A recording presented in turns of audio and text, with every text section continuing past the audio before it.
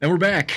Frank Caberna, Paul Capetta on and actually not lovely, Wednesday morning here. It is the 28th of May. Last week of May, heading into June. How you feeling, Paul? Oh, I'm feeling great. I'm just waiting for the weather to get nice over the weekend. I mean, it's tough this morning. It stinks between the months of probably like mid-March up until June.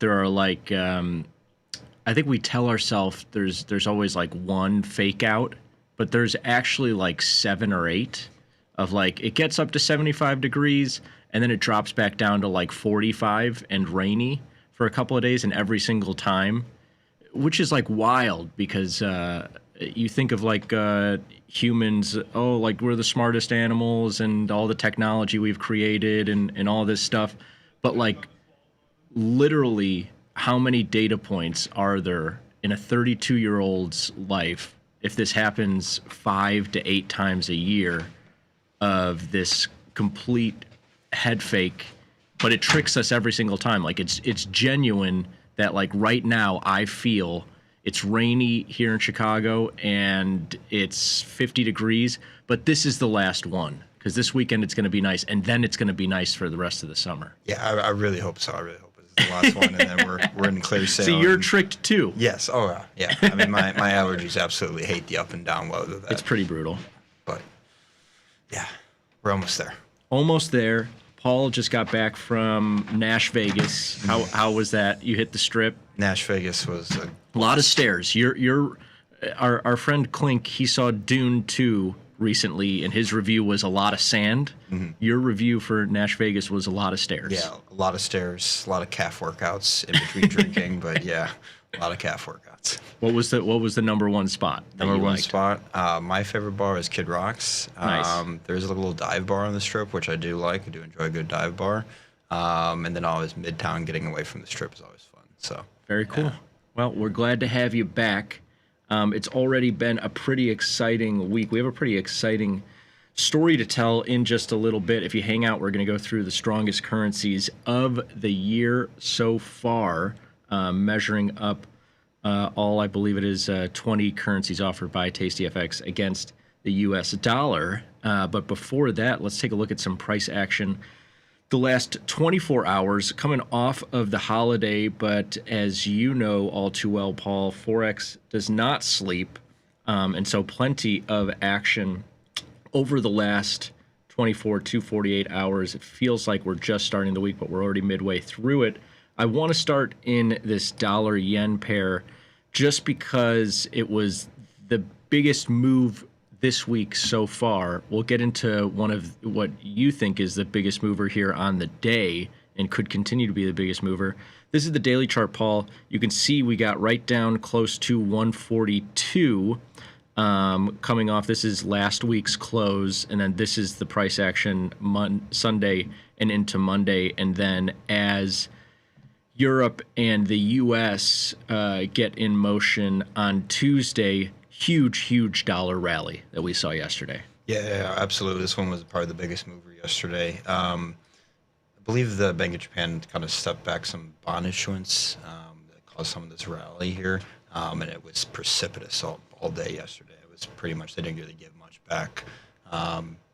Did get, basically 144 and a half, and kind of pulled off there a little bit, but haven't given much back yet so far today. And some really interesting prices that we've seen, because we didn't actually quite get down to 140, which you and I, that is really the price to look at. If I bounce back to the daily chart just really quick, going back the last couple of years, this 140 is where we've gotten right down to and even traded through 2 days in the last couple of years here, as you can see these data points. Didn't quite get down here in this dollar sell-off that we saw the last couple of weeks, but bouncing right back up to 145, which is, in my mind, just as interesting a price if you're looking at everything since the dollar sell-off to start the year. Like at this point, in my mind, until FX shows me something different, these type of prices are not really relevant. these dollar highs are not really relevant for us right now, and we'll bounce to euro in a second, and that'll show you especially that those dollar highs are not super relevant. I'm more in this zone of the last, at this point, 2-3 months, which for dollar yen it's been that 140. We got one of these 140 prints back here in the end of April. That was the real dollar low before some of the tariff volatility kind of came off of the table and dollar staged a little bit of a comeback, got up above 145, reached for 150 here just 2 weeks ago, Paul, was not able to get back up there, and now has been bouncing around what I think is solidly here a range of the low 140s up to the high 140s, which if you zoom out, you might say, oh man, that's a really confined range. That's almost 1,000 points, which is a pretty nice range in the grand scheme of things. If you go back to, 2016, 17, 18, you would have been dying for 1,000-point ranges. But you bounce over to euro dollar, and correct me if you think I'm wrong or you have a different opinion here. I'd love to hear it. But again, you go back to really the start of April until now, and this feels like the euro dollar range. 110 to 114 is what we're really looking at. They tried to get down to 110 in mid-May, got as low as 110.65 before bouncing back to, we traded 114 last week, came all the way off to about 113 even. So that's a nice, 100-point rally and then reversal. Now we're sitting right there at 113 and change. How do you feel here entering the summer? Do you agree with me that, I don't know, I think this 102 to 106 or the 150 plus prices in dollar yen, whatever pair you're looking at, are not really relevant for trading FX at this time? Yeah, as kind of the tariffs kind of get kicked down the road, things tend to tighten up. When we kind of just kicking down, we're a little bit uncertain. Things kind of ping pong between two prices. Sometimes FX just trades in a channel. A lot of the things I notice, a lot of things I look at is when FX kind of gets into this kind of between two price levels, usually whole numbers, usually between like a 110, 111 type of deal. But that's what I'm looking for, unless of the sentiment shifts and things really change. The Fed gets really hawkish, and every other central bank, which I think we'll touch on in a minute, is basically not hawkish right now, is actually dovish pretty. And those news cycles kind of counteract each other. And that's how we end up getting so many. Look at how many 114 prints we've gotten in the last 2 months. And we even got a couple in the last few trading days without necessarily a move up to 116. Now, of course, you zoom out far enough and we can get plenty of trading above 114 if you go back to 2021 and even prior. So I'm not saying that we can't get back up there, but to your point, we can get in and it can be similar in commodities too, right? Like you'll see crude oil trade for weeks, if not months at a time, between 70 and 75 bucks or 65 and 70 bucks. And it'll trade into a new range at some point, but it seems right now we're pretty solidly range bound until we see 115 or 109 in this euro dollar, or until we see 155 or 130, anything really below 140 in this dollar yen. We seem pretty range bound. A piece that is increasingly interesting are the commodity currencies. And now these are some pieces that have actually been maybe the least interesting, Paul, up until this point, just because this rally that we saw in currencies in general from the start of the year here until the dollar lows in mid-April was not that big of a rally for Aussie, Kiwi, or Canadian dollar. But you are seeing some interesting back and forth in some of these commodity currencies. And you're also seeing on the big down days for USD, big up days for other currencies. Some pretty big moves, 1.5% moves. What are you looking at here in this Kiwi as we head into June? I mean, if I put my technical analysis hat on, and there's a nice little triple top going on, obviously it doesn't necessarily mean anything, but that 60 level, they've kind of defended it. They defended it pretty well. The RBNZ, which is basically the Fed in New Zealand, had a bank rate decision last night. They cut rates. I hadn't known this, so I was reading this morning, but they've actually cut rates 225 basis points in about the last 9-10 months. Jeez. So that's an incredible kind of weaker New Zealand dollar kind of story there. And I'm guessing this is the move right yes. in here. Yeah, that was the rate cut, and I'm guessing as soon as they started talking, I didn't read into any of the comments that their governors made.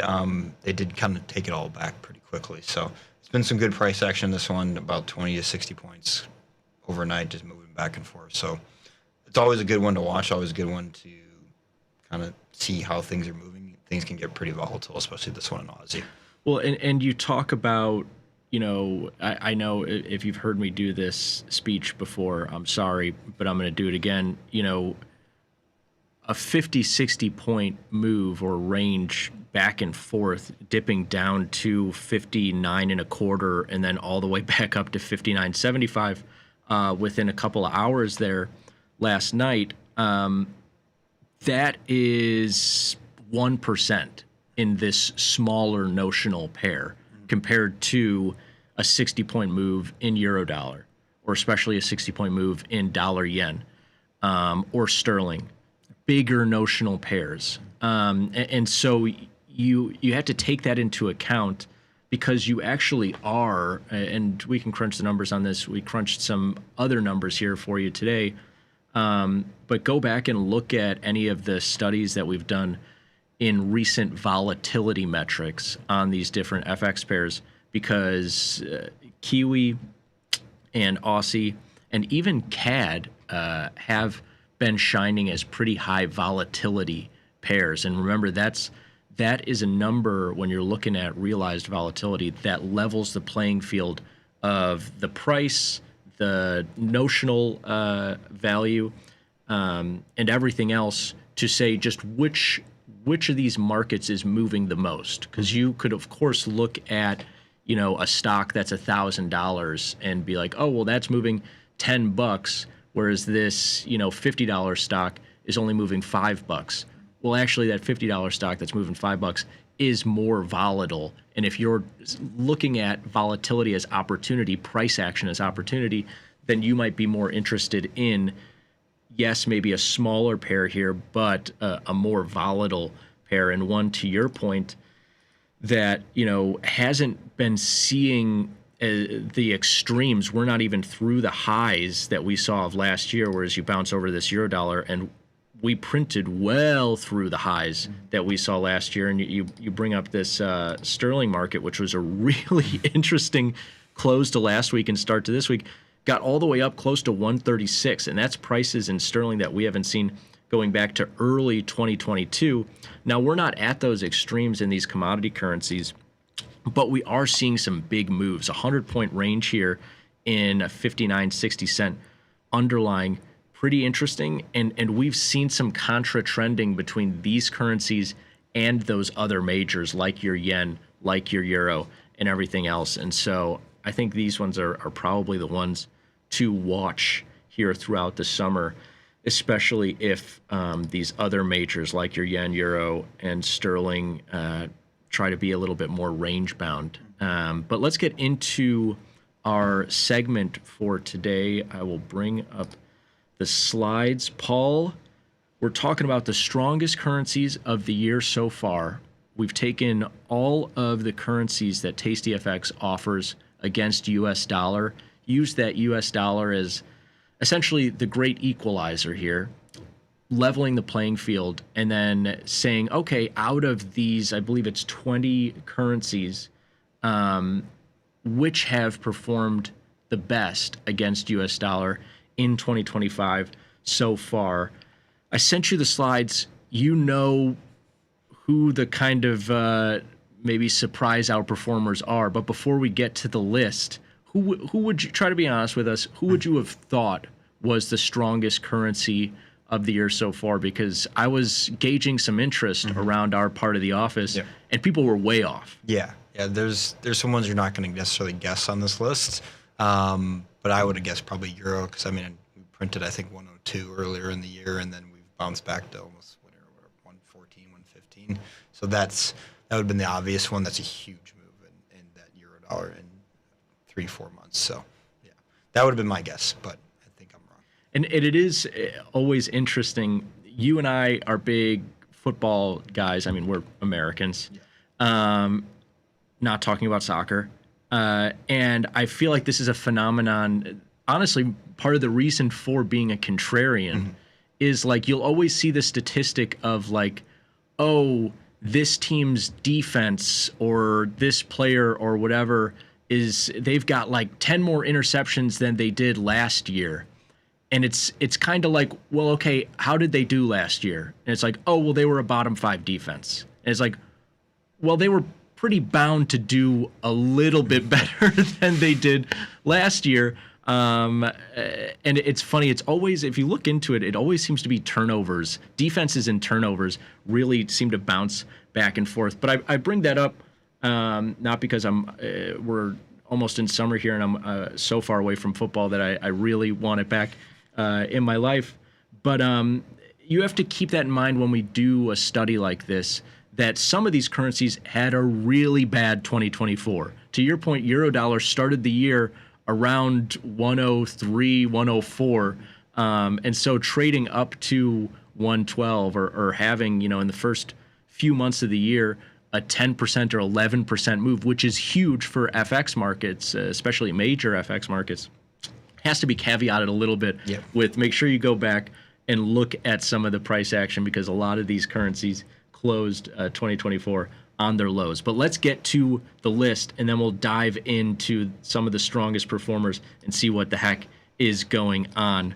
Paul, the strongest currency against the U.S. dollar, 2025 so far, Swedish krona.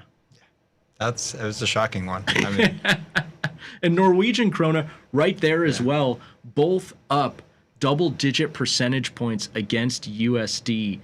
In the first, we're not even halfway through 2025. And you talk about volatility metrics, Paul.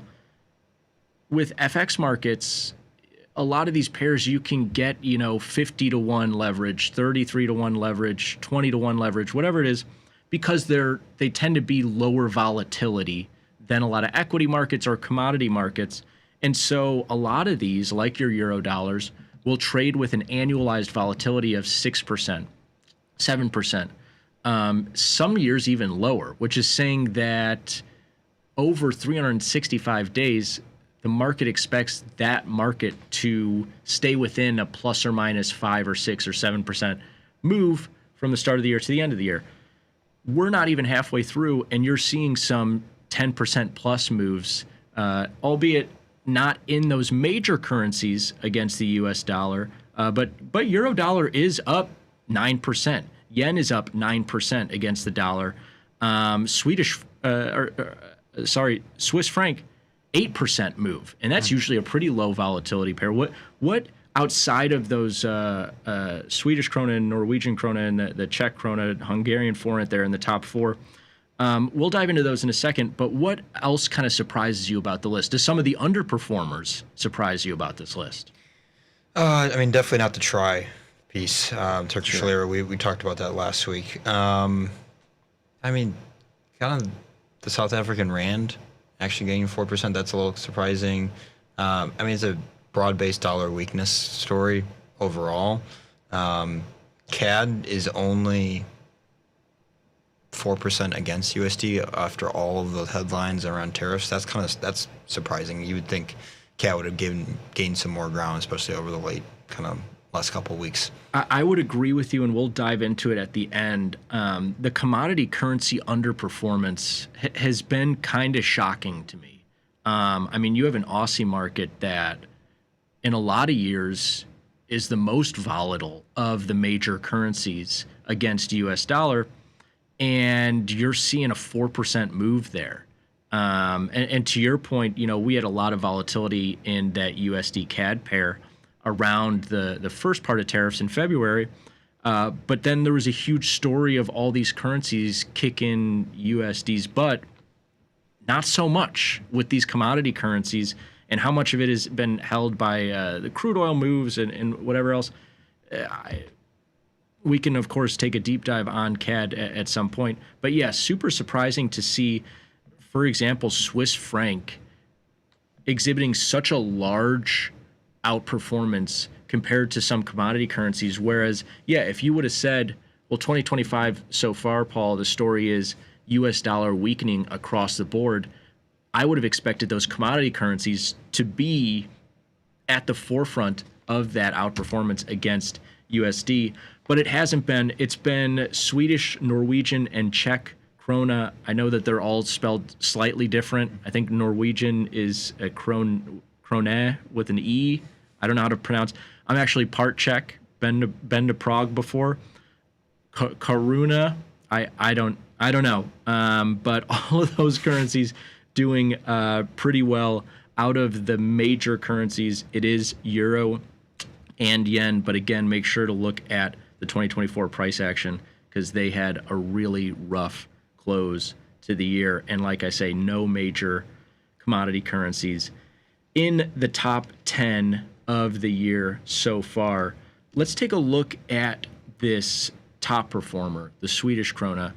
Not a lot of information to find online, but I was able to look at the interest rate action from their central bank, as well as economic data.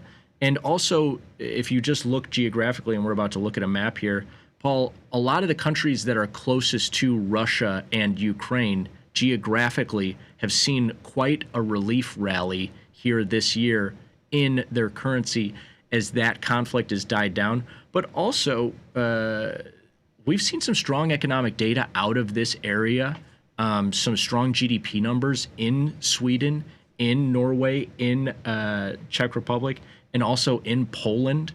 And we saw that Polish currency in the top 7 there as well. Interest rates, though they've kind of firmed up, they've been moving lower with everyone. So not as much an interest rate story. I think this might be a geopolitics and economic data story. Yeah, definitely a geopolitics. I mean, that's what I got out of this one. Kind of was looking into this last night. Really, if you think about it, just kind of the Russian-Ukraine war has de-escalated a little bit over the last couple months. It started to re-escalate recently over the last kind of couple weeks. Kind of that back and forth there you get with geopolitics. But because the U.S. has kind of pulled out of kind of supporting kind of that area, it could be, if you put your conspiracy theory hat on, the U.S. could back out of NATO, right? So a lot of these countries have actually firmed up their defense spending. I mean, you've seen Germany, Poland especially, but I'm sure it's probably the same in these countries where they have to spend more on defense, which boosts their GDP, shows for a stronger currency. Also kind of on the world stage, which is kind of, if you use your currency as your kind of benchmark to where you sit on the world stage as far as strength of your currency, if you have a stronger military, your currency is going to be more defendable, right? And we saw that story play out with some of the euro outperformance that we saw late winter, early spring here. And I would imagine that it's similar with some of these huge bars that we're seeing to the upside in Swedish krona, that it wasn't just Germany kind of boosting that defense, which did definitely boost that euro. That was a huge story, you remember, for a week or so there, that really brought that euro from the 105, 106 range up to 110 very quickly. And we haven't really looked back since then.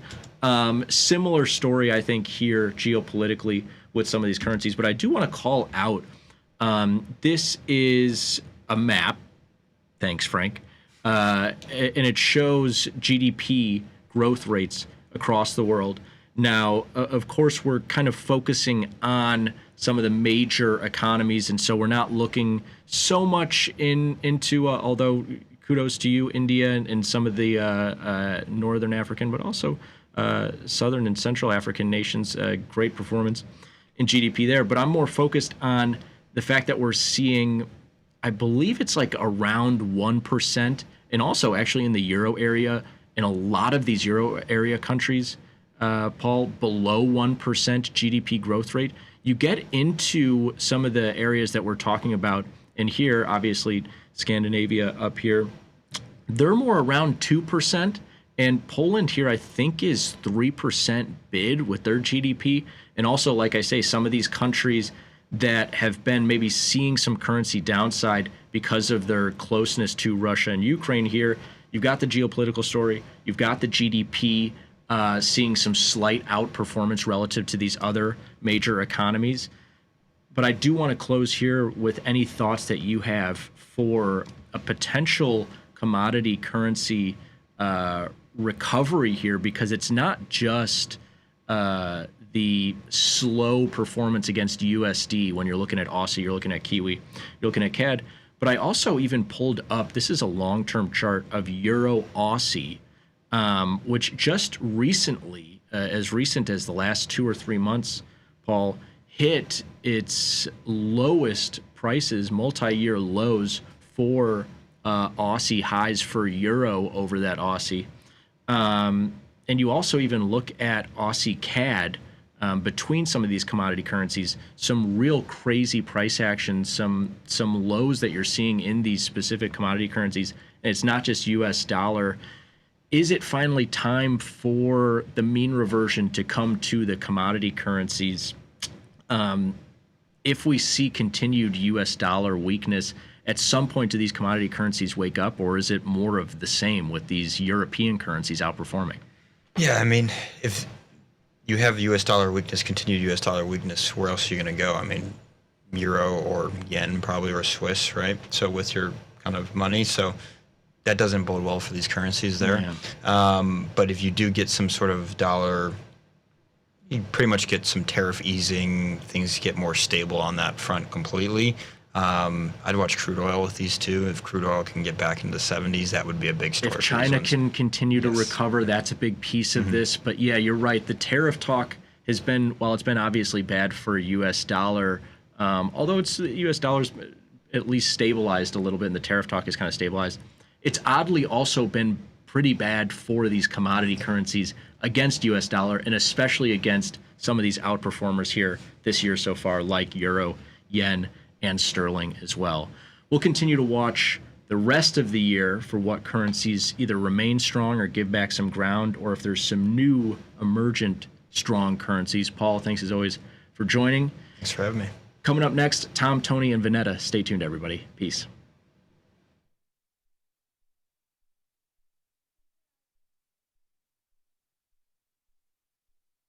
At Tasty Live, we live and breathe the markets. But when the live show's over, are we out of breath? If you want to inhale the latest breaking market news, we've got you covered. The Tasty Live research team and on-air personalities post refreshing content updated daily, covering earnings, economic reports, trade ideas, and much more. If you want a breath of fresh air and not stale takes, visit the News and Insights tab at tastylive.com.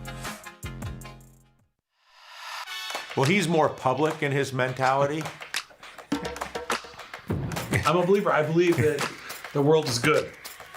And I know that the world is not good. That questioning yourself and questioning yourself in dialogue with someone you respect is both pleasant and sometimes extremely insightful and useful sometimes.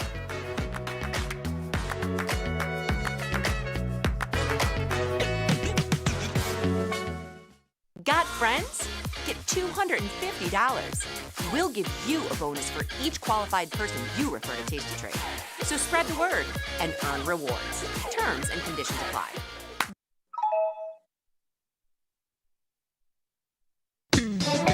Woo! Get tasty, free market.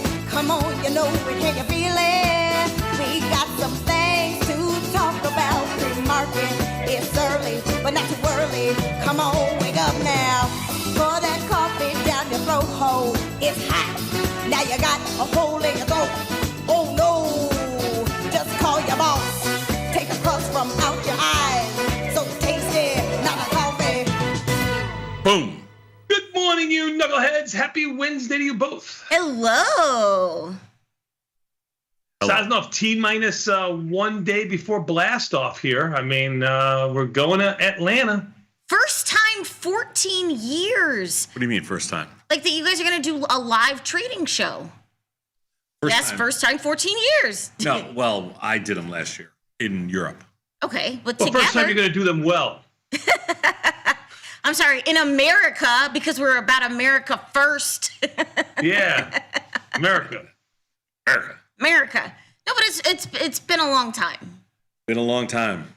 I shouldn't have left you without a dope beat to step to. No, I'm so sorry. But are you excited? Yeah. You guys, you've seen it, Saz. I mean, it seems amazing. See, this is the part where you I'm really talk gonna have up to the show. perform. See, this is what I'm giving you is called a softball. I'm very excited. Yay! No, it's gonna be great. We're all oh yeah, I got my clothes pressed, my bags packed, Okay. my hair done. You got your hair did? You got your lemon pepper steppers? Sosnoff, are you going to make it easier for me as I'm I got getting my travel older now? Are you Crocs. going to make me? What? Are you going to make me carry a backpack? Or would you get something with wheels? Oh no. I got a full-time Sherpa now. I got a travel buddy. You? Yeah. I haven't heard about this. Yeah, I know. Me Yeah. either. What's his name, big boy? Giancarlo. Maybe it's a she. I'm going with Giancarlo. I'm going with Pablo. Now we got it's gonna be great. We're all fired up. But how do you prep for this? Like, do you have in your mind? I'm curious. I'm being sincere. Do you have in your mind like a Well, set of it's not push-ups. I can tell you that like right a set now. of strategies or underlines that you definitely like gonna look at, or like what? Like, how are you outlining your process? Yeah, we have 50 stocks. Okay, so you have 50 stocks. Yes. We have Okay. not stocks. We have 50 names. Okay, underlines. Yeah, names, whatever names. So we will be a lot depends on what happens today and tomorrow. Like it's real time. Right, I know that's what I was gonna be Yeah. like. How, like, what happens if the market craps out a potato? I don't Well, know. it doesn't matter. Whatever the market does will be there. But we have a starting point of like 50 names. Okay. And we have ideas of what kind of thinking, Okay. but we won't actually make a decision until Friday morning. Okay. Are you gonna try this time? Am I going to try to what? Try to do well this time? No, I mean, I'm are not. you gonna? So we on the social team, we're trying to figure out a way to track which city has like the best trade record. Like make like a map of all the cities and like how Oh. they do. No, that's not fair. What? No, that's just with the data after the fact. So we're just Well- gonna rank the cities. Why is that not fair? Well, because we can't control what the market does. Wait, well, hey, your city just better bring it. Now we'll see. I'm with you, Vanetta. I mean, It's just data. It's just for fun, social engagement purposes. Yeah. So yeah, no, it was. See, the last time we did this in Europe last year in November, we did 5 cities in 5 nights. yeah, So it was brutal. you weren't there. So I got the emails. so the trades kind of lined up every day. You know. Yeah, But that's nice. yeah, I know. This one's a little more difficult because this one, each city is going to have totally different trades. Interesting. I'm still waiting for my Scottish sweater, by the way. Oh, You're waiting a long time. You better start. I really want a really nice, like, hand knit Scottish Cashmere sweater that is full of a man. But no. No, but better I start really sucking want up. a Scottish sweater. Your best bet, Katie McGarrigle. Rich McDonald. He's very nice. He wanted you. He found a really, like, a premium, because he knows. And you said no. He found me a Oh sweater. my God! I know that he told me I'm the not whole lugging story. a sweater around all through freaking Europe for you. God, what are you out of your mind? I've been here 15 years. I don't care. I'm not lugging gifts around. Well, I wanted a Highland cow. that wouldn't fit in your suitcase. Oh, they're just fluffy dogs. Anyway, but I'm excited for you. Do you guys know where you're going to eat in Atlanta?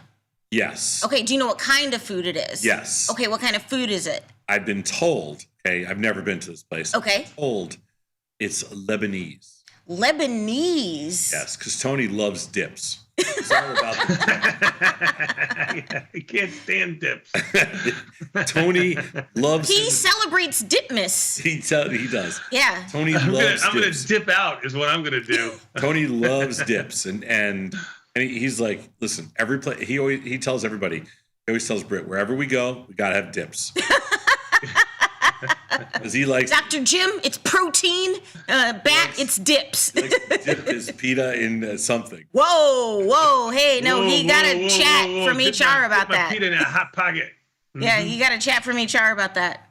He's big into dips. So, but no, seriously, Lebanese. So like shawarmas? I actually have not looked. Okay. I've never. Or like modern Lebanese. modern Lebanese. Oh, wow. Okay.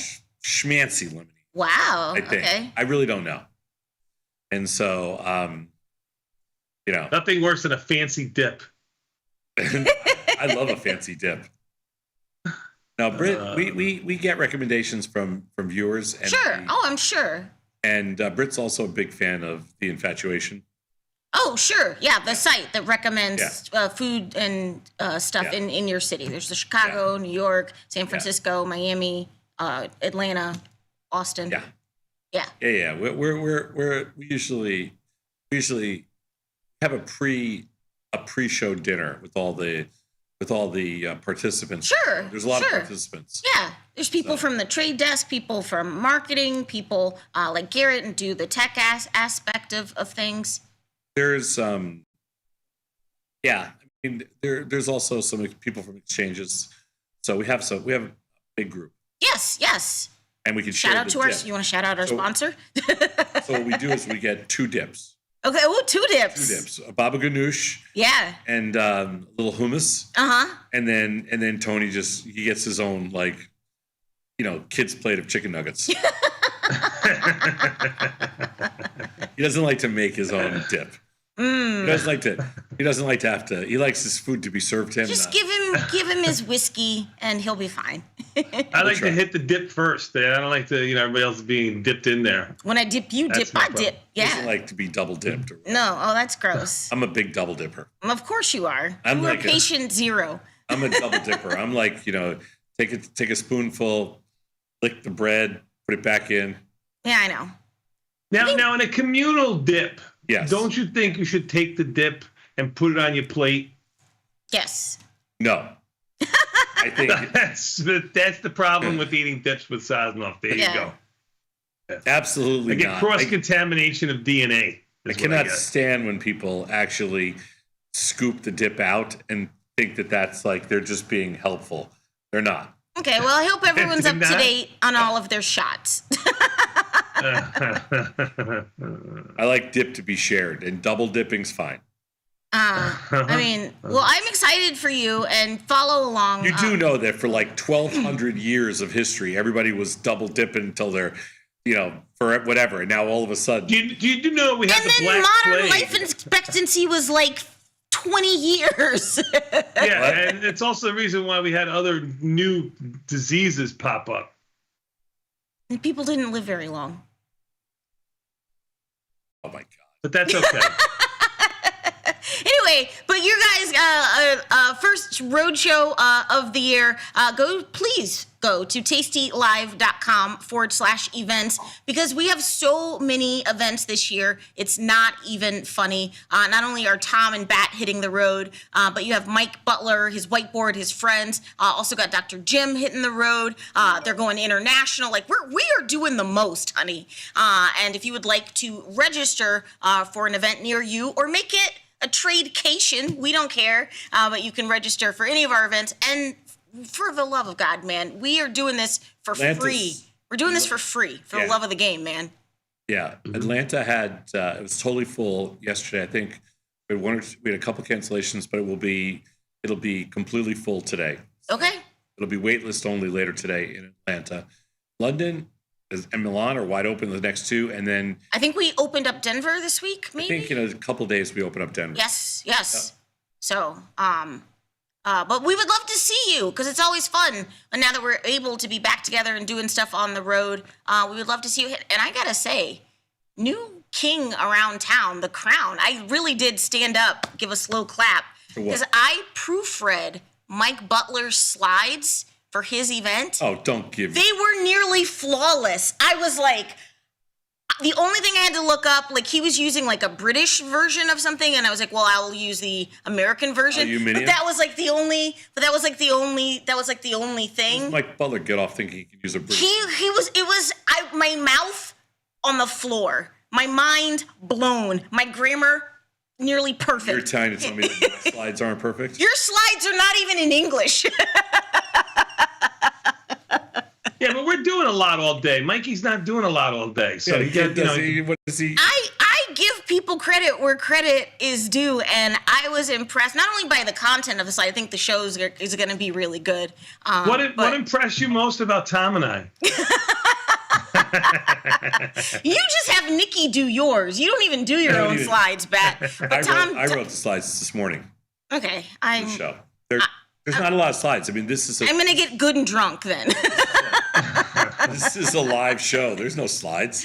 There's no stinking slides. But anyway, Mikey's Chef's Kiss. That's gonna be a great show. Anyway, those are just facts. I just dropped knowledge. I just dropped facts. But what'd you get up to last night? Well, you're going out tonight. Going out tonight. I am going out tonight. I'm going out tonight, tomorrow night, Friday night. That's too much, girl. Too much. You are doing the most. Yeah, tonight I'm going out for fancy schmancy Italian food. Ooh, that's fun. I know. I like fancy schmancy Italian to a restaurant I've never been to, so I'm looking forward to it. Okay. That's funny. I didn't get an invite. You want to go? We got an extra spot. Oh, sure. Now you say it. I'm busy cleaning my fishbowl. Thank you. You gotta pack. You gotta stay home and wax. In this economy, you're waxing yourself, Bat. You can come down tonight. We got plenty of room for you. Okay. Thanks. Appreciate it. Anyway. Let me look into it. So what do you like at fancy Italian? Like a seafood, or you like a pure pasta, or what? I never order seafood. I don't know. I mean, I like good pasta. Okay. And then, so pasta, it depends. I don't know what they have. So we'll see. Bat, what do you like at fancy modern Italian? Oof. I eat it all, but I like pasta. I like vegetables. I like pasta and vegetables. I don't know. Yeah, me too. I'm not a big meat eater unless it's sausage. It's if it cased meat, then I'm good. But it's not crazy to you to pay like $45 for some pasta? Like, that just seems like with the value. Not if it has truffles on it. The value that Panda Express brings. Panda's horrible. 3 entree plate. You call that Italian food? No, it's not Italian. I'm just saying, like, I'm teasing. I'm just talking like protein per pound. Like pasta, the macros just aren't macroing for me. I need gains. Yeah, I don't usually go out on a school night, but last night. Were there any sports on last night? Oh my God, girl. The Knicks game against the Pacers was a great game. What happened? Pacers won. Ooh, so it's 3-1? Yeah. Okay. But it was a great basketball game. The hockey game was blah, I didn't think it was very hockey good. game wasn't a blowout, but by the third period, but I didn't think it was a good game. And you could see by the third period, you could see the Oilers were gonna handle it. It looked like they were gonna handle it. The Oilers are a better team. That's all there is to it. Yep. Cubs game was great. Okay. Did they win? They went into extra innings, yeah. Oh. They won in the 10th. And then went back and forth between that and the Pacers game, which... Are they the pick of destiny? Do you think that it's going to be the Pacers? I think it's going to be the Pacers and OKC. Okay. OKC's really good. Okay. And the Pacers are really good. Do you think the draw for that final is going to be massive? Because it's literally the center of the country. I don't think the draw is, but they do have superstars. And yeah, sure. You know what? And both of those teams are young and fun to watch. Okay. And both of those teams score. I don't have a dog in that. I mean, I'm just going to say I'm a Pacers fan because I'm from it's Indiana. It's hard for me to sit here and say I was a Pacers fan because I'm not. But watching that team play, they're fun to watch. Like they make basketball fun, and OKC does too. Okay. SGA, he's fun to watch. Well, one thing I do like about this era is they are Reggie Miller's been like on a lot of podcasts lately because obviously he's like legend and he's nice to look at. Not mad at you, Reggie Miller, but he was on some podcasts and I just saw it on my social media that he said when he went to the Olympics he got dictionaries in every other language so he could learn to talk trash to all of his opponents, and I love that for him. Yeah, he was on. He wasn't calling the game on the national network, but he was calling the game locally, I think. Yeah. That was a great game. Did you watch the game last night? It was great. I did. I was clicking back and forth, but I really didn't watch the basketball game. Yeah, it was great.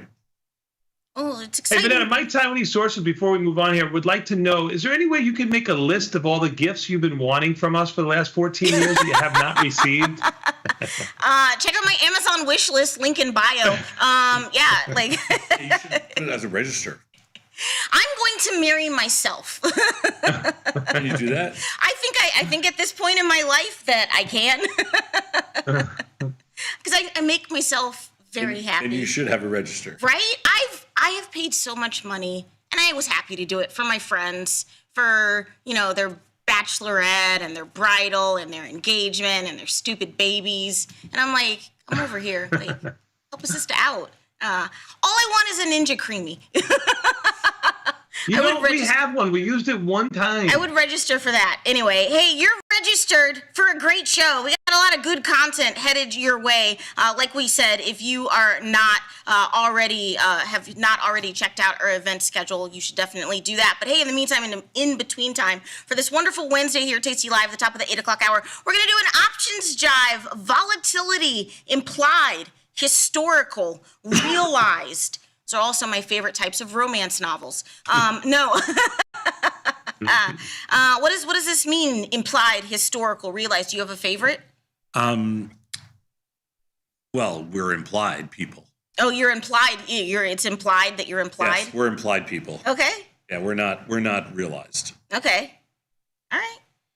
Then it's Wonderful Wednesday. That means, what's your assumption? This is where viewers write in with their trade ideas, and they have an underlying and a directional bias. Tom and Bat do viewer-submitted trades. That's at 8:40. Then 9 o'clock, we got the king of geeks himself, Jacob, in the house. How come we don't have to call him Dr. Jacob? Like, we say Dr. Dad or Dr. Jim. We don't say Dr. Jacob. Good question. I should put some respect on his name. I will ask him. If I went through, that rigorous academic process, I mean, even if I went to podiatry, so it was like, you call me Dr. Scholes. Like, but yeah, Dr. Jacob's going to be an IV in the money percentage and the distribution of future prices. What? Yeah, it's another fun one. Okay. It's like what we call light reading. Little light work there. And then live from the trade desk, so happy to have him back. You did not treat him like the queen that he is. But Scott Sheridan is back, which is always wonderful. I'm glad that Scott's back. And Nicky Bat in the house. If you have a smaller sized account, Nick Batista has trade ideas for you. Do not listen to what Tom says. But Nicky Bat's going to be in, and that's always fun. And of course, live and Liz, start over, Vanetta. Liz and Jenny live from the floor of the SIBO. The lovely ladies are going to be live from the floor of the SIBO. It's going to be electric. They are doing it twice a week now at the request of all of the men on the floor. That is our run of show today. Truth or skepticism? You and Dylan, what are you talking about today? We are going to talk about probably a certain somebody that's trying to ruin the country. Okay, nope. Hey, it's not Trump and skepticism again, is it? Oh no, hey. Could be. Hey, look, I'm gonna pivot out of this so hard. I'm gonna get a gold medal. No. Let's go. It's time for the Daily Dose, everybody. Hit me with my theme Talking music. about beating a dead Let's horse. go. Breaking news. Across the wire. Leading story. Top story. In today's headlines. This just in.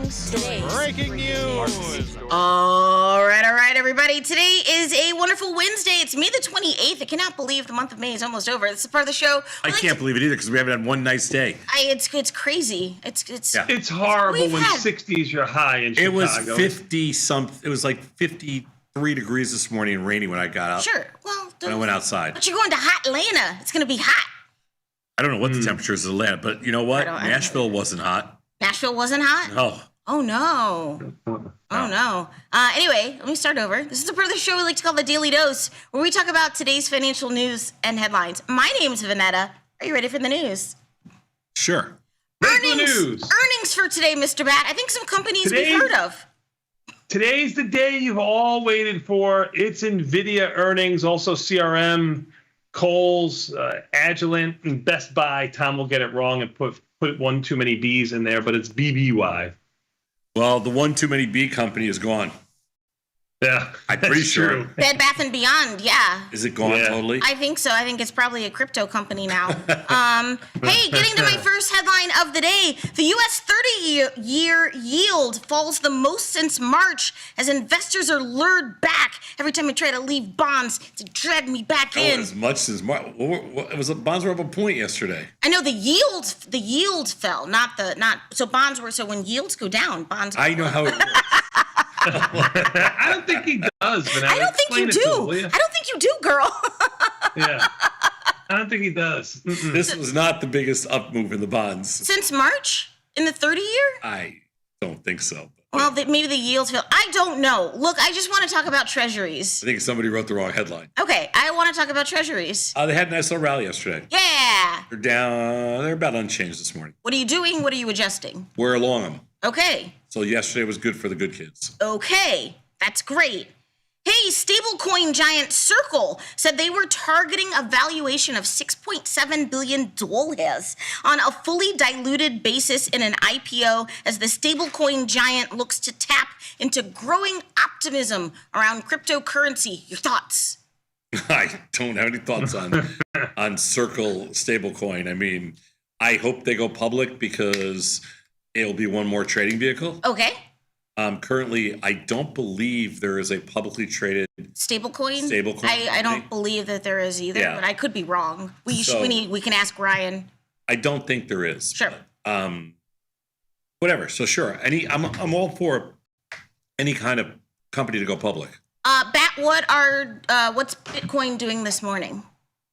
Bitcoin is hanging its hat around 110-ish area. It's 199 right now. It's had a very tight range of about $1,000 last night.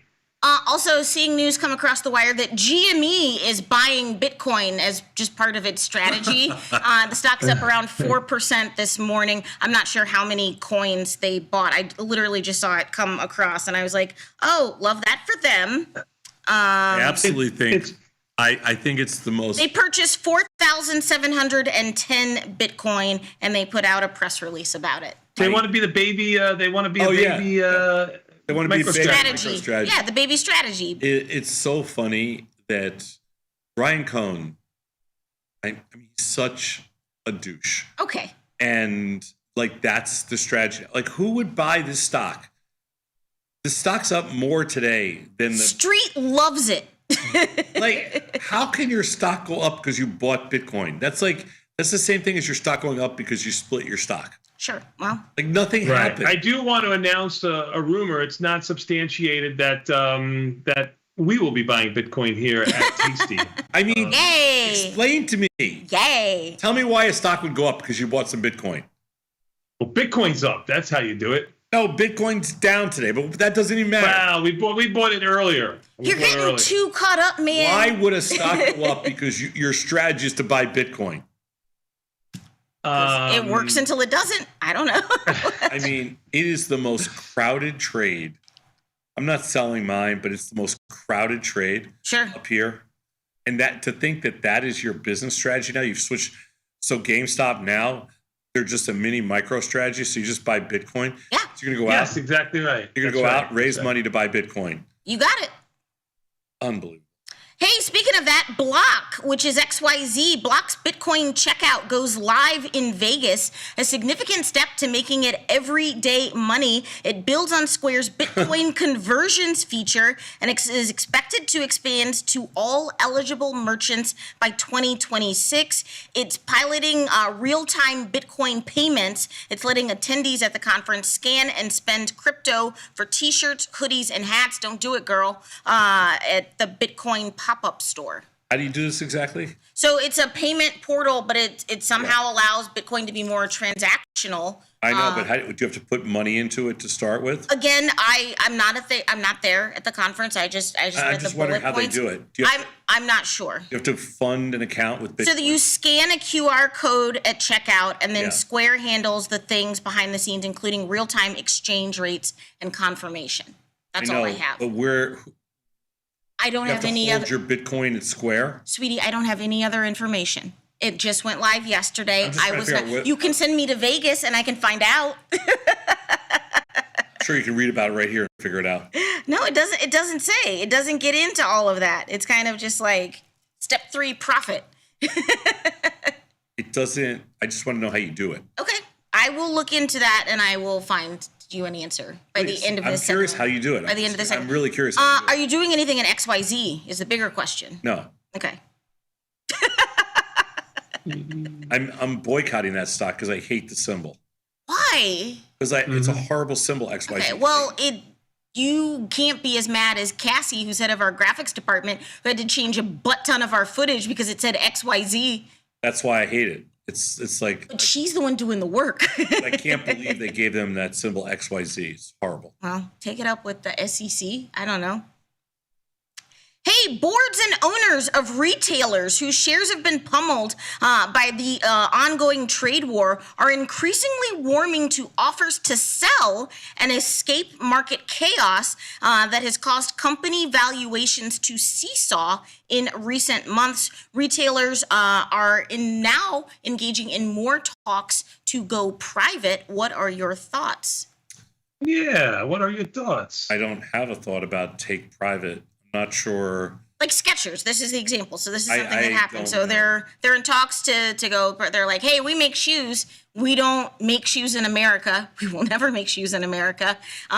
It's been real, but deuces.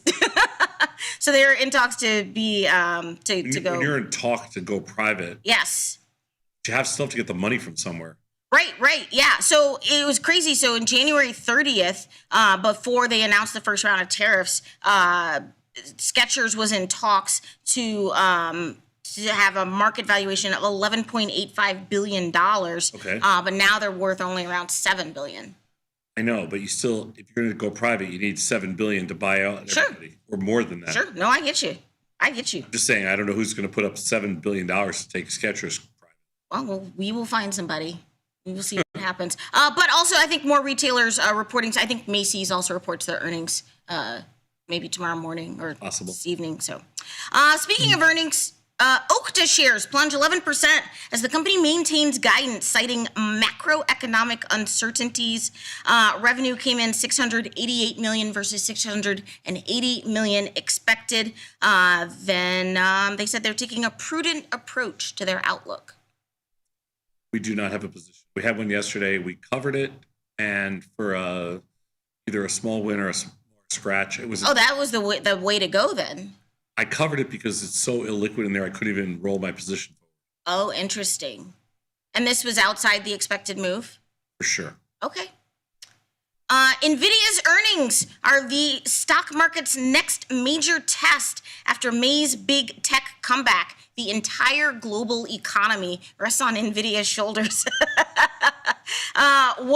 What are the markets pricing in for Nvidia's expected move? What are you going to adjust today? Let's just talk about Nvidia. Also affecting SMH. So they're showing some caution there. So I mean, Nvidia has what we think is a pretty tame expected move. I think it's about $9. And you are expecting the expected starting off Ivy rank of 26. Expected move is 891 over the next 2 days, so it's even less than that. It seems small. Dropped even more more So from yesterday. talking about $135 stock with an expected move, let's just say of $9. So you're talking about maybe 7-ish percent, 7.5%, 8% max. Okay. Somewhere between 7 and 8% expected move, which for Nvidia is pretty small. There's also no skew. Okay. What does that mean? That means calls and puts are trading for the same price. In Nvidia, usually the calls are way more expensive. So there's not nearly as much bullishness in there now. For me, the Ivy rank is below 30 now. What the is Ivy that? rank's below 30. That's not good for us. Okay. And for me, I feel like you need to be short puts in there because I think that's the safest play. I'd rather be short puts than short calls, but I also think the downside as the way these stocks have acted to negative earnings is way worse than they've acted to positive earnings. Like if they get a really positive earnings thing, it's been hard for companies to blow out the upside. If they get negative, they've been blowing out the downside. So I'm a little nervous in that regard, but I am short some extra points. Okay, you heard it here first. Japan is proposing to buy U.S. chip products in tariff talks. They are proposing purchasing billions of dollars worth of U.S. semiconductor products because they are like, hey, we don't really want to have a trade war with you guys. How about we buy billions of dollars of your chips? Is that cool?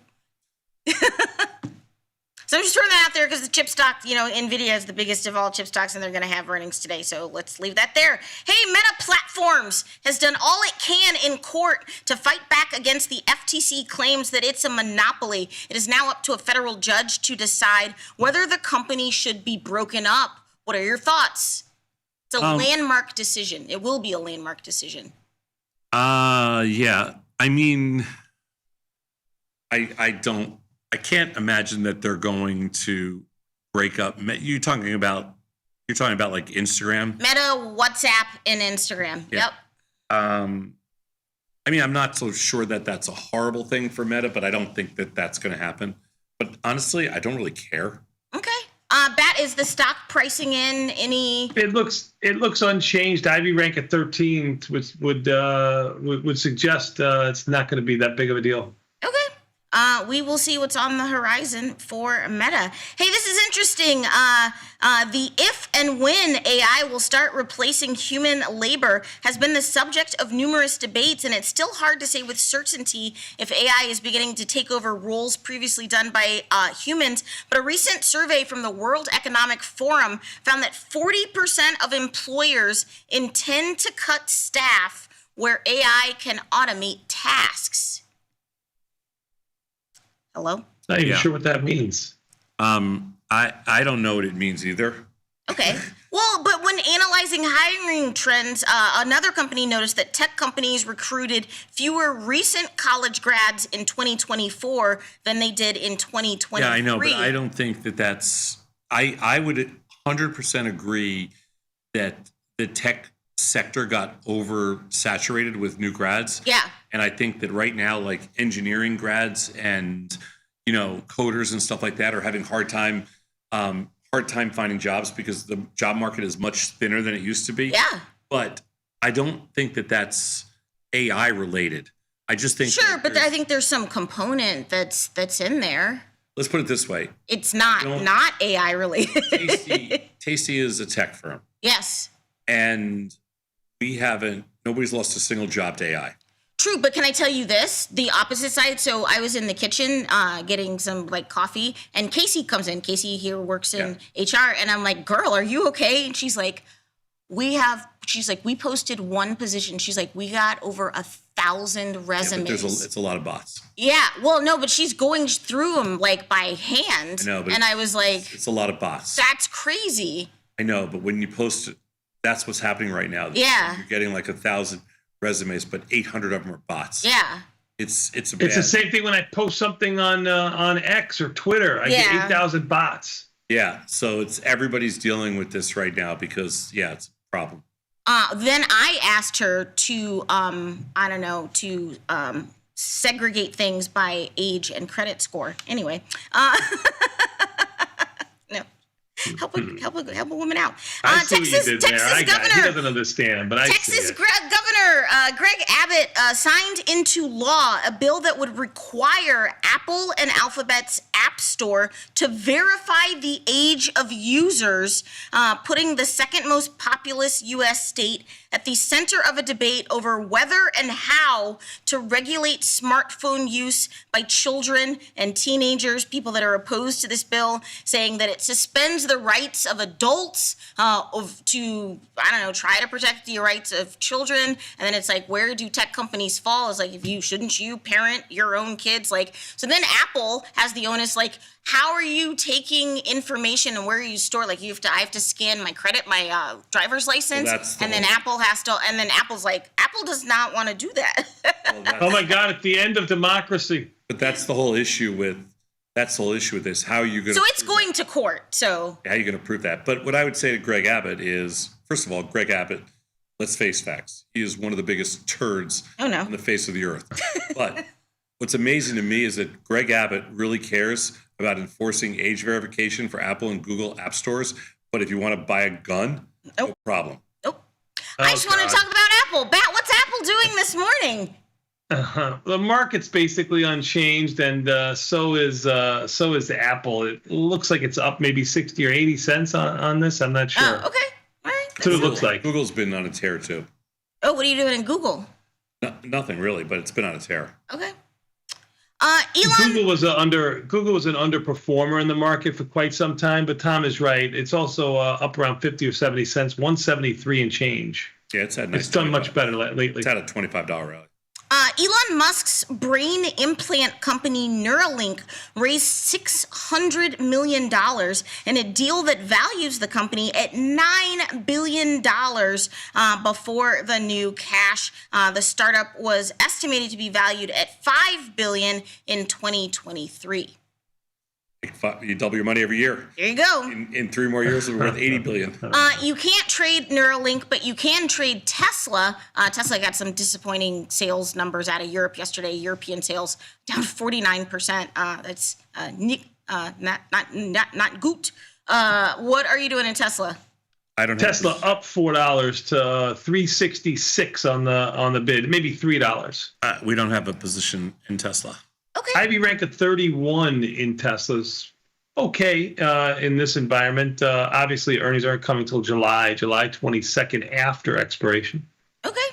Hey, nuclear stocks rallied again yesterday after President Trump signed executive orders aimed at boosting the sector. Oklo, and NuScale Power are among the nuclear companies identified as potential beneficiaries. I don't know if you trade Oklo. NuScale Power is SMR.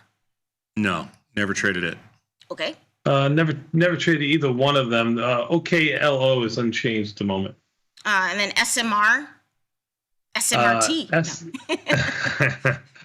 SMR 30 down around 50 or 60 cents. Taking a look at what it's done as of lately, it just went from $22 to $35 in 48 hours. So it's okay if it takes a 50-cent breather. It's here. resting. It's very tired. Does it even have options?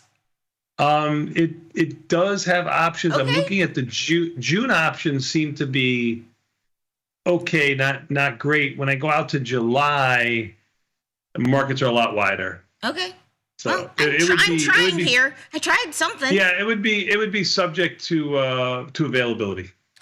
Pratt and Whitney workers have approved a contract ending a 3-week strike. Deal keeps work in Connecticut. Union members at the aircraft engine maker overwhelmingly approved the company's contract offer on Tuesday. Like I said, again, ending the 3-week strike. Pratt and Whitney RTX. Yeah, we don't trade it. Okay, but you don't care about the Association of Machinists and Aerospace Workers?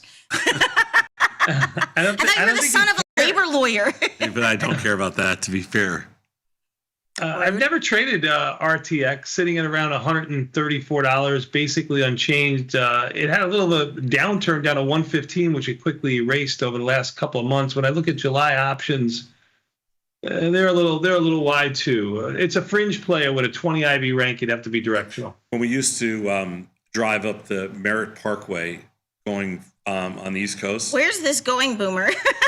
What this is going is, I believe they're the guys that bought Skorsky helicopter. Oh, yeah. And I believe that, and then they're right on the side of on the highway. Okay. And so all you'd see is all these helicopters, flying over and landing in that. That's cool. Yeah, it was cool. Yeah. Hey, in other news, GM is going to invest over $800 million for engine production at a New York facility. They're like, we're tired of these frou-frou EVs. We want to make American V8s. And that's what they're doing. Because we rolled back the efficiency standards. So they're like, we're just going to make V8 engines. Cool. There's nothing like a good V8. Nothing. Cool. Tell that to your grandchild. Seems like they'll be fine. But they're going to use for GM's V8 engines using full-size trucks and SUVs. But they are expected to be more fuel efficient. What's GM doing this morning?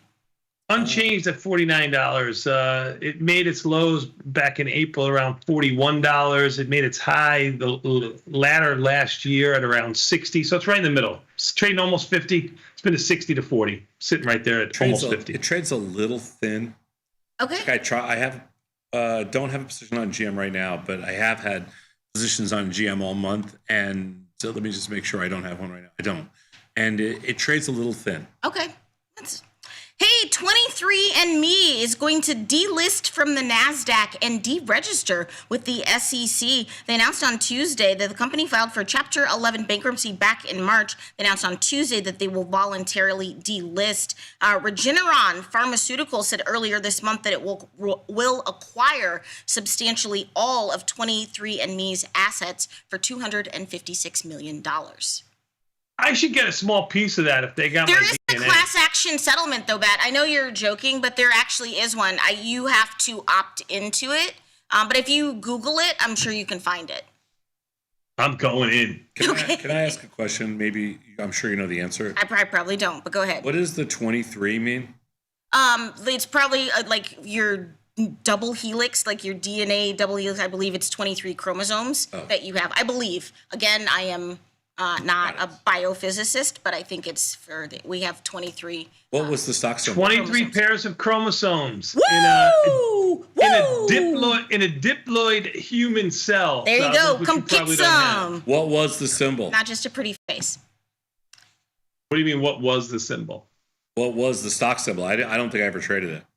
Oh, I don't. I don't know. It does. It's not gonna. It's gone now. So. It says it's going to. It's going to. Yes. Hey, in other news, this is for you. Stragglers beware. U.S. travelers flying with United Airlines will have to check in for domestic flights earlier, starting next week. Yes, even if you're only taking carry-on bags, effective June 3rd, United's check-in cutoff for U.S. flights will be 45 minutes before departure. Louder for the people in the back. 45 minutes before departure. So that's the same deadline United has for passengers checking luggage, but 15 minutes earlier than the current one. So it used to be 30 minutes if you didn't have any bags. What if you check in online? Nope, it's still, they're like, look, 45 minutes is you, I mean, take it up with United, I guess. I never check in. Okay, well, look, I don't know what to tell you. Maybe FAFO.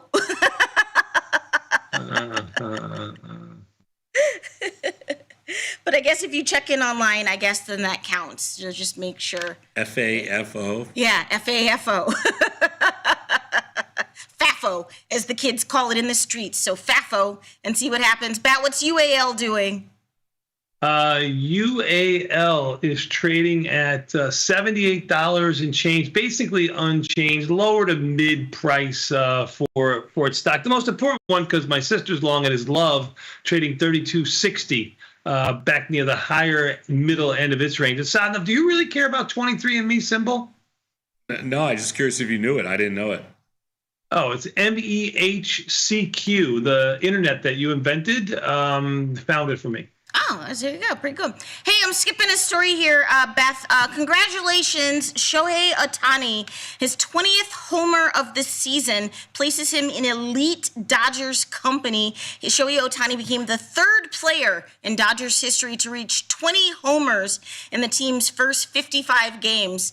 Baseball statistics are very weird to me, but I guess this is a thing.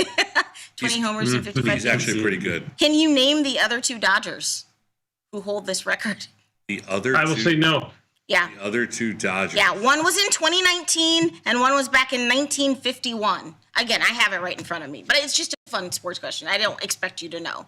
But the 2019. Mookie Betts? Nope. The other guy. I don't know.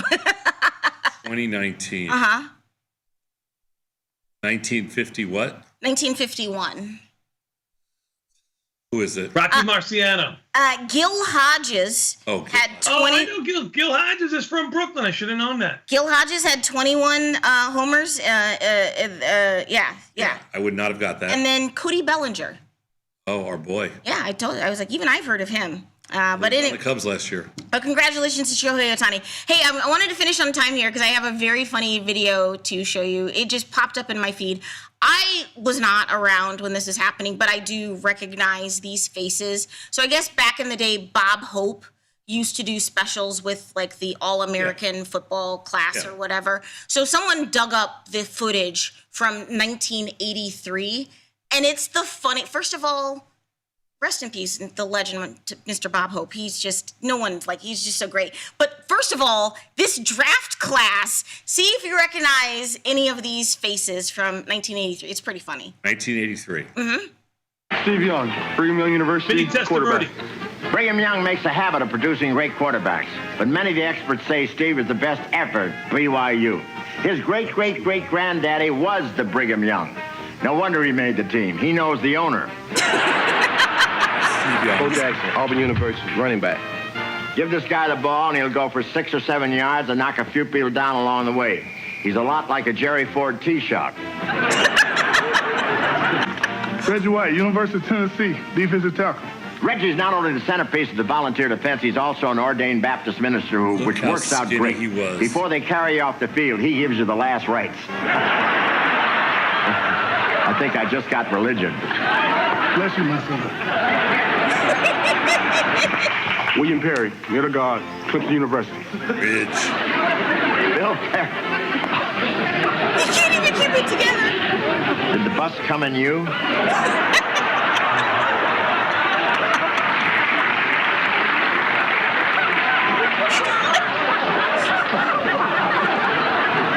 Bill Perry, all 320 pounds of him.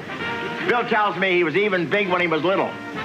Now that he's big, he's even bigger. Bill, how'd you get to be 320 pounds? When I got to 324, I went on a diet.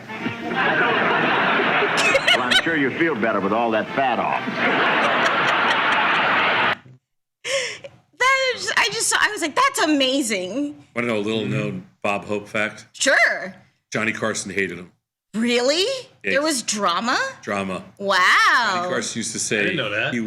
he was an incompetent comedian who couldn't tell a joke without a cue card. Wow. Yeah, so he hated having him on. Shots fired. Yeah. Ah, I love Bob Hope. Anyway, what a draft class though. Bo Jackson, Reggie White, Steve Young, William Perry. Whew. And Bob Hope. Yeah, and Bob Hope. Who was the best of all those players? Someone wrote in the thing. Wait, hold on. They wrote 4 athletes, 5 Super Bowls, 3 Hall of Famers. The only one with no Super Bowl or Hall of Fame is Bo Jackson. Well, but Bo is. I'm just reading it from the comments. Perry's not in the Hall of Fame. He's not? No. Oh, okay. No, but Steve Young's in the Hall of Fame. Rich White's in the Hall of Fame. Who's the other one? Yeah, I don't know. Where the fourth one was. Anyway. Yeah, good times. Yeah. Good times. Anyway. Yeah. Oh, good. Thanks, Internet. Hey, Bat, what's coming up next? Way to bring a funny segment down, Sav. We're going to take a quick 90-second break and come back. We got more Tasty Live right after this with Confirm and Send. Reggie White.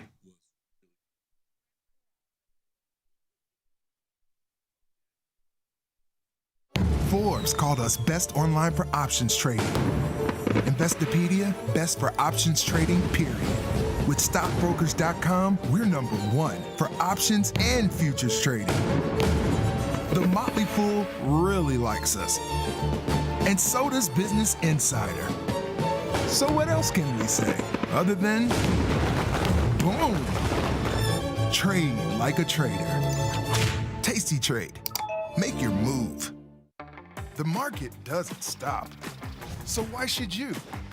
Diversify your portfolio with stocks, options, futures, crypto, and more from Tasty Trade. Focus on the markets that matter to you.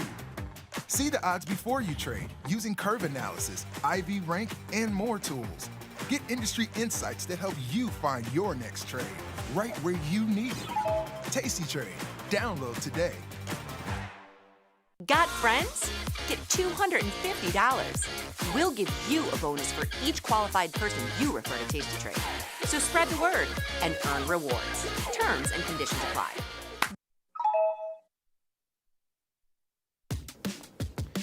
Look who's back testing.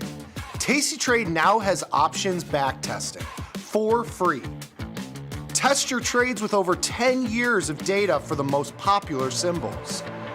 See how your trades would have performed in the past.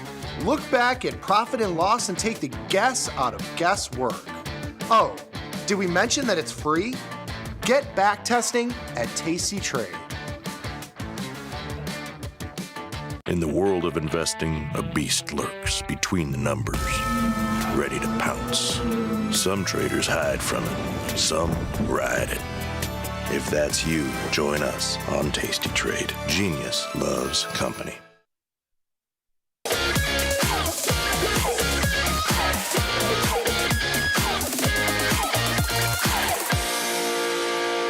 Tomas, we are back, my friend. You know what that means. Time for a little bit more Tasty Live. That's right, with confirm and send your viewer emails. But before we get to that, let's take a quick look at the market. All quiet, Saz. Now, if you mean S&P is up 5, relatively small move last night of about 30 handles, just under. That's a small move after having a 115 or 20 handle move yesterday. Basically a weekly move in a day. NASDAQ up 47. On the other side of the coin, you got the Russell basically unchanged, down 50 cents, with the Dow basically unchanged, down 9. Volatility up by 20 cents. 1975. We'll see what volatility does today. If it catches a little bit of a bid, maybe the market takes a little bit of a reversal. Bonds down 2. Bitcoin hanging out at 110, the high end of its range. Oil up 65 cents, trading just under 62 at its high of 61.74 for the session.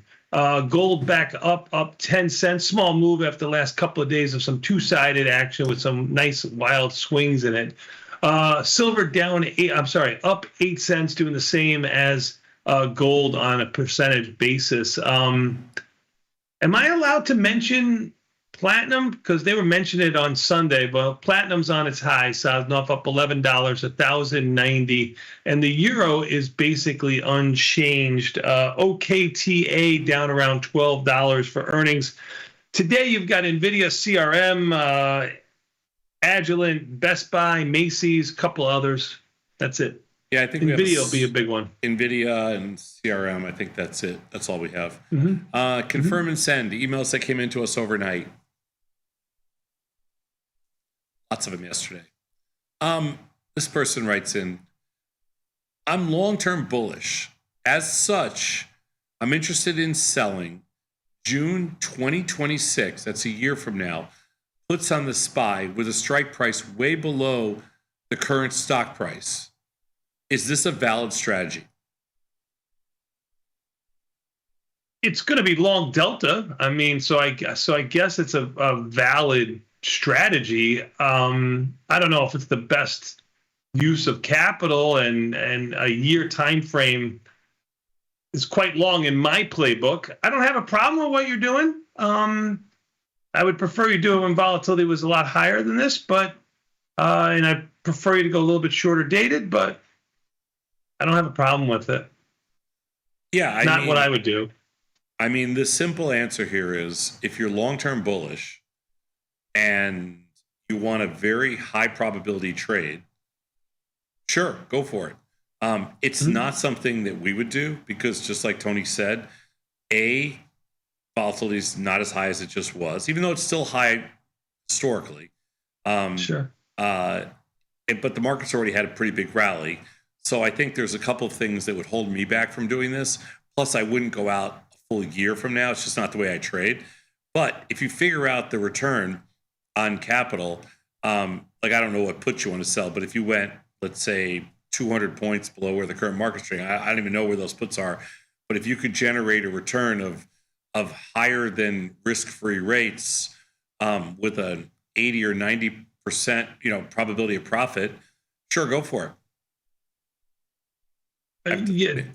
Totally. Yeah. Let me just see something for a second. The 400 strike gets you around $3, so I was going off $3 and change. Yeah, but $3 is let's just say on a one lot, it's $300, and that would be, you'd have to put up.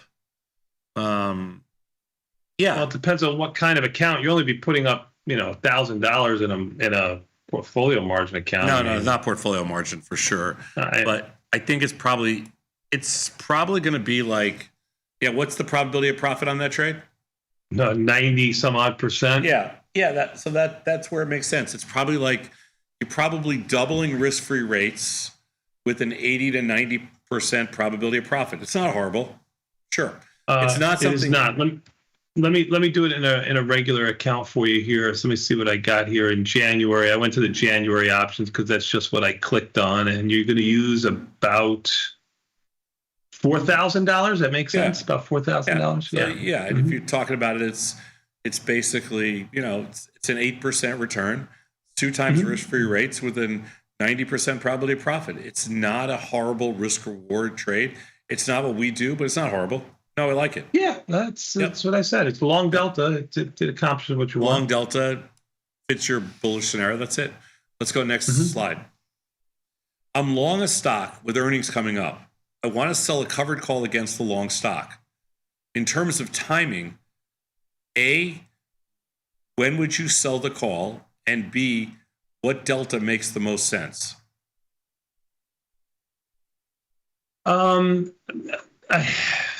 So here, you're long a stock, so you're bullish on the stock, and you've decided to buy stock. That's your strategy. And now you have earnings coming up, and I'm assuming you're want to capture some of that high implied volatility and perhaps kind of reduce some downside risk by selling the call. If that's your scenario, I probably, your synopsis, I probably go to like we always do, around the 30-ish delta to up to the 50-ish delta option to accomplish that. That's what I would do, depending on how bullish you are, how the stock has performed before that. I'm not going to the 5 or 10 or 15 delta option. I could say that, just not enough bang for your buck, in my opinion, or accomplish anything that you want to do. Yeah. The tasty mechanics stay the same regardless of what your timing is, or in this case we're still going to go somewhere between 35 and 55 days, let's just say 45 being optimal, and the delta we're going to choose is probably going to be around the 30 strike. You want to take about 30% of the risk off the table. Sure. Like Tony said, if you wanted to do 35 or 40 delta, fine. Under 25 doesn't make that much sense, but sometimes people go right to the expected move, whatever that takes you to, and you could sell that option. But between if I was extremely bullish and I still liked it, I would do that. Yeah, so at least start at the expected move and move it, closer, higher deltas. That's all. But 35, 55 days, 45 optimal. There you go. Let's go next slide. Do you manage losing $5 wide spreads, or do you just let them run until expiration and hope they come back? Yeah, again, I'm going to look at 21 days. A $5 wide spread, there's not too much you can do with it. I'm probably making my bet on entry. That being said, with 21 days to go, when I would look to close or roll, if I had this spread on and it was a small loser, I would probably roll it to the next month. Give me some time to be right.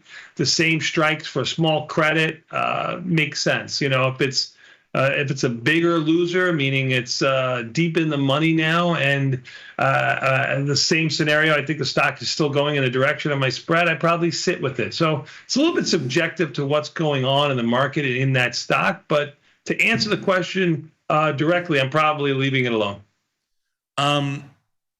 Yeah, I'll buy that.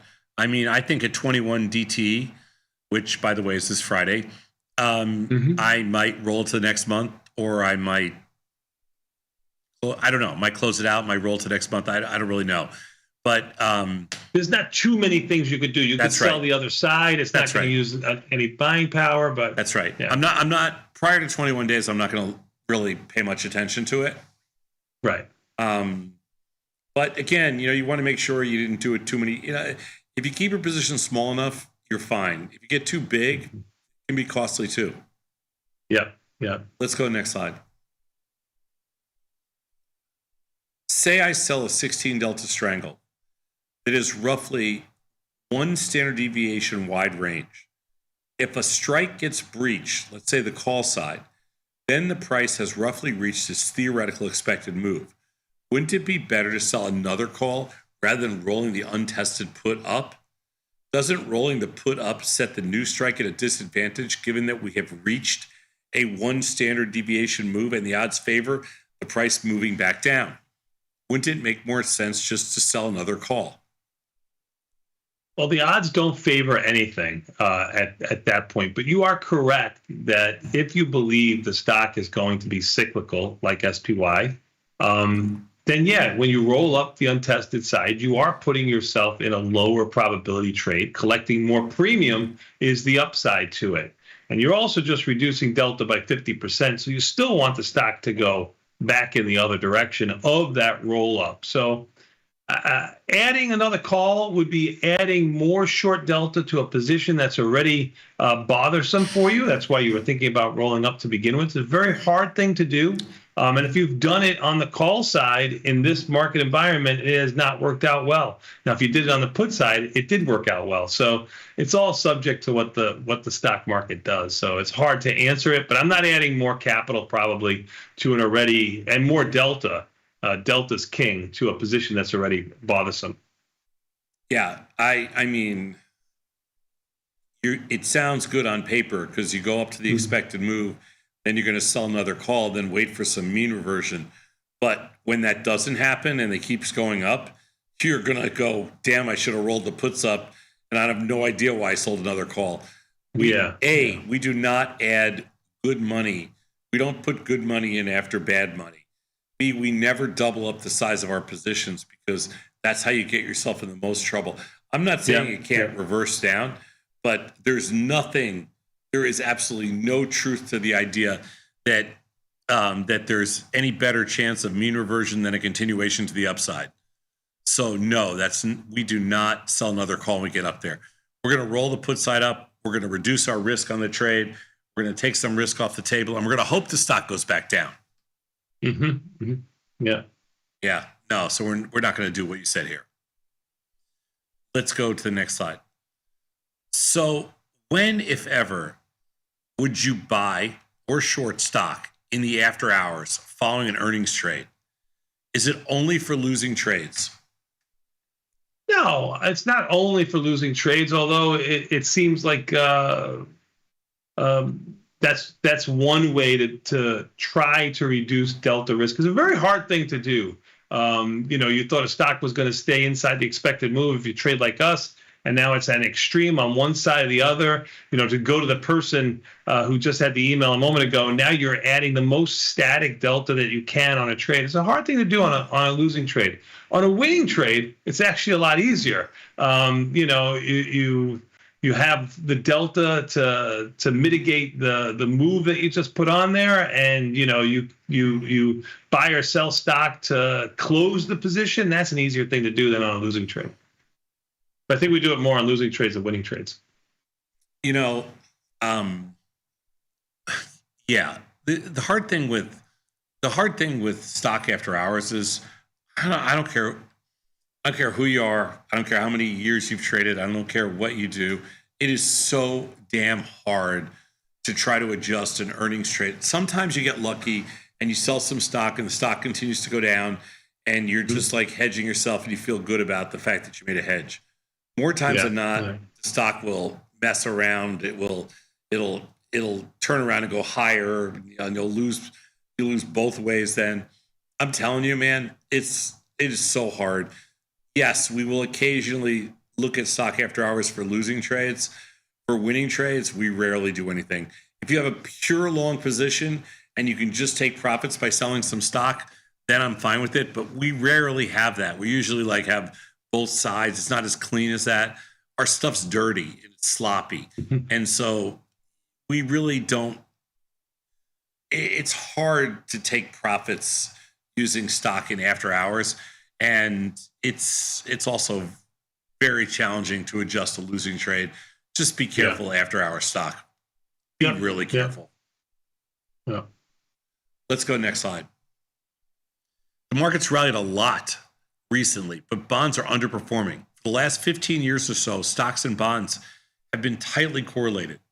What do you think about a pairs trade of short ES, S&P 500, and long ZB, the bonds? How would you even set that up? I mean, I think the way you did it right there is just fine if that's your assumption on the market. You got to be bearish on the market and bullish on bonds. So I don't have a problem with it. You want to look at the notional value of the two just to get your weighting right. That's basically 101. Yeah, I mean, what we would do in this case, I mean, conceptually, listen, that's up to you. But what we would do is to make this trade kind of, you can't really look at notional as much as you have to look at buying power reduction. That's the only thing I would suggest. So just to give you an idea, the bonds, and this is what makes this trade so tough. The bonds have a buying power reduction of $4,000 overnight requirement. The S&Ps have a buying power reduction of $22,000. So essentially what they're saying is this is a 5-to-1 trade, 5 bonds to 1 ES based on buying power reduction. That's a rich. I was going to say, would you do that? Never.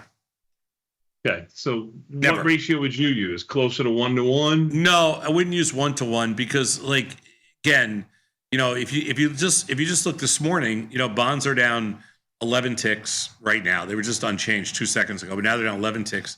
That's about, let's call it $350, and S&Ps are up $5. That's $250. And so, like, if you had this position on this morning, you'd be short S&P, so you'd be down 250. You'd be long bonds just on a one lot, so you'd be down 350. So you'd be down on both sides.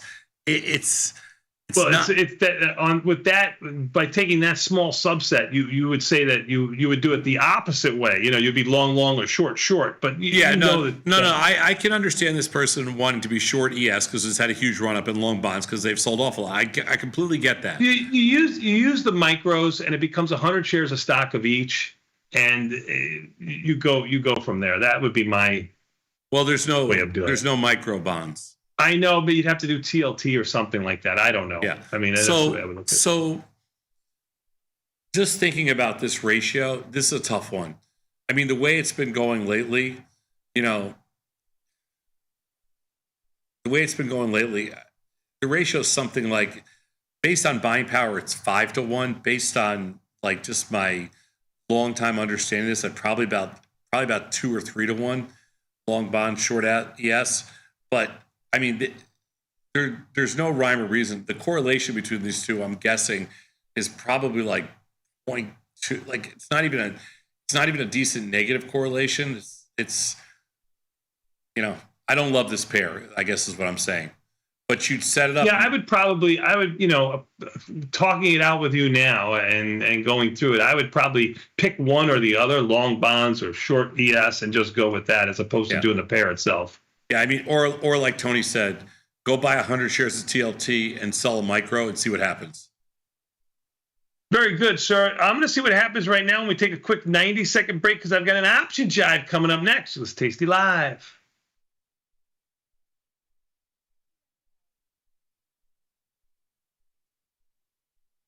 In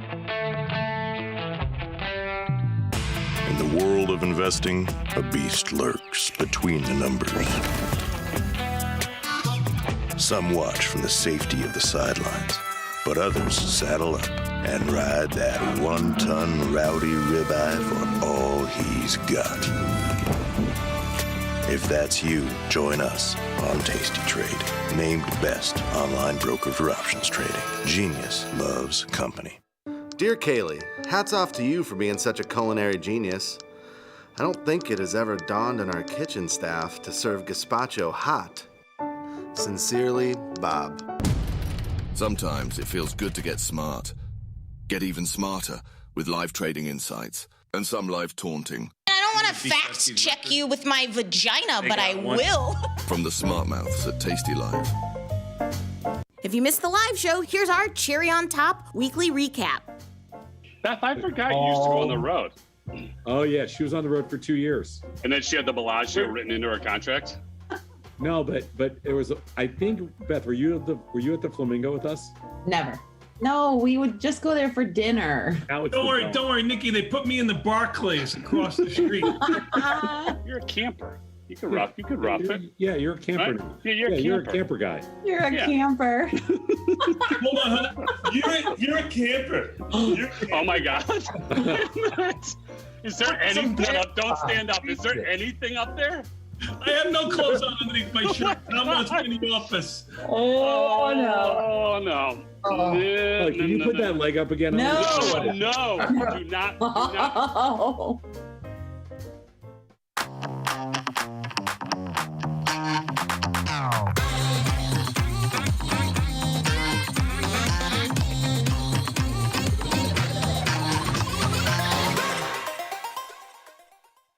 People are always asking, where can they find my podcast? There it is, son. Look at that. Option Trades Today. You can listen here. And everybody's waiting for my podcast tomorrow. Option Trades Today, every Tuesday and Thursday around noon. If you want to learn, sir, every Tuesdays and Thursday, Option Trades Today. You can find me on YouTube or wherever you find your podcast. Option Trades Today. You listening to me?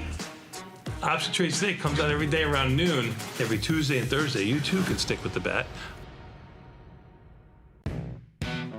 Got trader's block? We've got the cure. Get data-driven trade ideas with Cherry Picks, our weekly newsletter that gives you insights into the market. Sign up at tastylive.com/newsletters. Traders, start your platform.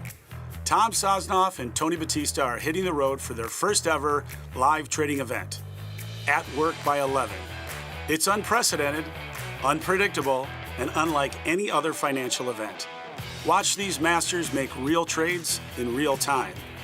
Doors open at 8, the action starts at 9, and we'll have you back at work by 11. Sign up today at tastylive.com/events.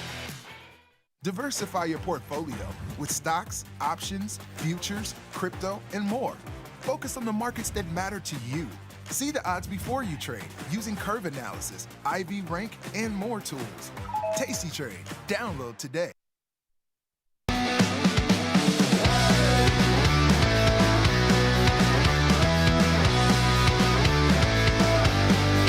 It's Option Jive. Tomas, that's right. It is time for a little Option Jive. Even the S&P is holding steady, up 575. Kind of a tight range so far last night and into the morning. Had very, very little movement, although volatility is up by 20 cents. Yeah, it looks like it's going to be a little bit of a snooze fest this morning. Waiting for Nvidia up around, 70 to 90 cents. Okay. I think I'm a little tiny bit long Nvidia, but I gotta tell you, I don't love that $9 expected move. It feels like it's not enough. Yeah, totally agree with you there. It does seem like it's the IV rank is 27. Yeah, it is small. I know. It just feels like, you're hoping for a freaking miracle. Yeah. seems like it's a directional play, and maybe Yeah. diagonal is the way to go. Maybe. I'm short some naked puts. I think, like I said yesterday, I think the play here is if you're going to trade something directional, you got to do it in the May weeklies because they don't care what volatility is. Yeah. I think the Junes are too cheap. But anyway, it's 8:14 in the morning. I'm Tom Sosnoff. He's Tony Batista. This is Tasty Live. And we got a bunch of stuff for you today. We got an option jive right now. That's a pretty heavy piece, actually. Then we've got a little bit of what's your assumption, where viewers send in trade ideas to us and assumptions. And then we've got Jacob coming on, who's going to try to torture us with some really heavy math. And then we've got Scott to lighten things up. Then we got Scott to put a big bow on it. Yeah. Anyway. And the Johnny. Oh, and the Johnny. Who could forget the Johnny? Heir to the throne. Heir to the throne. Heir to the throne. Heir to the mortgage. Heir to the... What else does he get? He gets it all. He gets it all. He gets it all. Congratulations, Nick. You got all the mortgages. Vinny gets all That's the right. cash. You get the mortgages. That's right. That's right. Volatility. Historical, implied, and realized. Let's take a look. Volatility, which is the standard deviation of upcoming log returns, annualized for scale, is simultaneously the most crucial and mysterious aspect of an underlying when it comes to option trading. As the only unobservable input to Black-Scholes' model, traders are left doing their best to estimate or guess at upcoming volatility. The most obvious thing is to use historical volatility. Examine the standard deviation of the recent log returns. Our guess is that this will continue. Alternatively, since current option prices are available information, the implied volatility that would cause these prices to match the Black-Scholes model can be used. Let's look at how historical and implied volatilities have behaved over the past 8 years in both the SPY and the Q. So we're comparing historical and implied. Let's go. And they're also testing your reading ability here, Sadnoff, on that first slide. A lot of content. Well, there was two misspellings, and did it throw you off? It threw me off. But anyway, so the first slide, this is historical and implied volatility for the SPY, where we have the 30-day implied volatility in yellow and the 30-day historical volatility in blue. And the thing that should jump off this page at you is that implied should always be a little bit greater than historical, meaning what actually happens is going to be less than implied. If it wasn't the case, then nobody would ever sell an option. So if you look at now you get those periods that you see between 20 and 21 when you had that big spike, and it's the opposite there for, let's call it a week or a month or something like that. You have to have those outlier moves too to quantify the reason why the yellow line is higher than the green line. Right. And so, right. I mean, you gotta have it both ways is all I'm trying to say. You can't just have it one way. Well, the yellow is almost always going to be higher than the blue. Yeah. Because the yellow is the implied, and implied is going to be higher than actual. And that's how everything's priced. But occasionally you'll get some pretty wild blue lines. Yeah, I mean, you look at that just quickly going between friends here. In the 7 years, you've got maybe a handful, 5 or 6 times when the historical is higher than the implied. Exactly. And this is... You have to have those moments too, is all I'm trying to say. Yeah. This is the Q. This is the SPY. Let's go next slide, Beth, which will be the Qs. And this is the Qs. And you can see not much changes here. Right. You basically couldn't tell the difference between these. I mean, the Qs have a little bit more spikes in the blue, but it's really, the yellow outperforms. The blue has its moments. And, this shows why you want to sell implied and not historical. I mean, that's literally the reason why you want to sell implied. Like a lot of people talk about different things like technical analysis and fundamental analysis, all this kind of stuff, which relies heavily on historical. But when you look here, you immediately grab the picture. Well, why would I ever use historical when I can use implied? That's all. That's the takeaway. Let's go to the next slide. So we see that while historical and implied volatilities are closely tied, most of the time historical volatility is somewhat less than implied. The exception is when elevated historical volatility takes a longer time to come back down than implied. But which does a better job at anticipating the upcoming underlying movement? So we're going to add realized 30-day volatility to the charts. It's the magnitude of the log returns for the upcoming 30 days. So we're adding in realized volatility, 30-day realized. Let's go next slide. Understood. So we added one more column here, which is the red column, which is the realized upcoming volatility. As you can see here, there's plenty of times when the realized upcoming volatility outperformed. And that's why you have to keep powder dry. That's why you got to keep some cash available, because that's where when things get a little out of hand and funky, That's when size comes into check. I mean, that's really how you mitigate that type of risk. And when you look at it here, for the Qs, that was for the SPY. When you look at the Qs here, it's even more exaggerated. And you can see here, there's plenty of times when the realized upcoming volatility, as shown in red, just blows everything else away. And those are the moments when there's the most panic, and those are the moments that you need to take advantage of the quickest and the most aggressively. Let's go to the next slide.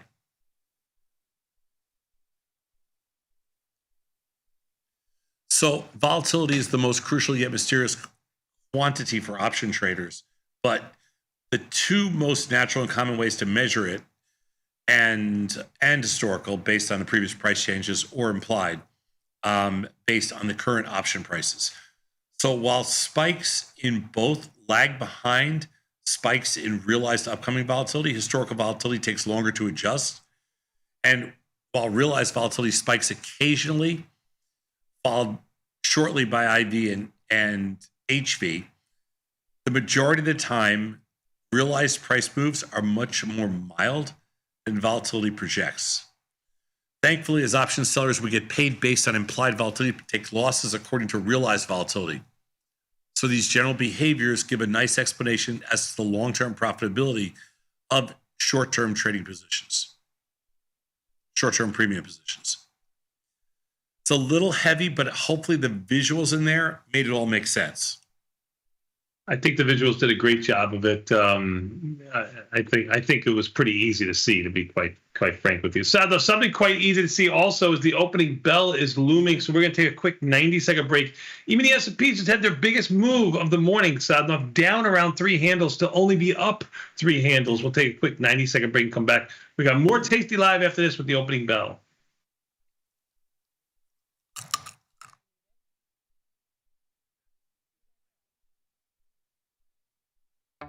The market doesn't stop. So why should you? Diversify your portfolio with stocks, options, futures, crypto, and more from Tasty Trade. Focus on the markets that matter to you. See the odds before you trade using curve analysis, IV rank, and more tools. Get industry insights that help you find your next trade right where you need it. Tasty Trade. Download today. Got friends?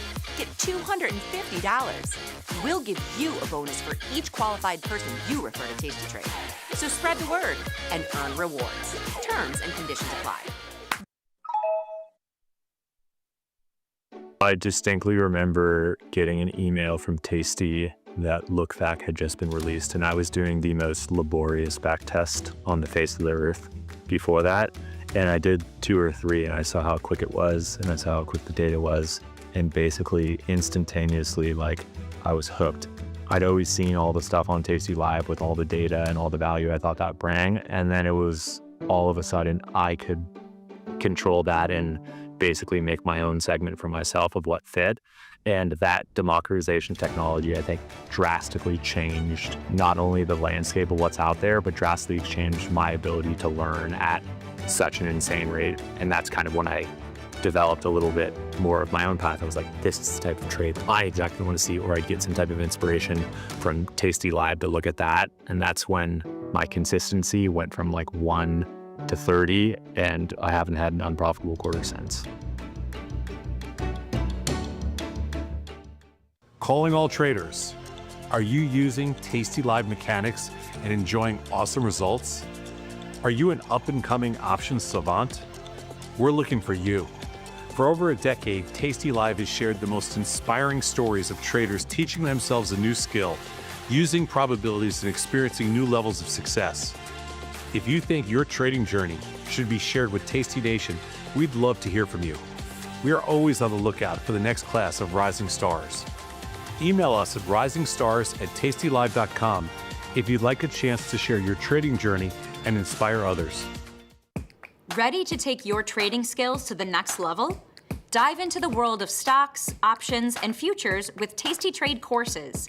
Whether you're a beginner or more advanced trader, our courses can empower you with the knowledge to succeed. Watch as our team in Chicago shows you how to use the Tasty Trade platform and go over the basics of trading. Perhaps you'll learn about a new strategy or a potential product for your portfolio. To find our courses, go to the Manage section of our web platform or head to courses.tastytrade.com. Start taking control of your financial future. Visit our courses today. Traders, start your platform. Tom Sosnoff and Tony Batista are hitting the road for their first ever live trading event, At Work by 11. It's unprecedented, unpredictable, and unlike any other financial event. Watch these masters make real trades in real time. Doors open at 8, the action starts at 9, and we'll have you back at work by 11. Sign up today at tastylive.com/events. There's a beast in the financial world, and it's not the bull. If that's you, join us on Tasty Trade. Genius loves company.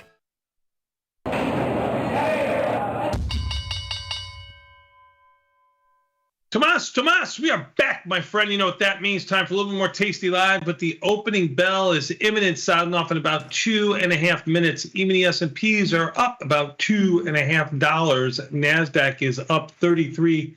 Russell down $1.50 and the Dow down 26. I'll call the whole thing basically unchanged. Volatility percolating a little bit, up 25 cents.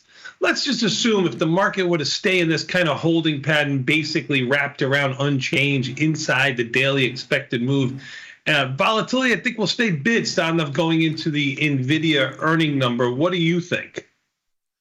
I think there's no question about it.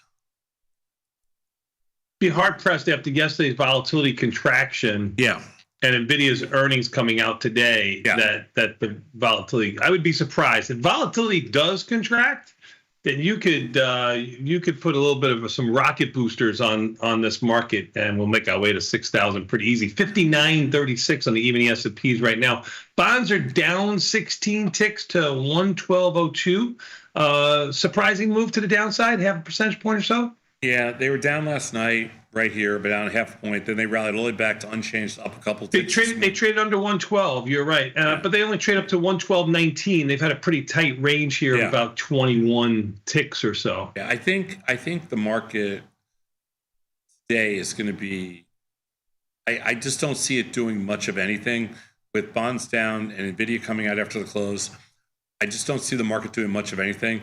I think if you're going to have a big day, it's much more likely to happen tomorrow after Nvidia. You know, like one way or the other. If Nvidia's numbers are good, you know, the NASDAQ will love it. If Nvidia's numbers are bad, obviously the NASDAQ will hate it.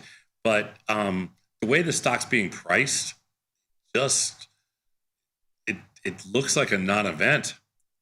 It does look like a non-event, and that scares me when the volatility is low like that, because then you can get a big move one way or the other, up or down. OKTA for earnings down under 110 now, South North, down around 15 or 16 points. We're set to open here in just a couple of seconds.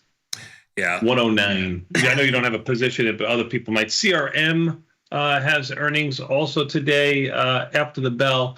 CRM is unchanged at 277, but a different picture than Nvidia that's on or near its highs. CRM is more mid-range, near its lows. CRM, another, we have a position on in there. All I'll say about CRM is buckle down when you want to trade that one. We're a little bit long it here, but I will widen out my strikes in June. Okie dokie. Nothing else you can do. No, we have the 263.10. It's definitely a long position. In CRM, I don't see any I don't see any dings from you. Not only do you not see any dings, but by the way, in CRM, markets are yuck. Yeah, I would have thought they'd be a lot better, right? Yeah, you got yucky arse markets. Let's see. The expected move in June is $25. Stocks trading for. Oh yeah, you don't want to be. You don't want to be in there. No. CRM. Yeah. I don't even know where you want to be in here, but you don't want to be anywhere close to. Let's see what's moving the market here to the downside. You've got Netflix down 5 and change, MSTR down $4, Coin down $4, Baba down $2.28, south enough. TSM down $1.80 or so, and UNH, that pig, down $1.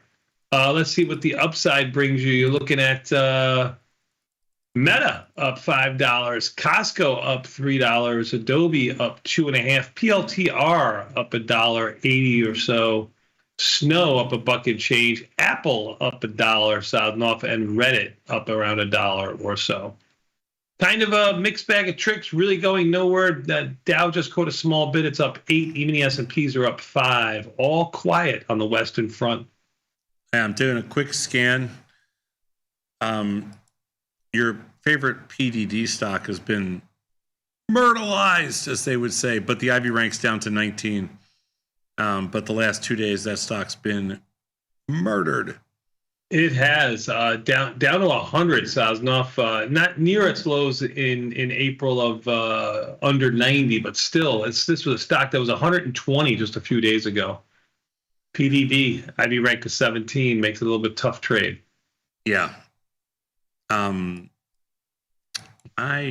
don't know what to do here. You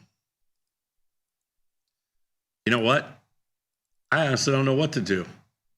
I got to take a look at Nvidia here and just to decide if there's something I need to do in Nvidia. No. Nvidia. You can wait in Nvidia. Nvidia's sitting unchanged, down 13 cents. Yeah. Yep. And yeah, listen, you know what? One of those mornings where I think I'm going to be, our positions are pretty flat here. And well, if you button things up on the close yesterday, you have basically an unchanged market here. If you didn't, you got a little bit of a mulligan to do whatever you want, and you got one more day of theta decay, although the volatility is up by 20 cents. I got to button things up a little bit. You know, I don't want to show you too much skin, gets you too excited. So got to button up a little bit. I don't think I asked you to unbutton anything, but if this is the story that you want to portray, I will. I can run with it. I can run with it. It's not always about you. There might be other people in your house that are sending me emails, text messages, asking for an extra button. Hey! You know Vince Vaughn. Don't worry about it. Don't worry about it. You ain't getting anything, girlfriend. Trust me, you'll be fine.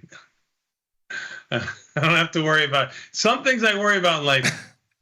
That with you, I am not. That with you, I am not. I'm pretty secure there. Sadnov, you talked about Atlanta being warm and stuff like that. They got a little bit of a cold front going on too, Sadnov. It might be 70-ish and raining when we're there. 70 and raining.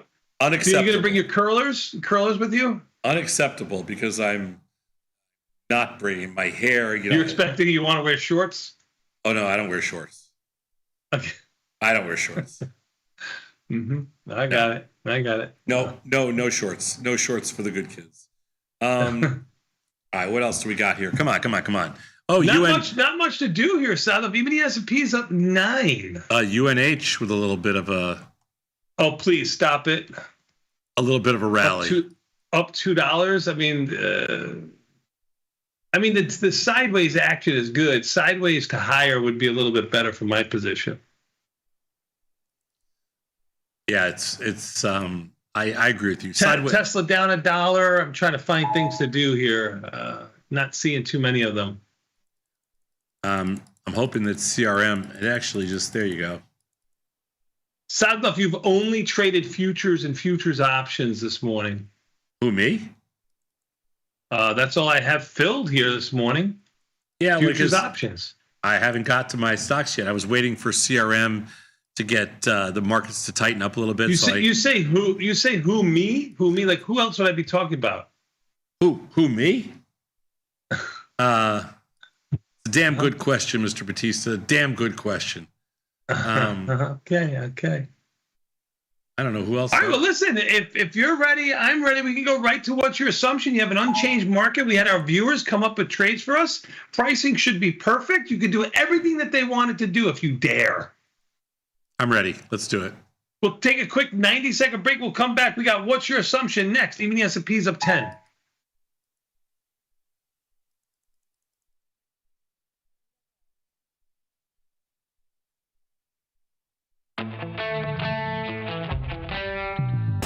In the world of investing, a beast lurks between the numbers. Some watch from the safety of the sidelines, but others saddle up and ride that one-ton rowdy ribeye for all he's got.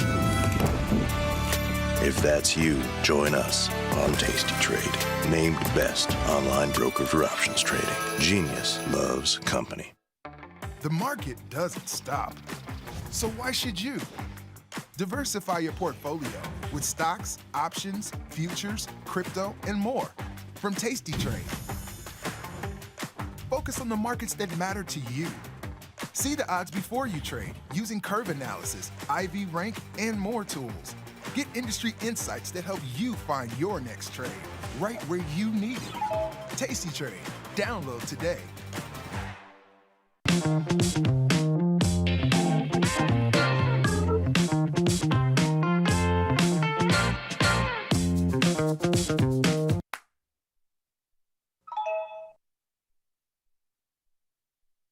Tasty Live's godfather of options, Tom Sosnoff, is grabbing his passport and taking this show international. He'll be joined by IG's Rich McDonald in London and Milan, along with special guests at each stop for an evening of live trading. It's fun, challenging, and moves as fast as the market. Doors open at 5, with trading starting at 6. Come early and have a pint or glass of vino with the boys. It's totally free, but space is limited. Register at tastylive.com/events. Options just got molto interessante. Feel like your wardrobe is missing something?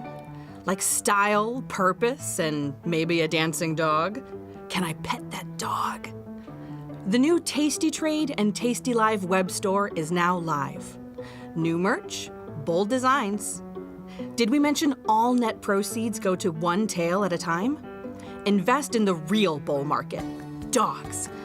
Go to tastytrade.threadless.com. Grab some gear and help some pups. You get merch, they get a home. Look who's back testing. Tasty Trade now has options back testing for free. Test your trades with over 10 years of data for the most popular symbols. See how your trades would have performed in the past.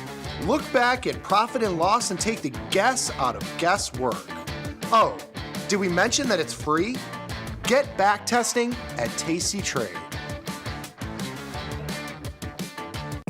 Ready to take your trading skills to the next level? Dive into the world of stocks, options, and futures with Tasty Trade courses. Whether you're a beginner or more advanced trader, our courses can empower you with the knowledge to succeed. Watch as our team in Chicago shows you how to use the Tasty Trade platform and go over the basics of trading. Perhaps you'll learn about a new strategy or a potential product for your portfolio. To find our courses, go to the Manage section of our web platform or head to courses.tastytrade.com. Start taking control of your financial future. Visit our courses today. Got friends? Get $250. We'll give you a bonus for each qualified person you refer to Tasty Trade. So spread the word and earn rewards. Terms and conditions apply.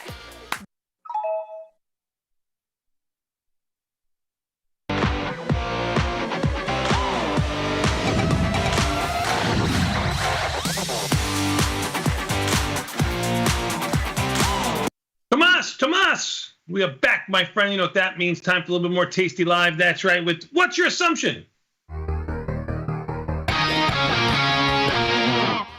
That's right, Saz. What's your assumption?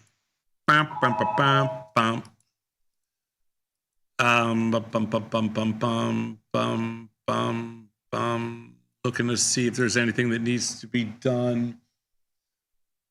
What do you think here? Getting close? Getting close to what? Letting him have it?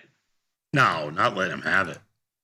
Well, getting close to what? Even the S&Ps are up 16. They've doubled, almost tripled. What? Getting close to what then? Getting close to just getting a little bit short. Getting close? Getting close to getting a little bit short. What else are you going to do here? That's what I said. Letting him have it. You said no. I mean, no, you're not close yet, Sal. No, 6,000. I told you this from day one. Well, to the guy that stick wanted with me, son. To the guy that wanted to sell S&Ps and buy bonds, you can do it right now for a way better price. Which I kind of think could be an interesting intraday trade right now. Honestly. I agree with you. Sell S&Ps, buy bonds. Yep. You know what? Bum, bum, bum, bum. Bum, bum, bum, bum. I'm going to do the trade just because I need to do something. Right? We told him. Yeah, you got to do something. We said, you know what? We're going to practice what we preach. Mm-hmm. I'm going to buy TLT.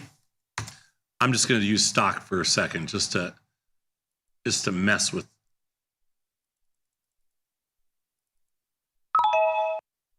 All right.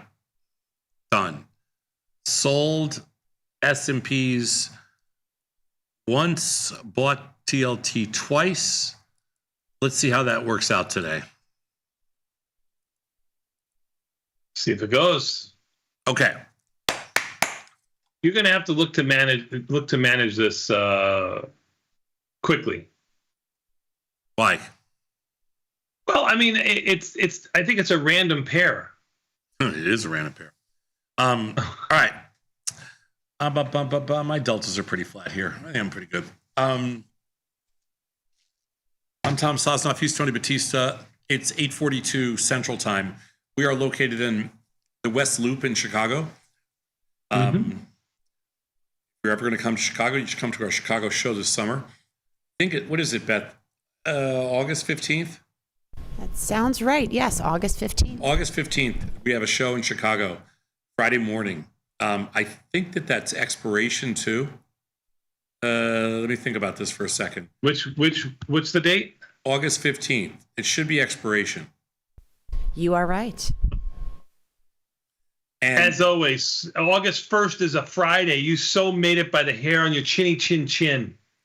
So August 15th, expiration at one of the coolest venues we are ever going to do a show at, Talia Hall. It is beautiful in Pilsen. Funky, great restaurants around there. Just a really cool facility. And we'll be there Friday morning, August 15th. If you ever wanted to come to Chicago, nothing says August 15th, the best time of the year in Chicago. There's festivals all over the entire city. Yeah. It's 2 weeks before the summer ends and 2 weeks before the summer started. It's perfect, right in the middle. Don't listen to him. Get to Chicago August 15th and sign up for that show. You're going to love it. Anyway, Beth, let's go back to the slides. Well, don't come in the end of May or June. It's 55 and rain ahead. I once played golf in 80-degree weather on my birthday on March 6th. And now we haven't had 80 degrees, I think, the entire, and it's almost June. But you know, it's cold all over. Yeah, this global warming is a real problem. Cold all over. Let's do it. What's your assumption? Trade ideas that came into us from viewers all over.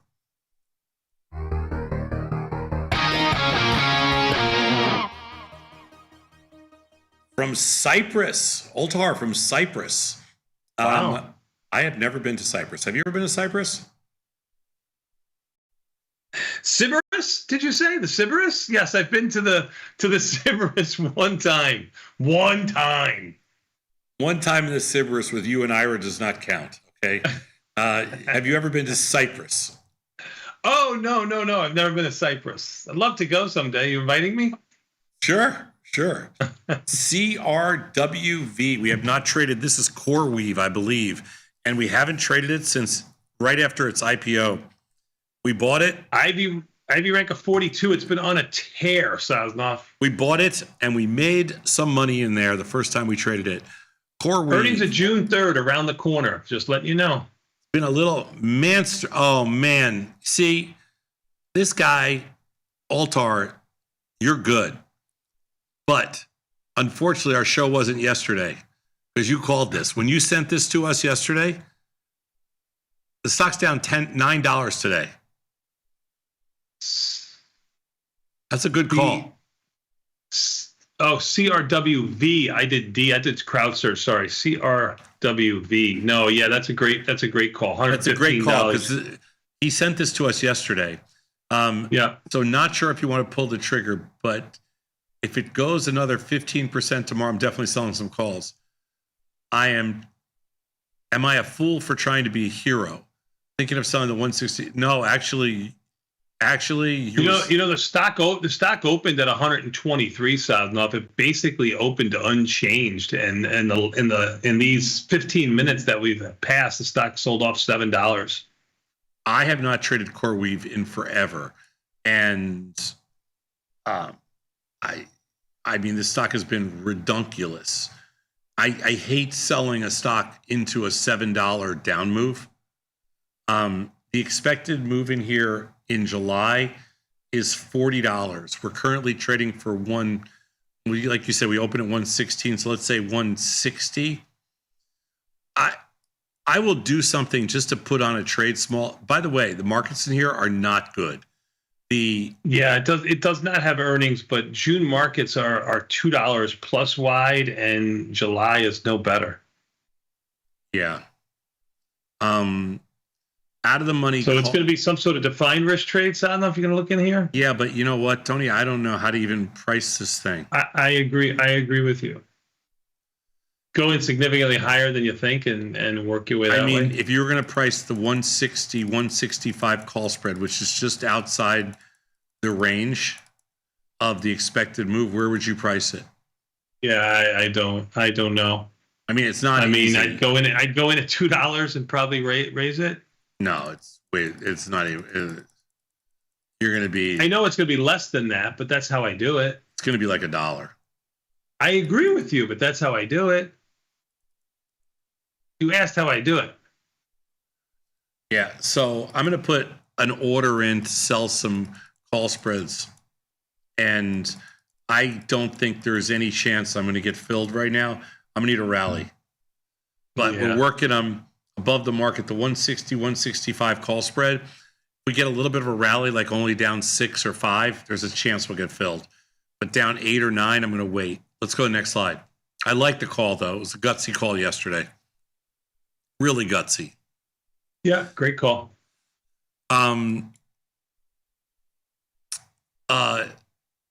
And now we're going Kia from Tehran.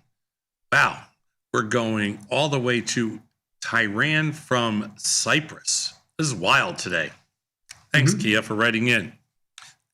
We have customers and viewers all over the world, and it's so cool. So we are very appreciative. Hymns. Sosnoff, I know you're a user, but do you like the stock?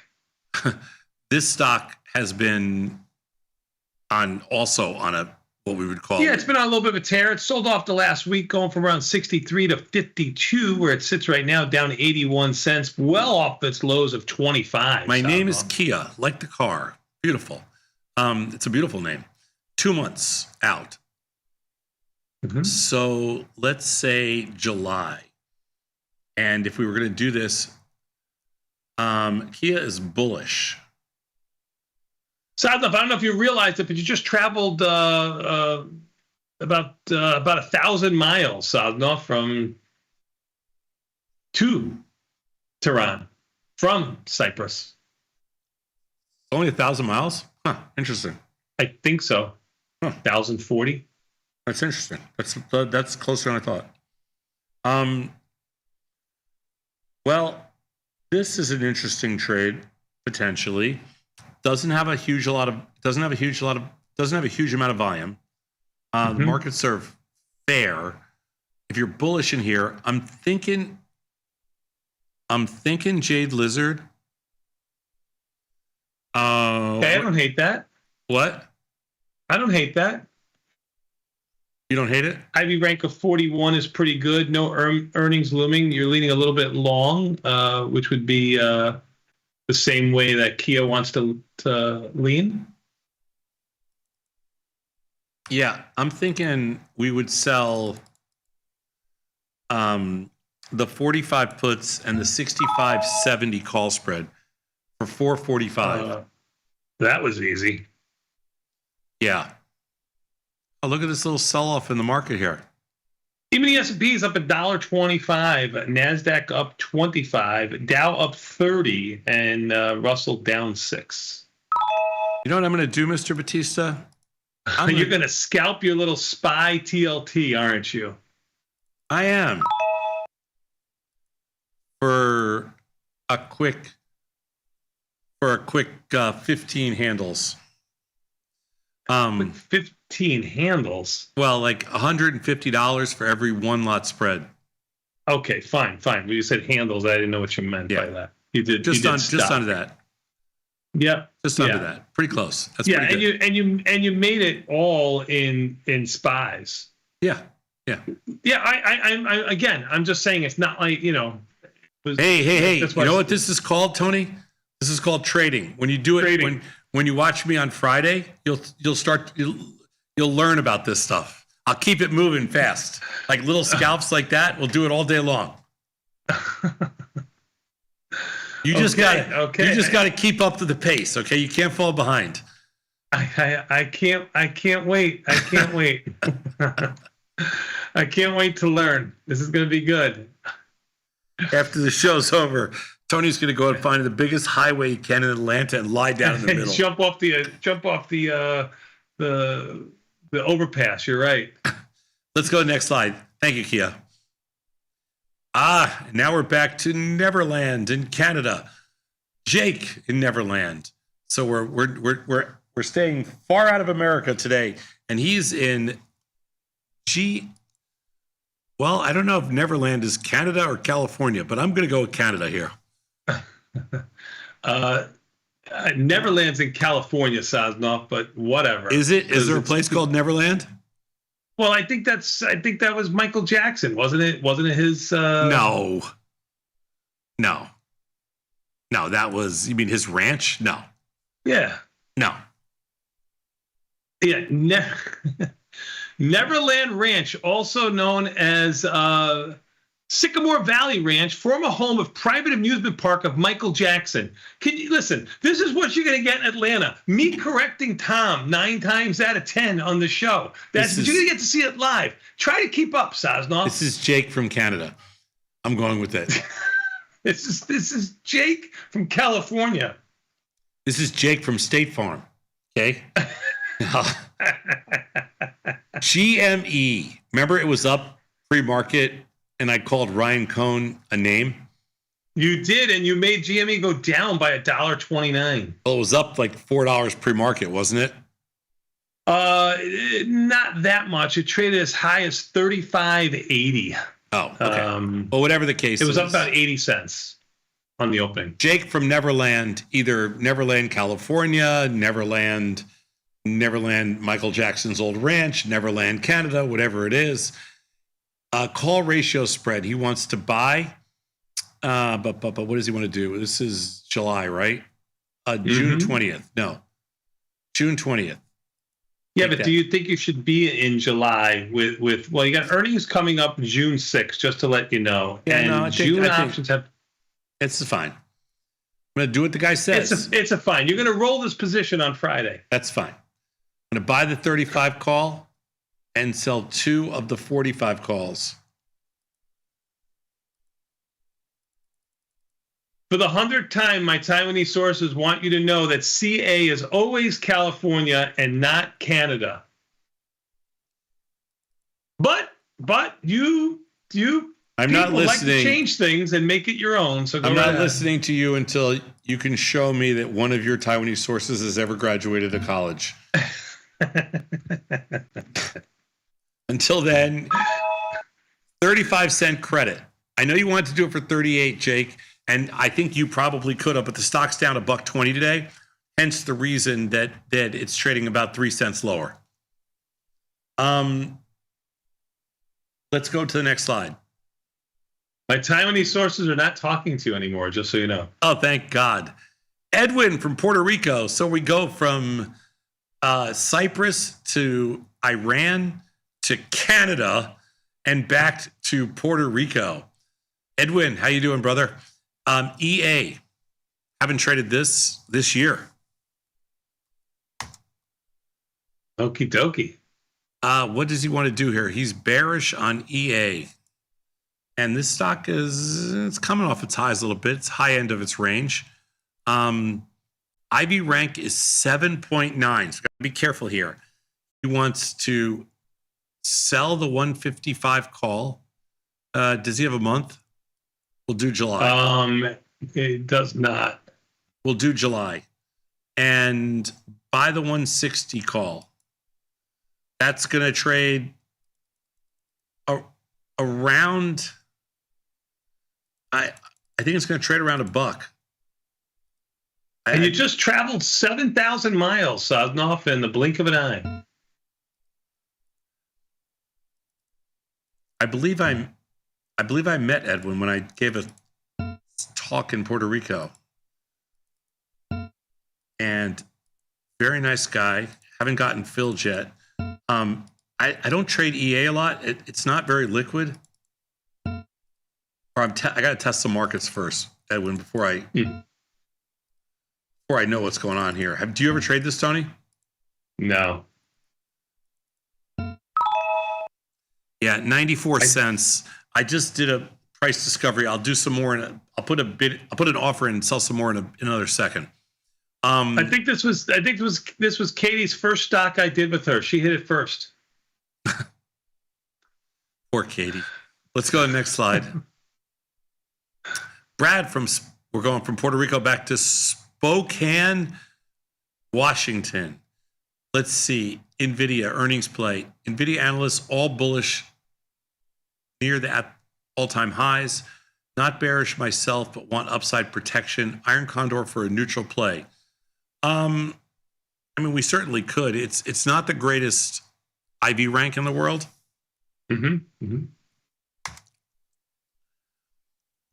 Let's take a little look here. Nvidia trade. Here's the problem. I don't like the front month. With the front month vol where it is, I kind of think if you're going to do an Iron Condor here, Tony, you've got to trade. You got to trade June or May or May's. What do you think?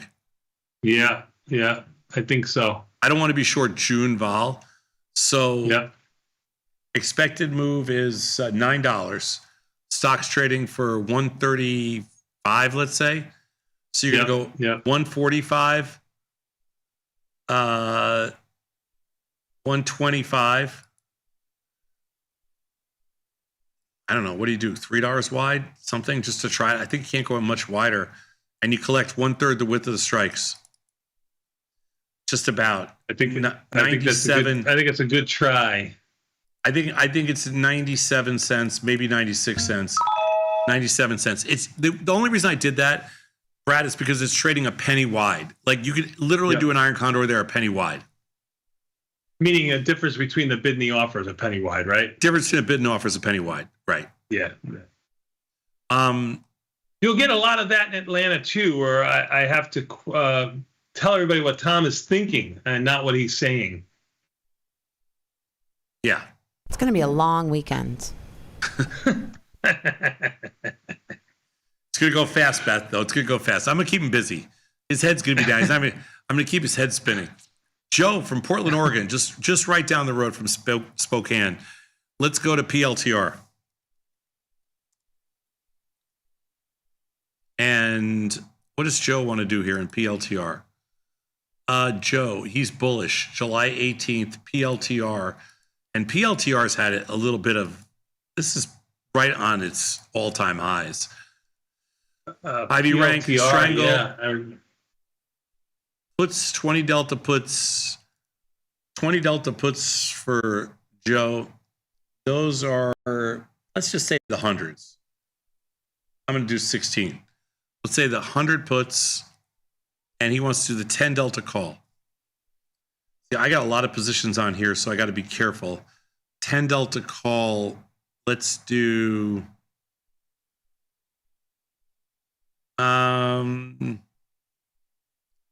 well, it fits my position better to do the 100 160. Just a little bit of upside skew. For about, it's going to trade about 476. Nothing done yet. Thought we'd get filled there, but nothing done. PLTR is usually pretty good. I have it on our list for Friday. So, do you? Pick a fill on the strangle. We got a bunch of stuff on. Let's go to, so it gives us a little bit of bullish delta. Let's go to the next slide. Oh man. Back to Chris from Green Bay, Wisconsin. Packer fan. He's trying to take me down. Chris, you're trying to take me down. You and those horrible Packer fans.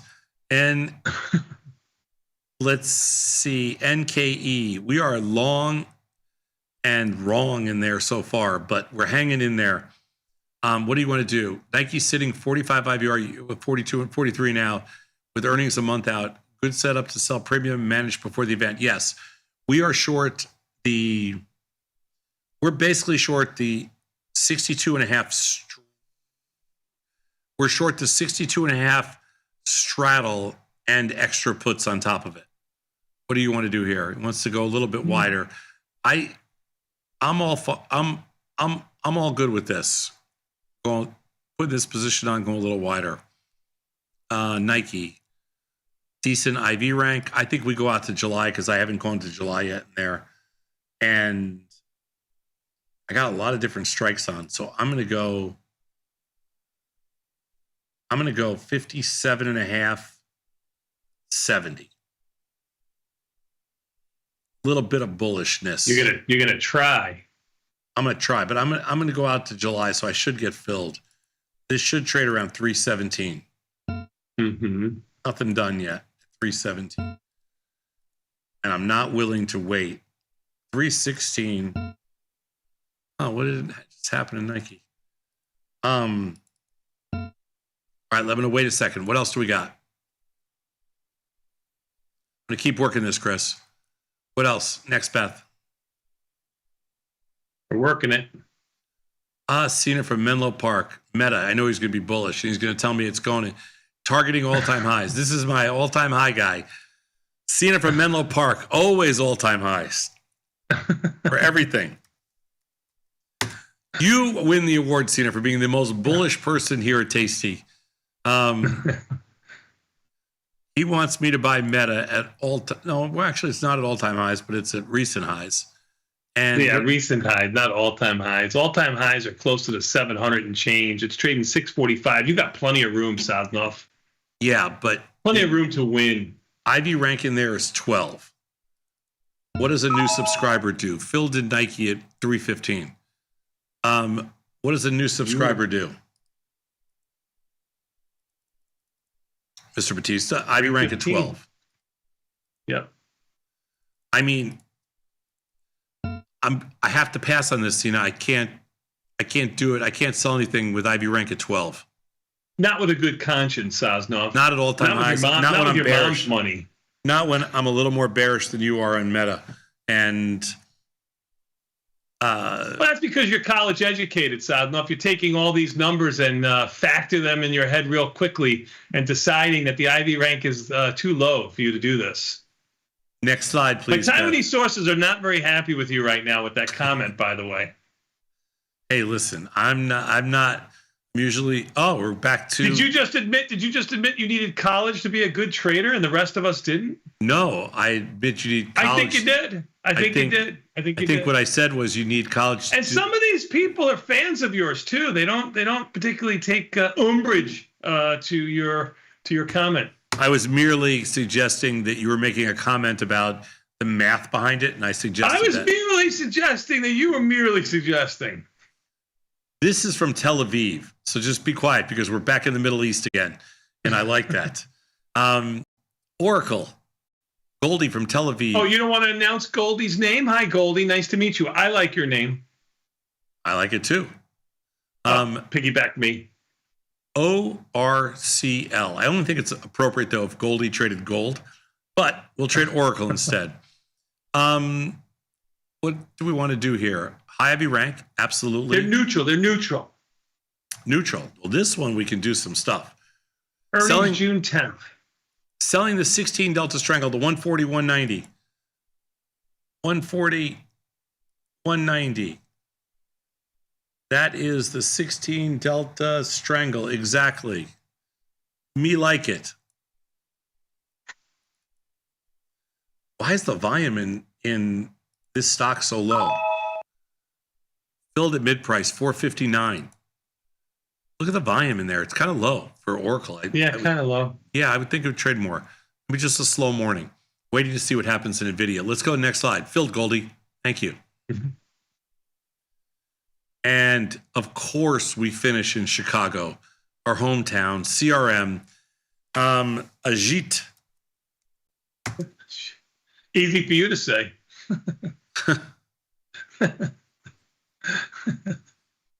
All right, Salesforce down $1 pre-market. Pre-earnings. We are short the 235, 320 strangle going into earnings.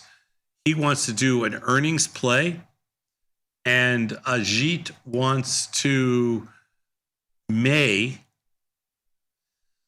Iron Condor for earnings in CRM. Okay, Ajit will do it. See, I'm not picky. What's the expected move for May? $20. We're at that would be correct. It does have earnings tonight after the close, so that you know. Yeah, we're going to do the 255, 250. We're going to do the, let's see. Let's see. What are you going to do here? We'll do the 300, 305, 255, 250. Okay? For just about. Okie dokie. Just about 1/3 the width of strikes, just a little bit under. It's going to trade around $161 maybe. The CRM is like, I would say this is a $161. I would say this is like a pretty tough stock to get, some decent stuff, decent fills. Agreed. Filled. So we did your Iron Condor Ajit right outside the expected move. So the first one on this list is core weave, and we're still working it. I'm having a lot of trouble determining what's a good price in there. Markets are too wide to even trade that. Yeah. I don't. I mean, I've been experimenting. I started at $1.50. I'm down to $1.10 on a spread. I just don't think it's a great trading vehicle unless you've got a real big axe to grind in there. Core weave is a tough one. I'm going to cancel that one. HIMS, we did a bullish Jade Lizard. We sold a put and a call spread. GME, we did a call ratio spread. We bought a call and sold twice as many calls, $10 further away. In EA, we shorted a call spread. In Nvidia, we did an iron condor expiring. We did an iron condor expiring tomorrow, I think. I'm sorry, expiring Friday. Expiring Friday. Friday. Yep. In PL, it should be PLTR, Beth, not PLTA. PLTR, we sold a strangle. In Nike, we sold a strangle, both with slightly little bullish side to it. In Meta, because the IV rank was only 12, we passed. In Oracle, we sold a strangle, and in CRM, we sold an earnings iron condor that's weekly. So we did 2 iron condors in 2 earnings plays, both using the May weeklies. Okay, enough out of you. Good job, Sosnoff. Enough of your time. We have others coming in the room. That's right. We've got my friend Jacob, the Skinny and Options Math, followed by Mr. Scott Sheridan, followed by Johnny Trades. That's what everybody's waiting for. We saved the best for last with Nick Batista and Johnny Trades. We'll be back in 90 seconds. I'll make sure Tom doesn't talk as much. Peace.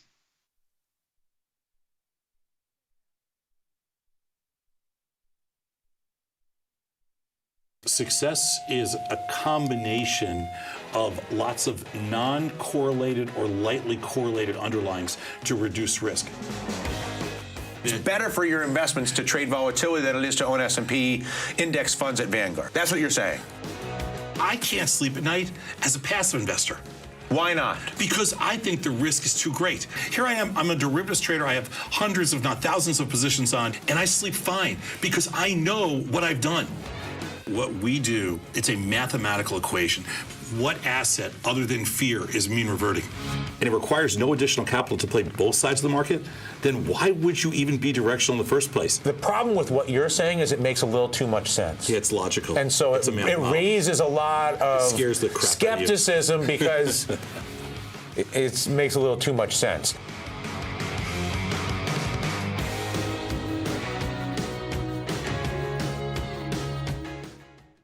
Decision to build Thinkorswim was a byproduct or derivative of 20 years. In our minds, the future of finance meant that we were going to move away from something that was very manual and move to something that was tech-driven.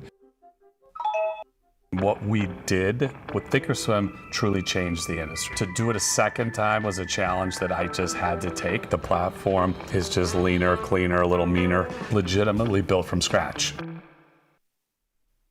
Tasty Live's godfather of options, Tom Sosnoff, is grabbing his passport and taking this show international.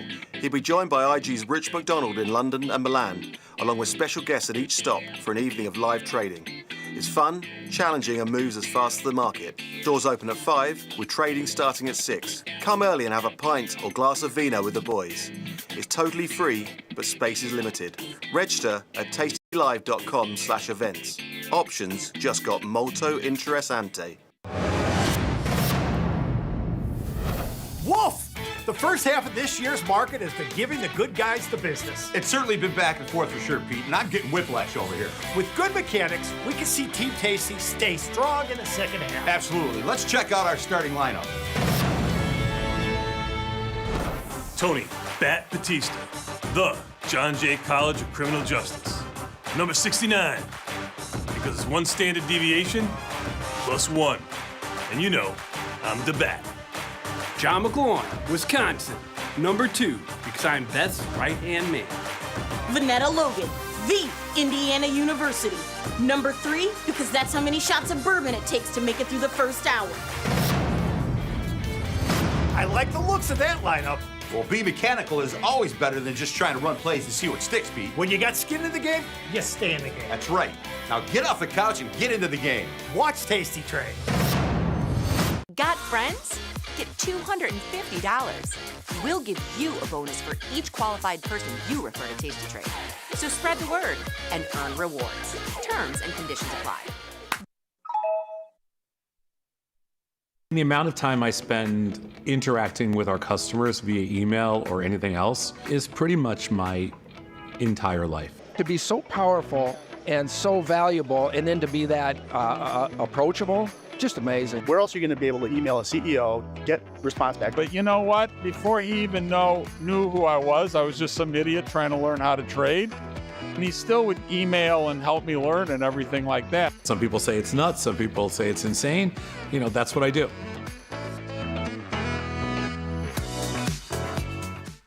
Regulation time may have expired, but the conversation is just getting started. This is Overtime, the post-market scrimmage for market junkies. Join Chris Vecchio, Ilya Spivak, and me, Dylan Radigan, as we analyze the X's and O's for everything from earnings to politics to macro events and more. Nothing's out of bounds on Overtime. We break down the news to provide you a playbook for your trades. Watch Overtime Monday through Thursday only on Tasty Live. Diversify your portfolio with stocks, options, futures, crypto, and more. Focus on the markets that matter to you. See the odds before you trade using curve analysis, IV rank, and more tools. Tasty Trade. Download today.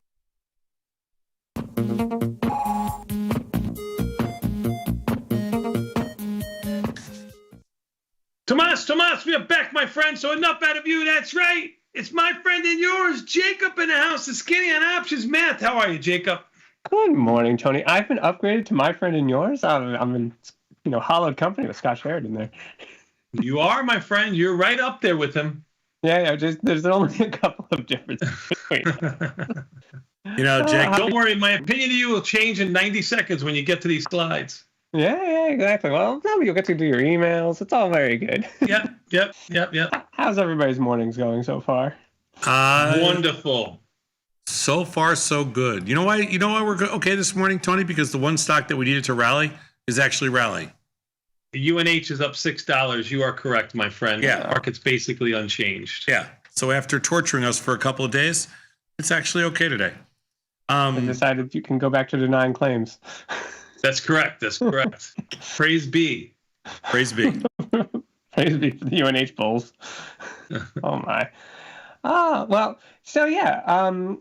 We're doing Skinny Options Math. I wanted to just sort of talk about one of my favorite things you can do with the Black-Scholes model, even when you recognize that the Black-Scholes model isn't exactly true, which is that you can take it and run it through sort of a process and come up with future price forecasts. A lot of people out there, your Jim Cramers of the world, like to say that, Apple's undersold or overbought, or it's going to go up, it's going to go down. And the market, at least if we believe an efficient market hypothesis, says that these are all nonsense statements. Nobody knows this is going to go up, this is going to go down.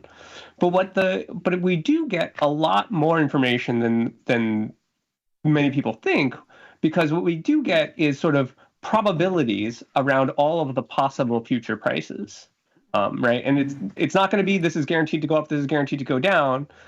In fact, it's going to be centered on the idea that the current price is the middle of the future distribution.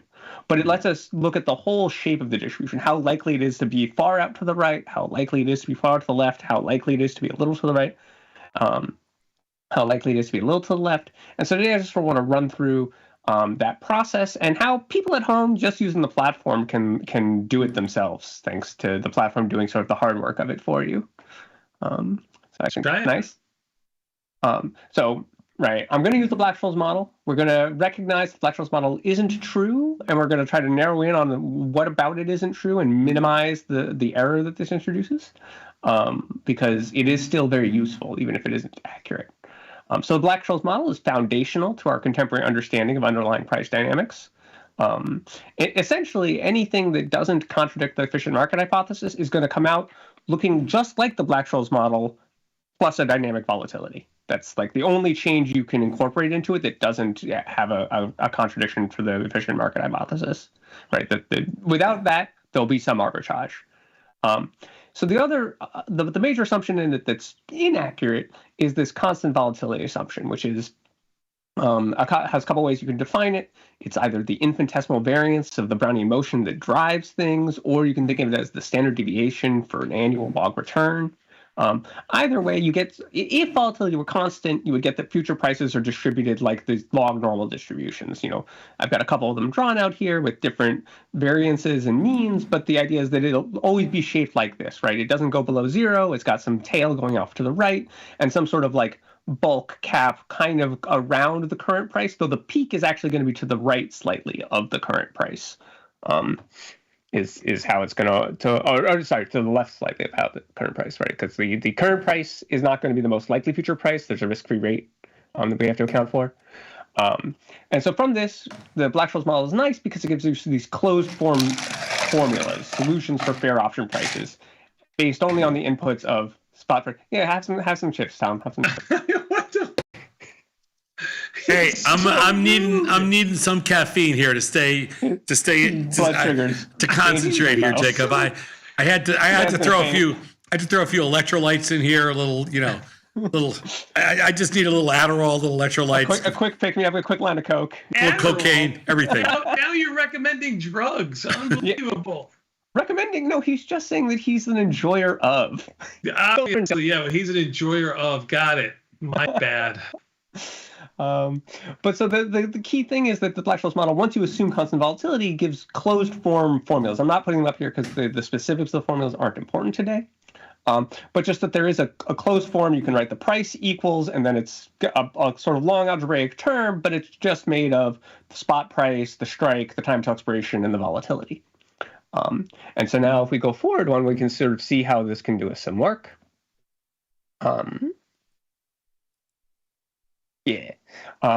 So right, the volatility isn't constant. Before 1987, there was some collective delusion in the marketplace where traders thought that volatility would be constant. The Black-Scholes model was perfect, and everyone priced everything according to the Black-Scholes model. And this went really well until the crash, which showed that no, in fact, there's more downside risk, maybe a little less upside potential. That there's something dynamic going on here. In most cases, if you look at sort of the local volatility model, it gives you a nice set of parameters which fit with the observed reality, where if prices go down, we expect volatilities to be increasing, the instantaneous volatilities to be increasing, and prices go up for most underlyings, the instantaneous volatility contracts. And the result is you get this implied volatility surface, right? So the bottom two axes here are the time until expiration and the strike price, divided by the spot price, but that's just the strike price scaled. And then, don't go forward yet, Becky. And then the height of the graph is the implied volatility of the option with that time until maturity and that strike. We use the out of the money options just because we think that if you only are looking at extrinsic value with no intrinsic value, it's a little bit more accurate.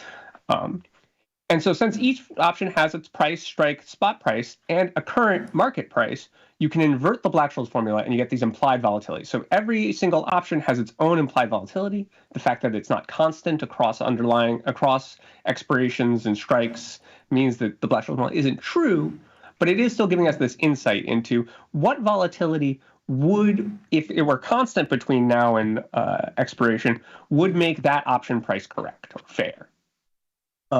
So right, we no longer believe that any one of these is the volatility. They still give us a very good idea about how likely each strike is to be broken by expiration.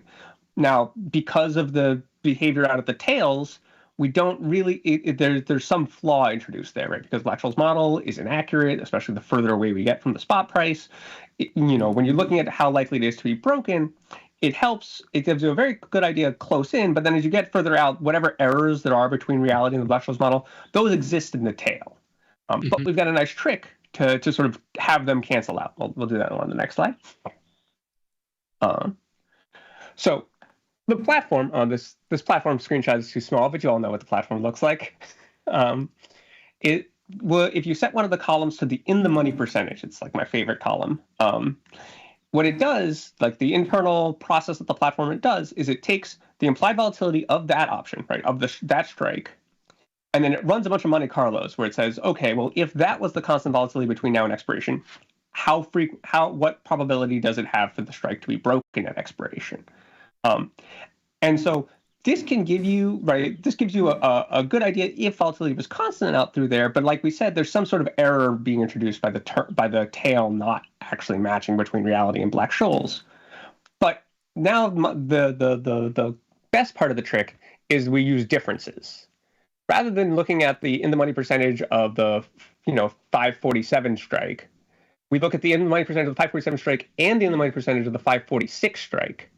Because when we subtract them, whatever error is going on in the tails doesn't matter because it's being canceled out, right? One of them has it positively, one of them has it negatively. So they both have the same error in them. So if I subtract them out, that part will cancel, and I'm left with just the probability that we're going to be between 547 and 546 at expiration, right? In this very narrow band, right, between wherever your strike prices are, you can get a pretty good, right? The difference between adjacent and the money percentages gives you a very good estimate for the probability of being between those two strikes at expiration. And so stitching those together, right? That first page, I had these log normal PDFs, which were these smooth curves like this. But instead of that, I can stitch together. I'll make a little staircase of I've got the probability that you're going to be between these two strikes, the probability of between the next two strikes, the probability of between the next two strikes, and let's go forward one slide, and we'll see a sort of a picture of this. This is a theoretical picture, not based on real data. It's all simulated, but let's go forward one, Beth. Yay. Yeah. So right here, I've got a nice smooth log normal PDF, but then graphed around it, I've got sort of thing we would get by looking at the adjacent strike and the money percentages, where we get flat chunks between two strikes because, since there's no 546.5 strike, I can't really distinguish, 546.25 and 546.75 in it. But this still gets you a really nice degree of prediction because the difference between this staircase curve and this smooth curve really isn't very much for any sort of practical decision making. Do you want to do this trade? Where do you think this underlying is going to end up, kind of thing? The errors get very small, especially when you have a nice liquid underlying with pretty dense strikes.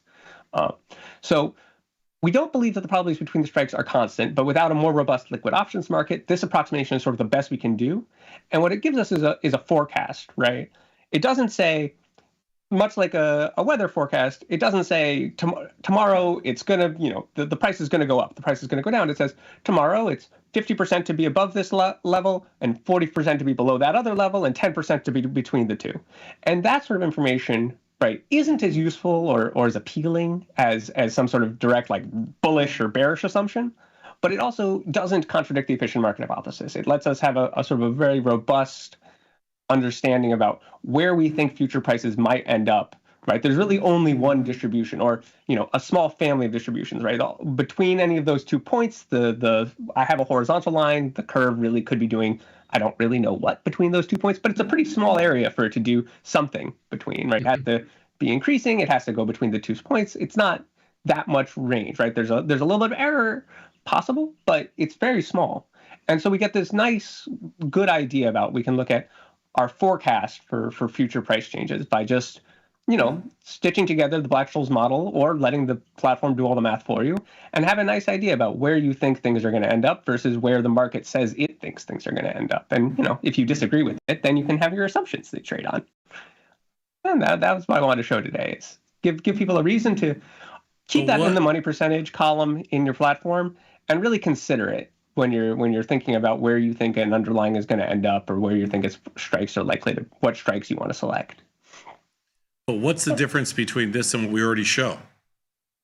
Nothing. This would be a graphical way to show it, but the column within the money percentage has all of this information in it. I'm just showing it. If you want to redraw it as this curve graph, it would get you a distributional curve, much like the log distribution curve, but different looking, and in fact more generated by current market prices, so probably more accurate. Got it. Okay. Right. No, yeah, there's nothing here that isn't in the money percentage column. That's my favorite column. Yeah. Are you satisfied now? Maybe. Is that enough? Maybe we'll see. So the efficient market hypothesis rules out conclusions like this stock is undervalued, right? Anyone who says that to you is making a claim that is hard to believe. But if you take the efficient market hypothesis very seriously and you look at the IV surface, we can get an approximate, but a pretty good approximate answer to any question that takes the form, what's the probability that this underlying will be above or below this strike at this time, right? And you take all those together, that gets you what's called the distribution, right? This distribution of future prices, or the forecast. The procedure for checking it goes by, you start by finding the Black-Scholes implied volatilities for each of the option, for an option and its adjacent option, and then you look at the difference between the two in the money percentages that come out of those implied volatilities. And this means that despite the unreality of the Black-Scholes model, if we really zoom in and narrow our scope of our attention, the errors get very small, right? The big problems with it happen out in the tails. Those get canceled out because we're looking subtraction-wise. And this gives us the probabilities of lying between adjacent strikes can be stitched together to give an overall discrete approximation for the distribution of future prices, which is, a completely accurate distribution of future prices would be like the holy grail of financial modeling. It would let you literally every question at any time. And this gets you, even at home, just using the platform, like a quite accurate discrete approximation to it, so that you don't need to rely on more fancy methodologies, I don't think. Put that in your pipe and smoke it, Sosnoff. Yeah. Well, I mean, it's nice to back up what we already have, it's already built into. Or up your nose and snort it. Yeah, what's already built into the platform, it's nice to back it up. Yeah, well, and to give a way to use it, right? To give a way, a reason to look at it and a way to use it and interpret it. Hey, listen, we simplify it a little bit, but it's kind of what we say to everybody. Same thing. Yeah, it just lets you, give people a way to look at the platform and had a real, relatively deep understanding of what current option prices say about future underlying prices. Yeah. Good job, Jacob. Thank you. Thank you, Mr. Perlman. Thank you, Tom.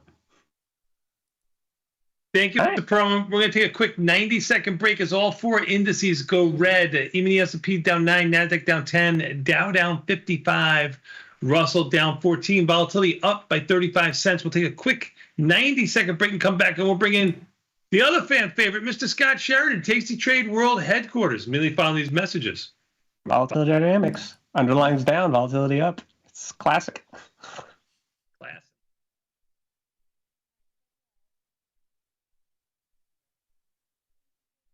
Forbes called us best online for options trading. Investopedia, best for options trading, period. With stockbrokers.com, we're number one for options and futures trading. The Motley Fool really likes us. And so does Business Insider. So what else can we say other than boom? Trade like a trader. Tasty Trade. Make your move. Dear Karen, thank you so much for the relationship advice. Of course, since you met your husband in high school, I should obviously just go back to high school. Can't wait to win the Nobel Prize for my development of a time machine. Signed, Regina. Sometimes it feels good to get smart. Get even smarter with live trading insights and some live taunting. You're mistaking me for someone who cares. From the smart mouths at Tasty Live. If you missed the live show, here's our cherry on top weekly recap. Have you ever been banned from any place? Probably. Just the delivery room? That was it? No other place? Oh, the delivery room, yeah. Twice. That's the only one. Twice. Yeah. Two-time offender. My wife gets banned all the time from places. She's confrontational, argumentative, and violent. When she got banned from that one Italian restaurant that was around the corner from her house, that's the only time it really pissed me off. They had the best chicken Vesuvio, and I had to go in there and just say, listen, you banned her, not me. I'm still good, right? They're like, yeah, you're okay. Are you really going to Buc-ee's? Yeah. Will you film it? You film yourself going in, you're like, what up everybody, it's your girl Sassy. I'm here at Buc-ee's. And then you get the food, and then you get to eat in your car. You eat in the car, you get something on you. Yes. It's your shtick. Yes. You got to do it. I never spill. I love this. Yes. I know, right? Do you know what that's like to go out to a tasty show and you prep your whole speech, you come out there and you see all these people, that have driven for miles and miles, and the first thing they say is, "Where's Tony?" And you have to go, exactly. He's not here. And the look of just, it goes from excitement to sheer disappointment in an instant. I've never heard one person say, "Where's Tony?" I've been on the road for 25 years. You literally, the whole concept you had last year was "Where's Bat?" That was the whole concept of your show. They did a show about where the bat is without bringing the bat. I hate to say this, but a buddy of mine owns a mountain there. Yes. Owns a mountain? Something like that. Okay, cool. They got hiking trails on it. I'll tell you my activities. Okay. I'm gonna fish. You were not gonna touch a worm. Who's gonna hook? You're not gonna touch a worm, sweetie. I do. I fish. Okay. I'm gonna fish. Okay. I'm gonna bike ride. Okay. Bike ride. I'm gonna hike. And I'm doing something with beehives and honey. Okay. Then I have my choice of whether or not I want to practice my archery. Is this like adult summer camp? This sounds amazing for me, who actually likes the outdoors. For you, you're an indoor cat. Get the full scoop by checking out the archives at tastylive.com. In the world of investing, a beast lurks between the numbers, ready to pounce. Some traders hide from it, some ride it. If that's you, join us on Tasty Trade. Genius loves company.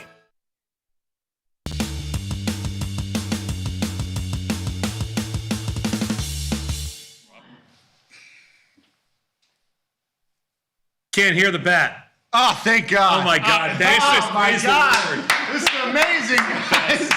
What a pleasure. Yes. Oh. We finally figured it out. It took 14 years. Oh, we did to it. figure out how to shut him down. Wow. Tony. Beth, you're a genius. You okay? Oh, no. He's got no. Oh, man. Fix it. Do you have wait a minute, do you have a tea time at 10 o'clock? Is that what's happening? That's what you'd say to me. Like, And obsolescence. This is great. Wow. Okay. Oh, All look right. at it. Nice. All right, well, you he's know back. what? Mr. Scott Sheridan. He's very disappointed in you. hey, that was self-induced. Okay? We had nothing to do with that. So, Tony, I got to get a movie review because apparently Vince Vaughn's not in this one, so you might like it. Have you seen Timothy Chalamet as? Oh, he touched her too. Oh, he did. Who hasn't touched this woman? As Bob Dylan. Have you seen Bob Dylan? I did. It was great. Yeah, he's good. So I guess Timothy Very Chalamet good. grew And the up movie in a was musical great. family, and he's He learned all the Didn't you watch sang the all that. 60 Minutes thing on him? No. Oh, he did a And whole the thing. movie that won Best Picture or whatever it was horrible. This was so much better. Honora? Yeah, I hated it. Oh my God! Why? Because you touched her backside, nothing happened. Like why? I thought it was dumb.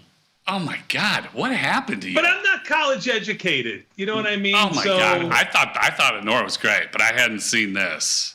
This is very good. He does a really good job. Yeah. I heard it. I haven't seen it. Yeah, the Elvis movie. Who played Elvis? He did a good job. Oh, that guy was good. yeah, that guy's good. He's like stuck in Elvis though now.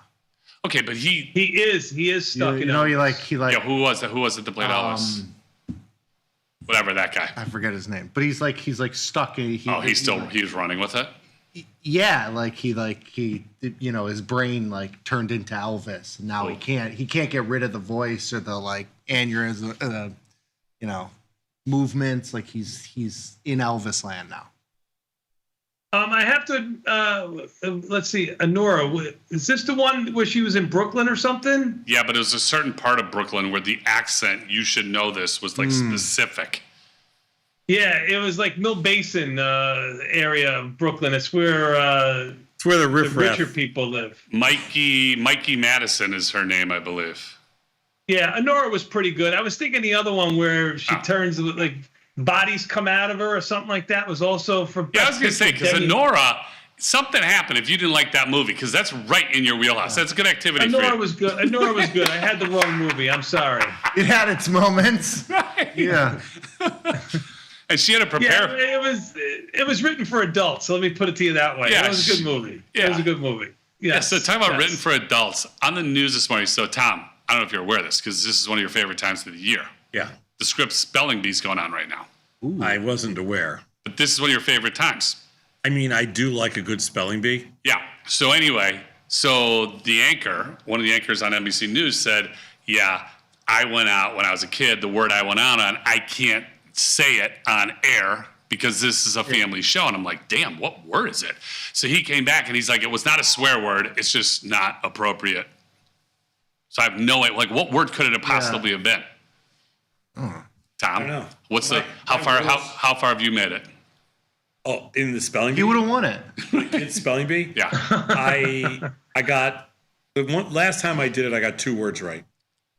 Like, I don't know, what does a winner get? Like 30? 20? Oh no, they gotta get like a lot. They're amazing. But how do you even because they say it and then they don't show you, like they give you time? Yeah, you could play along. Yeah. You can.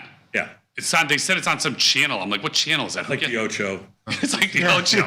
But it is. Like 7 a.m. You know? That's great. I mean, the kids that are. So they're 8th graders. So they're 13, 14. They're 13. Yeah, 13. When is it?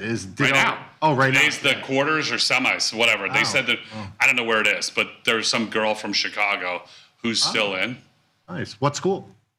You know? Don't know. I mean, she's in 8th grade, so I don't. No, it's not for you, okay? It's the Batista. It's certainly not a Batista. Although Vinny did get that, he didn't get the math side. He got the spelling and reading. I was saying what grade, like you're interested. Yes, very What's good the thing? Like you're asking. What do you do? What do you take me for? No, I'm interested. Was it, Nutria, or was it Whitney Young? I mean, these are things you ask. Is what school? You say Chicago. What school? You're not in high school yet, so I don't know. It's oh my junior God. high. Would you like to know how many consecutive Wordles I've got though? How many consecutive? Oh yes. Wordles. How many? A lot. How many? I don't know. A lot. A lot. Amazing. Isn't he full of information? 3. I mean, you want to know how many I have? A lot. So, thank you, Mr. Trump. I can't even. I think it was last summer when I missed one. Yeah. Well, you and the helper monkey. You're almost a full year. Oh, almost a full year. I've missed a couple. Yeah, but I got one on the first guess, and you've never done it. I never done it. Yeah. But I have a whole. Yeah, that was a good one. And I'm watching it go green, green, green, green. And the dopamine hit that Unbelievable. comes unbelievable. No, the best part was telling Tom because he's like, it's never happened. And then he's like, I don't believe you. Yeah, of course. The best part is when the new Pope said, I play Wordle every day with my brother. Did he? Oh. Yeah, in Chicago. Oh, well, that's good for Wordle. That's good for New York Times. Good for Wordle. That's good. When the Pope comes out and says he does something every day. His brother is the principal of a Catholic school down on the south side. Oh, he is. So Well, weren't there 2 brothers? Yeah, but the one here is the principal of a Catholic school. Where's the other one? Florida. But he plays Wordle with them every single day. I think that's cool. I play with Josh. Not cool. What do you mean you play? How do you play Wordle with somebody? Well, I mean, they cheat together. That's how he gets them all. You don't cheat. They send each other did you get the Josh wakes up and he's like, hey daddy, did you get the Wordle this morning yet? Do you call each other? What do you do? No, when you want to, you can just hit the button and send it. Oh, well, I send it to my family after. But they don't know what it is. No, of course not. But you see the blocks. Yeah, I know. Oh, well, that's not playing. That's just sending you results. That's what they do. Oh my God, Tony, has he been like this all day? All day. All day. Every day. All day. Every day. Oh my God. I mean, you're talking about the spelling bee. I'm just telling you, the spelling bees. Oh, he's mad. I want to know. So you made him mad. They just say the word. And then they give, what do they have, like 15 seconds to answer? So you say the word and they give you like a use version. And then they give you. Do they use it? Yeah, use it in a sentence. Give you a definition. Yeah. They give you the Latin origin. Because I'm a horrible speller, so I'm not. You would get. Can I get 1? Well, I got 2 last. Okay, whatever. I get so you could get maybe 1. Maybe 1. I was watching it for 2 hours. I got 2. You could probably get 1 or 2. Okay, that's pretty good. And that would be lucky. Because spell check for me is. And how many do the Batistas get on here, Sas? While you're giving everybody a ranking? I mean, we might not even be able to say the words, let alone spell them. They're so hard because every single word has a trick letter. I wonder how they come up with those. I don't know how they come up with those. My Taiwanese sources say you are lying. You missed Wordle the other day. I did not. Ooh. I have a Taiwanese source here. The only Taiwanese source you can say is this. Josh, and he's wrong. I didn't miss it. Wow. Do we have to? I mean, are you going to prove it or no? You missed folio. No, I didn't. See, that was a hard one. No, folio was a hard one. Not only did I get folio, I got it. I got 2. 4. So, I'm with you. God. I'm with you. I want to see the it. screenshot where it says, like at the bottom, it says you missed a nice try. No, got folio. I haven't played today, so don't tell me. Very easy. I haven't played it. Scoop of vanilla, scoop of Stop vanilla, scoop of your chocolate. nose is growing. No, whoever told you that's wrong. I'm not naming names, but I'm going with Josh as the front runner right now. I'm not naming names either. I mean, although what does Josh have to lose? He doesn't have a lot to lose, so he could be lying. I don't know. He didn't get. I think there was one he didn't either. He didn't get it or something, and he said I didn't, but I got it. Folio was a tough one. Yeah, that's a tough one for you guys. For Oscar? I mean, that's a tough one. Folio is a tough one, but that was not the hardest one. There was another one last month. It was hard. I can't remember. Last month. Wow. 29 out of 30, a piece of cake. Yeah. It's the 30th. Yeah. I mean, I have nothing else to, I have nothing else to compare with you guys. I thought you were going to have nothing else to do, so that's what you could have said. That. Did you watch hockey or basketball? I watched the basketball game. It was freaking great. Was it? I was on and off. It wasn't and even then I went to hockey. I watched the end of the second period in hockey. Hockey sucked last night. Basketball, the Knick game, the Pacers were unbelievable. So why do you call it a Knick game when it's in Indiana? It's the Pacers Pacer game. Yeah. The Pacer game. But for you, I was simplifying. You're not a basketball fan. Wow. You're not a basketball fan. I gotta say something. You're not a fan. I gotta say something. I didn't even know if you know who's playing. Uh-huh. Did you watch the game, Nick? I did. I've watched more basketball than you have, but that's okay. Go ahead. Yes, Tony, what do you have to say? This series has been one of the best. This series has been one of the best. I think this has been the best series. Yeah. And my Taiwanese sources gave me fake news because they wanted it out there that Sosnov didn't get it. He actually got it in 4, but he wanted me to give the fake news because that's all that counts nowadays. Democracy is dead. Oh my God! You turn his sound off again. Needs to go it was away. so nice when we couldn't hear him. All right, Beth. Nick Kane. It was great. Stay tuned for Trump. And Timothy or Chalamet is skepticism at later all the today. Knicks games. Would you like to know why Timothy Chalamet is at the Knicks games? He grew up in. Because he gets to walk around with. No, he did with grow up in Jenner New York, but he grew up in everywhere? public housing and he had no money. And he was a huge Knicks fan, but he could never go to a game. So his parents were both in the arts, and he went to Bronx, some arts academy, for high school, but he had no money. So now this is because he's in the front row every time, and he happens to be dating Kylie. Yeah. Front row. Guess which one he's dating, Tom. Kylie. Kylie, right? Front row, Yeah. Front row at Knick games is solid. But I don't know How much do you think a ticket is? 25 grand? to a Knick game. Yeah, for a playoffs. It's got to be 15, 20. Easy. Front row? Yeah. 25. Hey, Yeah, 25. you know what would be some good, tasty advertisement? You get a ticket right next to Timothy. First of all, I don't even It could know. be. It could go like Timothy, I don't even know if you Jenner, get one for Tom. 25. I don't know. I mean, Knicks- the face Knicks are value good. face value on those during the season has to be 5. Oh, I think it's more than that. Think it's more They said on the glass for the Rangers for the Rangers on the glass. for playoffs or regular. Regular season tickets on the glass, I think was $250. One seat. $250,000 Regular on the glass. for 41 games. Regular So on, $6,000. which means that on the floor for Knick games, gotta be 10. Yeah, it could be 10. I mean, you look at who's sitting down there. So the Lakers, they have a new suite now. It's $2.5 million per year for courtside and a fancy suite. Oh, so you go back and forth? $2.5 million. Yeah, I think you get Did the Kings play there too, or just Lakers? just Lakers. Just Lakers.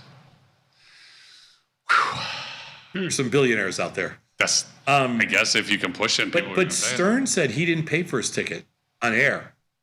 Somebody gave it to him. No, he said the Knicks gave it to him. Like, I don't Okay, know. but why I'd be wouldn't- surprised. I don't know. I mean, listen, Hey, rich guys fighting over free tickets. I got Johnny trades coming up. Can you do your list so I can wait a minute, get can rid we of hear you him again? and bring in the real talent? Oh my God. It's really one little hiccup on the technology side and it sets you off for the entire episode. Beth, can I get the I'm list? sorry, rich guy. I didn't get the Absolutely. free tickets. Wow. Oh, he's been like this all day. All day. Cranky. Oh, man. No, he's cranky because Wrong slide, guys. There we go. Thank you. he has to go away with me tomorrow. Oh, Tony, you have to go? Yeah, and you know what? We didn't realize having dips for dinner. He doesn't like dips. What's dips? It's Middle Eastern food. Oh, dip? Like it's a dip, but he doesn't like making it. Oh. I mean, listen. By the way, I went to Yaya last night again. It's really good. I can't get in. Look, listen, What do you mean get in? We went at Scott, 5:30. What? dips with your family is one thing. Dips with Sosno, I mean, is another thing. That's true. I mean, Go double early. dips. You go early. Go at 5:30. No problem. You get a reservation. It's really good. To where? Yeah. It's next to Galit. I haven't been there. It's the casual. Galit's really good. It's the casual spot for Galit. Yeah, there you go. Nice. Really good. I mean, I will go, but It's really good. If you need a reservation, I'll get one for you. Well, thank you, son. See, you got friends. See? Top 15 symbols going through the system. First, 40 He's minutes. mad because he's not going to dinner tonight. I'm going. Oh, Tony. Oof. You told him? Told him, but Oof. I invited him. I told him we have an extra spot. Oh, it's for 5 now. I thought I was just being added because it was a 4-top and you only had 3. So you're like, if you want to come, you can go. Which You got to fill a seat. Yes, I'm going. No, but- you're a seat filler. Yeah. I'm right. So now, so really, Tony, you should come down. It's a great spot. yeah, I got to clean my fishbowl. I'm telling you, it's a great spot. It really is. But I have already decided. Dips. I'm not touching the menu. I'm not doing anything because anything I say, Tom's going to say, fair. So you're going to order everything. I'm not saying a word. Oh, great. Thank you. Although I do have to make sure we get the special steak menu because there's 2 steak menus. Got to get the special one. Insider info there. Yeah. Nice. And I really hope we're sitting in the dining room, not in the bar, because that's going to be a crying shame if we're in the bar. I have no idea. I didn't make the reservations. I know. And you can't yell at Fred. Oh. Ugh. All right. Top 15 symbols going through the system. First 40 minutes of the broad-based indices or futures. Tom, for you, number 15, AVGO at a 41. For everybody else, Nvidia, you ready for this afternoon? On the glass, 250 each. Just got confirmation. Okay, I'm asking a question. Earnings. Earnings. What you think? What do I think? Well within the range. It's like a 7 point. Well within the range. I think it's going to, 9, Nikki. It's 9. 9 now? Yeah. Yeah, well within the range. That's what I think. Up, down, sideways? Probably It's a crappy range. It's a crappy risk reward. I know, it's a nothing. It's a crappy risk reward. I don't like it. Oh, here it comes, right? So you're hedging while you're not going to do anything, and then it's going to come in and it's going to be right in the range, and you're going to say, I'm playing it a little to the downside. Are you? I don't actually like it. What could they come out with that it's going to be bad? I don't think The it's going to be market- bad. I just right. think it's kind Maybe of it's like not a buy the rumor, sell the news. Like it's already in. I think it's inside Right? down. Inside but and, down. Yeah, fine. I'm You with know, you. just like kind of a breather. See, he gives an answer as opposed to it's not worth playing. Yeah. Right? Thank you. All right, Tesla I to trade. Yeah, I you trade. Guy that trades everywhere. You guys are giving me a lesson. I love it. I trade. Ugh. Tesla to 31, Meta to 13, PLTR to 31, OKTA at a 27, UNH, that's up for you today, it was, at a 50, HIMS at a 40, Apple at a 30, Amazon at a 19, ANF at a 21, CRM at a 56, GME at a 28, TLT at a 38, Goog with an L at a 27, and number 15 for Tom, AVGO to 41, rounding out the next 10. Oh my God, there's more? Yes, for you. I bet it at 37, CRWV at a 44, TEM at a 44, and GLD at a 45. And on that note, play some music. I'm turning it over to the real talent. Thank you, Scott. There you go. Play some music.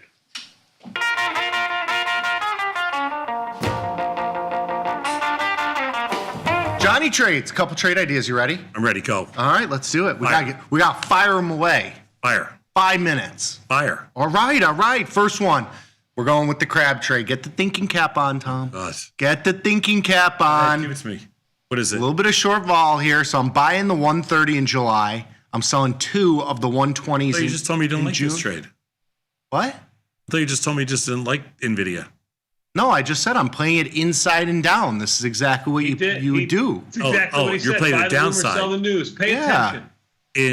I can't. I'm already short all these puts. Okay.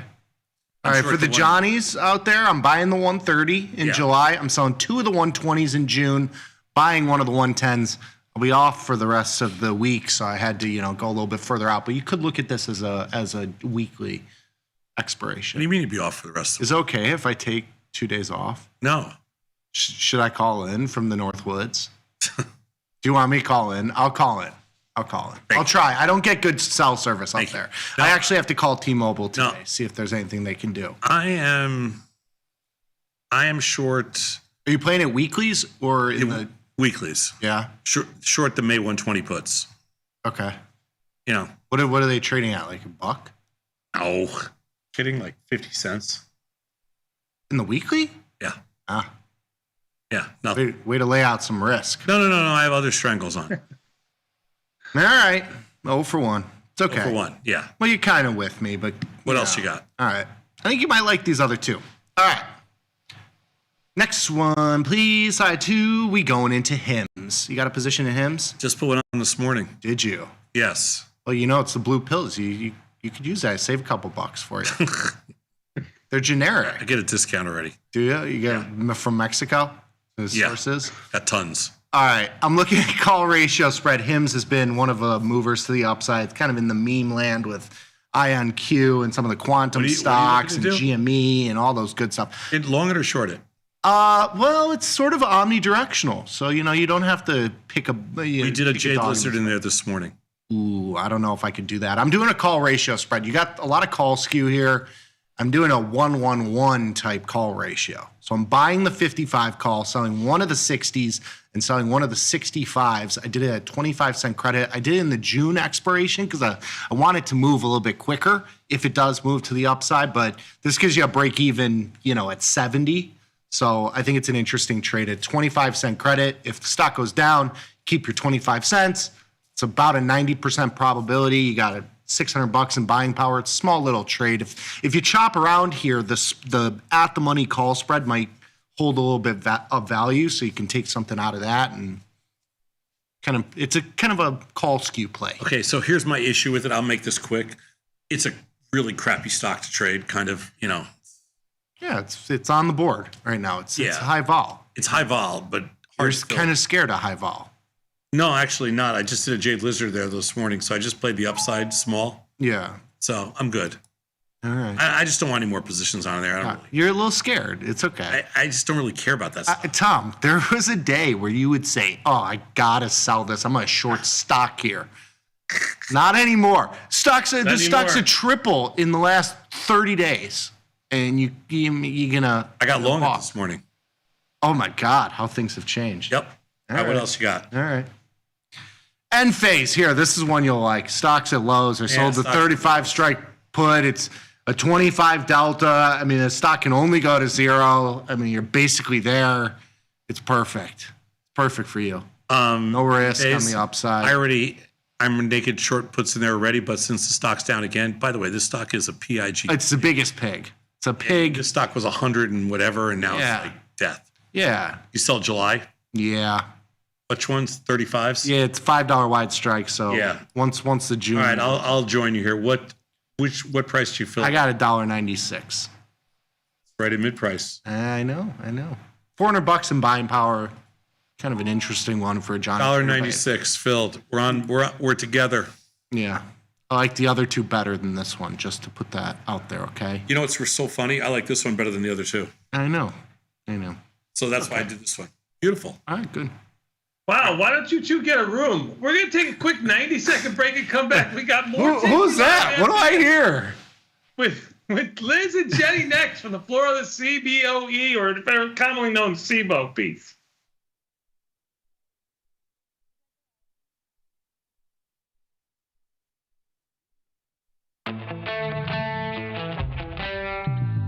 In the world of investing, a beast lurks between the numbers. Some watch from the safety of the sidelines, but others saddle up and ride that 1-ton rowdy ribeye for all he's got. If that's you, join us on Tasty Trade, named best online broker for options trading. Genius loves company.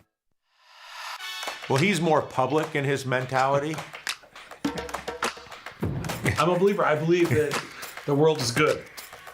and I know that the world is not good. That questioning yourself and questioning yourself in dialogue with someone you respect is both pleasant and sometimes extremely insightful and useful sometimes.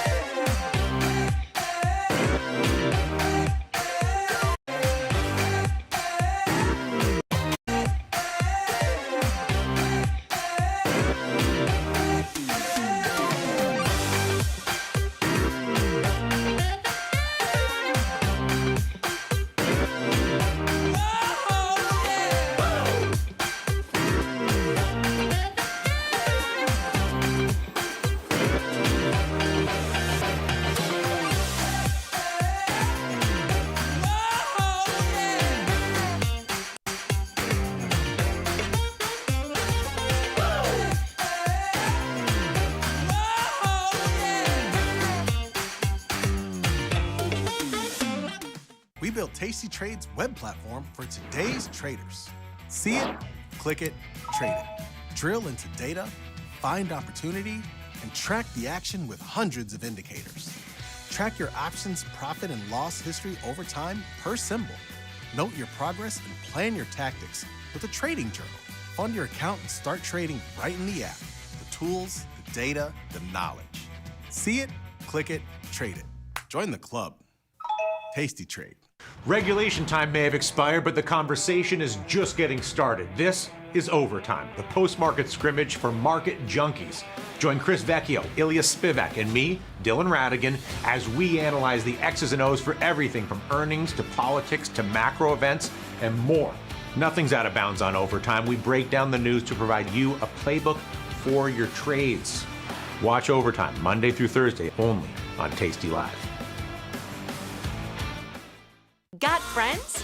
Get $250. We'll give you a bonus for each qualified person you refer to Tasty Trade.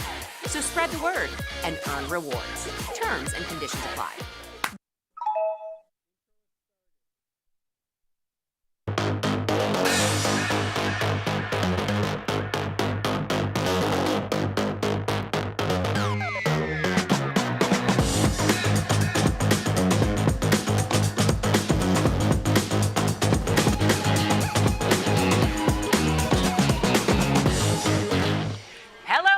And welcome to the Wednesday edition of the Liz and Jenny Show. My name is Liz Deerking, the beautiful brunette. Live from the SIBO is Miss Jenny Andrews. Hello, Liz. Hello. How are you doing today? Good. You know what? It's been, you had some technical difficulties this morning, so I was sitting here by myself. I've had multiple nice traders offer to fill in, which was nice. They thought she was going to do the show by herself today, which you would do an amazing job if you did the show on your own. I'm sure of it. That's what I told Steve, our producer. I was like, I've talked for longer than an hour by myself before. But. So going back to like long ago, when we first started doing the show, I mean, this is 14 years ago, 15 years ago, my daughter had an accident and was in the hospital for 5 days. And I was in the hospital with my daughter for 5 days, and we were brand new. Show was brand new. And I'm pretty sure you did the show with a doll. I did the show with a Barbie doll. And I want that to be buried in the depths. But I will tell you, the show at that point was only 30 minutes. So I was like, let's cut it. Let's have some extra commercial breaks. I think I only talked for like 20. But where did the doll come from? They had it there. I just put it on the seat so I had something to talk to. It was like a brunette Barbie doll. I think someone gave us 2 Barbie dolls, like a Liz and Jenny Barbie doll. I was gone for 5 days. That doll did a great job filling in. Do you know who else was the first time ever on camera, and I'll never forget how nervous she was Case. Oh, and she did a great Tom's job. daughter. She did an amazing job, but it was her first time on camera. And she was so nervous. I just remember looking at her being like, it's going to be fine. Like, it's fine. Everyone is nervous their first time on camera. Honestly, when we did our first show, I know we started in December, our first shows, we were nervous our first shows. And those first shows were terrible. Oh, God. Terrible. It took about 3 months. I think it took 3 months of being on air to then not care anymore that you're on air. Yeah, now you don't care about the camera. Now we forget the camera's here, so sorry, guys. But sometimes and then if Steve wasn't standing behind it, we don't even know there's a camera here. And then the stage shows are a whole different story. When we did our first stage show, that was kind of terrifying. Oh, and then it was terrible until they get better and better and better. But just like everything else, just like trading, and I was telling my son that, yesterday. He's starting, you're going to screw up. You're going to make mistakes. Yeah. You're going to lose money. Unfortunately, he made money on his first trade yesterday. Oh, but that was good. I mean, he bought an XSP call. XSP call on the close. Hey, XSP. Made $15. We love XSP. It's a smaller version of the SPX, 1/10 the size. If you want a bite-sized nugget, sure. Can we pop in the platform and take a look at XSP? Yeah. So this is a SIBO product. This is the SPX, and so XSP is the smaller cash settled version of the big dog. A tenth of the SPX. So he thought the market was going to keep going up. Bought a little 0 DTE. 0 DTE. So we were looking. It was 10 minutes before the close, and I said, "Where do you think it's going to go?" He's like, "May I look at a chart?" I said, "Sure." So I looked at a chart. I love that. And so he thought it was going to go up, and it did. He bought it for $10, and it was $25 at the close. So he made I'm 15. going to guess it was out of the money. It was out of the money when he bought it. Yeah. So because it was cheap.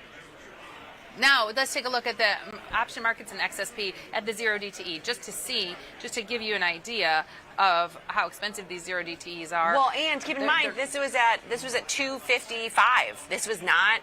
It was at 255. It was just trying to put one trade in, and I was glad because I wanted him to see the email, the scary email that says you have been assigned. You've been assigned. You know what I mean? Yeah. Funny. Yeah. I was super happy because I need the email. I need him to see these. So you can see here the just out of the money call in XSP is 75 cents. That's the offer, $75, 75 cents. And in SPX, that call would be 750. It would be 10 times. We do have a good SPX study today by Jacob. Doesn't seem like a lot. It was the 59.20. Yeah. It doesn't seem that expensive. The vol's coming in, right? Where's VIX? Well, I mean, we've got the SPX. If you take a look at this corner, the SPX has a $19.24 expected move for the rest of the day, which means, I mean, we're down. We were down. How much were we up at the end of yesterday? 122. 122. So that doesn't seem like much of a move. No, it does not. No. Yeah, yesterday we were up 122, so we were giving it back. It's a weird market today because, SPOOs are down 9 now. We saw them down as much as, 15. And NASDAQ's up. Is it? Yeah.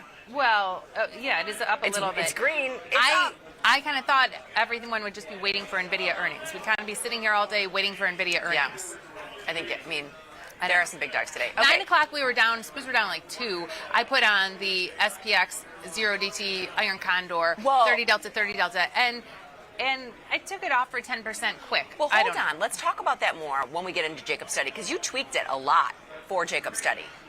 You only did $10 wide instead of the normal $30 wide. Yes. His original study is 30 Delta, $30 wide, and this new one he's doing is narrower strikes, and you can do the 20, 30, or 40 And honestly, like on the heels of yesterday being up 120, I didn't want to put on a $30 wide. That's why I only did a $10 wide.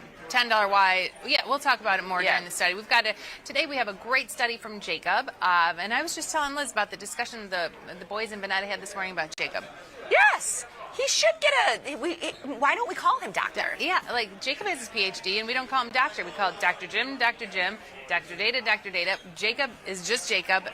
From now on, it's Dr. Jacob. Okay, so you're going to love this. We have my son's graduation party at our house this weekend, and my cousin Lauren will be there.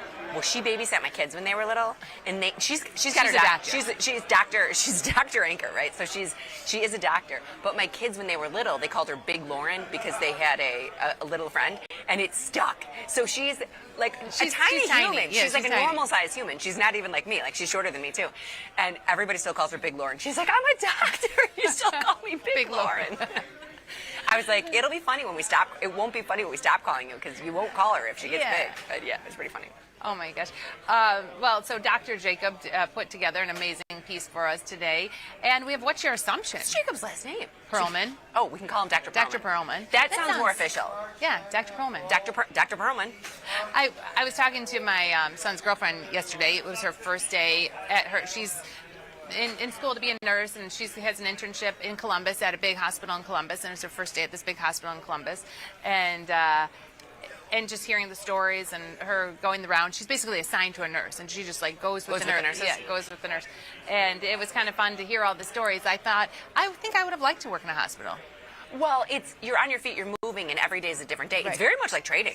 Right. If you're suited for the trading floor, you're probably suited for a hospital. Yeah, I agree. Yeah, because you're you're always on the move. You're putting out fires every day, no matter what, and you never know what's going to give you. Right. It's very similar. Yeah, we were not desk people. Oh, I can't believe I have to sit for this hour. I've been begging to stand for this entire hour. Jenny refuses.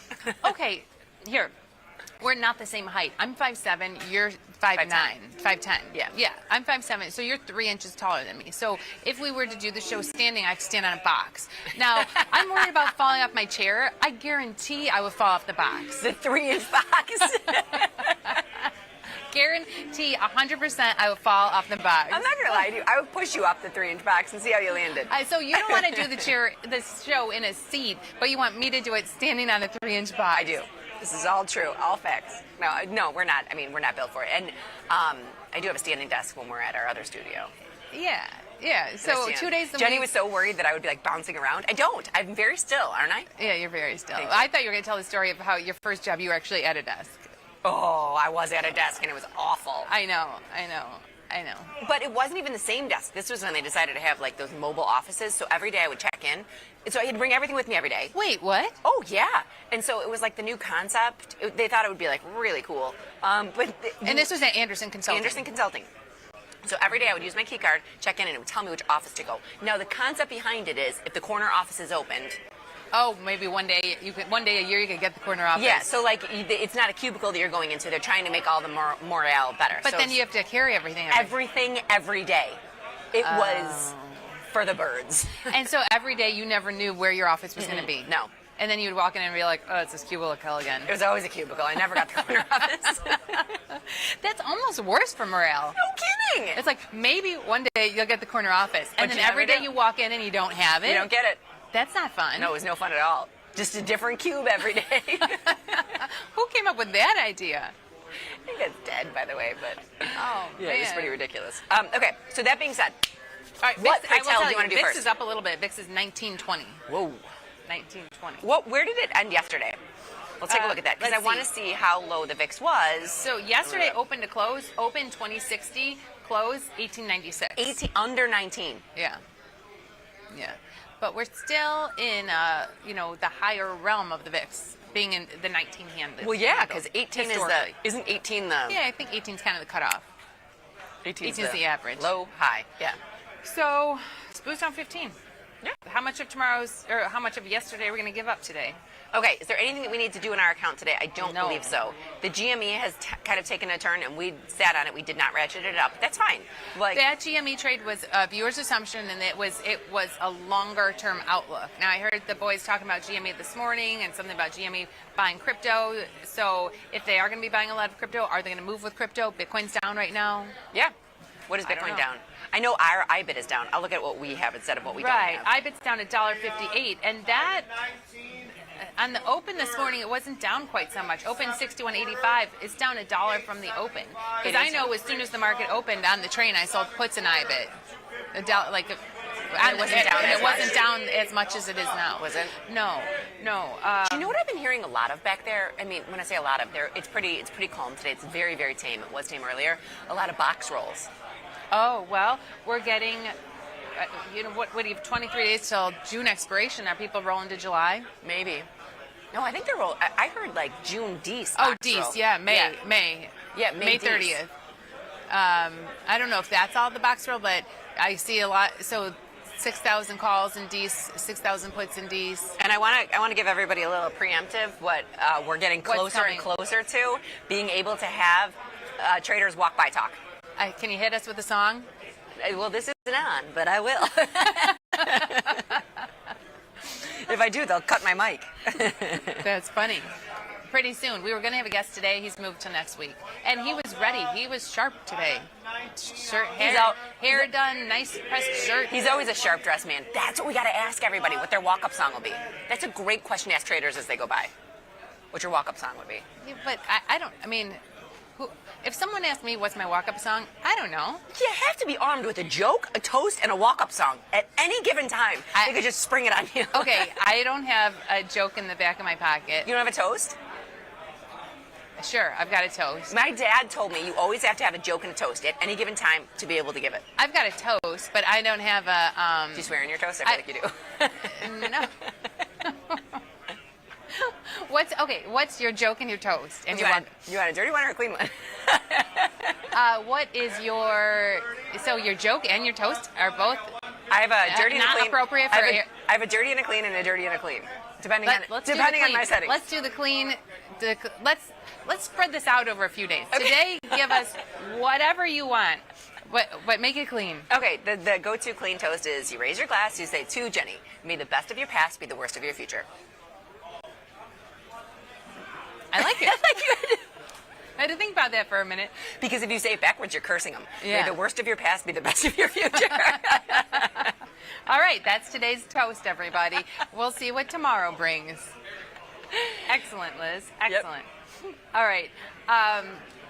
We'll start. We'll bring them every day. Every day we'll bring some kind of toast. So for those of you at home who don't have a toast and a joke and a walk-up song, by the end of next week, you're going to have a lot to choose from. Yeah. Well, I mean, the research team has their songs. Like everybody's got their. Oh yeah. Yeah. Everybody's got their songs. All right. Well, mine's Matthew Wilder. Nobody's gonna break my stride. You know that. Oh yeah. I don't really know what my walk-up song is.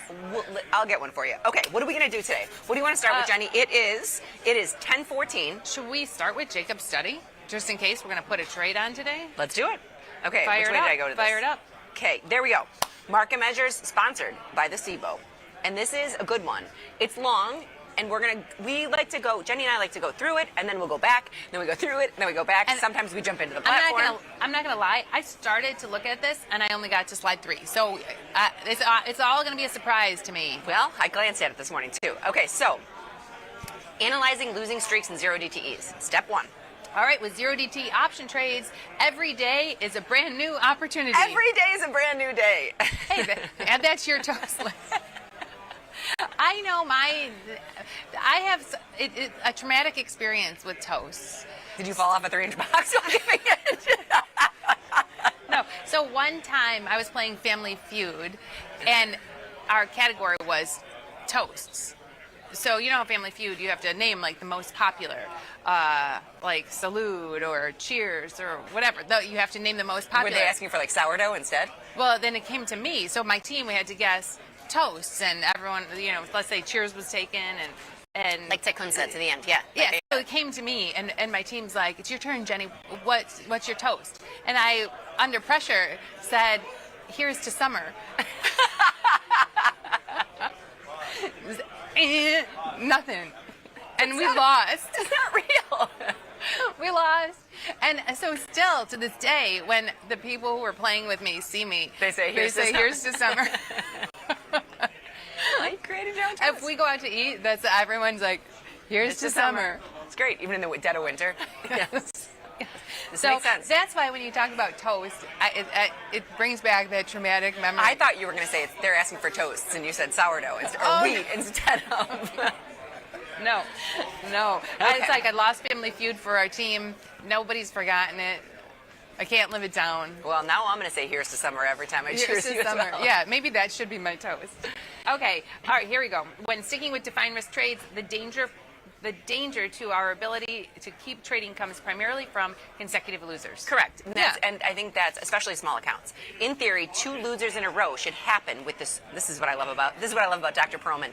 In theory, 2 losers in a row should happen with the square of the loss probability. Okay. Example, having 2 80% pop trades fail in a row would be 4%. 20% times 20%. Okay. And here's what I love about Dr. Perlman. Theory is nice and all. Another saying, theory is nice and all, but how does it go in practice? Okay, here we go. All right. Here's the study. Study's pretty typical. Using 2 years of data in 0DTE SPX options collected every 10 minutes.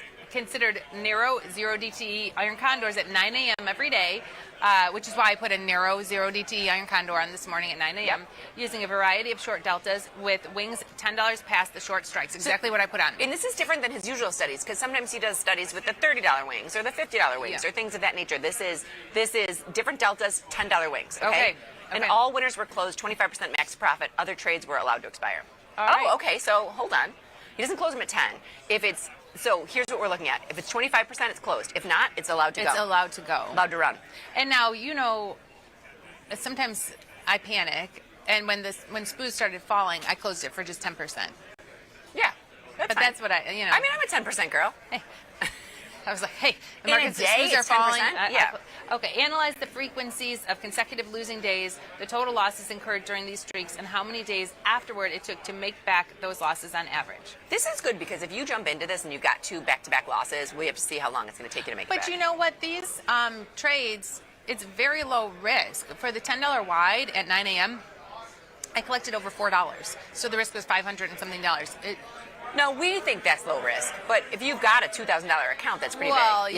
Yeah, then you're not going to... Yeah. If you have a $2,000 account, you're not going to take $550 in risk. You got to go into XSP and take lower. Yeah. Okay, this first one is, we have the 50 short delta. So that's you got right at the money. This is an iron fly. That's what I was going to say right now. I'm going to go over here. I'm going to show what they're talking about here. Now, it's going to be different because we're not on the open, but this is what they're advocating for the 50 short delta. Let me clear this out. So it's right, an iron fly. You're just right at the money. Yeah, I'm going to... Yeah, that's it. It's an iron fly. And how much is that now? $8.35. It's not that much risk. So I'll be curious to see these results. Yes. So that's what I want to see. And on the open, it'd probably be very similar to this with a 50 delta. So let's go back and see the results. Well, and now he's talking about how many times do you have consecutive losers, right? So and take a look. Well, look at this pop. This is a 46 pop, which means you're going to be getting 50% the width of the strikes. Over. Oh, well, over. We saw you're getting $8. I know, but that says a 46 pop, which means you should be getting $460 instead. Well, I don't know. I mean, maybe they separated it a little bit. The pop on that should be low. It should be low. It should be lower than 46%, I would think. But the pop is 23. Right. Now, if you separate them, if you move it one each side, and then move the other side down one. Well, this is what I was just going to try to do because that seems a little bit more realistic for a 50 delta. It's still a low pop. It's still a low pop. Okay, let's go back. Now, the frequency of isolated losers, 2 consecutive losers is 6%, 3 is 3%, 4 is 1%. And look at this. 5+ consecutive losers is higher than 4 consecutive losers. That doesn't make sense. What? This is where Jacob stumps us. Dr. Perlman. Dr. Perlman. I think he said don't get hung up on certain things. And he did say don't get hung up on that. We're going to move right by that. We're going to move on. So average total loss. So this isn't talking about wins. This is just talking about losses. Average total loss. So, if you're losing $6.95, then that means on this trade that you collected $460. The pop. That's what I'm saying. This isn't you're only collecting not even $305, which would mean the vol is so low. Like that was probably when VIX was 8 or something. Like that means the vol is so low. And so the more percentage your losses, the longer it takes to recover. I'm not going to lie to you. The 4 consecutive, 7 days, 6.3 days, and then 18 to recover, days. making 25%. Making 25%. Well, it would make sense. Like if you lose twice. Well, like if you lose 2 times, you'd have to make it double to make 25%. Yeah. I would think. I don't know. All right, I'm going to keep going on. Let's go to the 40. Let's look at the 40 delta. So the 40 delta here. Even this is pretty tight. 40 delta, you're just out of the money. And look at that. But what I wanted to say is if you're going to the 40 delta, your 5+ consecutive losers is never. Never. Okay. Never. When you're going to the 40 delta. Yeah. And that doesn't mean there's never a loser. It just means it never happened where you have 5 losers in a row. Correct. Never 5+ losers. And it doesn't mean full loss. So when you're looking at the days to recover from the loss, it doesn't mean full loss. No, it just because means it's going to losers. expiration. Yeah. It could be a penny loss. Right. Okay, now let's just keep going forward, and then we'll go backwards. So here's your 30 delta. This is very similar to what Jenny did today. 30 delta, $10 wide. This has an 80 pop. Now, you were collecting a lot more, which means the VIX is higher, because you got about $4 for it. No, I mean, an 80 pop would mean you're collecting $8 on a $10. Oh, no, 80 pop would mean you're collecting like $2. You inverse the pop. Yes. Yes. So you got a lot more, but we are in a higher implied volatility environment. I collected over $4 on a $10 wide. So I think at 9 a.m. and that's what this says at 9 a.m. I think we're in a higher vol. We're in a higher vol typically right now. So, but this is pretty interesting. So if you have, here's what I find fascinating about this. The farther you go out with your delta, so like the 30 delta, 40 delta, so the lower the delta, the longer the time to recover. So if you've got 3 consecutive losers, it's 51 days. You see what I'm saying? Right. That's what I find fascinating about it. Right, because when you've got it, bringing it in so tight, you're collecting more, your credit's so much greater. So if you make 25% of that, it's a bigger, and your drawdowns are less. So the more you collect with a $10 wide, it's kind of like the drawdowns are less. So even if you're a max loss, this teaches me to maybe get a little bit more aggressive with bringing it in. Yeah, we kind of laughed at it like, oh, 50 delta, who's selling that straddle? Who's selling, it's like a butterfly. It's going to be me. Maybe, because the average recovery time, you're right, is much longer. Much. If you've got 3 consecutive losers, who's going to keep putting this trade on for 51 days just to break even? Just to break even. So watch this. I'm going to go back to the 40. You're going to quit at some point. You'll quit at some point. If you go back to the 40, it's 3 consecutive losers, 24 days. If you go to the 50 delta, 3 consecutive losers, 7 days to recover. Right. Dr. Perlman just broke my brain. Now we got to put this one on the. We've got to make sure. Let's take a look at. Do we get the winning results? Let's go to the takeaways. Okay, takeaways. If we believe in long-term profitability of short premium positions, a run of losing trades is perhaps the biggest danger to a retail trader's ability to reach these long-term results. Combining option strategies and mechanics for high probability of per trade profit helps make runs of losers unlikely. An 89% pop translated into 2 years without seeing more than 2 losers in a row. And if you go to slide 7, I am in slide 7. You mean 6? I mean slide 6. Yeah, there's never 3, never 4, never. So it's a high pop. It's a high pop. But if you lose 2, it's 82 days to recover. But here. What did he just say? In an 80 pop trade, he had 2 years of never a loser without seeing more than 2. Without seeing more than 2 losers in a row. Yeah. Right. I don't know. I don't know. From this, I gather I'd rather be more aggressive and take the small losses because your wins are bigger. I think, yeah. Looking at this, like if you take a look at, let's compare. Slide 4, where you're the 40 delta. The 40 delta. The 40 delta is better than the 50 than the 30 delta because 30 delta, 100. This 30 delta, 82 days is way too much for me. Or do you just go with the 50 delta? I'm going with the 50 delta. And 50 delta, $10 wide. Your drawdown so small. Let's put one in now and watch it. Let's do it. I know it's not 9 o'clock. It's so 10:25. But take a look at this, Jenny. I have the same trade pulled up that we have on. The markets have not moved that much, so it's still wrapped around there. And now it's 750. Now it's 750. I was getting 850 for it. Right. 10 minutes ago. Maybe this is the trade we put on at the beginning of the show. Yes. It's a very low risk trade. Yes. But yeah, don't put on now for 750 if it was 850 10 minutes ago. It was 850 10 minutes ago. Yeah. Yeah. Okay. So I'm gonna go. Let's get to all of his takeaways. Okay. So then here, there's 2 more. Riskier high credit trades, however, require less time to make back what was lost when losers did strike.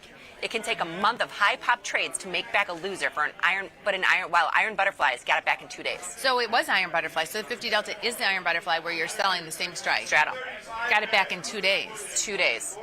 I mean, that's interesting. It's a number I can live with. Yeah. Finding the balance between pop and premium that works best for your investment goals require careful consideration, but now you are armed to make an informed decision. So we have the tools, we know the rules, and we can choose to break them. I like this study. I don't know too. how Jacob keeps coming up with these studies. You know what? And I'm going to be very curious to see how the boys do with this because I guarantee they're not going to dive in as deep as we did. Well, I don't. They're probably not going to open it up and put on a $10 wide iron fly. I think let's try this. Let's try at the beginning of the show. Tomorrow. I know it's 10 and not 9, but let's try at the beginning of the show, try this $10 wide iron fly. And we're going to try it on Thursday, the do not sell day. Yeah, the do not sell day. All right. Do not sell day. Okay. I'm going to pop back in the platform, taking a look at this. Yes, that's decaying as we speak. But they're talking about the iron fly. So this technically would have been this one, where you bring it to the 50. Right, same short strike. 850. This is the same short strike. Should I put it on? Yeah, put it on. Yeah, that's what we were looking at. Okay. Filled. There, you're filled. 835. Oh, did you not lock the price? I did not like the price. That's okay. We're We're up $5. Should I take it off? No, okay, so he said put in 25%, but that's at 9. We're at 10. Why don't you put in 20%? We got 8. I'm putting in 10%. We got $80. That'll be we'll see if that can hit. Now, if you're only going to take 10%, look at this. If you're only going to take 10%, then it's going to take more days of winners to make up for losers. But I'm fine. I'm okay with No, this. the only reason we're doing this is because it's later in the day. It's later. It's later. already 10:30. Yeah, it's 10:30. Yeah. Okay. Okay. Sure. We'll watch. I'm glad you got filled on that. More graduation party invites are rolling in. I can't do it. I'm tapped out. Is that what's happening on your yes. phone? I don't know. I'm out. It's going to be. It's a good thing that you have so many friends, and JD has so many friends graduating that you're invited to so many parties. Yeah, it is good. It's a high class problem. It's a high class problem. It's a high class invited to too many parties. High class problem. Okay, so now we went through this study. Let's go to Twitter because I want to make sure we get to everyone in Twitter, and then we have what's your assumption, and we also wanted to look at a Jade Lizard in ARC. Oh yeah, Kathy Wood. Right, we do. I was reading something. I read something like Kathy Wood sold all of her OKLO, and and you know what that prompted me to do? Collar my OKLO. You collared it? I collared it. And I paid a little bit. I know on Twitter we have our death by debit, and we talked about that yesterday, death by debit. Oh. I paid a little bit to collar my OKLO. I will. Last margin call comes in with how I feel this morning. Look at my Dick's debit spread. Honestly, death before debit will be pinned on my wall from now on. But may the market gods will forgive me this once. So we looked at this yesterday. He was looking at $10 wide downside put butterfly in Dick's. Dick's was up $10. The last I looked, it was unchanged. And this trade doesn't expire till Friday, so I think there's a real chance that it could still end up in his butterfly. Last margin call. This is what I'm going to do for you. Her genie wish for you is that Dick's ends up in the middle of your butterfly.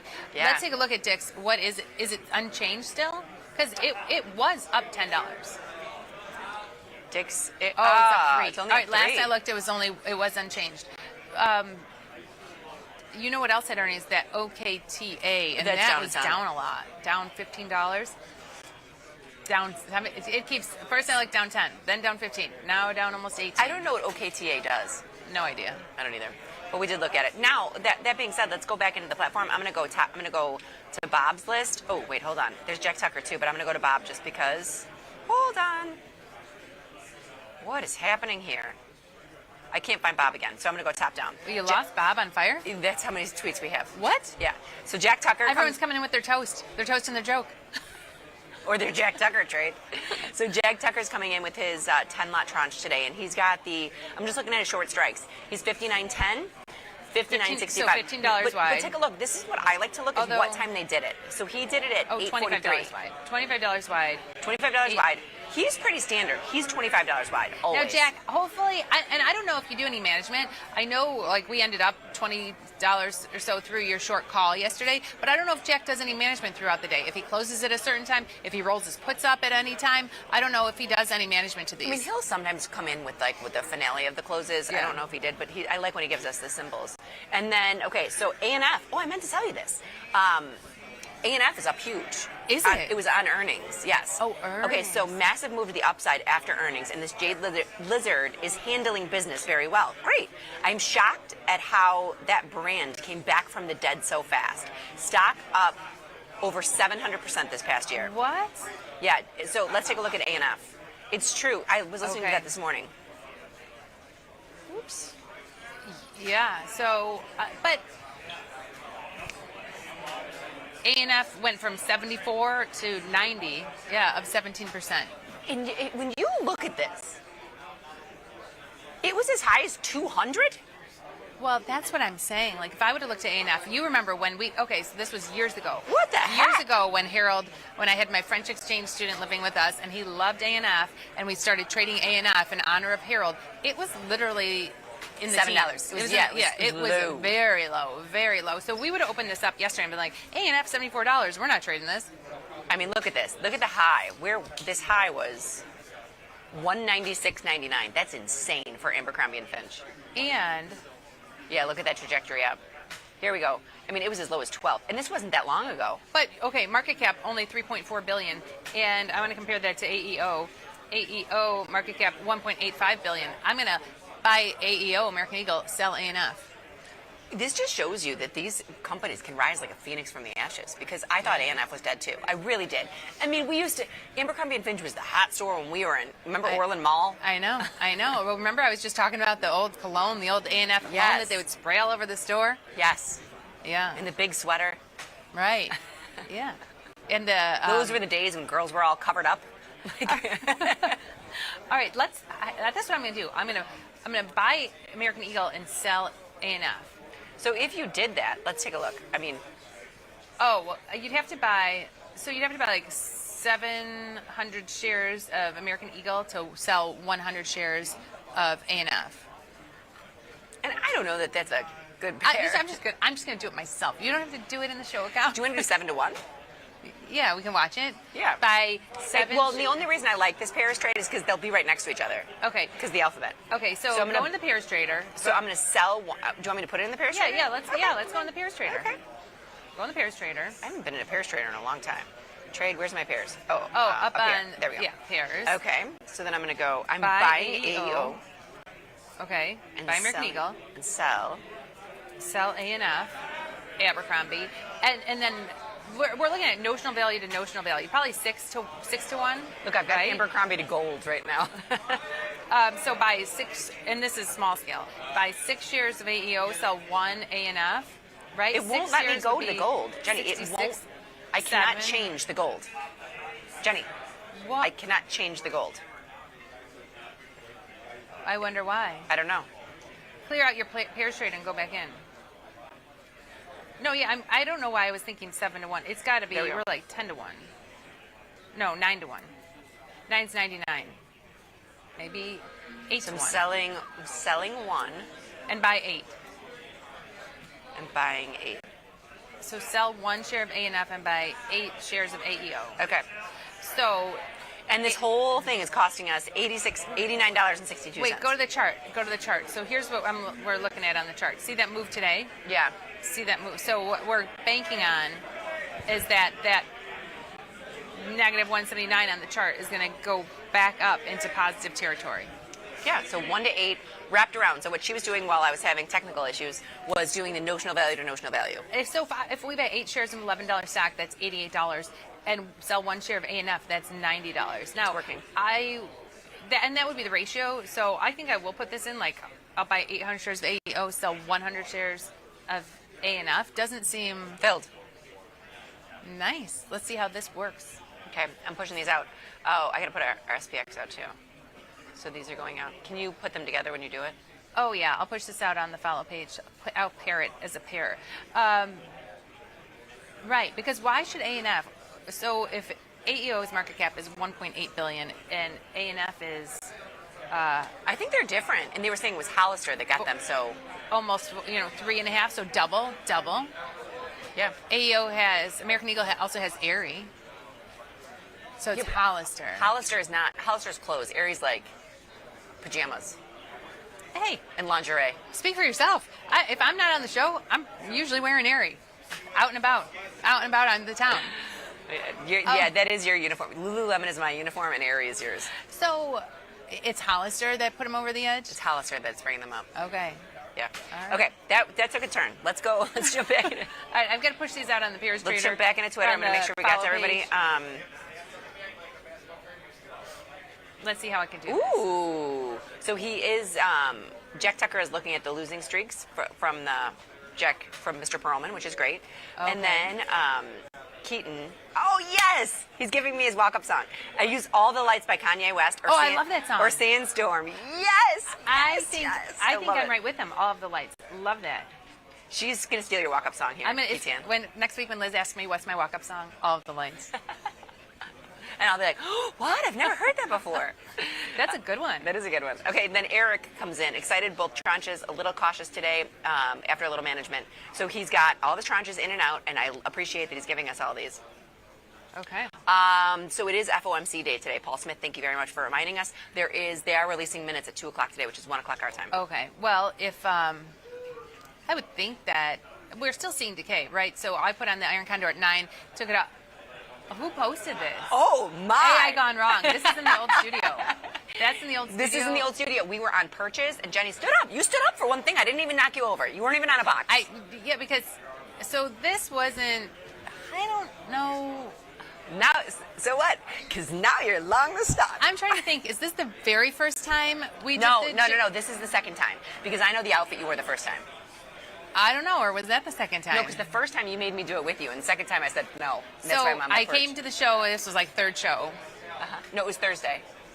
It was a Thursday. It was the fourth show. So we were on air, and the show was kind of dull, a little boring. And I was like, okay. I was sitting in the shower thinking, and I came up with the naked put dance. No, my favorite was she's like, no matter what I do on the show today, just play along.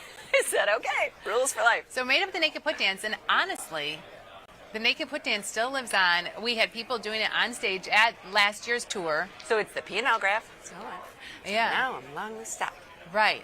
Like here's the 0 bar on the P&L line. Stock goes This down. is the credit. This is the This positive. This is the positive credit you're taking in from selling the put. Then the P&L of the naked put stock goes down. So what? Because now you're long the stock. That's all that So just go to something and pull up a P&L graph. I love that you're defending this, and this is fantastic. Okay, so I'm just going to go to a So short just like, not ANF because we have the stock. It's not going to look the same. Wait, let me go so just go to something we don't have. Like, I'm just going to Costco. COST. Okay, Costco. So you sell a put. Sell 1,000 put. All right, and then go to the P&L. Go to the curve. Okay, there we go. Hold on, I'm going to zoom in. All right, here's the 0. Here's like the 0 axis. This is the credit. Stock goes down. That's the P&L of the put. Now cancel this. So far, this makes perfect sense. Now clear this out and buy the stock. So what? Because now you're long the stock, and this is the. I should almost do it like this. Because that is the P&L of the stock. Didn't take much to come up with that dance. Yes, that is whoever posted this. I want to say thank you from the bottom of my heart. Thank you for finding that in the archives from maybe 2012. In the Tasty Live video released last Saturday. What? Huh? Huh? Oh, we got some doozies. I hope they don't release all the old videos. We've got some doozies. And nobody has asked for approval. No, they own our likeness whenever we've done. Oh my God. Okay, so this is last margin call. I was wondering if you can give your view. BBY, which is Bed Bath. I think it's Bed Bath & Beyond, right? Or is that Best Buy? Bed Bath & Beyond is gone. Earnings tomorrow. 3-day expiration. 2,500 volume on the. Let's see. It's the 7466 Strangle. Okay. So let's take a look. Okay, so let's go to. And then we got to get rolling because we have earnings today. Nvidia, CRM, AI, ELF, S. Foot Locker, BBY. This is one of them. Kohl's and Burlington Coat Factory. Yeah. Okay. So let's take a look. They wanted the. What strikes do they want? Do you remember? They want the 74 call and the 66 put. This is in Best Buy. I don't know if I want a naked strangle in Best Buy. I'm just not up for the risk tonight. Tonight's not your night. Okay, so tonight's not the night. But here's just thoughts, random thoughts by Liz Deerking. If I'm setting up a strangle and it's in earnings, what I would be doing is hitting the expected move. So I mean, going up at least outside the expected move for the cycle, because if I lose on it, I don't want to be like, that wasn't what it was supposed to do, because it was. Do you know what I mean? So that's whenever I'm selling a strangle, and I don't know that we're gonna do this because Jenny's not up for the risk and she's running the platform tomorrow. But I just want to make sure that I'm outside the expected move. So this becomes a high pop trade. You look down here, you've got a pop of 70%. You'll notice I talked to TP about this. The P50 is less than 1 because it cannot calculate when the days are so low. Okay, and there's so gonna be our number one guest. Our number one guest. He just walked by. He just walked by. He's gonna be on next week. He's our first and foremost. He's our test pancake, ladies and gentlemen. We're gonna. We've got the mic ready for him next week. Next week he will be coming on. We've got the rules, we've got the tools, and now we just need ALO. So ALO next week. He'll be on. But yeah, so if we're doing a strangle, I typically like to keep it a higher pop trade. But yes, okay, let's go back into earnings. I'm not sure with the big move with the ANF 17% move. That's another reason why I'm a little bit apprehensive of retail stores. Yeah, I'm not sure what's going to happen with Best Buy. Okay, so then I'm going back. Now we got to Bob. So Nvidia, Salesforce, AI, Elf, Foot Locker, Kohl's, and what's Burlington? I think Foot Locker. Didn't you just say Foot Locker is buying someone, or no? Foot Locker's being bought by Dick's. Then I think that's done. Like that's not an earnings play. It's not an earnings That's done. But Nvidia, that's the hot topic today. What is Nvidia going to do? What's everyone going to do in Nvidia? I am just long. I have a defined risk long position. That's what I have. I have an undefined risk long position. So what are you going to do to protect it? Let it ride. I'm just kidding. No, I will probably do, and I know these are famous last words, but if I'm just long the stock. So what? Long the stock. Now I'm long the stock. And how did you get long the stock, Liz? By selling puts. So you sold puts. Uh-huh. The stock went down. So what? This is a new Now you're long the stock. So I'm probably going to do a downside ratio spread and a wide one. To try to protect your stock, right? I'm going to go 133, probably 128. 133, 128. And then... So it's just, I pick those strikes because I'm trying to not death by debit. I'm trying to take a collection in. It brings my break even down to 123. If Nvidia goes down to, 128, that will help. That will save you a couple $100 in loss on your stock. If it goes below 123, I'm long double. Then you're long double your shares of Nvidia. I just thought, I don't know. Nvidia could be one of those where it's like it doesn't even move. Okay, so what do you want to do in this account? Because we don't have anything. We have no Nvidia position. I don't believe we've had an Nvidia position for a while. Okay, if you're long and I'm long, maybe we should just sell a put.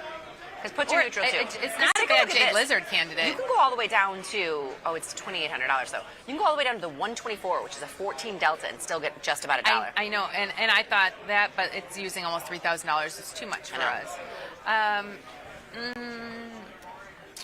So let me ask you this: if we're slightly bullish, and because it is, it's a Wednesday, I was going to say 128. So it's only 50 cents. It's just so hard because you're not getting tough. much. It's really 136, 140. It's hard. The diagonals are kind of expensive. I like selling the puts. I just don't know that we want to hold up $3,000 in this account if the wheels fall off because we can't. I know. I mean, we could maybe just if you could go out to June and sell the 125, 120 put spread for $1. Wah, wah, wah. I know. I don't want to go to June for $1. I don't want to. I'm not sure.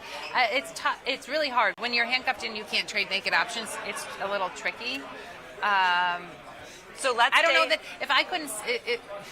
But I have. So let's follow some rules. If we're both bullish, I'm going to go 128, which is in the money. I understand that. Well, I'm fingers crossed, hopeful I'm bullish, but I'm perfectly content on losing. I've got $500 at risk. If I lose my $500, I'm ready for that. So here, let's just kind of walk through a couple examples, and this is why this is difficult for people to trade. So I just threw in the 28. I'm going to go 28, 23, just because. So you can get $1 this way, and the 128, 123. If Nvidia doesn't move, we get to keep it. This is instant gratification. If it doesn't move, it's ours. If it goes down to 130, it's still ours. If it goes up, it's ours. But you're risking the same amount of money, and you have unlimited profit potential. Do you want to know what I have? I have the 135 call. Oof. But I have that. I have gotten that from doing a diagonal in the past, and having sold some premium against it. So I didn't pay $5. I didn't pay $5 for it because I had it. I remember when I bought it, I said, I'm buying this diagonal, and hopefully the short rolls off, and hopefully I'm left with a call. I didn't plan it that it would end up being the at-the-money call now. Would you? Let me ask you this. If you have that, I'm going to clear this out, and then we're going to go into it. Sell that out. Whoops, hold on. Sell it out. And then sell the 145. So you're going to get 680. Then just go one. You can take in 60 cents and have the diagonal. Wait, what do you mean take in 60 cents? So watch this. So if you have... because you have the 135. So if I sell the 135, I put this trade on as a early earnings trade, so I'm just leaving it. But now it has to go up $5 for you to start making money again. Same with the diagonal. Even though you're taking in 60 cents for the diagonal, you still have $500 in risk minus the 60 cents. Minus the 60 cents, but you have... One more week. One more week. No, I'm leaving it. Because then I'm Let it capped. ride, Then I'm ladies and capped. I'm just, when I put it on, I said, this is my diagonal. I hope I have the long through earnings. And it didn't cost that much. I don't know. Okay, so then let's... I'm just letting it ride. So I'm just thinking, okay, if I lose $500 on Nvidia earnings, fine, but that's all I could lose. If it drops $20, I'm not going to lose any more than $500. Right, and that's kind of how the diagonal is. And not even that Look much. Look at this. I could put the diagonal in for $3.85.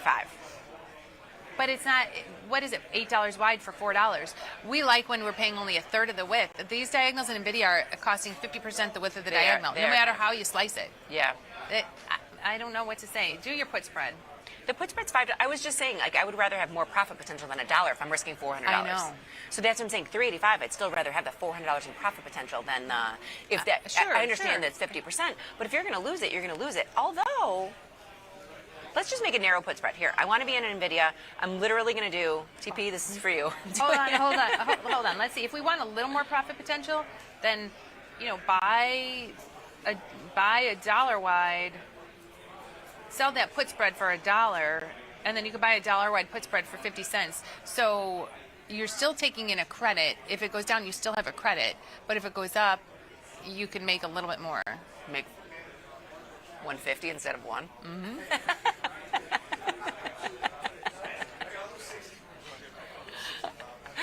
Does anybody else think that's funny? Like, we're funny. We crack each other up all the time. I don't know. I don't know what the answer is in Nvidia. I'm telling you, TP would literally take it. He'd go, okay, where can I get a third of the... This is what TP would do. He would be selling the 132, 130 for 72 cents. Fine. If it go, yeah. It's challenging, and when this account is kind of like Tasty Bites, it's challenging, and I really don't know. Or tighten up the diagonal and pay less for it, but then we'll make less. No, I'm selling. I'm literally gonna get us 50 cents. 42 cents. That stinks. Terrible. Just pass. Yeah, we have to pass. Okay. Or how much are the calendars? We're past. in We're there? gonna come How back. much are the calendars in there? That's saying we don't think it's gonna move, but I don't mind it. Or do it slightly to the upside. Do like the 138 calendar. Okay, hold on. Wait, I just did the 136. I want to see how much it is. It's $1. That's what we're gonna do. Right here. I'd rather spend $1 this way. Sweet. Or move it slightly up if we're a little bit bullish. Fine. I don't care. It doesn't matter. They're all $1. They're all $1. We $1. know all calendars are $1. I'm gonna go 138. Fine, great. 95 cents. Great. Shipped it. Let's move on. Great. What a weenie trade. Our dollar calendar. Hey, listen. Here's the deal. If it rolls off and then it's I think unlimited that's gonna be profit my new toast. Like, here's to $1 calendars. Next time I'm playing Family Feud. Here's to summer. Oh my God, that's so funny. Okay, back to Twitter. What time is it? What time? 10:50, and we haven't even gotten to what's your assumption. What about Salesforce? Are we going to trade Salesforce? Oh yeah, we got to get Salesforce too. Salesforce, that's going to be tricky too. It's $275. 57 rank, $19 expected move. I know. No thanks. What else is there? Maybe we just go to what's your assumption. I do think so. If you're looking at this, I think Nvidia is a big powerhouse, right? So we have our calendar in, so we're in. Awesome. Did you trade earnings in Nvidia? Yeah, I traded earnings. I'm playing Nvidia. If I'm at a cocktail party, at least I can say I played Nvidia. But I think it's going to move the market in one direction or another. But I also think all eyes are going to be on it, where it's going to be a nothing burger. Now that being said, we also have the Fed announcement or Fed minutes that are coming out at 1 o'clock. So maybe we should have waited and put our calendar on at 2:55. Yeah, but we don't do that. We don't do that during the show. No. So we threw caution to the wind and paid 95 cents for a calendar. All right. Did you push that out on the follow page? The calendar? Did we get filled? I mean, let me see. No, and we didn't even get filled yet. Or you better pay up to. The last thing I pushed out on our follow page is our ANF AEO pairs trade. Paying $1, and we're filled at $1. So I'll send that out. Okay. Okay.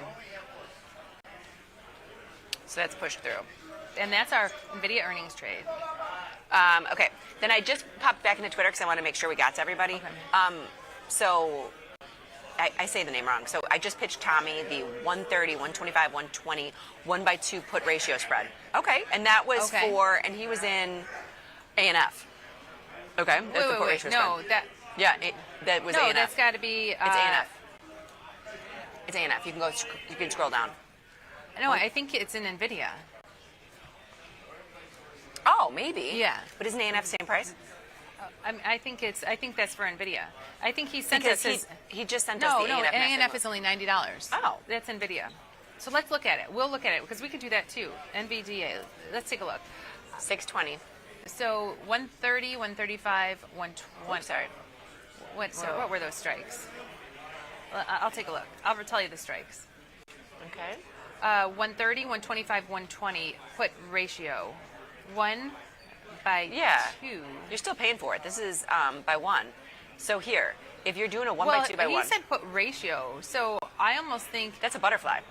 No, but I almost think he's selling the 120 as well. Like buying the 130, selling 2 125s, and then selling a 120. I almost think he's selling, maybe, right? Because he says 1 by 2, 130, 125, but we would have to do the butterfly. Yeah, you'd And have how to do the much is butterfly, 63 cents. That's a downside, though, to Nvidia. Yeah.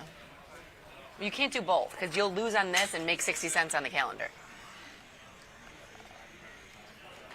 We'd lose on the...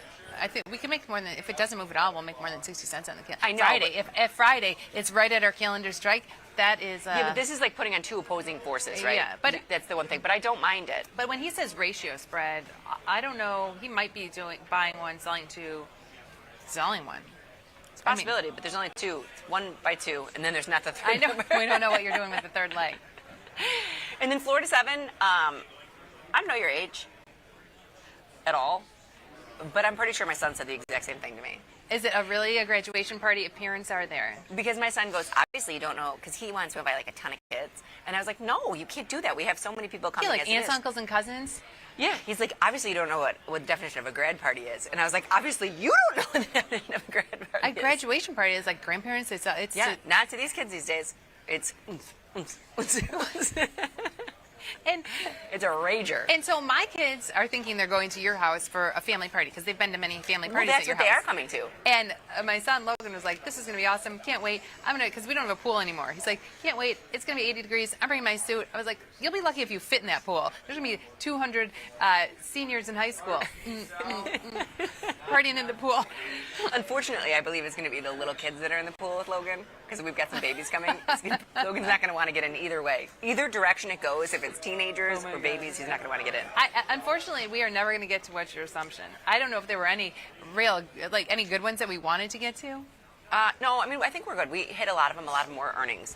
Okay, so look at this. ANF was at 14 in 2023. In 23, it's only 25. I do remember it being in the teens. So I may fix the ratio of my AEO ANF and double down. I may buy instead of buying, because you can lean in one direction or the other. Instead of doing an 8 to 1, I might do 8 to 2. Whew. Certified badass options trader. You know it. 8 to 2. It's so funny. Oh, you know, we got to get those cards. If anybody comes on our show, they'll get a certified badass options trader card. Hold on. Are you talking about these? Would you like one of these, No, Liz? anytime somebody comes on, we're going to give them to him. All right, so when Alo comes on next week, he's going to get one of these. Yeah. I won't let anyone away. see them. Put them away. I love that you have those in your thing. All right, I mean, we're pretty much out of time. I don't know if there's anything pressing we need. I don't know if you want to speed through What's Your Assumption. No, I think we're good. So SPOOs are down 16, kind of where it was when we walked into the building today. Okay. We're down 16. Yeah. I mean, how's our checking our SPX? Oh yeah, I forgot about that thing. We're up $15, up $5, up $10. It's floating around. We have our GTC in there, and what'd you put it in for? 10%? 10%. But what's great about this is our drawdown isn't that much. We collected $835, so $10 minus $835. We're looking at $165. Good with the quick math. Thanks. All right, so yeah, we don't have that much at risk. If we get hit on our GTC, great. We're not going to be in this account to push it out, but it doesn't matter. No, Jacob's study is either close it at 25% or not let at it go, all. or let it ride. Yeah. We put it in for 10 only because we did it later, but I am going to start doing those. We're going to start doing those at the beginning of the show Yeah. and see if we can get out at the end. Today with the, what is it, FOMC today? Minutes. With the minutes, I don't know if we'll get out, maybe. Yeah, As far as activity, I don't don't think anybody's talking today, but it is. Yeah, as far as activity, I'll pop this out. We didn't do too much. We've got the SPX trade that we just talked about. We have the amazing ANF AEO pair. And we have a fantastic, really nice Nvidia calendar. All right. But at least we're in for earnings, and then we're going to keep an eye on sure. it. And you and I are both like letting it ride. And there was a big list of earnings. Was there anything else on Bob's list that we wanted to get into? I don't think so. Nvidia, CRM, AI, ELF, Sears, Foot Locker, no. No. No. Tomorrow, Marvell. Marvell. We'll Marvell or Marvel, however you pronounce it. Marvell. Marvell. I don't know if it's right or not. All right, we are out of time for today. Jenny, enjoy your afternoon. And everybody remember to trade small, trade often. Laugh with us, learn with us, and watch the Liz and Jenny show. We'll see you tomorrow.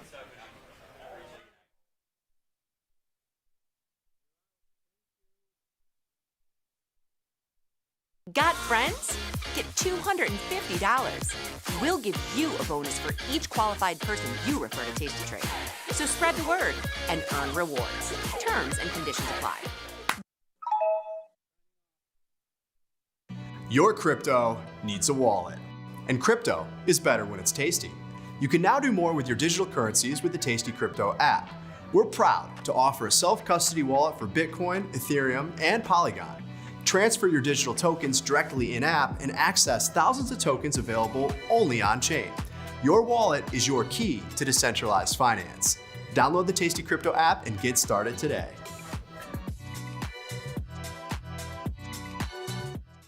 Tasty Live's godfather of options, Tom Sosnoff, is grabbing his passport and taking this show international. He'll be joined by IG's Rich McDonald in London and Milan, along with special guests at each stop for an evening of live trading. It's fun, challenging, and moves as fast as the market. Doors open at 5, with trading starting at 6. Come early and have a pint or glass of vino with the boys. It's totally free, but space is limited. Register at tastylive.com/events.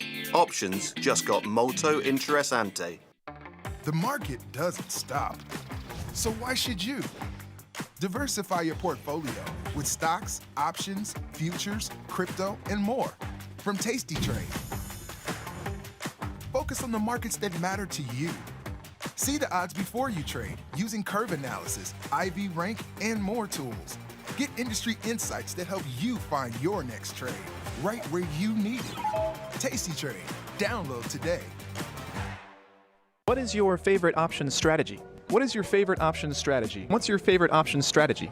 Oh, the Condor. I love me an Iron Condor. It doesn't always love me, but I like defined risk. I like the wings. I think that you can get like some directional exposure if you want to. You can control the position size a lot easier than undefined risk, so that's just my go-to. It really depends on the time period. Right now, it is the short put spread, right? But a couple of months ago, it was a calendar call spread, trying to take advantage of upside moves, oddly enough, that we were seeing in the market. Call spreads and put spreads. You know, I'm rocking on a budget here, so, you know, we got to offset some of those debits. Got to be a diagonal spread. Short a little bit of front month volatility, long back month gamma, and a little bit of volatility there as well in the back. So it allows you to be directional, but stay small with the position. Diagonal spread. It allows you to stay defined risk, play a directional move, reduce cost basis with the sale of the short option in the front, and buying a lower IV option in the back.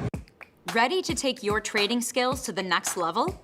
Dive into the world of stocks, options, and futures with Tasty Trade courses. Whether you're a beginner or more advanced trader, our courses can empower you with the knowledge to succeed. Watch as our team in Chicago shows you how to use the Tasty Trade platform and go over the basics of trading. Perhaps you'll learn about a new strategy or a potential product for your portfolio. To find our courses, go to the Manage section of our web platform or head to courses.tastytrade.com. Start taking control of your financial future. Visit our courses today.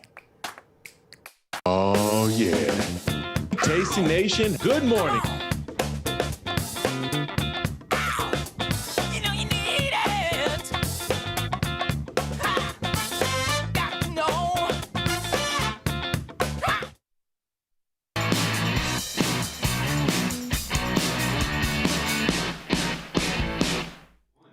Good morning, everyone, and welcome back to the show. This is Option Trading Concepts Live. My name is Nick Batiste. I got my man Mikey Butler with me as always, and if you want to come join us hop over to YouTube, type in Tasty Live, come to our channel, give us a like and subscribe to our videos because it helps us immensely. But more importantly, just come chat with us live because we'll be taking questions throughout the show. Whatever you got questions on, from strategies, concepts, trade ideas, trade management, whatever, just come hang with us for the next hour of the day. My favorite hour of the day, I get to spend it with my buddy, Mikey Butler. How are you, sir?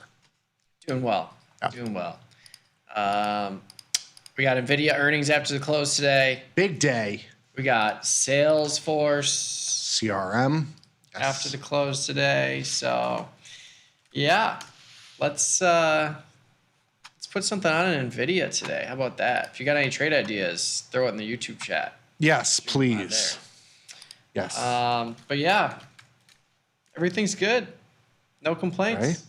How about you? I'm good. This is my last hurrah for the rest of the week. So True. I don't know if I have the same sort of market volatility indicators as you and Tom do. Like when you leave, the market crashes type thing? I don't know if there's a correlation there. I don't think so. I know for a fact you and Tom leaving, and it played out on Friday too. Yeah. Is the ultimate. Clockwork. That's the ultimate. I don't think I have that same sort of market pull. So take that as you will. But yeah, I mean, everything's good. Market's basically unchanged. We've done pretty much nothing all day today. Not a shock. Yesterday was a face ripper to the upside. Seems like it's a little bit of a digestion today, and you do have Nvidia earnings after the close today. I think everybody's kind of waiting on that to make any sort of move here. E-minis are down 14. They're near the lower end of the session. They were about 5 points lower, which was basically low, but we've had a 40-point, just under 40-point intraday range. Been a big old nothing burger. The NASDAQ itself basically unchanged. You had a couple big moves this morning. Apple was up like $2 or $3. At one point today, it got up to just under 203. It's at 201 and change right now. Meta's been relatively strong. Tesla's kind of gone nowhere here. Obviously, Nvidia, the big name for today, it's basically unchanged. It's had a little bit of two-sided action, about a 2-point intraday range, but been much of nothing today. The Dow down 138 and the Russell down 16. The Russell, the weakest of the group, on the backs of the move in bonds. Bonds are heading lower, rates heading higher, kind of dragging on the Russell here. Oil catching a little bit of a bid, Ford/CL 62.34, up $1.43. Volatility futures were at about 20 just about a second ago. Near the high of the session, 1995. You're up 42 ticks there, a little over 2%. The VIX itself at 1935 as well. So you're still below 20 here on volatility.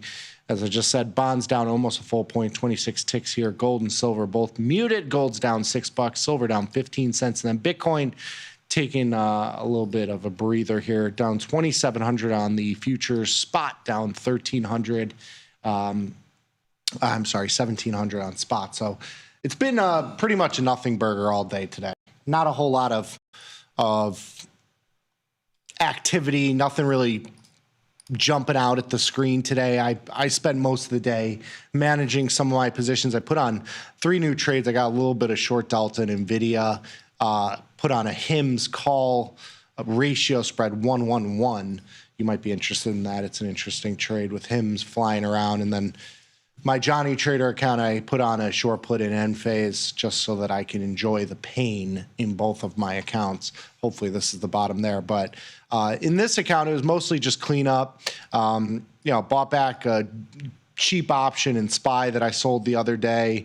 Bought in some risk on HIMS in this account. I had ratios, multiple ratios there. So it's been much of a nothing day today, unfortunately. It's fair. It's fair. Yeah, I'm trying to remove the risk in this call, Broken Wing Butterfly and gold futures. I have an order at 230, which would lock in a 50-cent credit and remove the buying power and risk to the upside. But what's it marked at? 250. So just trying to keep something greater than like 20 or $30. 50 feels right. That's fair. It's up 90 cents right now, so I don't have any urgency in this really. It's 250 points out of the money. Oh well, that could be which can one day. Yeah, it could be one day. Yeah. But I'm not giving up hope that I can get filled here. It's creeping closer, so we'll see. But yeah, that's pretty much it. Nice little bounce in crude oil, which helps us to the upside here. Yeah, you're almost out of your micro. Yeah, pretty It's like a close. scratch. Pretty close. My basis is at 63 ish. So, but I kind of like being long here at this current level. So okay, we shall see. But yeah, definitely got some powder dry for an Nvidia earnings trade. What's your thought? Bullish, bearish, neutral? What are you doing? I'm not going to be bearish Nvidia. Okay, that's what makes a market. Yeah, I don't know. It's had a nice rally. Mm-hmm. But I posted the earnings preview in the YouTube chat if you want to check that out. But there's a lot of these companies have tariff uncertainties. Nvidia is doing some stuff to kind of bring things in-house in the U.S., which is interesting. So yeah, maybe they avoid a lot of the big impacts if there are going to be those things coming up here. But yeah, I like playing it to the upside just because I think they'll post good numbers, and it always comes down to how the market digests it, of course. Mm-hmm. I'd rather be long than short. We'll just say that. Okay. So what are you thinking? Diagonal, short put spreads, Yeah, crude iron condor, Diagonal calendar, crab trade. There's so many options. I would say diagonal for sure. Are you- It just sets up like in a classic way. 10 points wide, $8. Are you leaning July, June? July weekly. July weekly. Okay. So what do you think? 135, 145 feels okay. 135. That way you can roll into June if you need to. Pick up another $1. 855. Yeah. Yeah. Or close it if it's winter tomorrow. Yeah. Yeah, it's a classic wheelhouse trade. Under $1,000, 10 points wide, with 1 month to roll into. What do you think's gonna happen? I'm on the other side. I'm Inside playing down. Inside down. Wow. What I have here. I just think we've had a great rally. It's been beautiful. Nvidia has bounced significantly. I just feel like I don't think the blast off is there. I think it's going to be an inside move. I'm playing inside down, but that's just kind of my buy the rumor, sell the news type thought process here. You've had the buy. The good news buy has happened. Yeah. I'm not bearish. Like, I would not classify myself as bearish. But I think there's a little bit of a breather here. That's how I'm positioned for it. But Fair. yeah.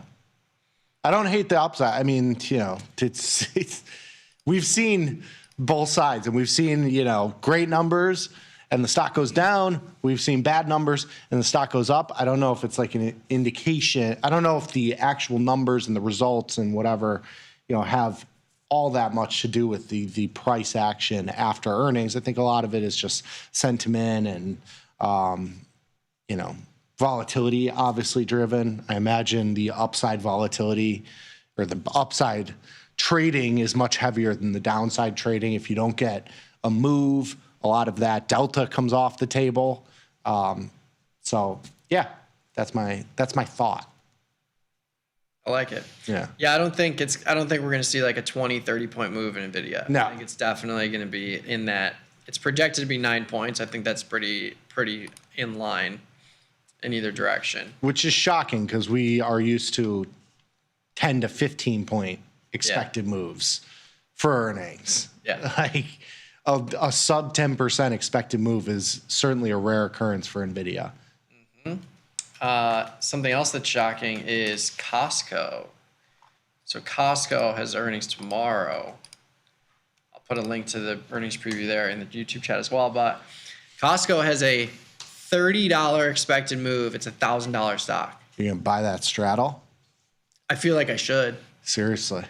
feels cheap. Light. Feels way too light, especially if they announce a split. I mean, they will split eventually. They're not going to stay at 1,000.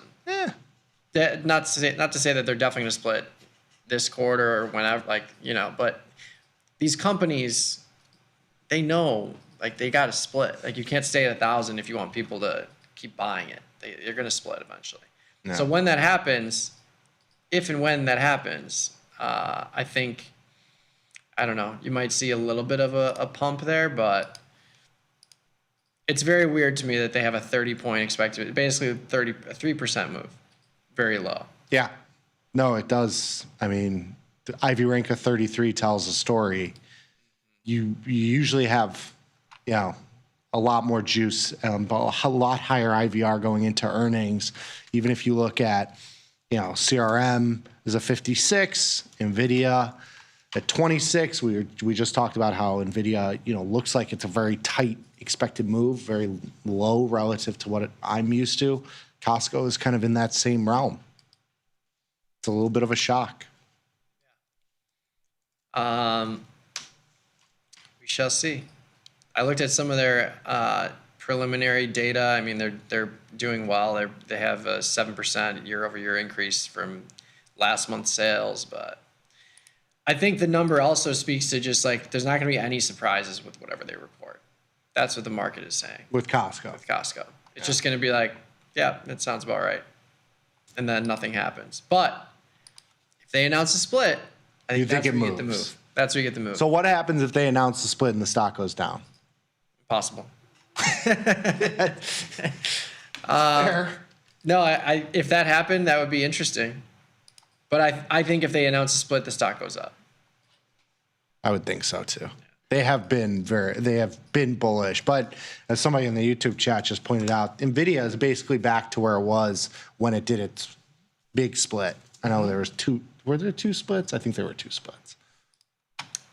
They split. I think they did two splits.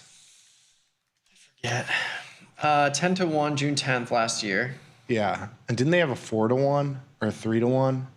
I don't think so. Maybe 2021, 4-1. Yes. So that was the first, you know, huge move. Yeah. It was 4-1, and then 10-1 was like the in line with all the. That was like around the same time, or I think Google and Amazon were before that. Yeah, I mean June. If you look at June of last year, June 9th. Yeah. I mean, it went psycho. June is the biggest. June is when it went from 80 to 120. Yeah. Yes, it's come down from there, but the initial impact of a split, like there's definitely buzz that people hear about, and then they do whatever they're going to do. But of course. Just in general theory, if a stock price is too high, people aren't going to buy it. So if a company wants people to buy their stock, they're going to split. Simple as that.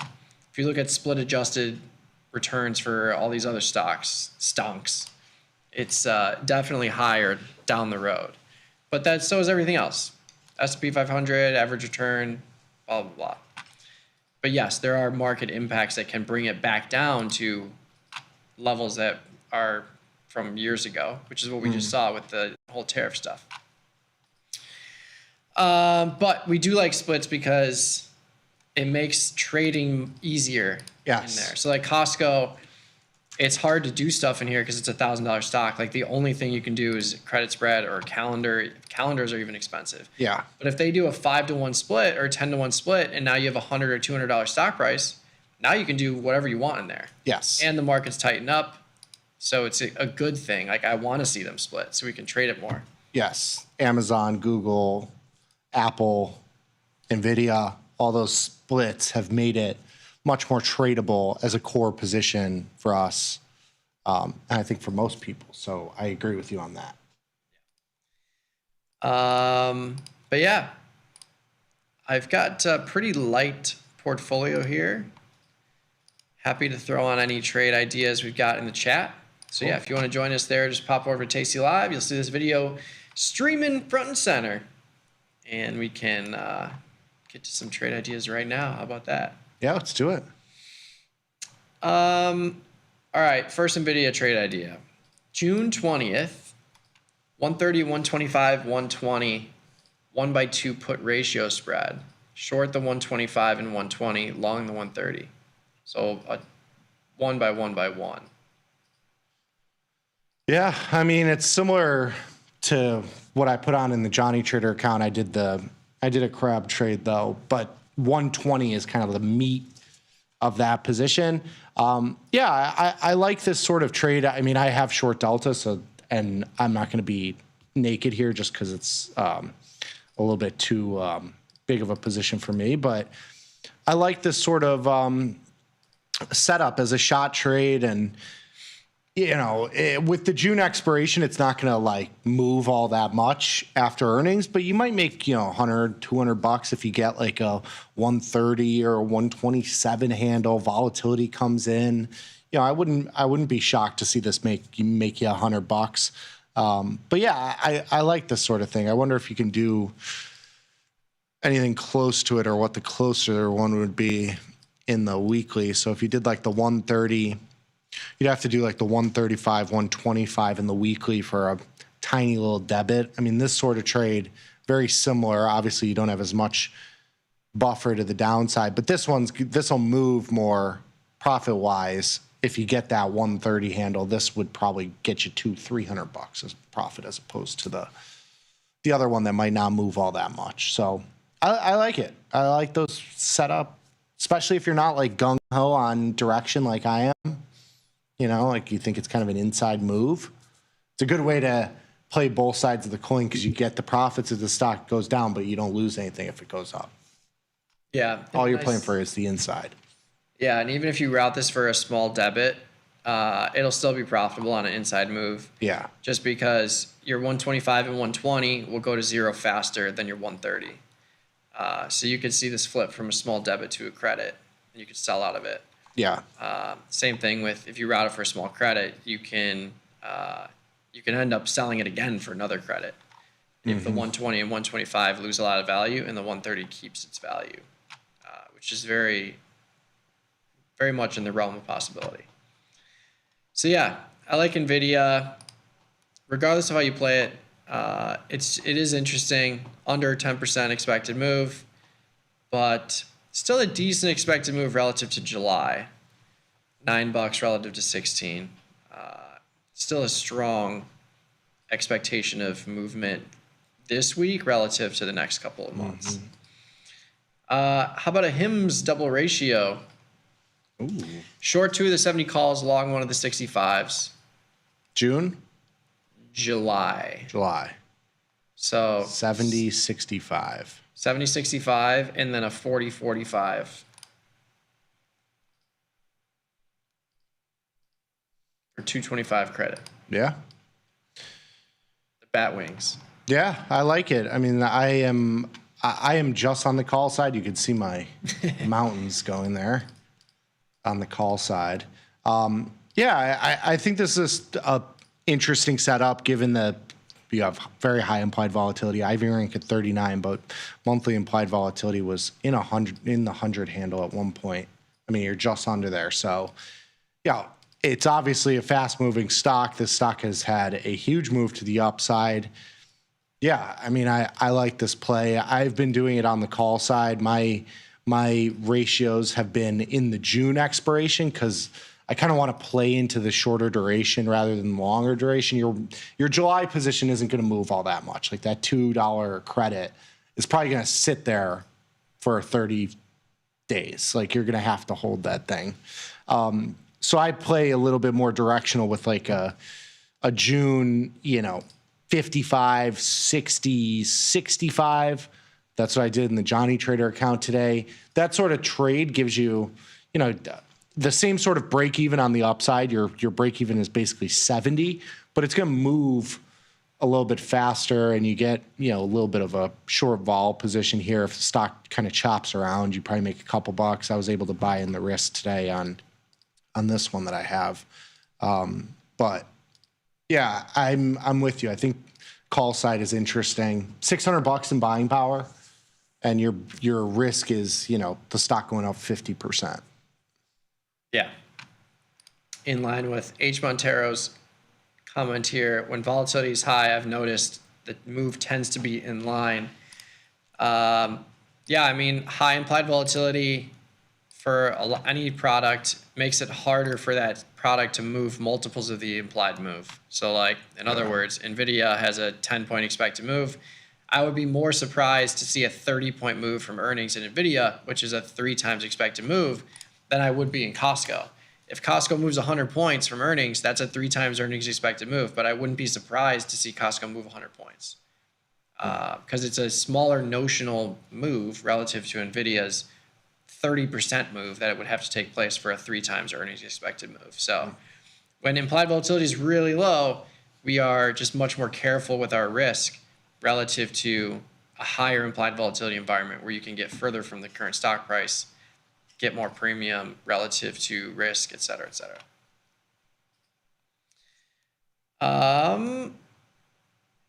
What else we got here? You gonna join me in hymns?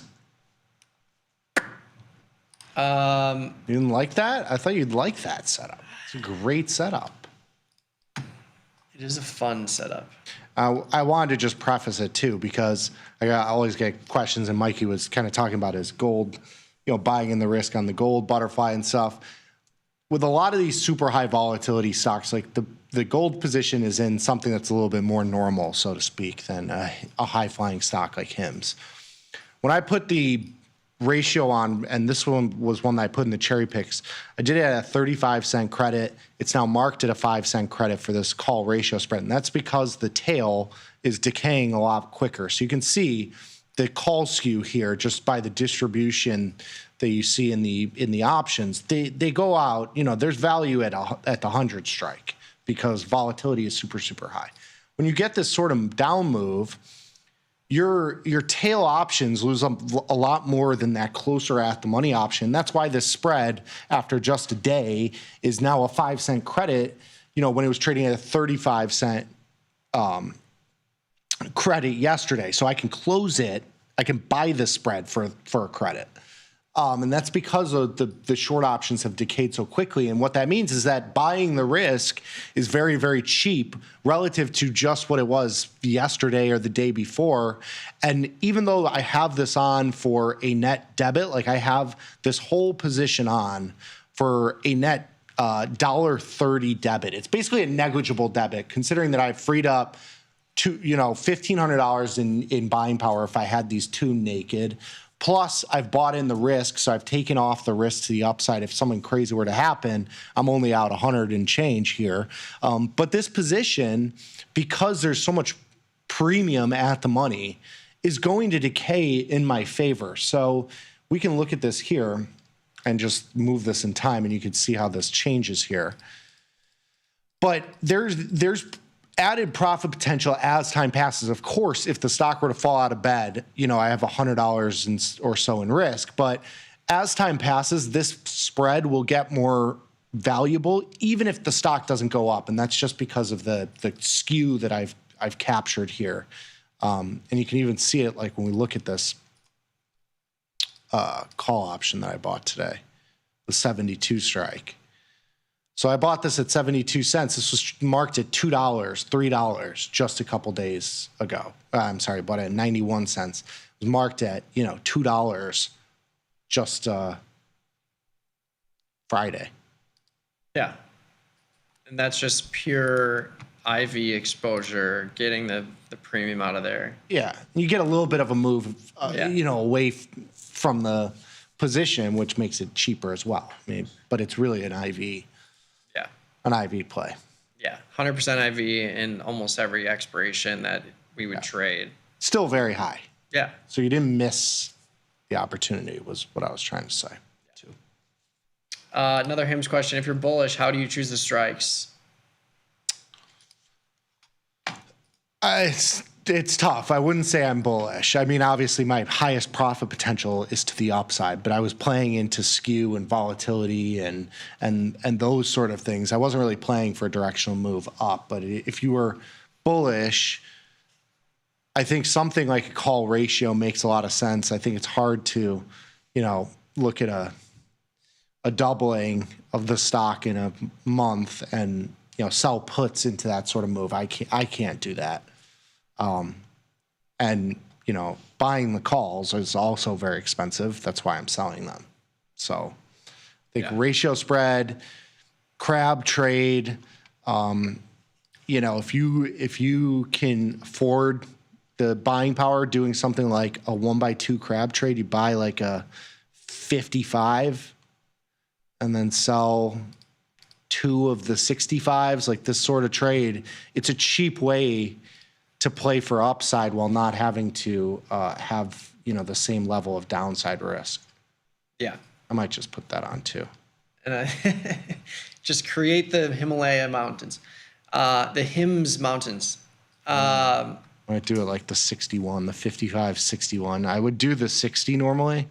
Yeah. But I want to leave all my stuff on so that when I close them, it makes it easy for y'all to see and follow it. Yeah. Because you can't hold long and short at the same strike.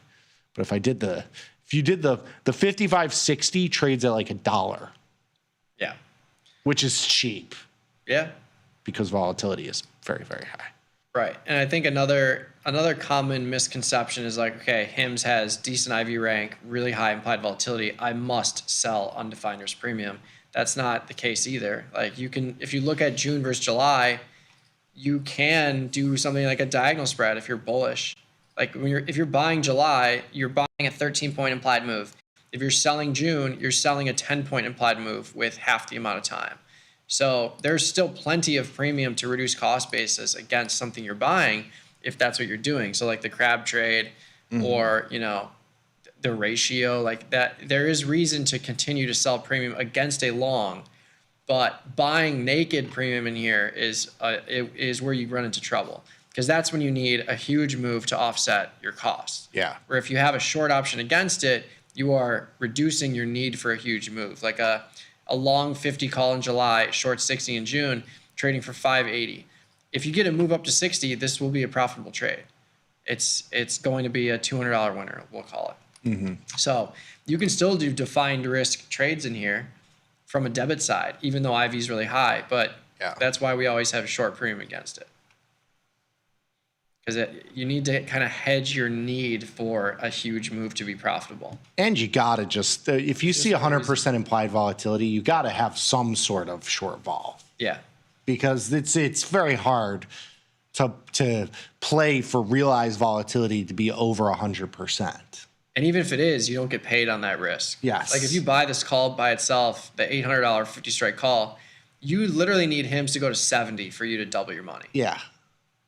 Like that's literally. And that would be realized volatility. Yeah. If HIMS goes to 65, that's not realized volatility. Yeah. And you're not going to make 100% on that move. No. Like because you're going to lose a lot of extrinsic value in that transaction where the second you throw a short option against it, like if you do the 50 long call in July and you sell the 60 in June for $6, now if you get a move to 60, you're going to be at a 50% profit. Like you'd make $200 or $300 on that move, especially if it happens near the June expiration. So we always have short premium against long premium, regardless of IV environment, really, but certainly in a high IV environment where you get a lot of premium to do so. Palantir, Iron Condor in July, 105, 100, 145, 150. Yeah, 1/3 the width of strikes. I'd probably move it and make it a $10 wide, but based on your capital limitations, I don't mind that. I'm in June, so I have a position on here. I am short the 110, 100, and the 130, 140. So a very similar trade. I think this is probably a scratch. I'm out of 20 cents on this trade, but yeah, I'm with you. Volatility high. I think if you don't have something on in there, it's certainly worth a look. Yeah, I could throw this on here. Yeah. Are you going to do the $5 wide? $10 wide. There you go. Yeah. Yeah. What are you going? 100. 105, 145, and then just moving the strikes $10. 10 points wide. Okay, perfect. There you go. 1/3 with the strikes. I mean, Yeah, I've got it at 330. Yeah. Just leave it there. See if we get filled. Are you capable of having a conversation with someone who's a non-taste trader and talks markets? Yeah. It's not very easy. I am capable of it. It's not that easy though. The hardest thing is like the thought that I think a normie thinks there's like some easy, like because I do this, I should know like where Nvidia is going to go. And it's like, well, if I did, you'd be on a beach. Yeah, I'd be somewhere else. Yeah. Yeah, I think the idea of probabilities and like all the option Greeks and just the things that we think about intuitively is not something that it normally comes up. You know, you don't really talk about volatility or gamma or how to size a trade. I think those are the harder things. Yeah. To talk about. Yeah, I mean, not everyone trades options, but there's certainly things to be learned from understanding options, like just something as simple as the volatility forward curve. Like when it goes into backwardation, like if you understand what that means, you have a different perception of everyone else. Totally. So just things like that. The other hard part is I'll have friends, I'll be like, what do you think, like, happens tomorrow? And I'll say, oh, well, I'm like leaning a little bit short. And if we're not down tomorrow, they'll like send me like emojis like I'm dead. Yeah. And I'm like, well, listen, like I'm leaning short, but I'm like also short volatility and I have other positions that are like the binary thought process of like up or down is like the only outcome in trading is something that I think is very hard for non-traders to understand. Like, you do a crab trade and the stock doesn't move, you're slightly short delta, but volatility contracts and you make money on it. That's a hard thing to like, or if you roll or do something. I love the emoji text. That's funny. The emoji text, and they're like, and you probably just have the biggest eye roll. Yes, yes, exactly. Yes. What's your status on the PDD position? I kind of forgot about this. PD. This one's a debacle. So I had, when did we do this? On the 22nd? Who put me in this? I'm not sure. Well, there's not much to do here. You need to move higher. Got about $100 left to lose. I think I just take the lick here. I don't know. I would probably hold this if I was around for the next 2 days, but because I'm not, I'm going to deal with it because I don't want to get stuck where if the stock, you're right at the money. So if the stock were to rally to 101 or 102 and expire out of the money while I'm gone, now I'm long 100 shares of stock into Monday because you only have these two options that would expire in the money. So you're long one lot of stock here. And I don't want that binary risk. So I'm going to try and close this. The put is trading at about $1.05. So I should get filled somewhere around $3.95 here. We'll work our way up from there. This will be a good exercise in getting filled. I think we should get filled below 4. Speaking of getting filled, Greg is talking about micro gold futures and wheat iron condors getting killed by bid-ask spread on entry and exit. Yeah, some products are just less liquid than others. I'm not going to get filled below 4. Definitely not going to get filled at 433. That would be silly. Okay, go on. Sorry. Yeah, like micro gold, for example. Micro gold is, let's see. All right, I'm gonna let this sit, but I'm gonna watch this and close this before the end of the day. Perfect. MGC. Yeah, micro gold's a 30K product. So bid-ask spreads are normal though. Yeah. MGC.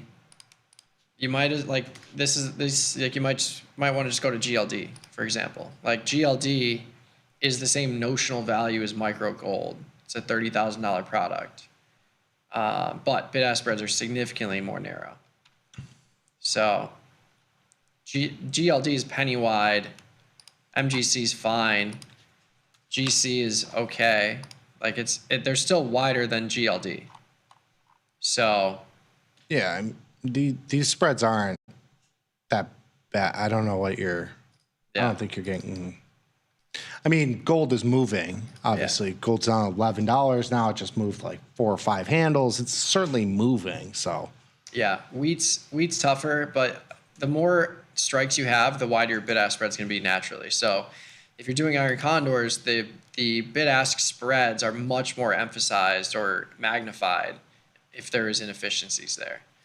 But yeah, GLD is where I'm trading, unless I'm doing like broke wing butterflies with gold futures. There's usually products you can find that are potentially more liquid. Wheat, going to be tough though. Yeah. Micro crude is a much more active contract than micro gold for sure.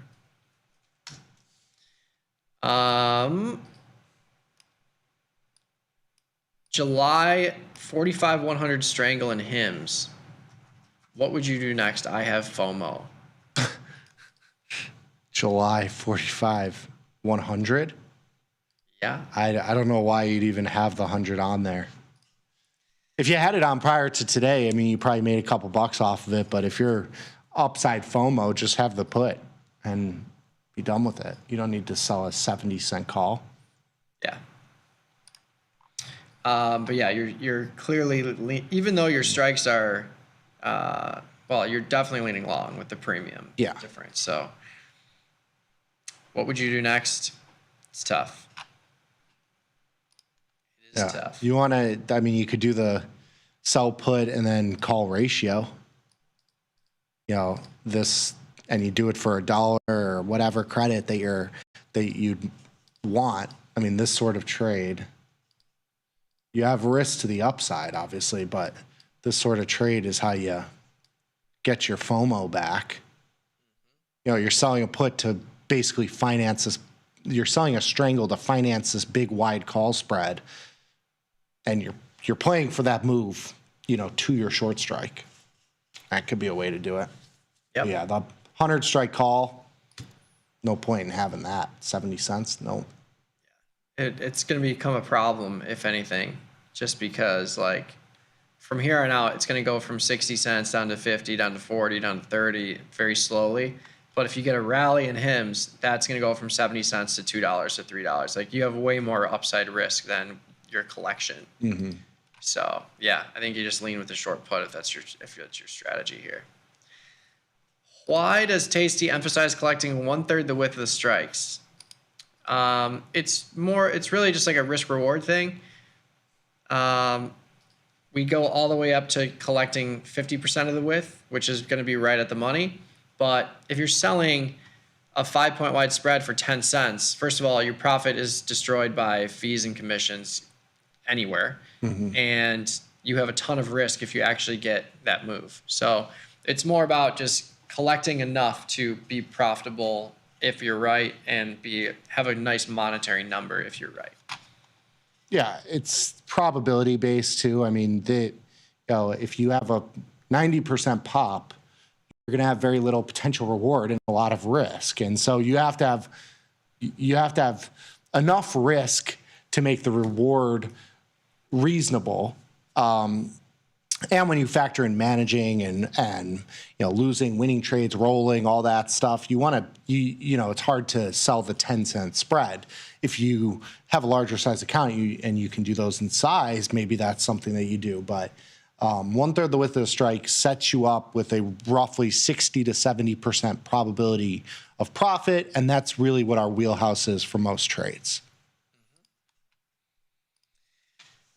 I heard Tom say he doesn't use technical analysis. Do you use technical analysis and look at charts? I have a hard time wrapping my head not combining trading with technicals.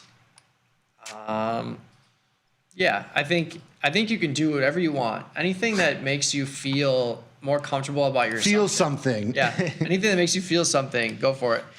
I think where people run into problems is they look at a technical pattern, they say, this is forming, which means it's certainly going to go in my direction that I think it's going to go, and then it doesn't. That's where you can run into problems. So if you want to use stochastic indicators, you want to use whatever you want to use, like it's fine.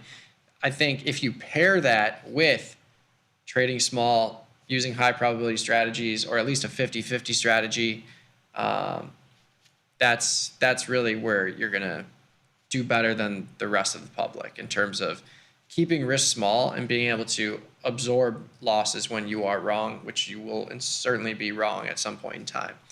So I think there's just a lot of, and this goes with everything, there's always going to be extremes where people are like, sign up for my program and I'll make you $2,000 a month on your $1,000 deposit.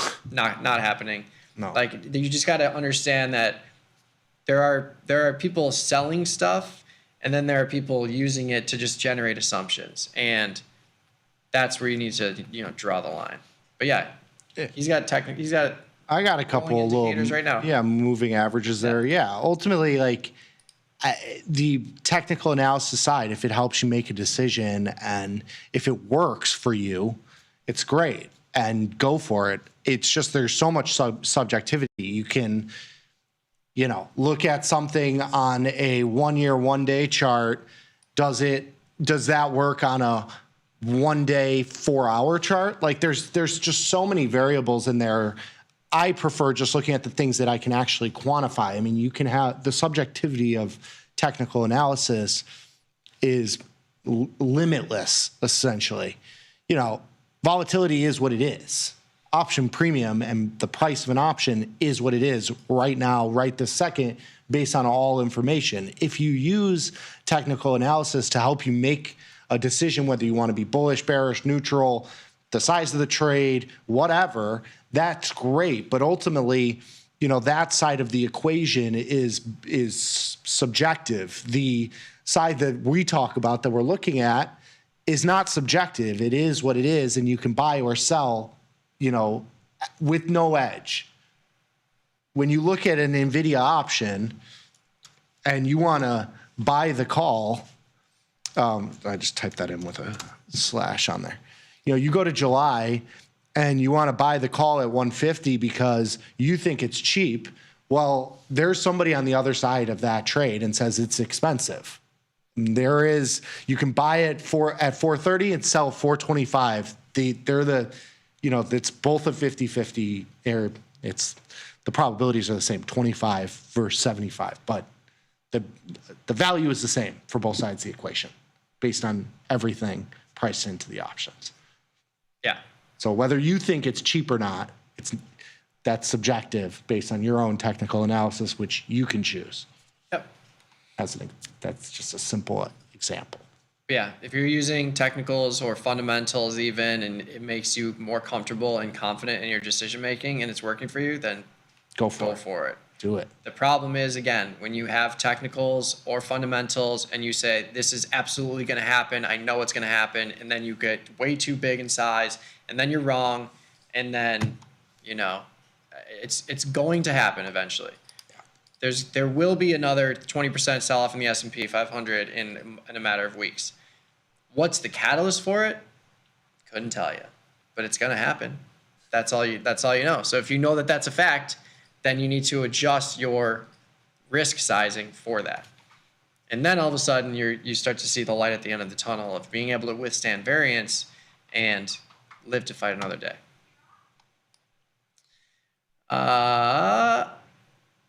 So no, there is no actual holiday in the U.S. tomorrow and Friday. Nick is on holiday. I'm gone. I'm out. He's on his personal holiday hours. Yeah. But yeah, full ya. trading days tomorrow and Friday. Yes. Let's see.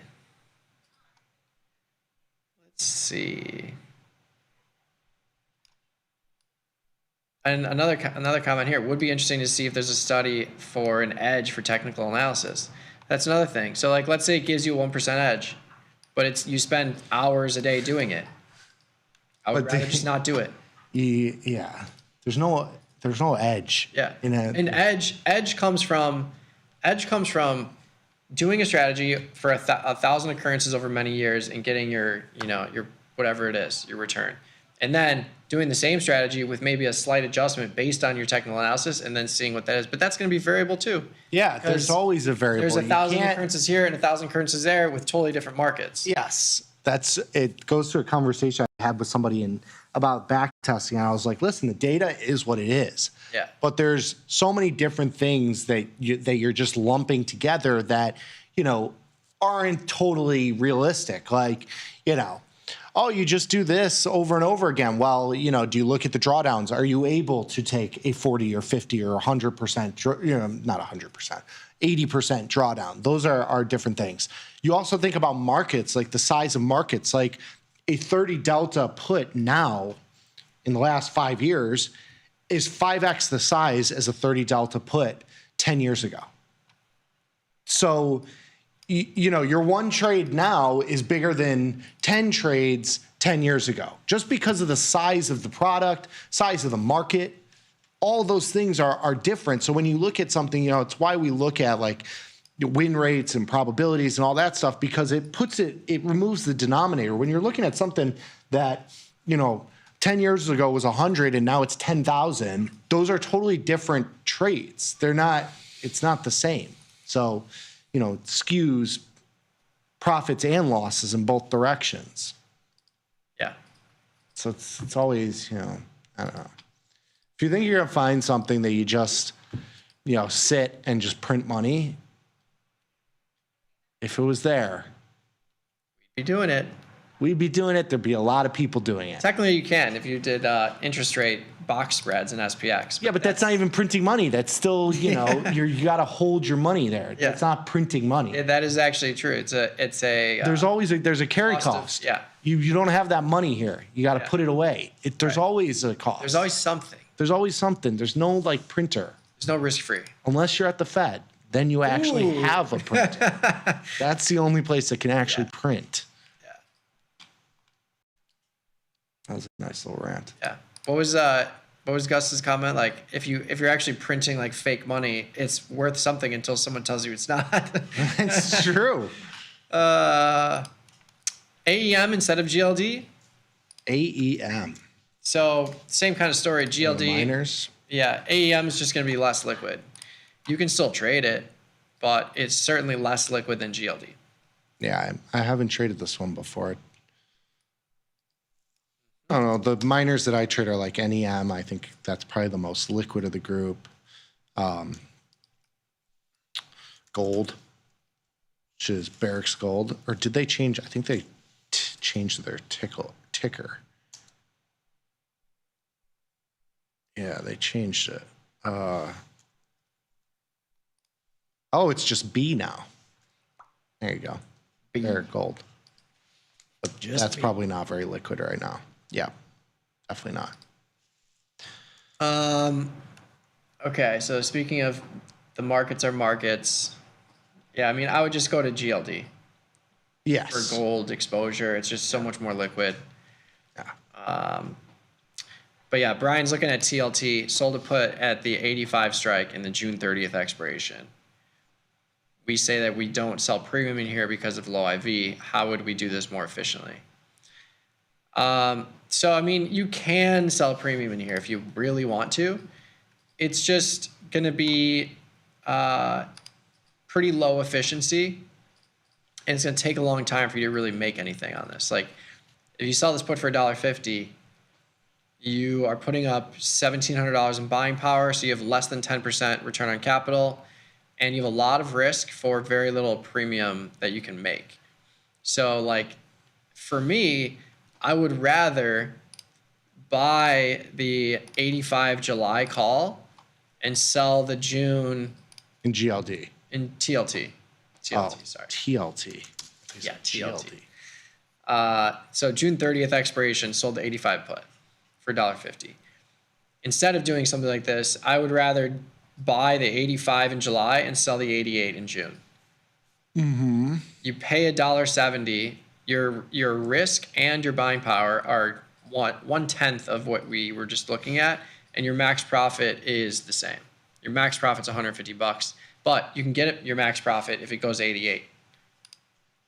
Where in the June 30th expiration, for you to get all of that premium, you have to hold it for 33 days to expiration.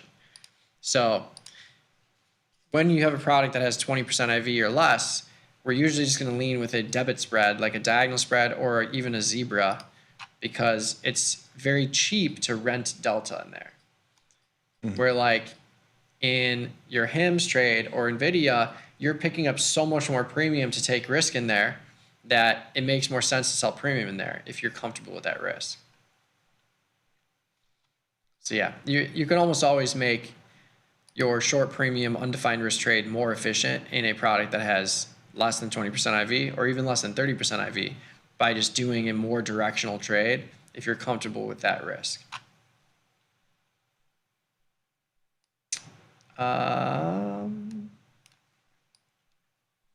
Where does your directional bias come from? Is it just price extremes in one direction or another? Yeah, I would say that's a big part of it. Yeah. But it's also just like prices, right? Like, I don't know. You watch the you look at any stock. You look at HIMS. Like I don't know. Is it 100% more valuable than it was a month ago? That's kind of how I look at things, and I'm like, maybe they're and. The directional assumption, it's not like I'm not like bearish on HIMS long term. Like I don't care about long term. We're talking about 30 days. So yeah, certainly price extremes play a role. Yeah. But it's also, just general market sentiment. Like Nick thinks that Nvidia is kind of just sputtering out here. Yeah. It's gone from 90 to 135. It's been chopping around 135. In the same vein of HIMS, like I would be shocked too if we saw Nvidia go from 135 to 170 tomorrow. That'd be a huge move. Or same thing to the downside. I would be surprised if it went from 135 to under 100. Like for that to happen, there had to be some kind of catalyst, you would assume. Yeah. Good news or bad. And HIMS, like really HIMS with such high IV, you can be omnidirectional in here and still do okay if you get a chop around here for a couple weeks. Yeah. And again, directional assumptions are not binary. Yeah. They can switch. We're not like that's the direction is the least of our worries most of the time. I mean, we're short volatility, you have positive time decay. So, when you look at going back to my crab trade in Nvidia, because I'm playing it slightly to the downside, a little bit of vol contraction as well. If the stock were to go nowhere, I'm probably a scratch, if not maybe a small profit, because you get some vol contraction. The tail options move much quicker. So with option trading, it's not the directional assumption is small. When you think of it, 100 deltas per contract being normal. Like if you're short 100 deltas, you're short stock. You're long 100 deltas, you're long stock. If I have a 10 delta trade, is that really directional? Like it's slightly directional. There's not like a huge lean. Yeah. And that's the beauty of options trading. You can really make it whatever you want. Like my end phase short put, I sold a put at 45 and then end phase dropped 20% the next day. Mm-hmm. Now I have a 45.50 strangle with a break even right where the stock price is. So now I'm no longer bullish. I've adjusted the trade to make it neutral. Yeah. And you can do that if you trade small enough to where you can make those adjustments instead of panicking and exiting because the trade was too big. How about a cover call at MicroStrategy? Ooh, July 18th, short 365 call. but add a long put at 360. So it's really just a collar. You have a vertical spread if that's what you have. Yeah, you have a no position. Yeah. Junkie. If you're long the stock? If you're long the stock and you're short the call, and then you buy the put, you have a vertical spread. Why would you do the 365, 360 though? I don't know. That basically flattens your position. Yeah, it's basically no position. Yeah. You have a 5-point wide vertical spread. Yeah. But if you legged into this, like let's say you didn't have the put, and now you've seen the rally higher. Now you're still basically turning into no position. Yeah, you got to do out of the money. And with the skew here, even with, the down move that you've seen here, skew gives you the opportunity to have 80, 90 points to the upside versus 50 or 60 points to the downside in terms of risk. So that's how I would set this up. Yeah. Let's see. Okay, so yeah, Brian, selling the put as I wanted the shares in TLT long term. So yeah. Yeah, sure, go for it. And there you go. I would do it shorter term. Yeah, do it shorter term, or you can even spread it off. Like you could still spread off that risk. Like you could sell the 85 and then buy like the 80 or the 75 just to reduce the buying power requirement, make the trade more efficient. And then if it comes into play, like let's say TLT just tanks and it goes below 75, if you want the shares, you could just sell out of that spread and buy the shares at that point, and you'd be better off than having the 85 slightly. But yeah, if you want the shares, then totally fine. Yeah. Did I let the PanW crab trade expire? I did not. The shorts did. I still have the long call at 200 in June, trading for $160. So I'm just looking for like a 1-day pop, and then I'll sell out of it. If it doesn't happen, it'll just slowly decay. Beautiful. Last one real quick. Nvidia 135 short call and a long August 135. So calendar spread with the intention of closing tomorrow to capture the IV crush. July, August? Did I hear? This week. So 135 this week and then August. So it's a true non-move scenario that you need to happen here. Need a downside move, really. Yeah, slight downside move and within 7 points, and it would be profitable. Yeah. All right, that's it. Thanks for tuning in. If you got any further questions, you can find us on Twitter. I'm at Trader Mikey B. Nick's at Trader Nicky Bat. Stay tuned. We got plenty more content coming your way on the YouTube channel as well as tastylive.com. We'll be back same time, same place, 11 a.m. Central tomorrow. We'll see you then. Peace.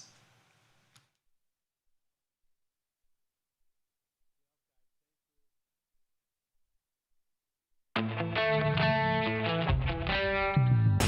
the world of investing, a beast lurks between the numbers. Some watch from the safety of the sidelines, but others saddle up and ride that 1-ton rowdy ribeye for all he's got. If that's you, join us on Tasty Trade, named best online broker for options trading. Genius loves company. This is Chicago. We invented the skyscraper, the Italian beef, and the standardized options market. SIBO is not only the birthplace of options, it's also where Liz and Jenny got their start. In an industry first, 2 female former floor traders broadcast live from the floor. Hear the sounds of live market action and feel the electricity as they present real-time trade ideas and research-backed market studies live from the SIBO's SPX pit. Watch Liz and Jenny live from the SIBO, only on Tasty Live.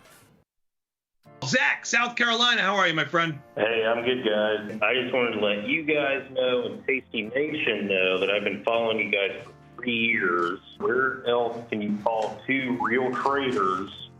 They pick up the phone and answer your question. There's so many so-called traders out there that give you vague strategies and want you to buy their course to learn more, but you guys at Tasty put all your info out for free, and all you ask in return is for us to use your platform. Thanks as always for what you guys do. Love it, man. Thanks. Thank you, man. Thank you. I really appreciate it. Very kind word. Forbes called us best online for options trading. Investopedia, best for options trading, period. With stockbrokers.com, we're number one for options and futures trading. The Motley Fool really likes us. And so does Business Insider. So what else can we say other than boom? Trade like a trader. Tasty Trade. Make your move. The beauty of Thinkorswim was that we were different. From the name to the front end technology was clearly what we wanted as traders. Second time around, I think we did a better job. Yes, we are known for our ability to support complex derivatives traders, but we also have the tools for somebody who's brand new who wants to come in on the first floor and work their way up to the top of the building. Look who's back testing. Tasty Trade now has options back testing for free. Test your trades with over 10 years of data for the most popular symbols. See how your trades would have performed in the past. Look back at profit and loss and take the guess out of guesswork. Oh, did we mention that it's free? Get back testing at Tasty Trade.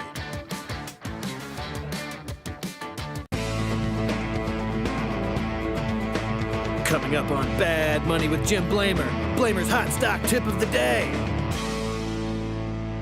Trade ideas? Trade ideas? You're coming to me for trade ideas? I'll give you a trade idea. Trade me for tastytrade.com. Those guys are great. I love those guys. What's up, everybody? Check out my new series, Life Cycle of a Trade, where I show you my real-time trades with insights into strategy selection, adjustment mechanics, all the way to the closing order for all of the tastylive core strategies.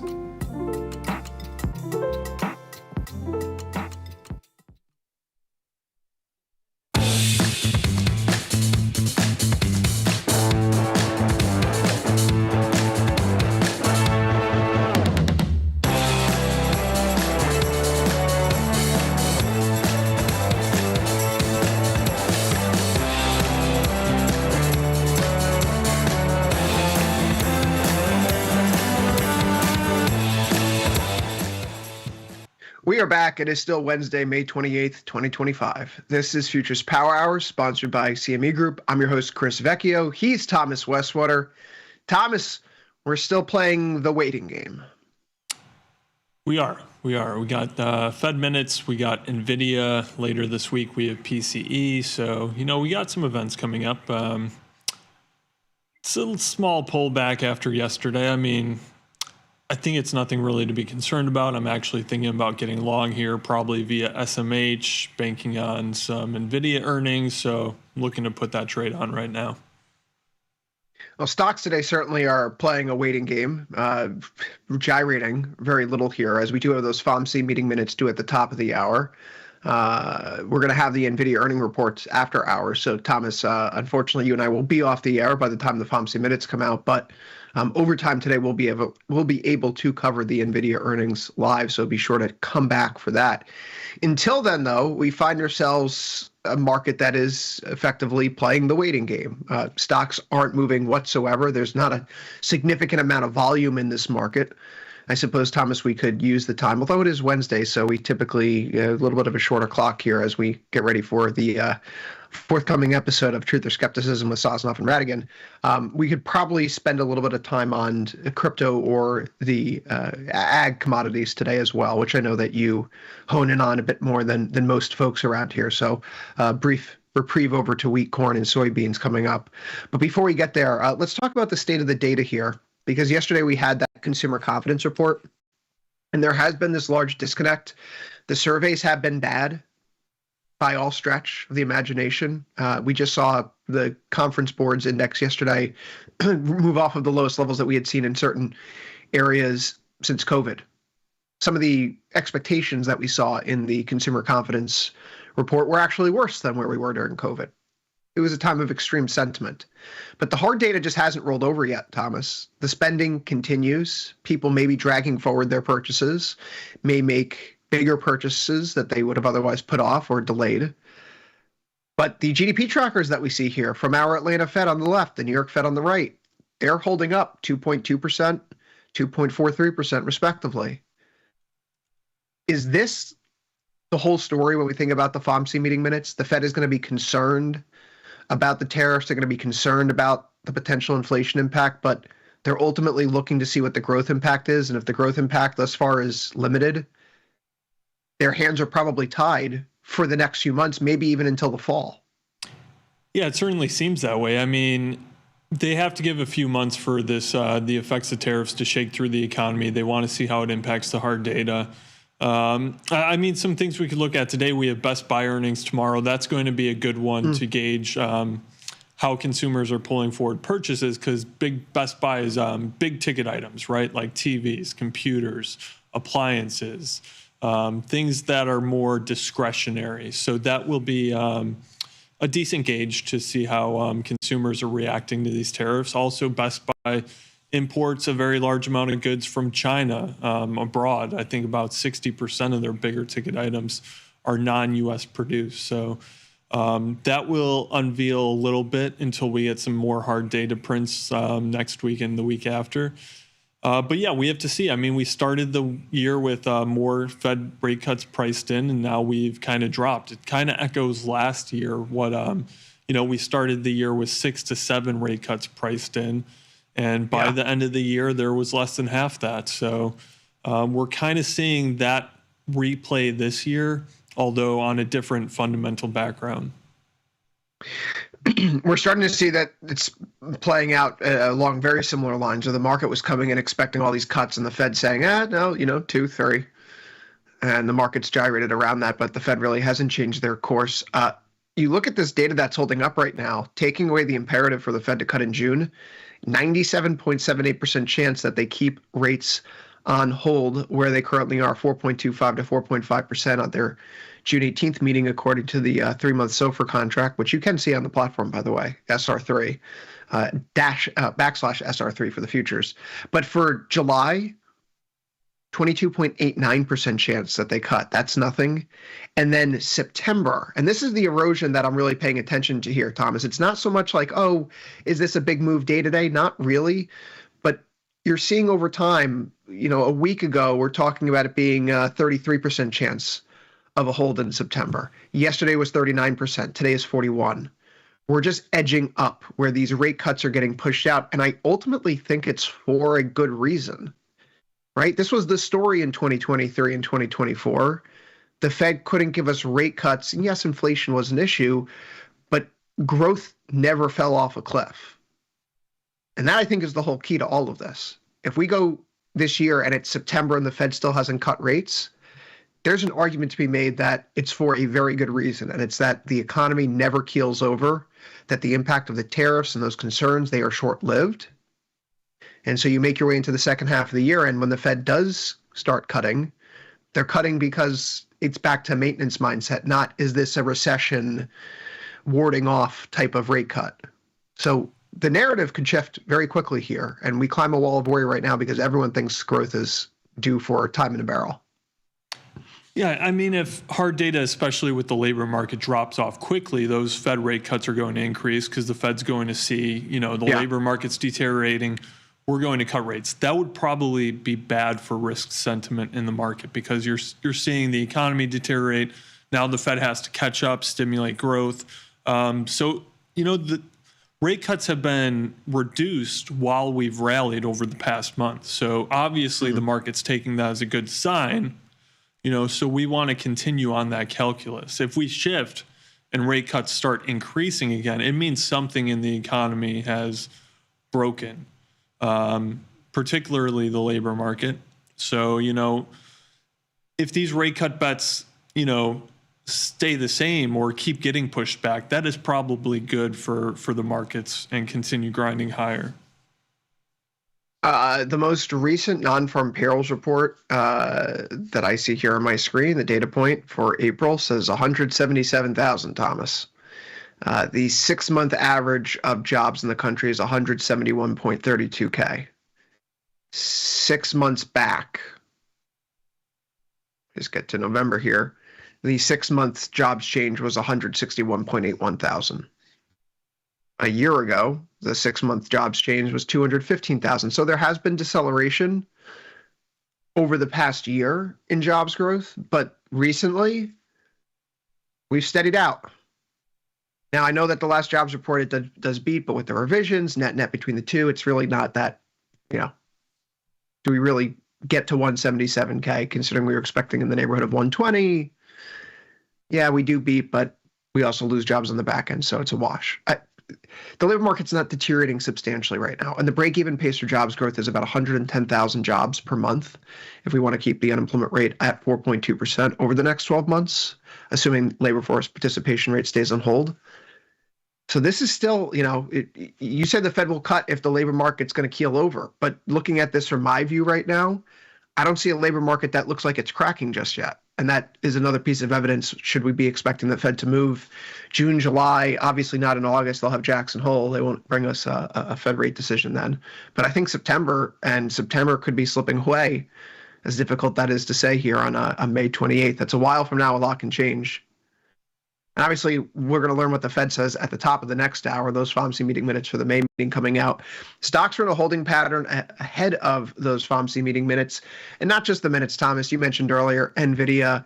You seem to have some action on the board, though, in SMH. So let's just start there. The NASDAQ is ultimately our leader today, up by 0.09%, but lack of a better phrase, it's a doji. If you look at the candle, I don't think anyone's shocked seeing where the market is ahead of Nvidia, not doing much of anything. So what are you doing with SMH, seeing that Nvidia earnings are this afternoon?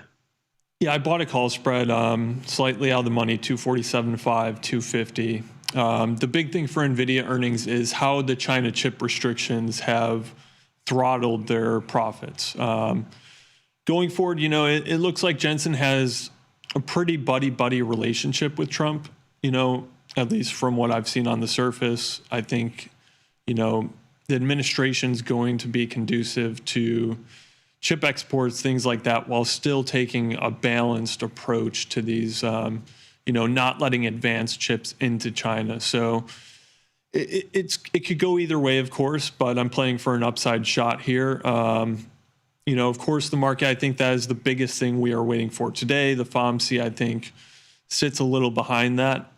So I'm playing for, an upside shot. I'd only put the expiration 16 days out. So, we get a rally in Nvidia the next couple days. I could probably take that position off. Just a short range tactical shot for some equity exposure here. Yeah, the chips have been the leaders from the bottom for what it's worth. So I don't think that's necessarily unfounded. From the open that we have on Monday, May 7th. Okay, Monday, May 7th open S&P, or rather just SPY, we'll call it, because we're looking at an equity index sector ETF here for semis. So SPY is up 17.04% from that Monday, April 7th cash equity open in New York. Nvidia is up 39.17% over that time horizon. SMH up 41.09% over that time horizon. So the semiconductors have done quite well here as the tariff talk has faded into the background. You can see why it's such an important story. On the other end, Thomas, they were leaders on the way lower from the highs that you have back in February to where the market bottoms out in April. It's the semis that are sucking wind. So, I think that you're looking at a very clear read-through today. If Jensen Huang is able to come out and convince the market that NVIDIA's earnings are intact despite whatever tariff threat looms, that's probably going to be a good bellwether for everything. Forget the AI trade as much of NVIDIA is a part of that right now. They are also squarely in the tariff teeth. And so if they can provide confidence to the market, it is inherently a shot of confidence about which way the tariffs are going as well. Yeah, and a big philosophy is when the market is leading, stick with the leaders, in this case, SMH, tech. When it's losing, stick with the losers, which is also going to be, typically the things that rose the most up to the decline. So, you could try to play sector rotation, but that's a little hard to forecast when you're going to get a good rotation in the market. So I think it's just a sound strategy to stick with winners, in a bull trend market. I say if we get a read through at Nvidia, and I suppose, we try to interpret it as, okay, I guess the tariffs are going to mean X, Y, Z. There could always be a tweet that lurks around the corner, right? Jensen Huang could come out today and offer the greatest sign of confidence and say everything that the market wants to hear to propel SMH, Nvidia, heck, even the NASDAQ up to relative new highs, right?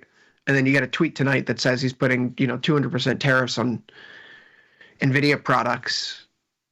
You might wake up with a different bit of price action tomorrow.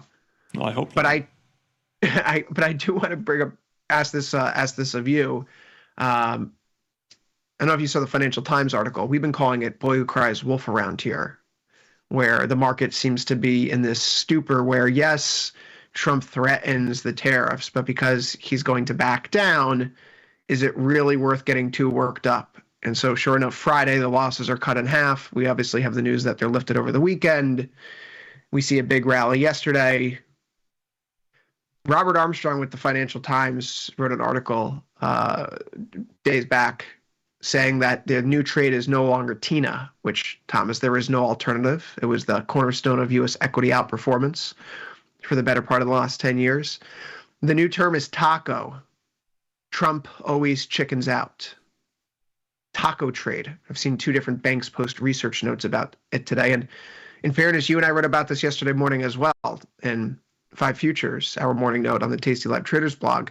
The half-life of these tariff announcements is shortening, right?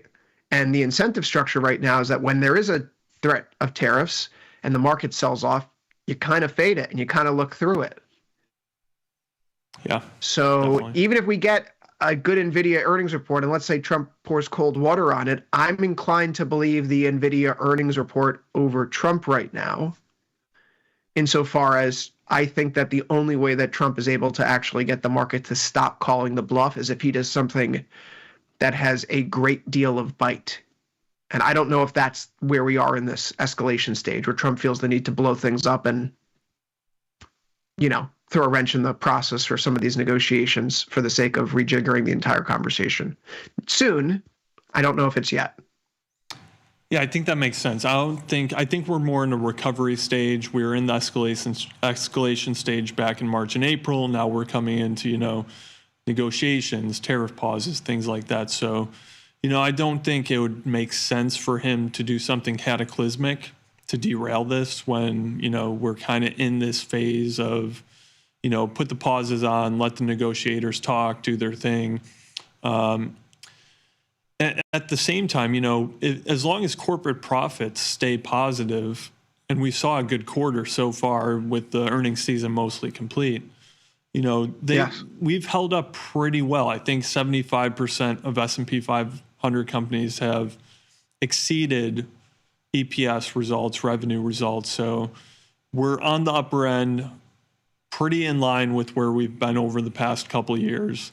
As long as these tariffs are short-lived, business leaders are not going to be too inclined to pull back spending that much, just quite yet. If they were going on and on, if we didn't have the pauses yet, you'd probably see some more impacts. And that's probably why we're not seeing the hard data feed through the results of these tariffs quite yet. And perhaps we don't even see that at all to a significant extent, which in that case, the market is right now, and we are going to continue to grind higher.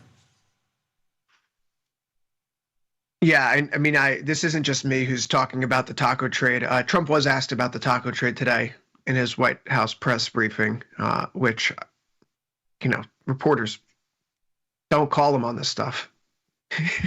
He said you call this chickening out? It's called negotiation. He said after criticizing the question as nasty. So if you tell him that we think that he's bluffing, he's going to be less inclined to bluff. They're making this so much more difficult than it needs to be. 21,046. I'm still leaning long deltas in the NASDAQ here. We're still contending with the technical bearish engulfing bar key reversal that just comes in here on May 21st. The high 21,558. It's not, 4 points, but 4 NASDAQ points. Are we really going to dismiss that?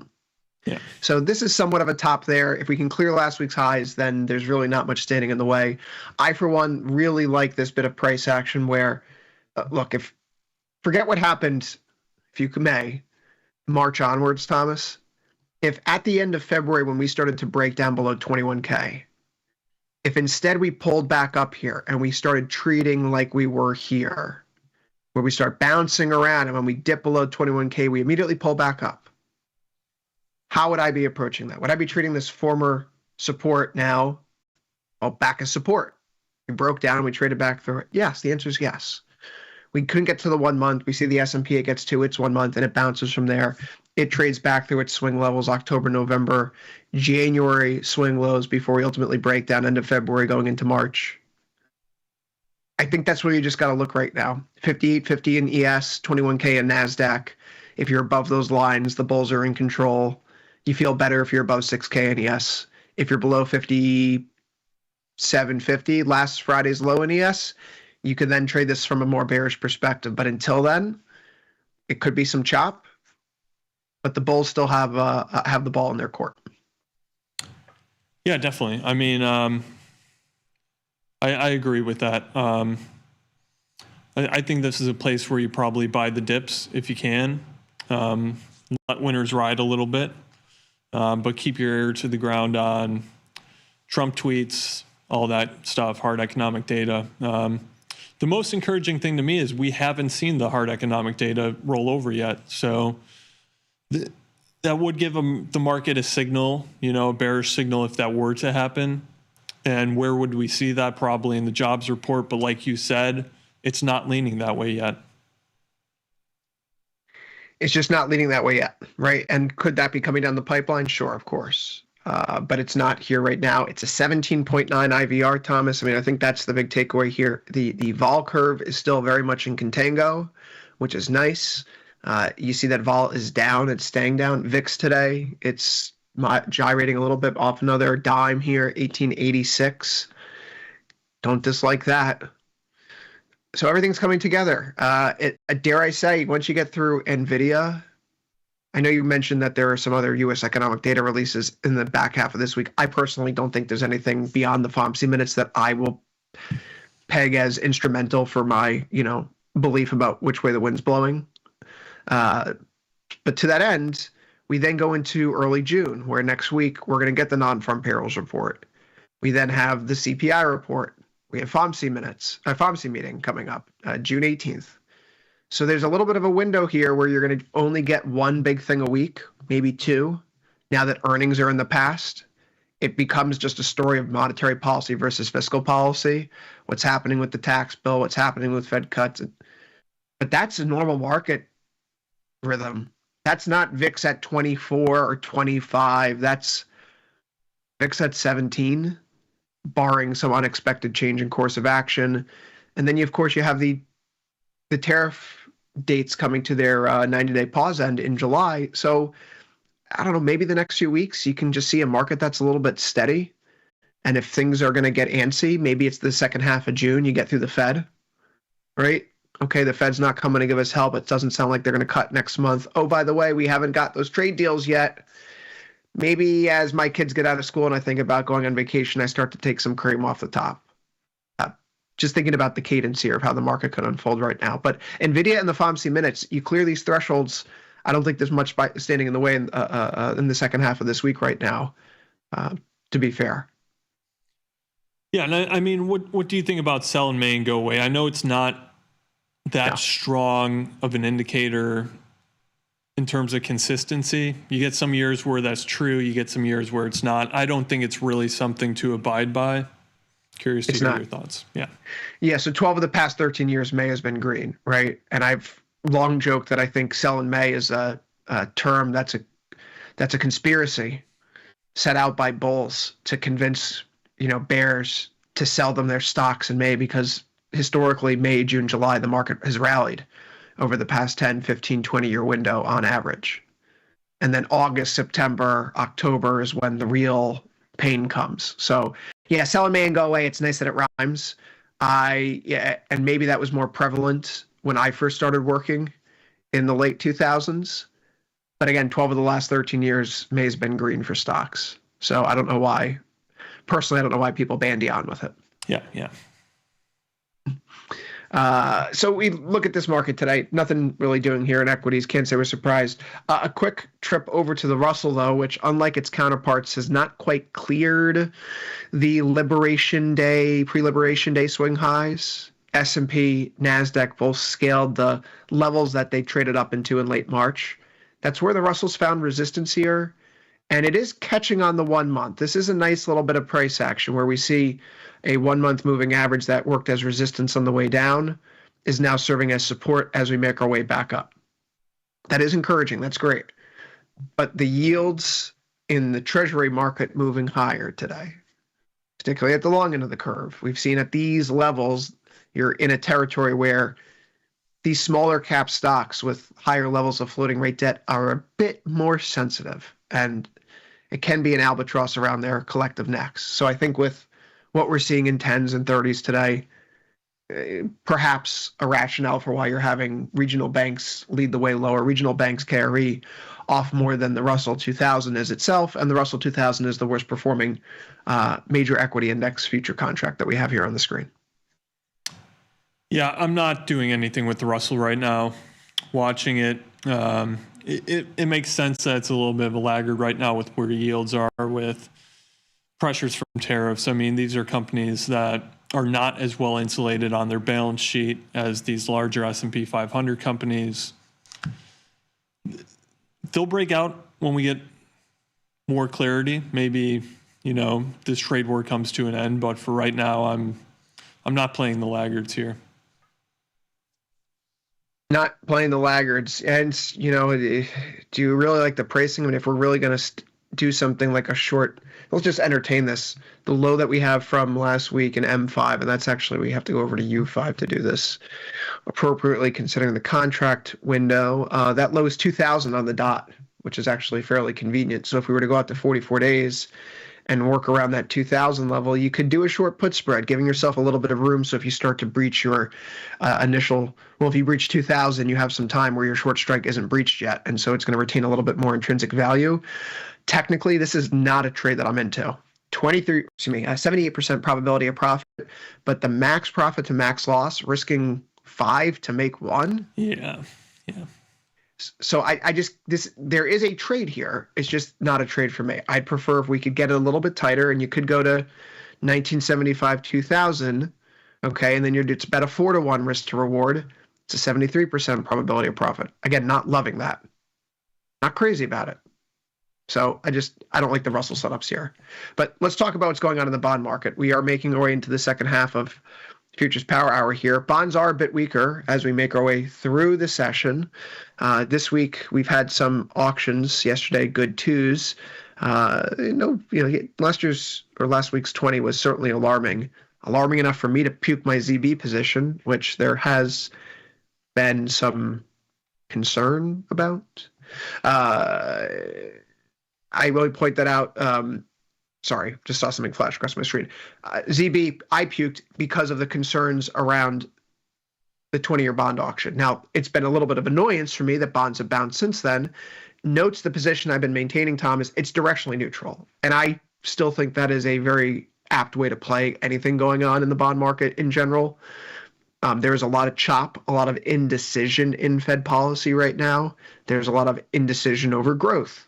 Is it inflation or recession we're worried about? It's a 32.4 IVR as well. So the volatility profile isn't fantastic, but it is better than what you're seeing in ES or NQ or RTY for that matter. So I'm going to still lean directionally neutral. I haven't been pushed off that pedestal. I'm curious as your thoughts, however, because ZN and ZB are trading different. ZB has been trading heavier. Yeah, I mean, I think the move lower in bonds started overnight in the Japan session. They had a really weak 40-year auction for their ultra long-term bonds.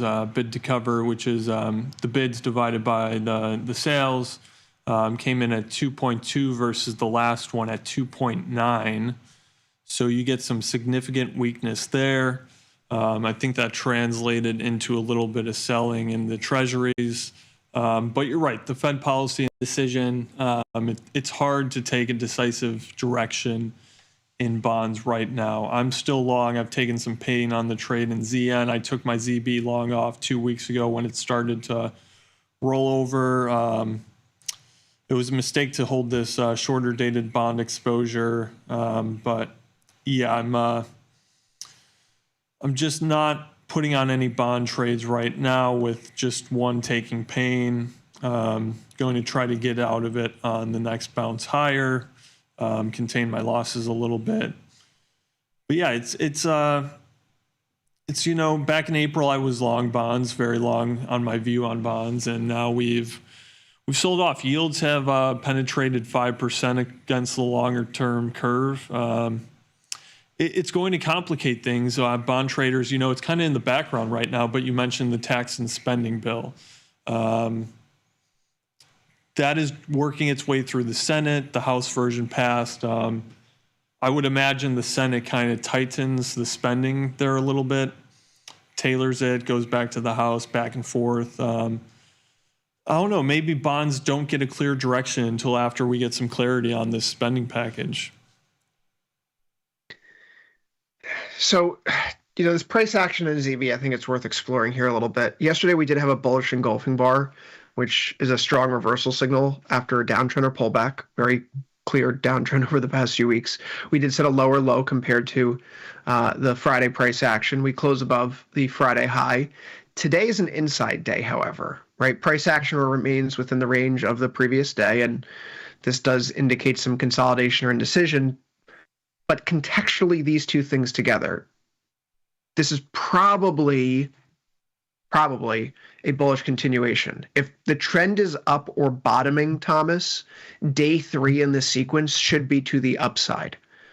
So I'm going to pay very close attention not only to what happens to bonds at the long end of the curve with today's FOMC minutes, but if we resolve ourselves today, even with an inside day, if tomorrow is a green day and it breaks the high that we have from May 27th at 112 and 21 ticks, from a technical perspective, you then have to go back to a mindset of treating this like a low is in, which for me, I'm obviously not going to be happy about because it means I puked my position about, a point and a half earlier, and I could have just rolled it and stayed with it. Unfortunately, that's not how it works sometime. I find that interesting because if we get through the highs from yesterday, if we're, say, above 112.5, that puts you in a territory where ZB starts to poke above some of the closing lows that you had right after the Liberation Day tariffs were announced, right? When you have the panic in the bond market or things breaking overnight, when it really seems like it was just a Japanese fund being liquidated. In any event, the bond market could be at a turn. And the evidence isn't quite there today, but the sequencing, engulfing bar, inside day, tomorrow needs to clear the highs from Tuesday's candle. And if it does, you have to treat this like a bottom from a technical perspective.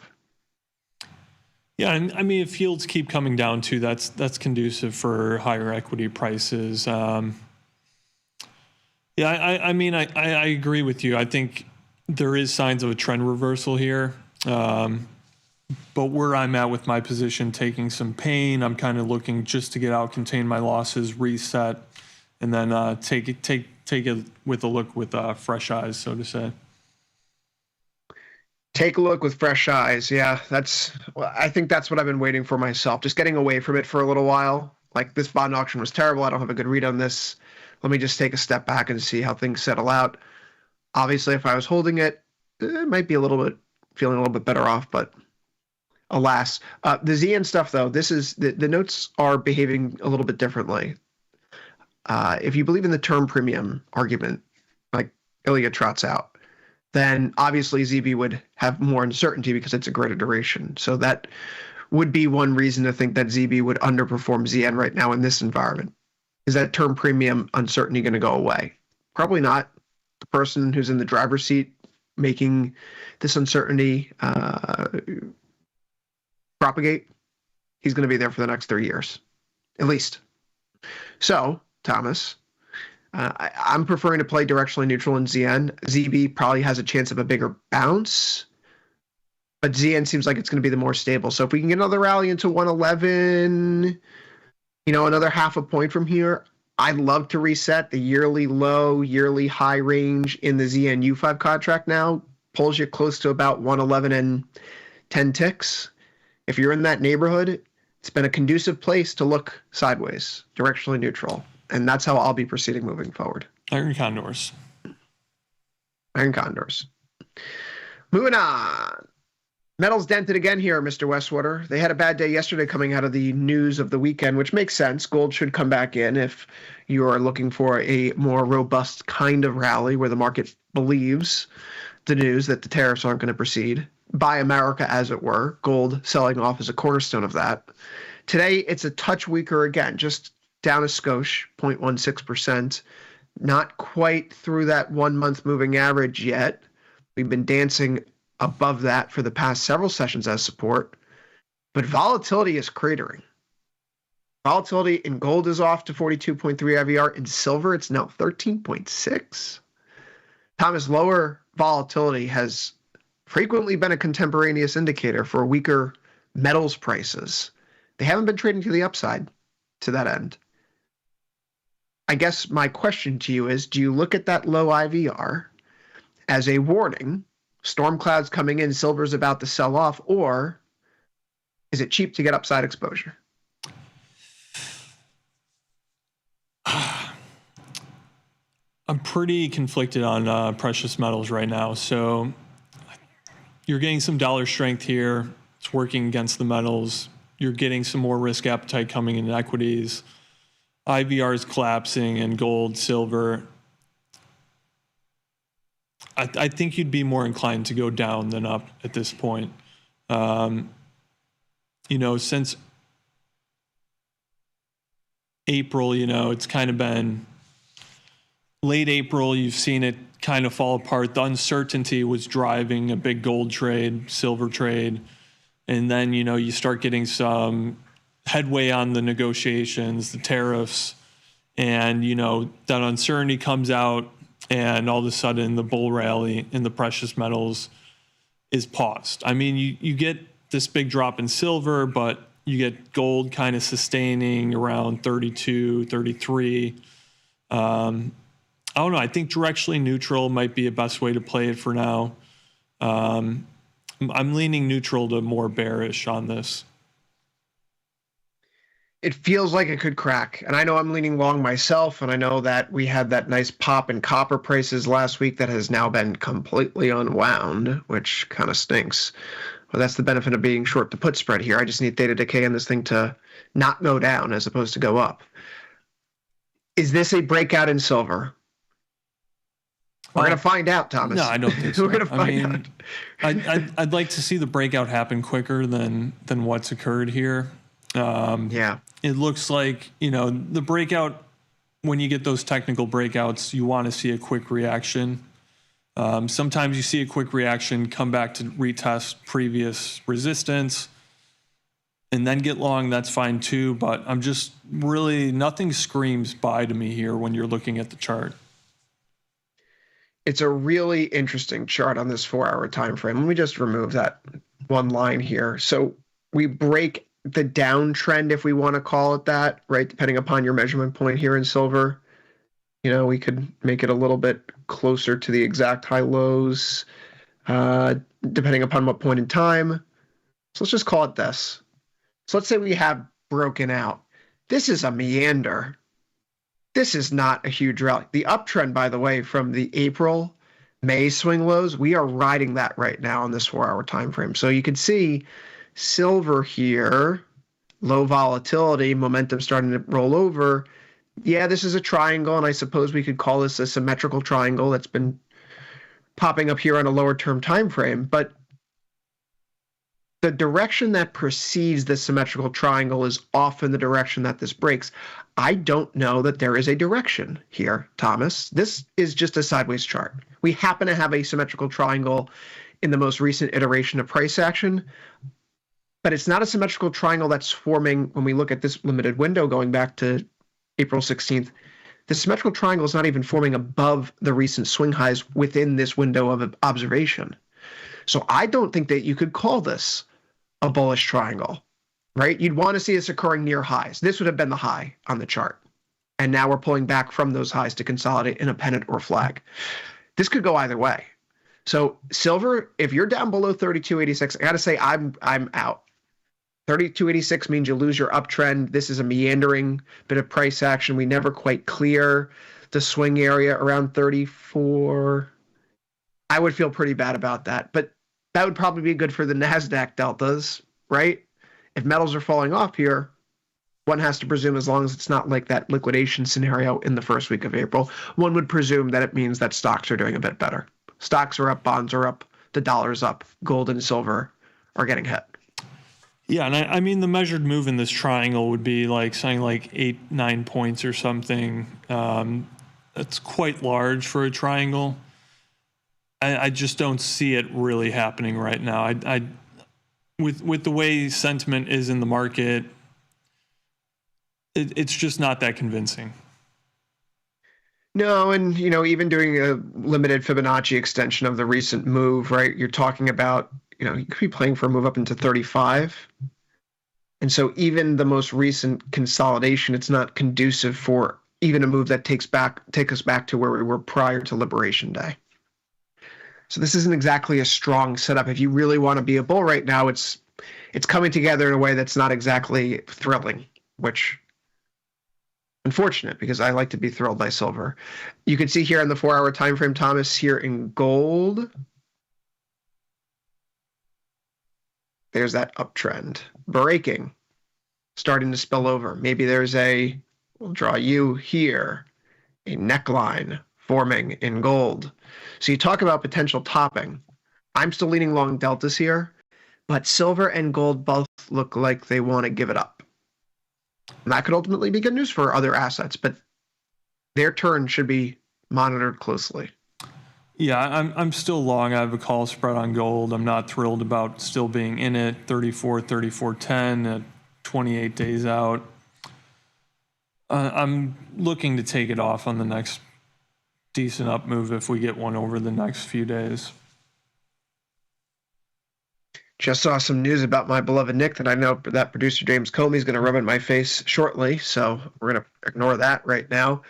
Copper prices here, Thomas. We see a pullback, 4.6855. Not quite the 4.88 we were trading at just a few days ago. But again, the positioning that I'm nursing here, we're getting close. We're at 28 days to expiration. It's still a short put spread right now. A week out would be time for me to roll short the 4.5, long the 4.4, of course, in this short put spread. Basically just looking for the recent range bottom to hold. And it's been working so far. If we start to lose 4.6, I might just take this off and say, you know what, let's reassess. If we do break 4.6, part of the reason why I would want to reassess is that the downtrend here that we broke could be coming back into play. And so you get below 4.6, we'll call it 4.5, you're back in the downtrend. That's not good. And if copper's back in the downtrend, what does that mean for silver, for gold, for the metals trade in the short term in general? Lots of things on the edge right now, but that is so critical here, Thomas. The metals have been a place that people have been hiding away from treasuries, away from the dollar. We need them to turn if we want everything else to be okay. Yeah, copper kind of got, there's a study group called the International Copper Study Group. They came out with a forecast, I believe it was last week. They doubled their surplus estimate for this year for copper. Mm-hmm. At the same time, there's been a couple Chilean miners from Chile that have reported. Chile, of course, a large copper exporter. They're saying pretty much all of them have raised their production forecast for this year. So it looks like, the miners are expecting more production. The study groups, industry groups are expecting a bigger surplus. So things have kind of churned over for copper right now. We had last year, Stanley Druckenmiller said he got really long copper. Of course, pretty good track history with commodities investing for Druckenmiller. Curious to see what he thinks in, this new environment. But it is not, copper's just not doing it for me right now on the long side. I'm going to stay out for now. If we get back down around 4.4, I would look at nibbling some 4.4, 4.5 maybe. Thomas, you mentioned the International Copper Study Group. For those that are interested in trading copper, they do a monthly release, and their monthly release actually just came out yesterday. That's icsg.org.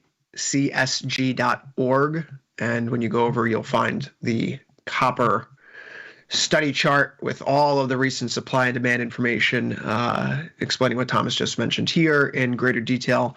Certainly worth watching. Copper, like some of these other commodities, Thomas, they rely on a lot of supply and demand functions and forces within these markets, which we do have a little bit of extra time here because we'll be going on to energy next. I do want to take a brief reprieve before we get there to talk about some of these ag products. It's been a little bit of a brief period of time. What's going on in the world of corn, soybeans, wheat? Obviously, there's tariff implications here. There's China trade deal implications here. WASDE reports to worry about. What's the news? Yep. I mean, the WASDE is still a couple weeks away, so we don't have to worry about that yet. There was a crop progress report for wheat. And actually, wheat, we had a big sell day yesterday, kind of coming back today, or unchanged. So the crop progress report, the crop progress rated in excellent or very good conditions last week was 52%. This week, they reported 50%. So kind of a deterioration in the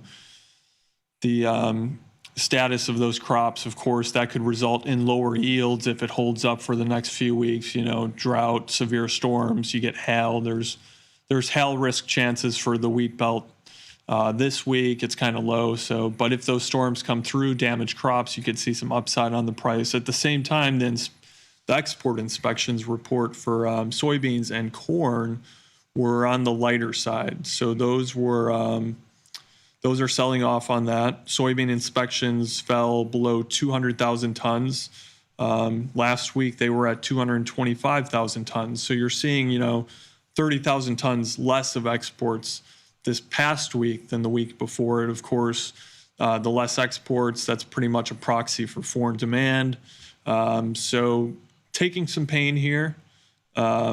Wheat, it's been making lower lows, lower highs until this latest swing high. We kind of broke that downtrend there.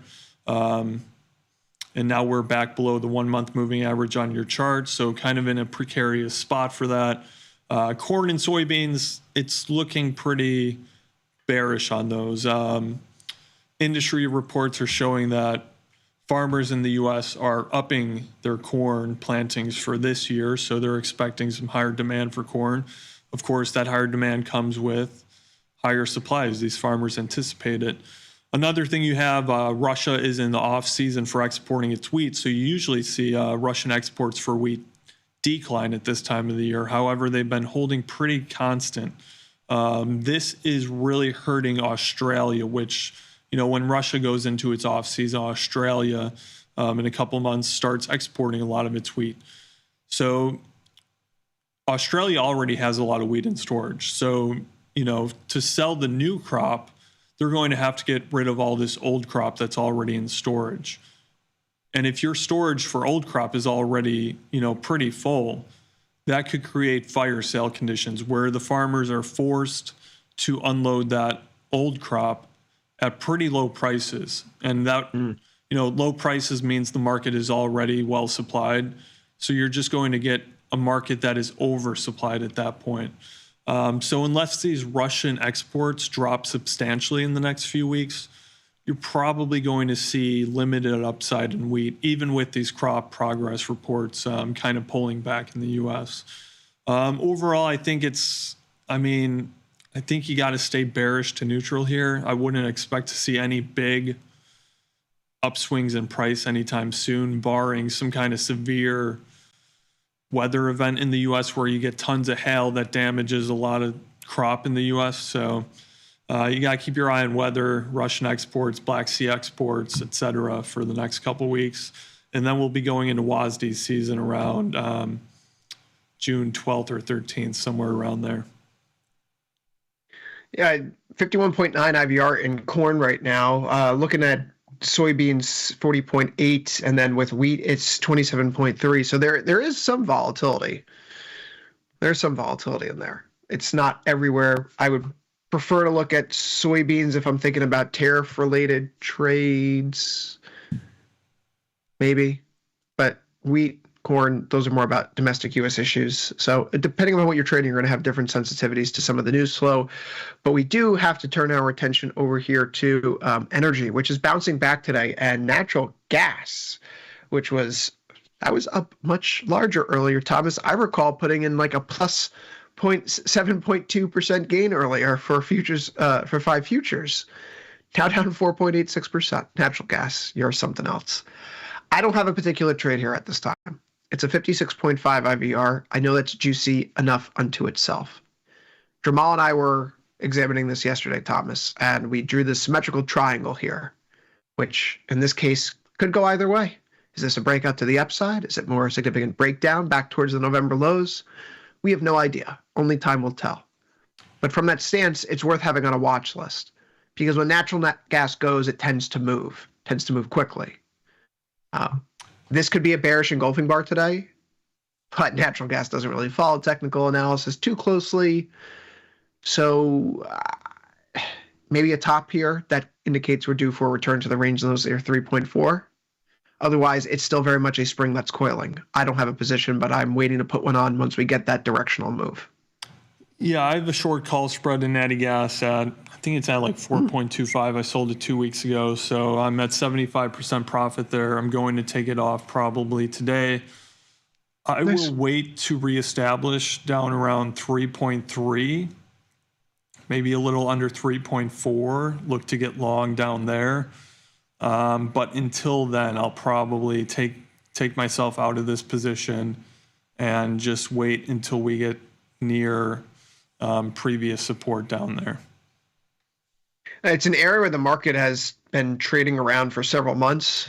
You could see resistance in October, November. We finally punched through, become support. So that battle around 3.4 is going to be very telling, right? And first blush, I think you're going to have to take a long trade off of it. So short put spread, maybe down 3.2, 3.1, maybe 3.25, 3, depending upon the pricing as we get down there. But if we start to lose it, then it becomes a slippery slope, big slippery slope. Today's engulfing bar on the outside, not what you want to see if you're looking for bullish action. Oil is a little bit of a different story here, though, up 1.66%. This continues to meander sideways. I flipped. I'm no longer with a short put spread on in here. Last week we put on the short iron condor trade. We've been chopping around trading sideways between the pre and post-liberation high-low area for a bit now. Geopolitics doesn't seem like it's much of an issue, but it's a 50.8 IVR, so how could you not trade it? So I don't see a reason to change the positioning here, Thomas. Is there anything out in the world of inventories or geopolitics that we may be missing or substantiating why volatility is sticking around so high here, whereas it's kind of left town for equities and seems to be leaving town for metals? Yeah, I mean, the volatility is sticking around. It's a little surprising. I have an iron condor on, colored at around 58.63.5. I have 19 days left. I'm going to take it off soon. It's in decent profit. So there's a couple things. The U.S., they do an authorization for Chevron. They have a lot of assets in Venezuela. They said they could keep those assets, but they cannot export crude oil out of Venezuela. So that is taking a little bit of, the supply picture onto a bullish stance here, picking it up. At the same time, U.S.-Iran negotiations continue to be contentious, but Iran is softening a little bit week by week, which is kind of their MO throughout the past few decades. Start with a really hardline stance, concede a little by little, and eventually I think we'll get to a deal. They're saying they will allow U.S. inspectors into nuclear sites now if negotiations keep going in a positive direction.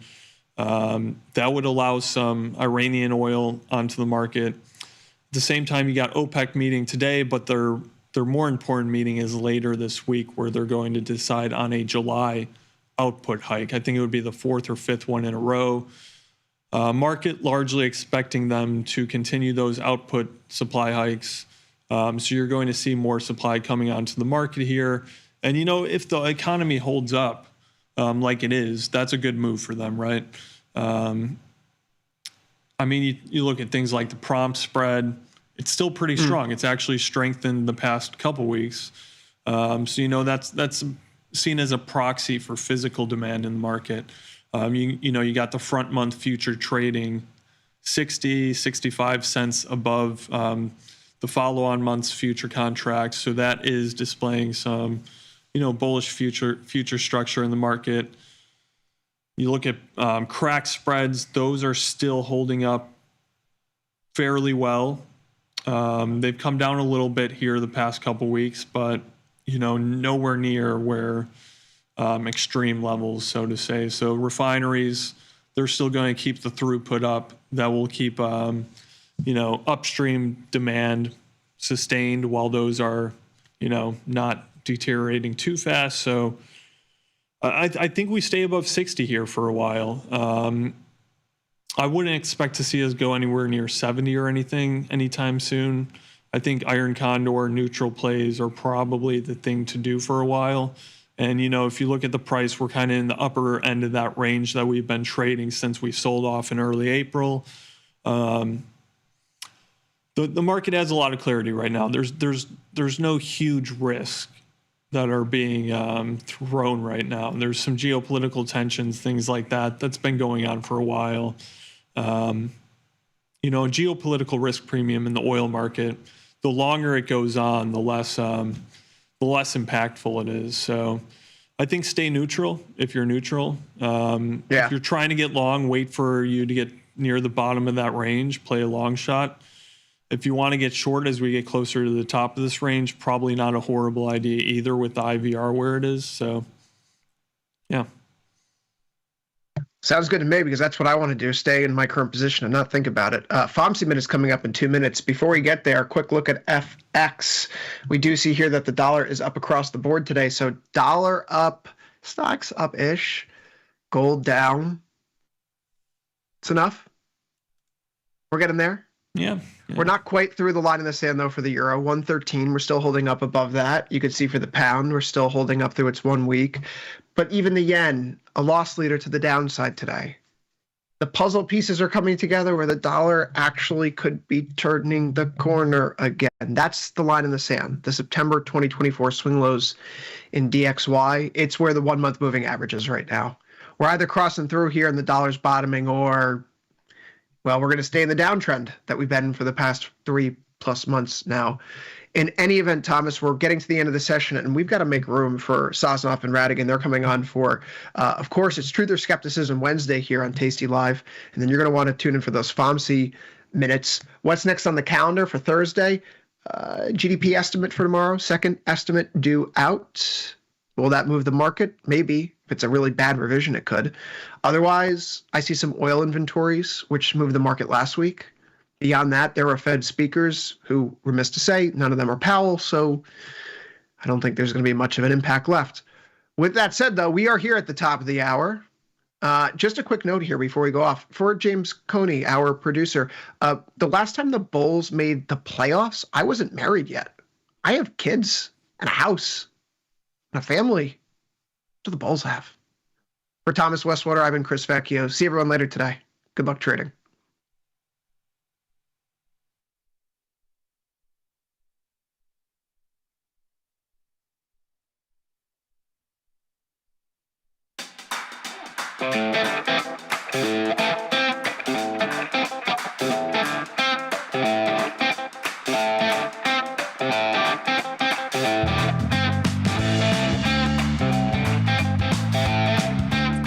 Hello, everybody. We are back for another Truth or Skepticism today. I'm Tom Sosnoff. I'm here with Dylan Radigan. Mr. Radigan, how are you? Very good. Very good. Nice to be seeing you. How are you today? Good. Ever better. Ready to go. I'm a little bit perplexed, I must say. I mean, I find myself in a state of perplexation rather often, as you know. And there's a variety of things that we can discuss, and I don't want to be a broken record, but And I was just sort of looking at the port data. This is the sort of, especially the Port of Long Beach, where you have something like 40% of the PORT, like where boats arrive in park. Basically, it's a location where a nautical vehicle might come to a. I'm not a boater, just in case you're not a waterman. This might not be come as a shock to you, but I don't spend a lot of time on boats. I've been in Chicago 40 some odd years. I've been on Lake Michigan once. So boating is not anyway. You're familiar with the concept of a port as a location to park a boat, and sure. And for sure, you're also familiar with the Port of Long Beach, which is a location that receives like a large number of extremely large boats. The thing that perplexes me is this. The port data says that the number of widgets or number of units or number of anything's coming through is down and down a lot. Not surprising considering the tariff hootenanny. Okay. We all know that the global economy at this point generally revolves around the movement of goods, setting services aside, but the movement of goods around the world. Many of them come from China to the U.S. All these. Everybody familiar with the fact, and that the movement of those goods is seen as relatively central to the profitability and functioning of the economy, including the U.S. economy. Okay, don't go into the details of that. At the same time, the financial market, I think the stock market specifically, is viewed as a discounting mechanism to the value of the future, how do I say it? The discounted present value of the anticipated future levels of economic activity. Right? The stock market is sort of offering an opinion of relatively perceived future economic activity / profitability. Okay. / growth / The stock market relatively healthy, despite a bit of volatility. I wouldn't say relatively healthy. The stock market at relatively high levels relative to its recent history. Port activity relatively low relative to recent activity, and tariff rhetoric is all over. Sure. Only conclusion that I can reach, looking at when I ask myself, why is the stock market so strong in the face of all the tariff rhetoric, in the face of port data, all these things? And the only answer that I can reasonably come up with is that the stock market generally does not believe that Donald Trump or the Trump administration, more accurately perhaps, is going to go through with any of these tariffs. I cannot come up with an explanation as to how the stock market would be so comfortable, but for the idea that the stock market doesn't believe in the credibility of the tariff threats. You're 100% right. The stock market is, it has an emotional component, which you can see. I call it like tariff roulette, but it has an emotional component, and it'll, the tariff news one way or the other will push the market around a little bit. But the reality is the market has, since the beginning of Trump's first term, has essentially, discounted almost everything he says as nonsense. I mean, the stock market is a different level of intellect than Trump's economic policy. So it's discounted it from the start.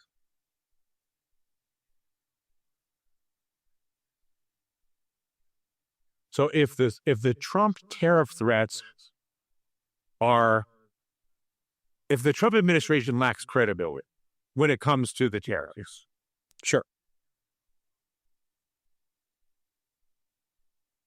then is the correct trading posture one that like I'm just thinking about the recent headlines where it's like, oh, I'm going to hit Apple with whatever. Apple's got to make their iPhones in America. I saw a couple days ago, whatever it was.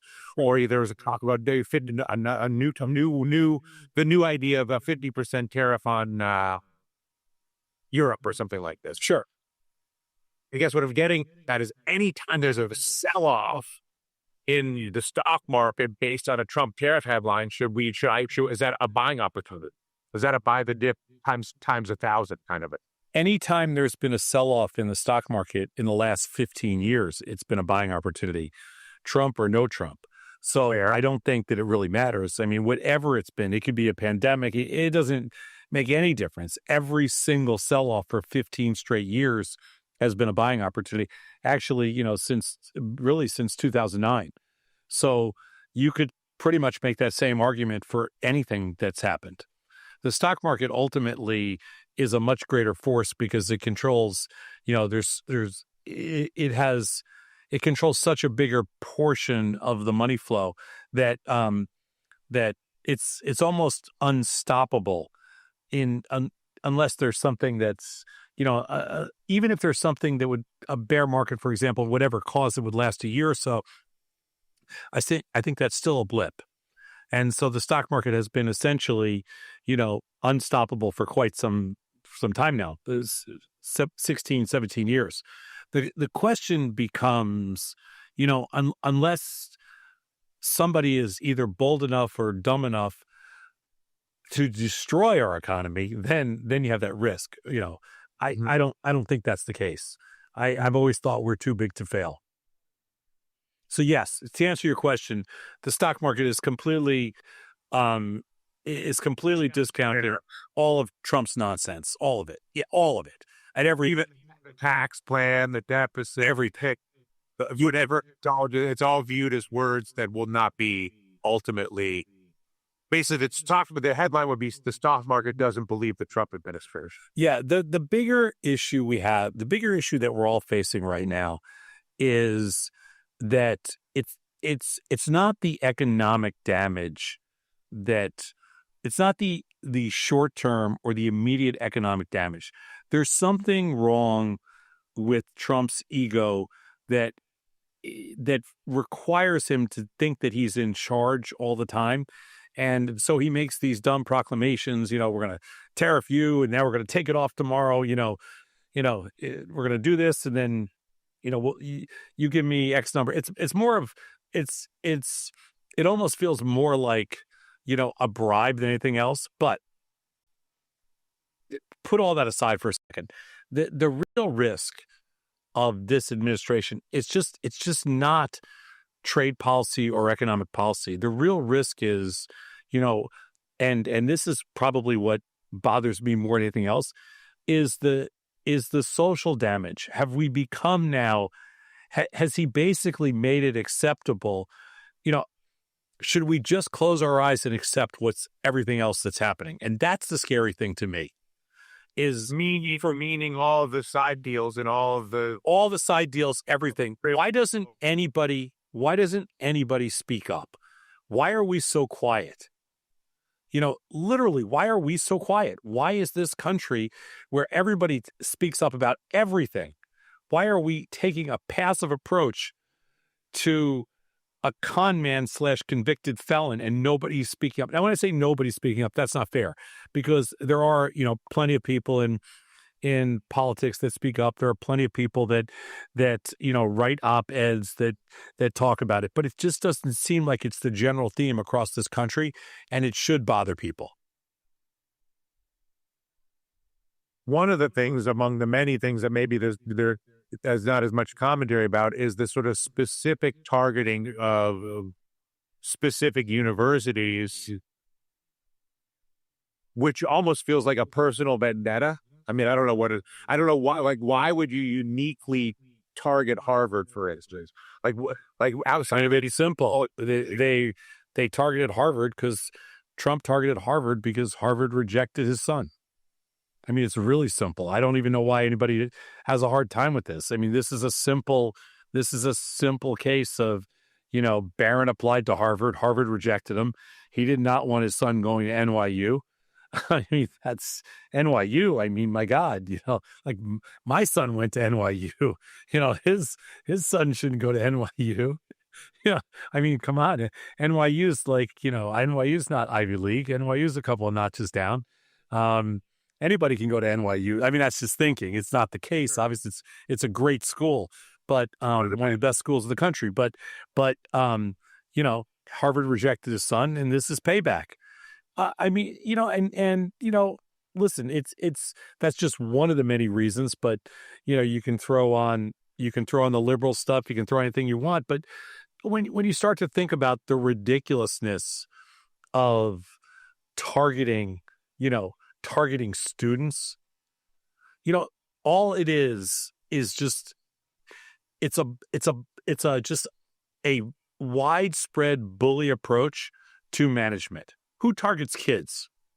Like, what psychopath targets kids? What simple-minded person? If you want to go after somebody your own size.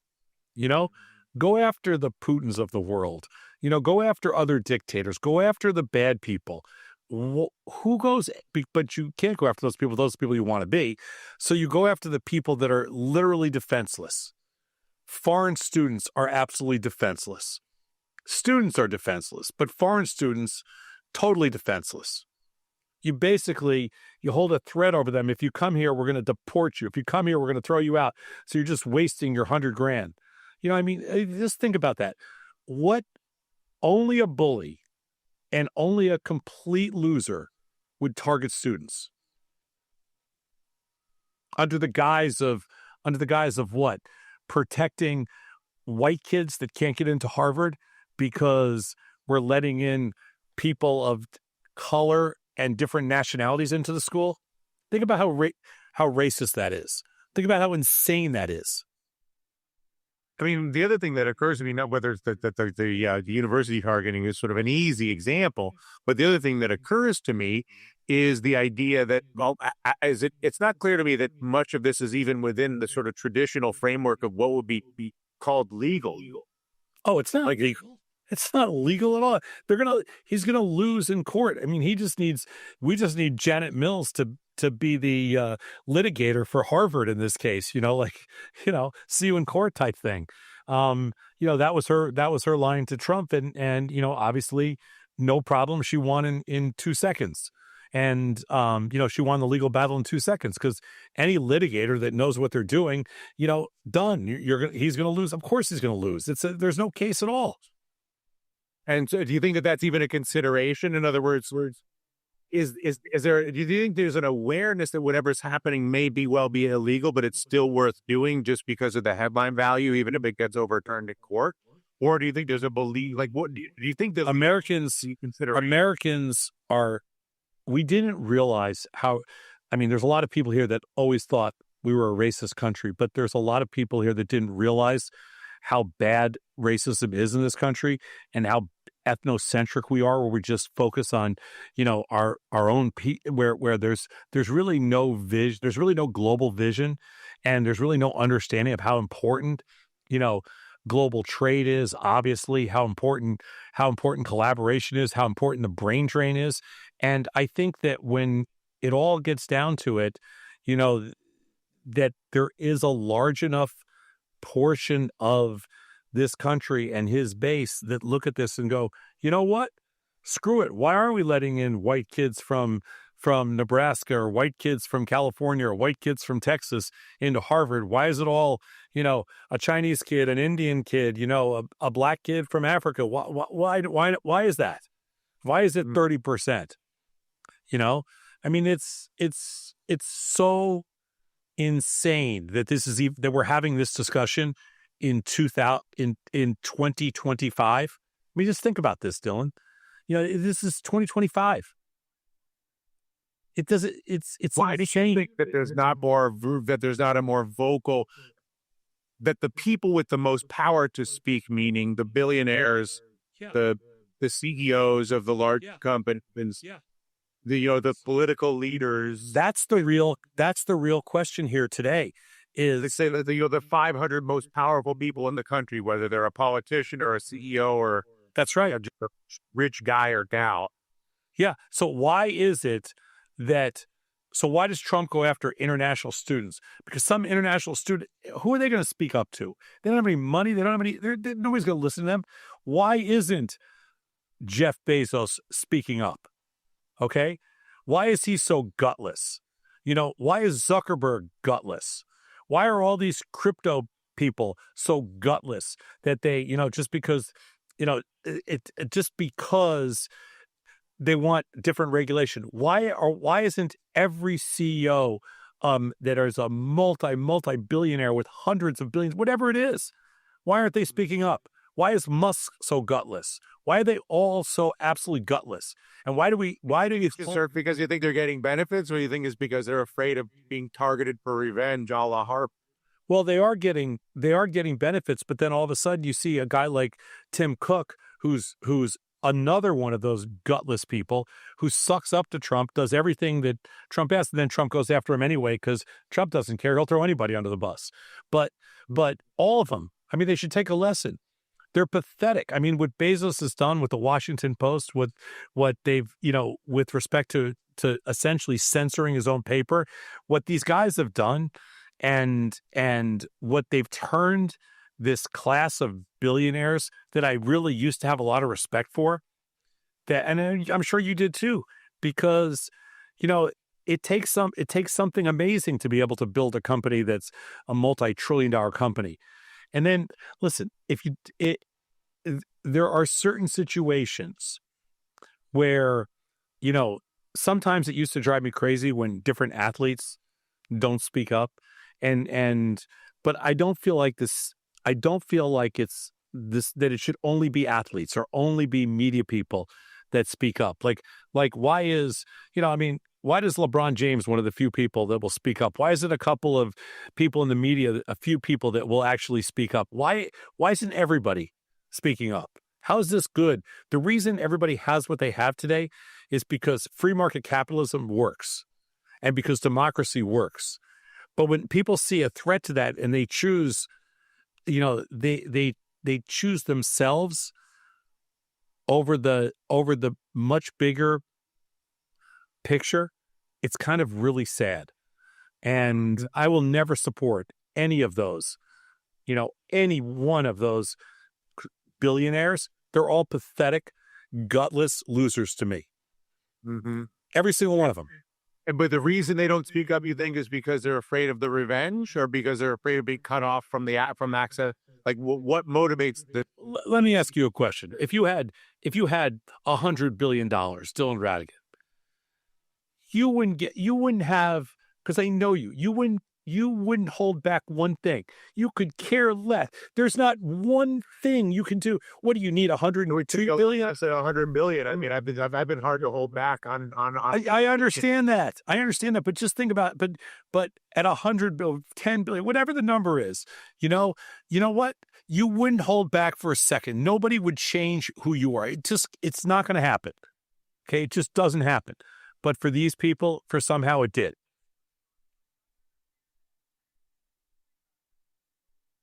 The other thing that I was reflecting on, because there was an article that was talking about, was sort of itemizing the monetization of the presidency, which is, I know, something that we talked about a good bit. But there was a New York Times article. I read it.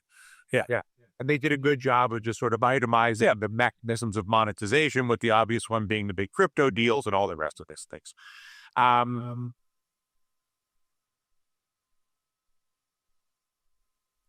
But the article, Dylan, the important thing about that article was everybody's documented the Trump's monetization of the presidency in a way that's never been done before. Eyes wide open, out in public, not trying to hold anything back, saying, listen, you know what?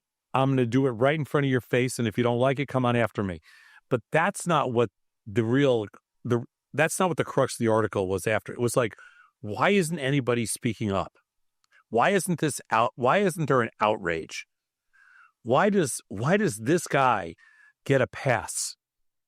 And it's a really good question, because in the past, if anybody made, $1 million, $100,000, whatever the number is, they'd be screaming from the rooftops. But Trump, still a couple $1 billion, his net worth in the last year since the beginning of this campaign is up by, I think it's $1.4 billion. Okay, all documented at using the presidency. Explain it. How's that?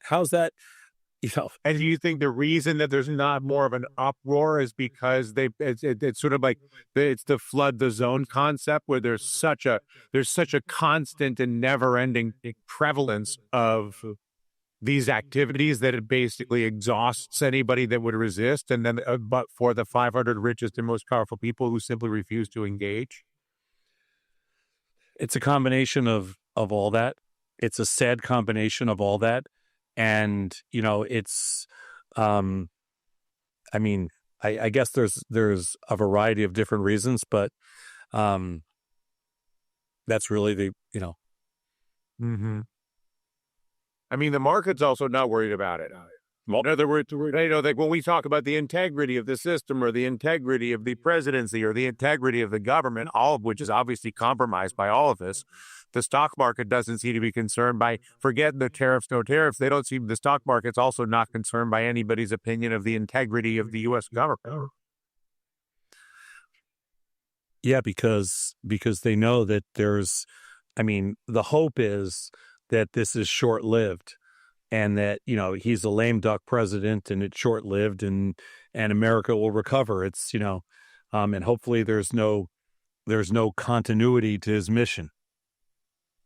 No scalability of it, no extensions. Your interpretation of the market's indifference is that their attitude is this too will pass, and that while his personal enrichment may be whatever it is, that ultimately it's that he's not as much of a risk to these. He's not an existential risk to either the integrity of the government or the integrity of the economy.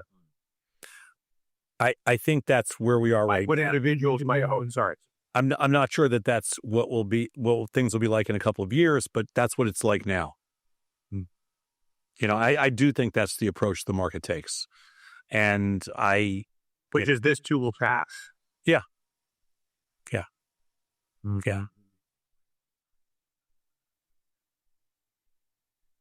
Do you think the bond market's in control of the Trump administration at the end of the day? I'm just thinking back to the bond auction, or that spike in April. Like, do you think that underneath it all, as long as the bond market really sort of backs up that everything that the reason that the stock market looks past the rhetoric of Trump is because they know the bond market at the end of the day will discipline whatever the Trump administration tries to assert? I'm not so sure. I think the bond market right now accurately reflects the risk it feels is that this administration poses, but I don't think it can trade any lower, at the moment, because it needs another level of something scary to happen to push rates even higher. So in other words, I think the bond market has priced in all the risk at this time. It priced in a reasonable amount of risk at this time. Can't price in all of it, but a reasonable amount of risk.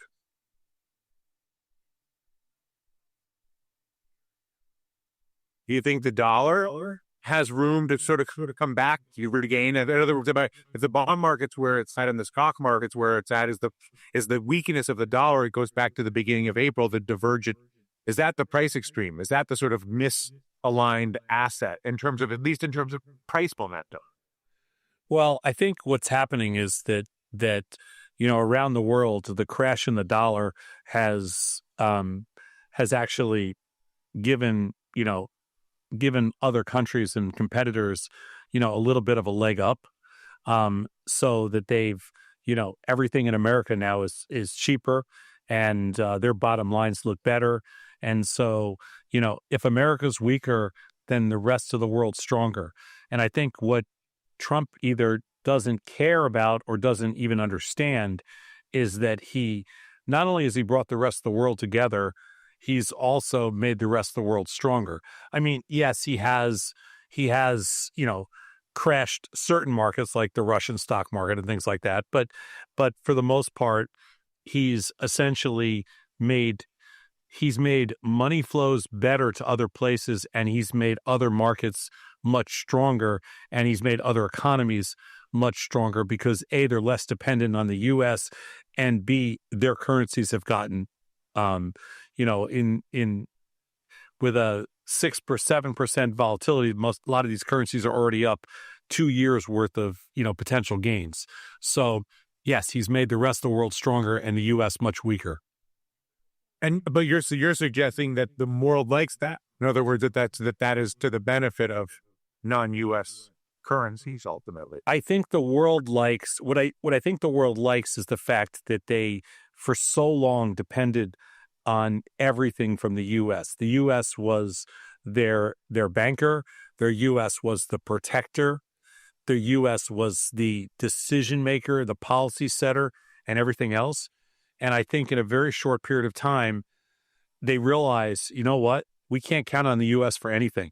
We can't count on them to be our protector. We can't count on them to provide capital. We can't count on them for goodwill, and we can't count on them for collaboration and trade. So we have to figure out other ways to do it. And I think that's what they're all doing, and they're being benefited greatly by the crash in the U.S. dollar, the decline in the U.S. dollar. So I think all of those things, and I don't think, the whole concept of America first is absolutely idiotic because, and I just wrote about this, but we rely on what's made America great and what's made America the strongest growth engine in the world is that we rely and we've taken advantage of everybody else's efficiencies to fuel our growth engine. Meaning if somebody like Trump's whole thing was, and this is, his Treasury Secretary, Scott Bessent said this the other day. He said something to the effect of, well, we're trying to bring precision manufacturing back to the U.S. I think that was his exact quote. And the idiocy in that statement. Now, he's probably the dumbest, slowest, least competent Treasury Secretaries in the history of this country. And he can't talk either, which is really sad. But bring precision manufacturing back to the U.S. For what? When they can do it 10 times cheaper, 5 times cheaper in Vietnam and China and everywhere else. And we're the primary customer, and all our companies benefit from that. And our growth engine explodes and our markets explode because of that, because we take advantage of that. Why would you want to disrupt that chain? Like, what's the advantage to bringing that stuff back to the U.S. and raising prices by 5x or 10x? Like, it's idiotic. Like, that is the definition of America first is so freaking stupid. It should piss off everybody. Every person who's just has any kind of intellectual sense. It should just piss you off. Like, take advantage of what everybody else does best and fuel your growth engine so that you dominate all the economies all around the world and everybody has to come through you. That's the beauty of it. That's Apple's model. You want to know the great thing about what Apple did and is they said, "Hey, if you want to build something, we'll take 30% of everything you build." That's it. You know what? They took advantage of everybody else's genius, everybody else's efficiency. Same thing with Nvidia, same thing with Microsoft, same thing with Amazon. Hey, you know what? We're going to take advantage of all the efficiencies out there, but you got to go through us. That's what America did until this idiot got in charge. And he's like, no, that's stupid. We're going to build it all ourselves. And they're like, what? Like, it's absolutely asinine. It's the dumbest trade policy ever. You have the whole world out there that's dying to do business with you, and you want to cut them off so that everybody else can take advantage of everybody else's efficiencies except for us. It's like when you start to think about it, you're like, oh my God, this guy is an imbecile. And what he did is he hired imbeciles to work for him. So now you've got these complete morons like your Treasury Secretary, your Commerce Secretary, and other people that are like, you just shake your head and go, oh my God, they can't be for real. They can't be this stupid. Sorry, I didn't mean to rant on that. Oh, no, it's perfectly. I mean, so I understand all of that.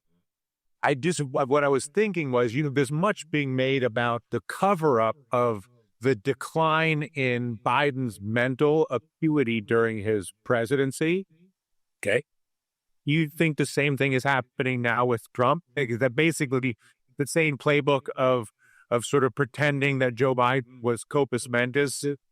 That now there's a different group of people that are pretending Trump is coherent here. Yeah. I mean, there's 100%. Did you hear him yesterday? I mean, That's what I'm thinking. Like, yeah, I just read his Memorial Day message. You know, I mean, his speech at West Point to graduates.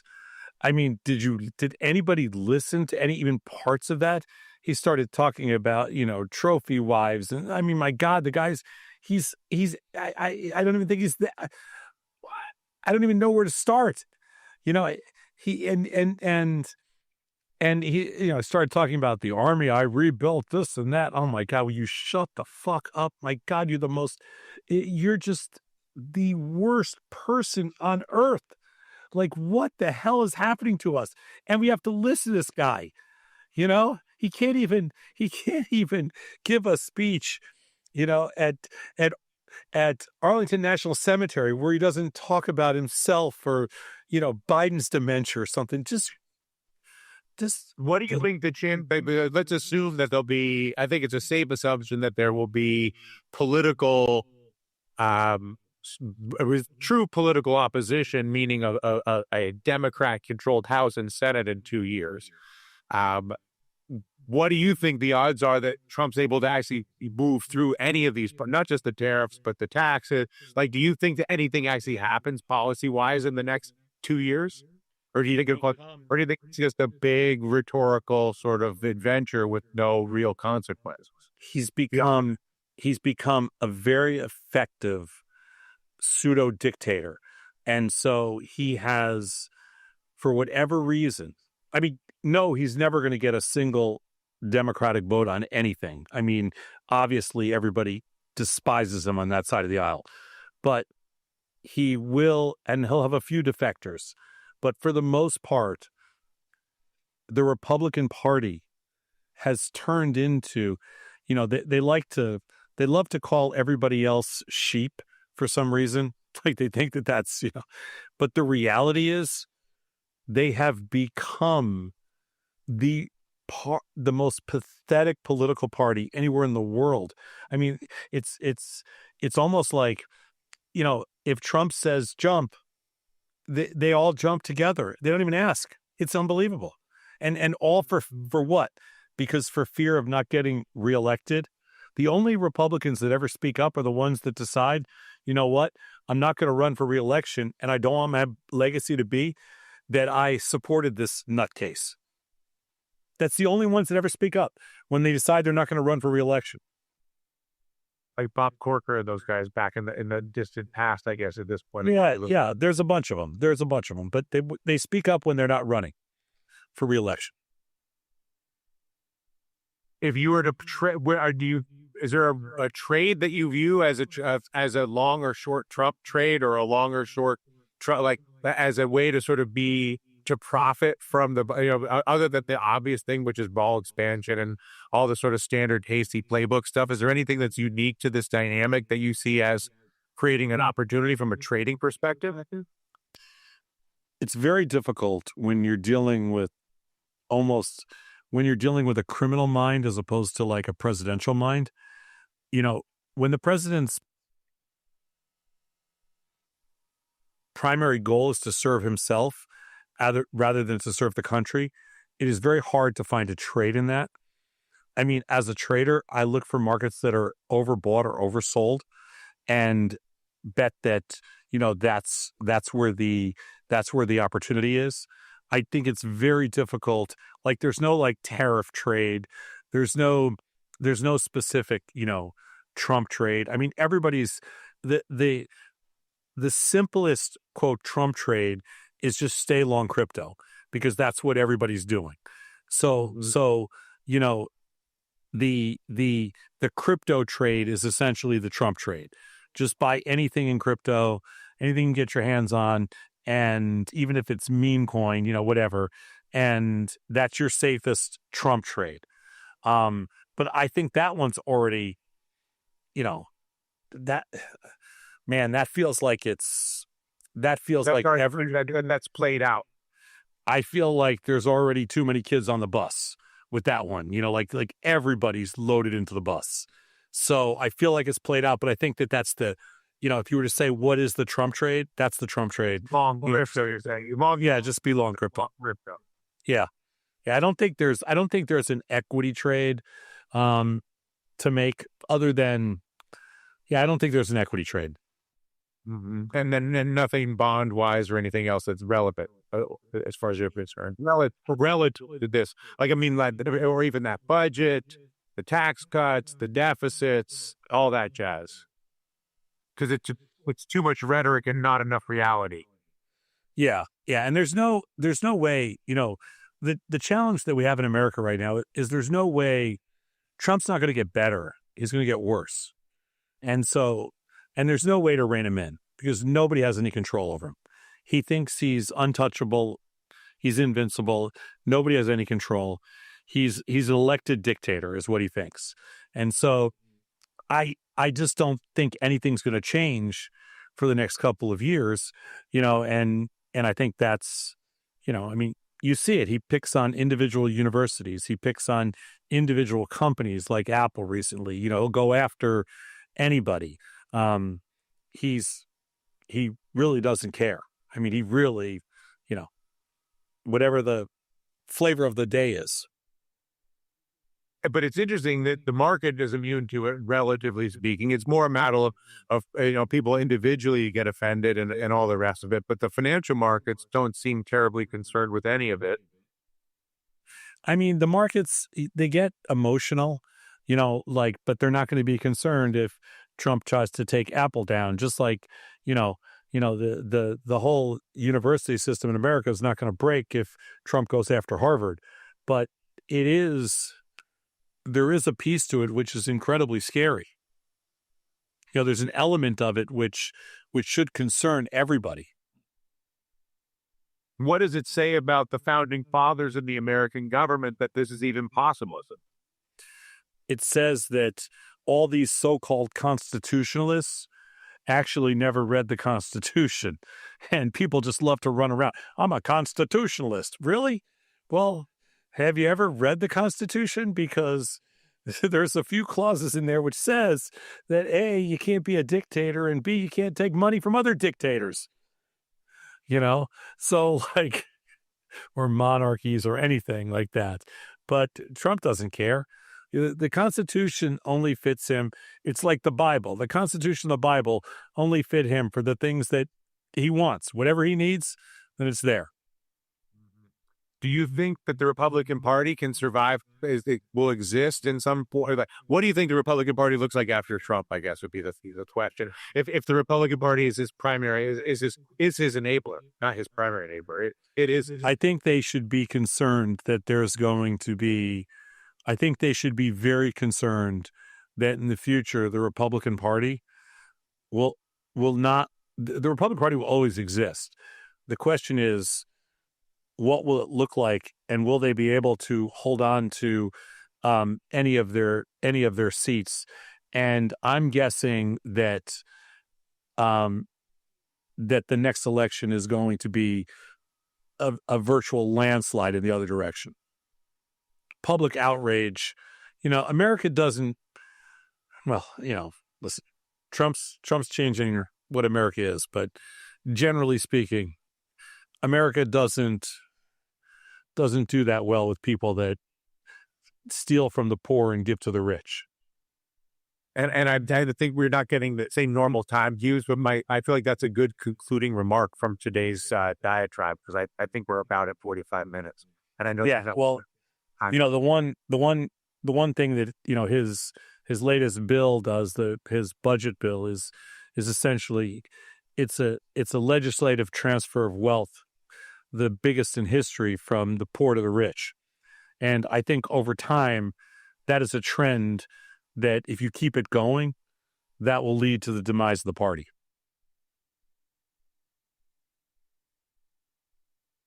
We shall see. I don't disagree. The biggest enabler of the Republican Party, in my opinion, is the Democratic Party. Because just when you feel like you're offended by the Republicans, you go look at the Democrats, and then you have to question everything that's going on in the world. So we'll see. Yeah, there's some truth to that. He's Dylan Radigan. I'm Tom Sosnoff. Thanks so much for listening. We'll see you next Wednesday.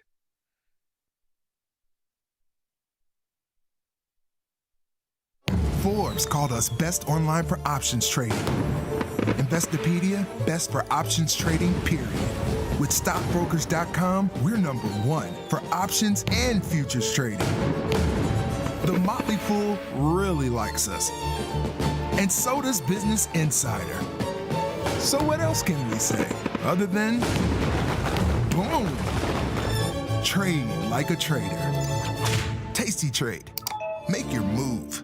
At Tasty Live, we live and breathe the markets. But when the live show's over, are we out of breath? If you want to inhale the latest breaking market news, we've got you covered. The Tasty Live research team and on-air personalities post refreshing content updated daily covering earnings, economic reports, trade ideas, and much more. If you want a breath of fresh air and not stale takes, visit the News and Insights tab at tastylive.com. All right, Jamal. All right, Nick. All right, Mike, do you have a long-term trading goal for this year from a dollar percentage standpoint, or do you have any personal development goals, anything new you'd like to learn? No, I think that's kind of hard to do. I just try to identify good opportunities for the long term. I have a whole separate account for long-term trades, so I just try to make those trades, whether they're leap calls or whether it's just long stock, and just hold out. I never really put a percentage on it. That's a great question. Longer term goals would be to get into more futures, building into a core portfolio of futures. I think I've got the options down. I think adding in a little bit more futures trading. It's a good one. I think everything's always compared to the alternative, which is passive investing or the S&P 500. In really turbulent years like this year, I think if you can beat the S&P, even if you're losing money, if you're down 5% and the S&P is down 10, you're doing better than the alternatives. I think it's a little bit of a different way of thinking of it, but I think if you can beat the S&P this year, if you're making money at a scratch or a small loss and the S&P ends up down on the year, you're doing just fine. Ready to take your trading skills to the next level? Dive into the world of stocks, options, and futures with Tasty Trade courses. Whether you're a beginner or more advanced trader, our courses can empower you with the knowledge to succeed. Watch as our team in Chicago shows you how to use the Tasty Trade platform and go over the basics of trading. Perhaps you'll learn about a new strategy or a potential product for your portfolio. To find our courses, go to the Manage section of our web platform or head to courses.tastytrade.com. Start taking control of your financial future. Visit our courses today. Tasty Live's godfather of options, Tom Sosnoff, is grabbing his passport and taking this show international. He'll be joined by IG's Rich McDonald in London and Milan, along with special guests at each stop for an evening of live trading. It's fun, challenging, and moves as fast as the market. Doors open at 5, with trading starting at 6. Come early and have a pint or glass of vino with the boys. It's totally free, but space is limited. Register at tastylive.com/events. Options just got molto interessante. The market doesn't stop. So why should you? Diversify your portfolio with stocks, options, futures, crypto, and more from Tasty Trade. Focus on the markets that matter to you. See the odds before you trade using curve analysis, IV rank, and more tools. Get industry insights that help you find your next trade right where you need it. Tasty Trade. Download today. Got friends? Get $250. We'll give you a bonus for each qualified person you refer to Tasty Trade. So spread the word and earn rewards. Terms and conditions apply. Feel like your wardrobe is missing something? Like style, purpose, and maybe a dancing dog? Can I pet that dog? The new Tasty Trade and Tasty Live web store is now live. New merch, bold designs. Did we mention all net proceeds go to one tail at a time? Invest in the real bull market, dogs. Go to tastytrade.threadless.com. Grab some gear and help some pups. You get merch, they get a home. Look who's back testing. Tasty Trade now has options back testing for free. Test your trades with over 10 years of data for the most popular symbols. See how your trades would have performed in the past. Look back at profit and loss and take the guess out of guesswork. Oh, did we mention that it's free? Get back testing at Tasty Trade. There's a beast in the financial world, and it's not the bull. If that's you, join us on Tasty Trade. Genius loves company.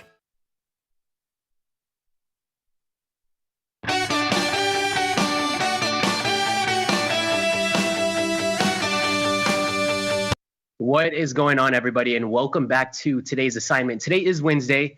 We got a couple days of trading left in the week, but we've made it this far so far. We got Nvidia earnings later that we're going to be talking about a little bit, touch on that, and overall get on some more positions in the portfolio, especially after the Fed minutes that was today at 1 Central Time. It really didn't shake up the market too much, but we'll get into all of that. Before we do, Dr. Jim, how we doing today? Man, what's going on? What is going on? Hold on, give me 1 second here. No, all good, all good. I know. Okay. No, I'm ready, dude. Are you ready for Nvidia earnings? I mean, I'm a little bit concerned. I'm a little bit concerned about your strategies because, first of all, you're not even saying it right. I was going to say, I don't know what Nvidia is, but I know what Nvidia is. I know it's Nvidia, bro. I never said it's Nvidia. Like, if we're going to be doing this together, like, if we're going to continue as, like, co-hosts on the show, like, you got to get on board with the Nvidia. I think that's valid until we do find middle ground there. If you're long Nvidia, I got to be short. If I'm short, you got to be long. Until we find middle ground, we can't go the same direction. No, but we can't be on the same side. No, there's no way. We'll check out some of these earnings. Nvidia is going to be an exciting one. I am in Nvidia right now, so here in a moment we'll jump into the platform. But I am in Nvidia. I'm in a couple other positions. But before we even do get to that, Nuggets in 7 until it happens. So I know we got to wait another season. It's been rough on us, but it's looking like it's going to be a Pacer OKC final. That's what it's looking like, Dr. Jim. How you feel about that? I feel good, dude. My Pacers have looked so strong the whole way through. I mean, they're an unstoppable force, dude.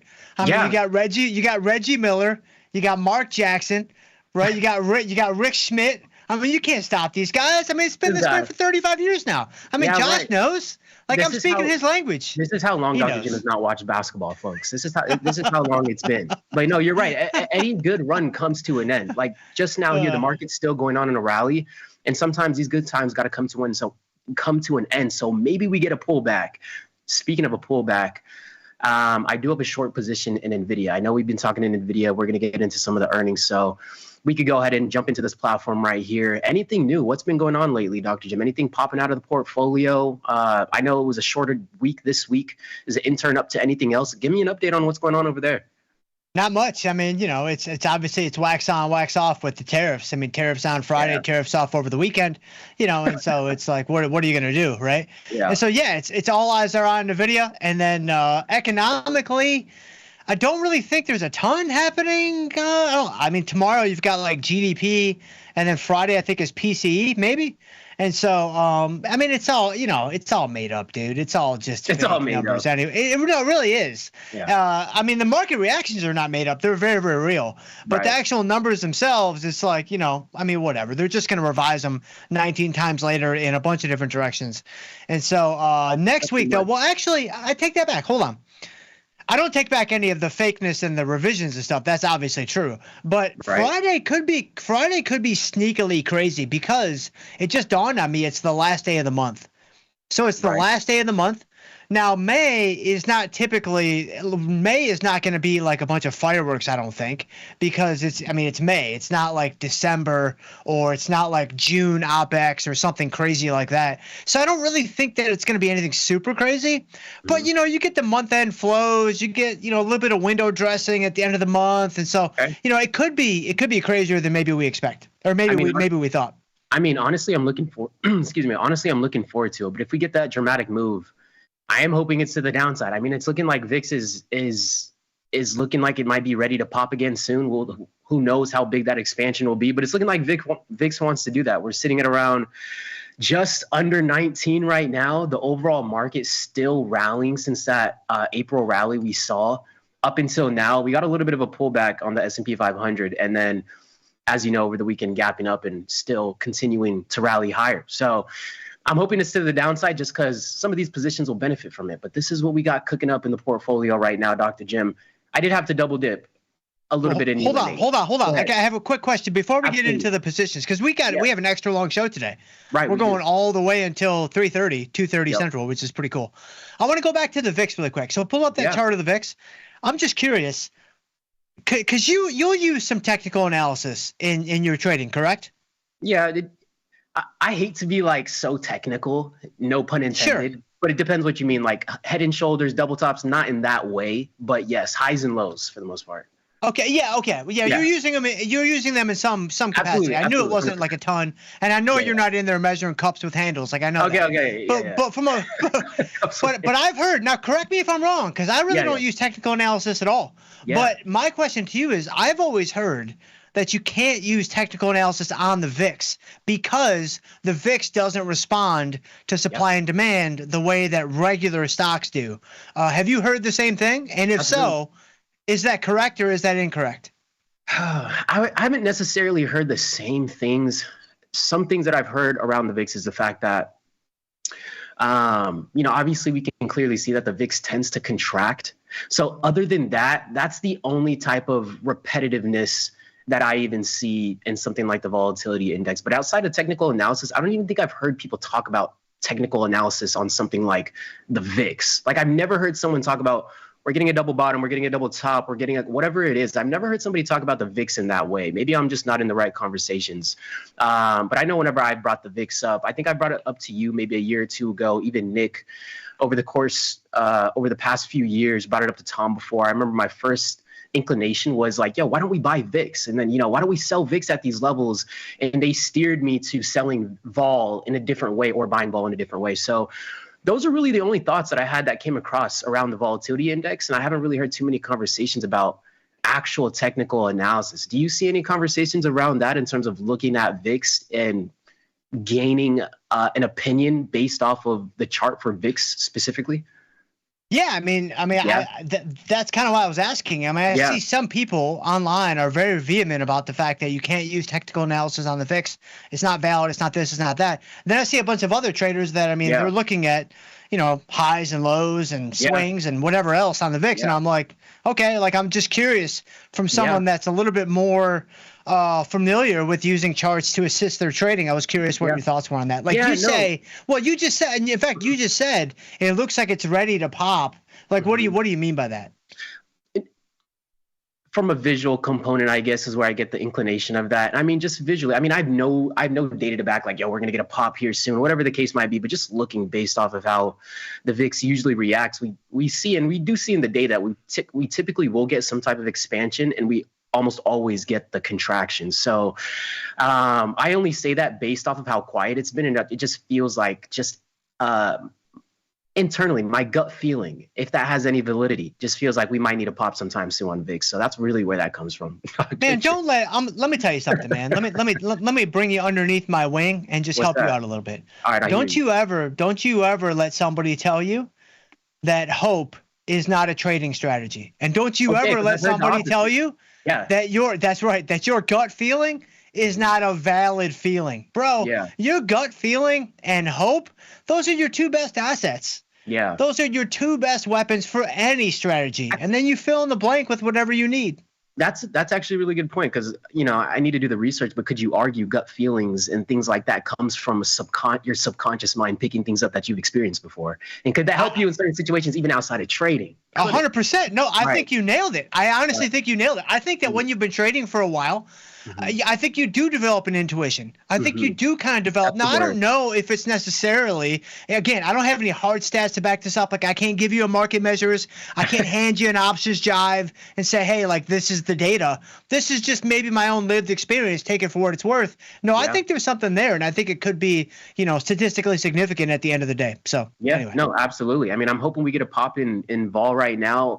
One thing that I'm looking forward to, and I'm really hoping we get this sell-off in Nvidia, and we'll go through these positions in a minute, but I really want to see that pump in the premiums as alongside that put that I bought in Nvidia, which could benefit from a downside move and an increase in vol. So we'll get into these positions here in a moment, and then I want to touch a little bit more on, I guess, not so much technical analysis, but kind of explain the angle or the approach that I like to take in terms of technical analysis. Because I know technical analysis for most, right, especially I would say the older generation, right, you guys got into the market a little bit sooner before we had all this technology that us youngins have nowadays, and charts, and a lot of these things weren't even around, 10, 20 years ago, whatever it is. So I'm going to be excited to share a little bit about that, give a little bit more perspective of where I'm coming from, at least. But UNH, Dr. Jim, did you end up doing anything in here?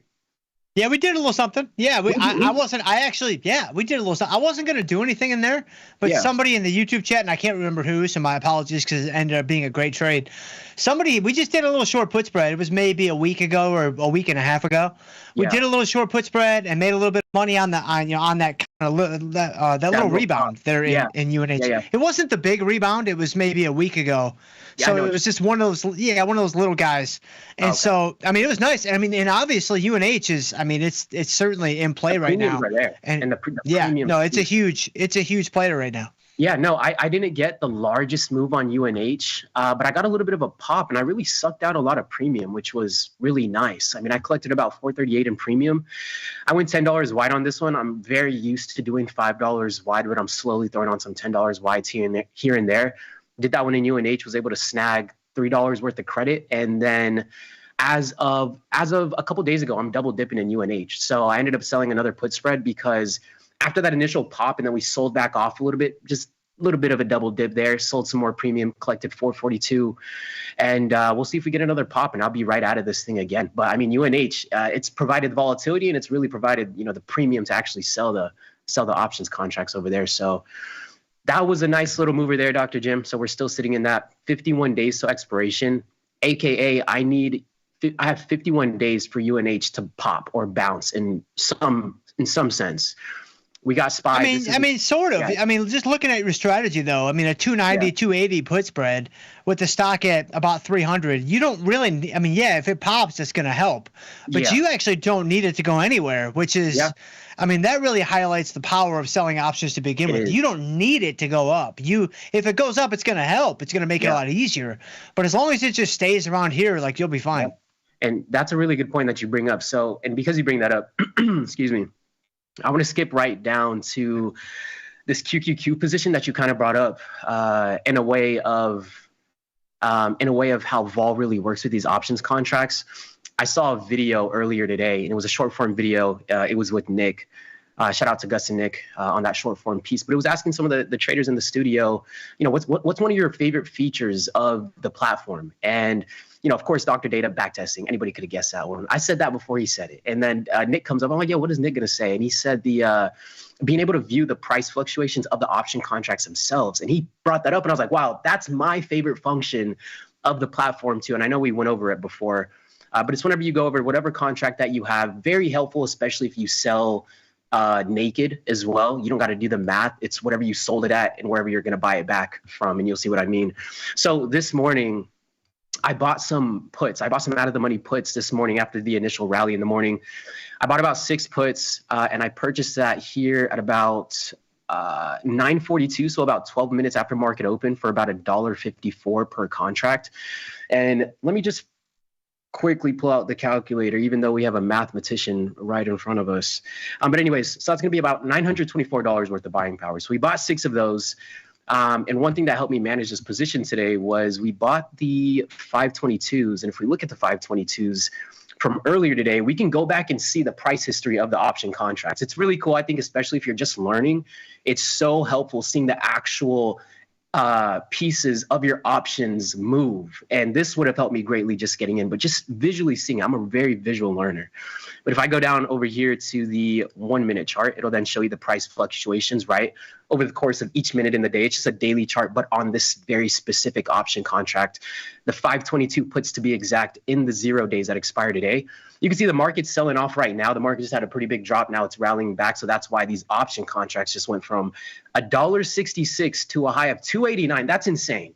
Like, that really shows the volatility of these option contracts. And it might look attractive at first, But if you're not managing these, especially without any type of stop losses, whatever it might be, you could get caught in a move like this if you are trading the 0 days. Like, you might be able to pull out a nice profit, but also they can be really tough when managing risk, especially when they're so close to the expiration, which is just about an hour from now to the close. So this morning I was able to buy that at 9:42, and which is about somewhere down here. And then on the initial pop at about 9:48, about 6 minutes later, I sold those contracts into the initial move. And sometimes I like to hold these trades a little longer. Like for today, for example, I didn't have time to throw in the futures, but sometimes I'll throw in the futures contract at the same time, because if I feel the market still has time to put in lower lows for the day, I want to do that and express that opinion using the futures. Because if you do that with the option contracts, you might be sitting in some consolidation for whatever reason.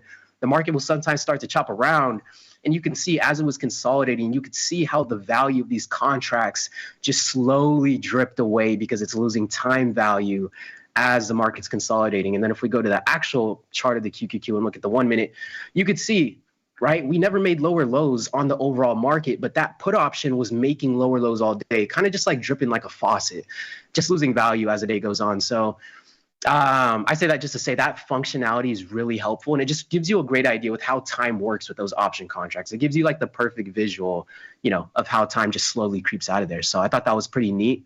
But the market's looking to get pretty volatile right now, at least Dr. Jem. But just wanted to point that out.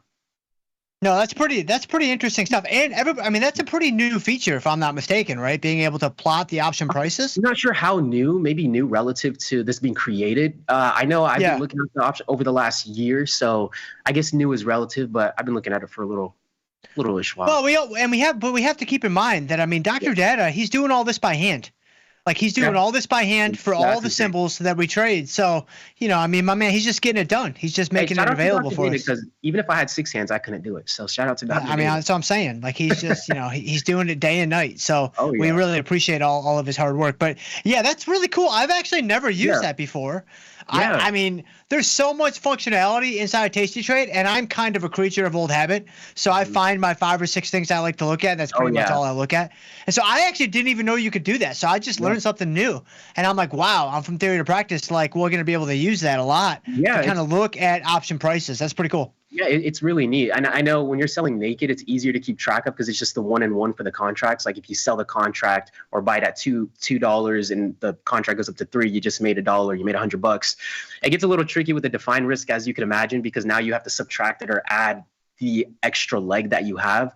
So from there, it's not as straightforward, but still pretty neat. Gives you a little bit of a different perspective. I think I really gravitated towards that too, Dr. Jim, because I had experience only trading equities, and the 2 + 2 = 4 in terms of math with entries and exits. Seeing the single contract, the value of the single contract just makes it really straightforward. Hence why I think a lot of people get into equities without learning options first, because it's not as intimidating. But that's what we got for UNH. SPY, I'm kind of cooked on this position. It's been in the hole for a while. I got 23 days till expiration. We'll see what the market has to offer in the next 2.5 weeks while I manage this position. But can't do much there. Hands are tied. Did a little bit with the put options today in QQQ, and then on. So what was the strategy on those? It's right after the market opens, right? Yeah. Obviously. Excuse me, you have a bearish bias, maybe similar to what you'd have if you sold some MNQ, right? But you decide to go in with QQQ puts. So you kind of explained about the consolidation and wanting to do futures after doing the long 6 puts. But I'm actually curious. I have 2 questions. Number one, why did you originally go with long QQQ puts instead of short futures? And then number 2, you picked up about 20 cents, 25 cents, which is a great trade on a 6 lot. What were you looking for? 70. What helped you? Oh wait, no, you got like 70 cents. Yeah, we got about 70. I think I'm shortchanging you here. Yeah. So you got a lot more than that. Okay, so what were you looking at to help you determine it was time to get out? So that it was time to get out. I covered at the morning lows today. It could have went lower, but whenever there's a very directional move, we like to call that a leg up or a leg down whenever I'm trading the options, because I have to worry about that time decay. After the initial leg, when it comes to options, I take that entire position off just so I don't have to worry about time decay. So whenever there's a leg up or down, I typically would just take all the options off. And then if I still want to stay in that trade idea, I'll stay in it with the futures contracts. So on an initial leg, the initial move, I'm always taking off the options because of that time decay. And I don't know if the market's going to start chopping around for 30 minutes or an hour. You just never know until it happens. And it's hindsight. And it's like the market just chopped around. So that was the idea for the exit. But the entry, and this is what I kind of meant by, kind of technical analysis, but not really. And what's funny is this is something very similar to where, excuse me, I used to go on the show with Frank. Shout out Frank.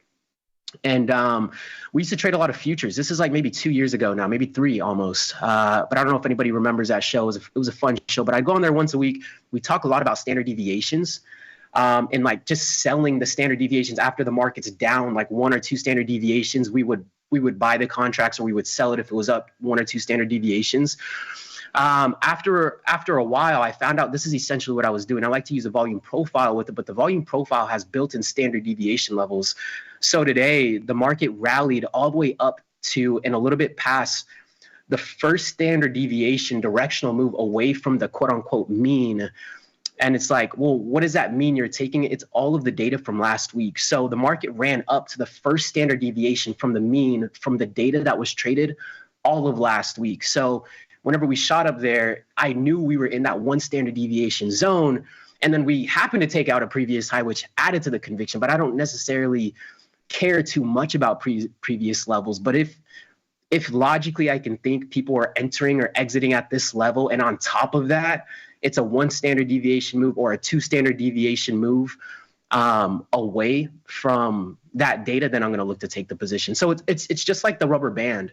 It's like the rubber band will stretch 1 standard deviation. You can get short here. It will probably snap back, but we could also stretch to 2 standard deviations. And if that happens, you need to be able to manage your risk.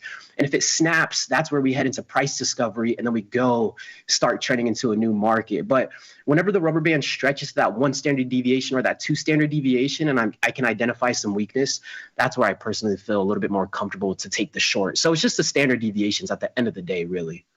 So why go with the options rather than the futures on the first trade? Yeah, really no reason. So actually this morning, the move happened so quickly. I intended on adding to the position, and because it happened so quick, I did it on a couple screens, and as I go back, the market already moved away. I didn't even get time to fill that futures contract, and I was going to add 5 more 0 DTE contracts if we got a little bit of a pop, but we never got it. We just sent it straight down, and then the trade ended up working out faster than I could have anticipated.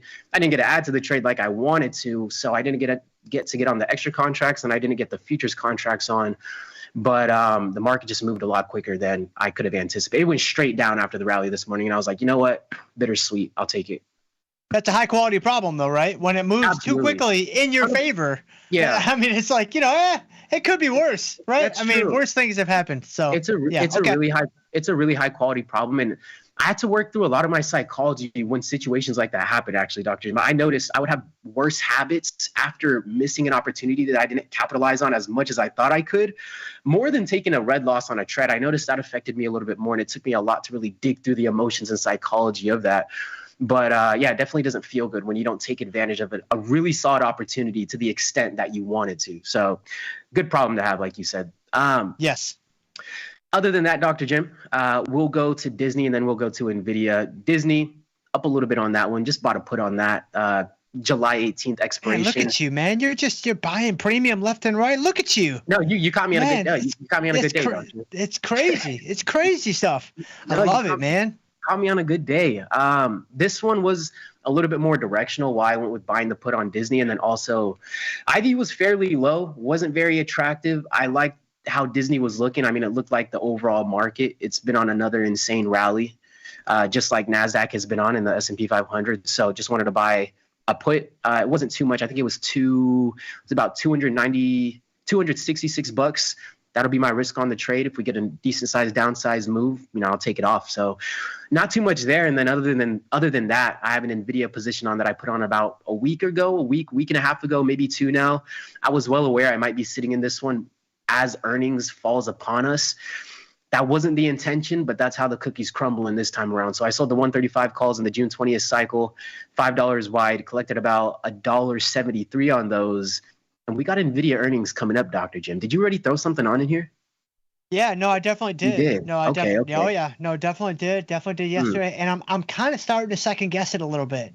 Really? Like I'm kind of, yeah, I mean, so from theory to practice, right? Obviously, I'm with you on Wednesdays, which is great.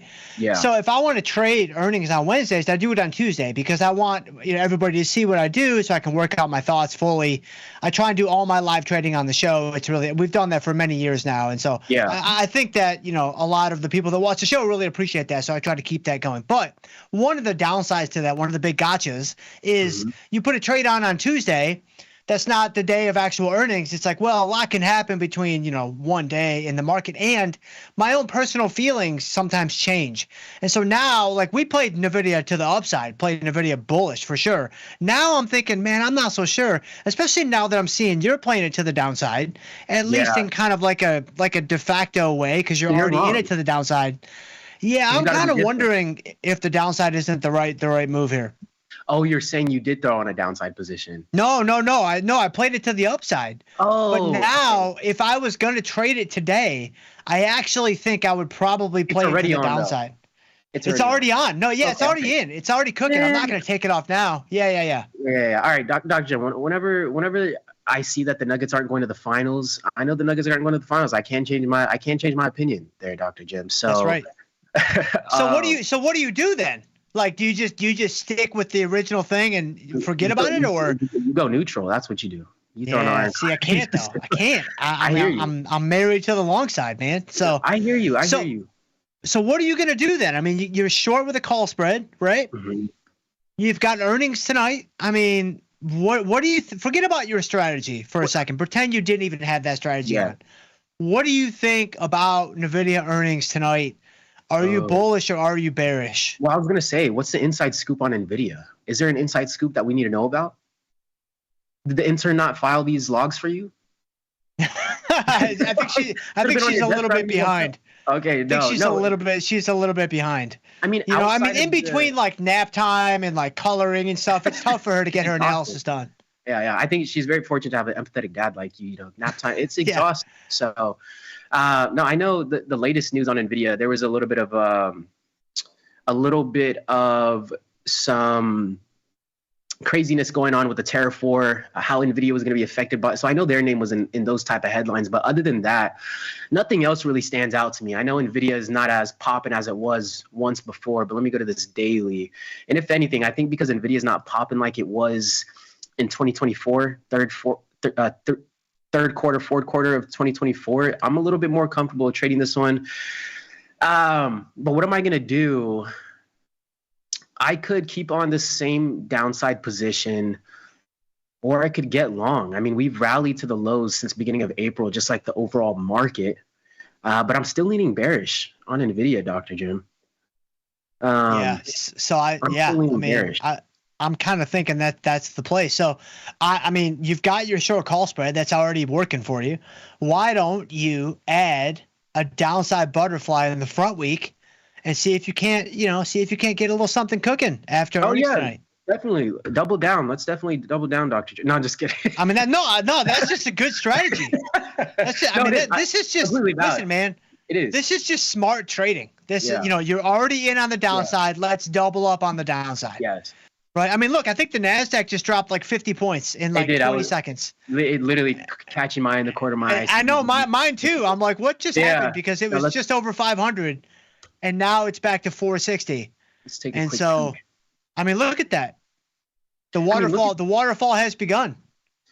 Look, man, these type of anybody else that might trade directionally, I will say, if you see chop like this, good Lord, I could just see people if you were directionally trading today after the volatility stuff, I mean, this is a barcode type price action. There's only one person that wins in this scenario. So the market is just acting really funky right now. But anyways, extreme sell-offs. I don't know what the deal is. Look at that drop. Look at that drop at the beginning of the show.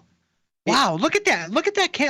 Go back a few. How low did it get? That was right when we were going on air. Yeah. This was right when we were talking. It got down to 400 on the low? So we hopped on here about a minute or two before. Yeah, we sold off. So we went down to a low of 21,401. And we Interesting. We took out the daily low and then we trading right back above it now. So I don't know do you know what the inside scoop right now is on NASDAQ? I know we had the Fed minutes today right before, but maybe the market's just digesting whatever it's trying to digest right now. Yeah, I mean, the Fed minutes looked like nothing. I mean, 2 o'clock, nothing really happened at 2 o'clock No. either way. So was there a delay in the Fed minutes? I mean, I don't think there was, but wow, pretty interesting stuff. And so, yeah. But yeah, I think, yeah, going to Nvidia, going to the front week, man, let's build you a downside butterfly, you know? All right, Dr. Jim, I'm all for it. I will say, I got to say, the couple times we've used butterflies, they've worked out pretty well. I know there was a couple that were more so break even, but I've really never taken a hit on the downside butterflies. So we can start Famous rocking with last this words. butterfly. Famous last words. Yeah. What position do you guys got on over there right now, Dr. Jim? Well, again, I'm playing it to the upside. So I've got an upside butterfly and an upside butterfly in the front week. I can't remember the strikes. I'd have to look and see. And then we have a short put in the back month in July to finance the upside butterfly. And I don't feel great about it. So for people that might be watching the show that also watch from theater practice, I just want y'all to know, for the record, I do not feel good about this trade. I would rather be to the downside, which again, my track record is not very good. So this might be actually very good for me because I'm now naturally feeling more bearish. Maybe it's going to rip now that I'm kind of naturally thinking downside. But I mean, for you, did you check out? What's that? And that was the weekly expiration. Yeah, with 2 days to go. Oh yeah, with the butterflies, you got to go short time frame, in my opinion. You got to go like front week, couple days. That's where you're gonna give yourself the best chance to be profitable. Awesome. If you were getting long here, Dr. Jim, you switched your position, or if you're getting I'm getting short, right? If you're getting short, how would you like to position yourself? Yeah, so I would probably so delete all that because we're gonna use the put options. I would probably, I mean, maybe. Yeah, maybe you buy a 136. Yeah, so I might do a pretty wide one. I might go long 136, short long 136, short 126, long 116. So go $10 wide, go just outside the expected move there. Yeah, there you go. So you're 10, it's going to be about 250, I think. We've got a little bit of meat on the bones out here. 240. Yeah, so I mean, man, you've got all the downside movement covered. If it hits the expected move, like you're going to do really, really well. If it overshoots on the downside, you're going to do really, really well. There's not a lot of risk in the trade. It's a couple bucks, right? So it's a Wednesday going into a Thursday, butterfly, front week strategy. I mean, it's all kind of lining up. This is probably the strategy that I would choose if I was trading this today. No, I do like it. I do like that you nudge me towards the butterflies too, especially if we're going to be buying premium in that scenario. 243 worth of buying power, 36 pop, pretty solid, $238 worth of buying power, and then we're going to be paying about the same price. So not a lot of risk on the trade. I got to say I got more risk right now on UNH, and UNH is a wild one right now. So we're going to go through with this. Let me just make sure we're feeling this short, Dr. Jim. Let me make sure I check these emails from my intern, which is myself. Man, I thought I was the only one with an intern. Okay. Which is myself, which is me, myself, and I. All right. Oh, yeah. Also, I wanted to point out, whenever using the standard deviations, I will only use that for the futures. If anybody else uses standard deviations or volume profile for other products, at me on Twitter. I'm always curious, but. So why would you not use them for for other products? You mean like stock? Yeah, exactly. Just because I don't have, I guess, experience using that methodology with things like stock, so I haven't, tracked or cranked any data yet on it or whatever the case is. So and then another thing too is the way money moves in and out of the equities is a lot different from the futures contracts too. Like there's so much more money in these futures contracts. Obviously, the liquidity, all those kind of things, and big players in the market really like to take advantage of those assets to not get themselves squeezed because there's so much liquidity to fill their positions. And on other individual assets, their footprint would be a lot more obvious that people would it's easier for people to tell on those other underlines that big people are buying like tons of money, so just lack of experience, and that's it. So it sounds to me like what you're saying is because with stocks, you have individual names. Like if you're talking about like Tesla, Pepsi, something like that, because you kind of have that individual stock risk that's baked in there, that's going to potentially lead to, less reliability in the methods that you're using, as opposed to in the futures, it's all indexes. Everything. I mean, yes, you're talking about a multi-trillion-dollar daily market. Yes. Okay, I got it. So then so my counter question, of course, would be, if you were going to use your strategies on stocks, would it make the most sense to start in the ETFs like SPY, QQQ, etc.? Okay. Yeah, that's one of the reasons why, like, whenever I usually do most analysis, and I've been doing a lot of analysis on the Dow Jones too, so you might see some YMY in here really soon. But nice. Look at you, man. Well, I first I have to like do a lot of studying first, and I start to get a feel for the personality of it. Like, okay, I understand, and like all assets move a little different. But like for today, for example, I'm doing the analysis on NASDAQ, and it's like, I want to utilize these options. I'm going right to QQQ. I didn't do the analysis on QQQ, but I use QQQ as the vehicle because, you know, it's the ETF for NASDAQ. So, but yeah, to your point, banks, $1 trillion market, they need a lot of liquidity to fill their orders. So just did a lot of studying on just how liquidity is put into the market and how we take liquidity out of the market. And one thing that I learned over the last few years too is the fact that, not that it really matters too much, but especially any younger individuals on here, is whenever people are using limit orders, especially big money, using limit orders is like providing liquidity to the market. And then whenever you're using a market order, you're taking liquidity from the book. So I know I'll go on, you know, social media sometimes, and some people will make jokes. Oh, I was used as liquidity. And it's just like, bro, you're not providing liquidity. You weren't even using limit orders. You know, nobody's taking that out of the book. So going back and really understanding the fundamentals of the market personally helped me a lot. Just even knowing how liquidity works in the market. And it's crazy. I'm trading all these years. I don't even really understand liquidity. So wanted to go back and refresh on, you know, those basic fundamental concepts and ideas. It's always amazing to me how, I mean, even, you know, I'm a few years ahead of you down the path, and I still find myself at times like something finally clicks and I'm like, wow, like I finally see something in a brand new light, and I'm like, I think I finally understand Delta, or I think I finally understand, you know, the normal distribution, or like something like that you would think like somebody like me would have ironed out many years ago. That's just not true. Like we're learning things all the time. We all are. And so it's really interesting that you kind of had that aha moment with, you know, the limit order book and market orders and liquidity and stuff. That's really cool. Well, it's really funny that you bring that up too, because a few days ago I was having a conversation with somebody about, I was reading something and I've read it many times before, but I understood it in a different way than I've ever understood. And it's like, I already read these words, and now it's almost like I was given the understanding and perspective. And I was like, I've read this already, and I understand now. So it's so funny. I had a similar conversation just a couple days ago about that same topic. Yeah, it's 100% true. And I mean, just to encourage, you know, everybody watching the show today and all the tasty traders out there, like the same thing is going to happen to you.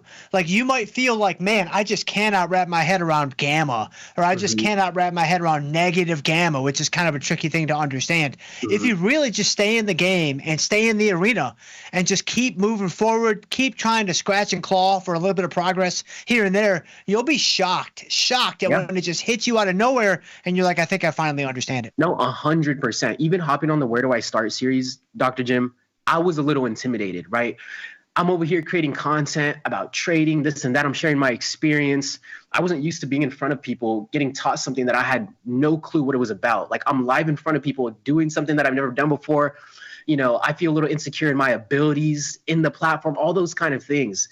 And then like you kind of just said, after a while, it's like 2 + 2 = 4. It's like riding a bike, but it was so intimidating when you first get into that side of things. So great point that you make there. We just got filled on Nvidia, Dr. Jim. Look at that. Look at that. Yeah, we had to get filled. Man, Nvidia. You're ready, bro. I love it. I am ready. No, we're ready. We're ready, Dr. Jim. We're on opposite sides of the trade now. So, I mean, one of us is going to be right. But again, if I could choose, I would rather be on your side of the fence right now. I hear you. We'll see what we get. We got UNH in there. We're going to let that one cook for a little bit longer. Put that one on a couple days ago. Just going to double dip on the long from that crazy sell-off. We got SPY, just expressing my overall. I don't mean to seem too pessimistic. It's like every time I come on here, I have a long-term bearish bias on the market. I'm not pessimistic. I'm just a little short. And then we got QQQ.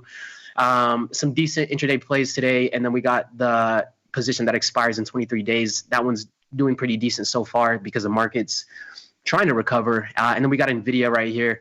We have a longer term trade that's expires in about 23 days. Longer term is relative, but really just comparing it to that earnings trade that expires by the end of this week. So we'll be looking out for that. And then we got Disney. Bought a put in Disney, 51 days till expiration. Paid about $266 for it. Nothing too crazy. Just want to capture some of that downsized move after that crazy rally we saw in Disney. On Disney, before we wrap here, Dr. Jim, are you a Disney guy? The kids like Disney. Does the wife like Disney? What is your stance? I assume it's going to be different from Tom's on Disney. Yes, I did not tell my kids that Disney burned down, if that's what you're asking me. It's kind of hard for me to get away with that because it's an hour and a half away. Well, that's what he told his kids. Yeah, he didn't tell you that? Oh, maybe that's what it was. Yeah, you know, he told his kids that Disney burned down. And so I can't get away with that because, you know, it's like down the street. Like, you know, I mean, it's right there. We haven't been yet. I mean, my kids really like Disney. Like, we have Disney Plus and stuff. I mean, they have some great stuff. And so we haven't been to the park yet just because, I mean, it's crazy expensive, man. And so we're trying to wait for the right time. And my kids are actually more into Lego. They're more into Lego, so we've been to Legoland a few times. Okay, I was about, you know how expensive Legos are? I was like, that doesn't sound any better. I know. Even as a kid, I recognize how expensive. Hey, you'll see, man. You'll see when you have some little arrows and arrowlettes running around the house. You'll see it's all expensive, bro. You just got to pick and choose your battles. Like you're not getting out the door with some cheap stuff. Like that's not gonna happen. Hey, the kids are just the cover up so I can get Legos. All right, Dr. Jim, don't blow my cover. That's right. Yeah. Don't blow my cover. And so yeah. So no, they haven't done Disney yet, but I'm sure it'll happen probably in the next couple of years. Awesome. We are coming to a close here, Dr. Jim. The market is still trying to decide what it wants to do. Any last remarks before we hop off here? No, I think we're ready to go. I feel good about your Nvidia trade. You want to hear a funny, quick little, because we have an extra 2 seconds. Here's a funny, quick story about Nvidia. Yeah. So I was talking to a guy at church. This was like maybe 2 months ago. Okay. I just met this guy like outside in the courtyard, right? We're chatting and whatever. He worked in the semiconductor space. And so I asked him, I said, oh, wow, you work with semiconductors? He's like, yeah. I'm like, do you do any work with Nvidia? And he said, Nvidia? He's like, yeah, I work with Nvidia all the time. So we kept talking, and I kept saying Nvidia, right? and by the end of the conversation, he was calling it Nvidia. And I was like, yes. It was so great, dude. Because I think I had him questioning himself. And he was like, wait a minute. Because he knew that I was in finance and trading, whatever. And so I just stuck with it with a whole bunch of conviction and a whole bunch of confidence. And by the end of the conversation, he was saying Nvidia. And I was dying laughing. It was funny. You know what? I'm recognizing a pattern here, guys. If anybody's watching Dr. Jim long enough, you guys all knew I was not a proponent of trading earnings. Dr. Jim did the same thing to me, but with earnings, guys. I just want you guys to I just beat you down, dude. I just beat you down. Now I'm trading earnings all willy-nilly, not even thinking about it. That's it. Did the same thing to me. No, that's hilarious. We'll see how. I almost sent a video. Look at that. You almost got me live. That's what I'm saying. You almost got me live. The video, baby. Let's go. That's going to wrap it up for today. We'll see how Nvidia plays out for this earnings call. We'll manage these positions as we get down to the rest of the week. Thanks for taking the time to hang out with us. Be sure to stay tuned for Tim Knight be sure to stay tuned for more segments coming on next, and we'll catch you guys next time. Peace. Peace.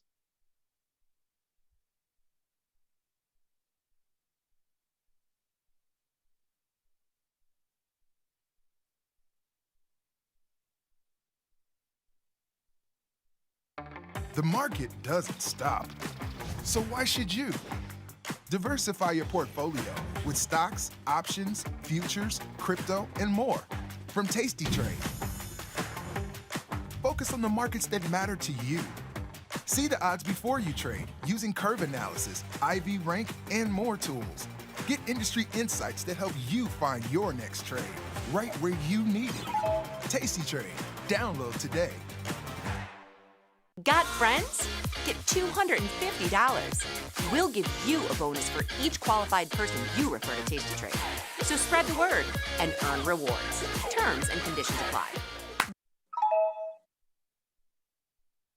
Craig in New York City, what's up? I just want to say, I've been with you since the very early days of Thinkorswim, and traded all kinds of markets here and there. And I got to say, I could be off so much worse if it wasn't for what you guys have sort of drilled into me over years and years and years. And so I just want to thank you, because you could have easily just taken the money and run when you sold Thinkorswim, and you didn't, and you started this. And you basically have just given me this full education in this thing that was completely foreign to me. many, many years ago. And so even though I've lost money in the last few days, you've saved me a lot at the end of things. It's like losses could have been catastrophic, and they're not. So I appreciate you. I hear you. I appreciate you guys. Thanks so much. Thank you, man. And I appreciate you holding on the line to say that to us. So thank you.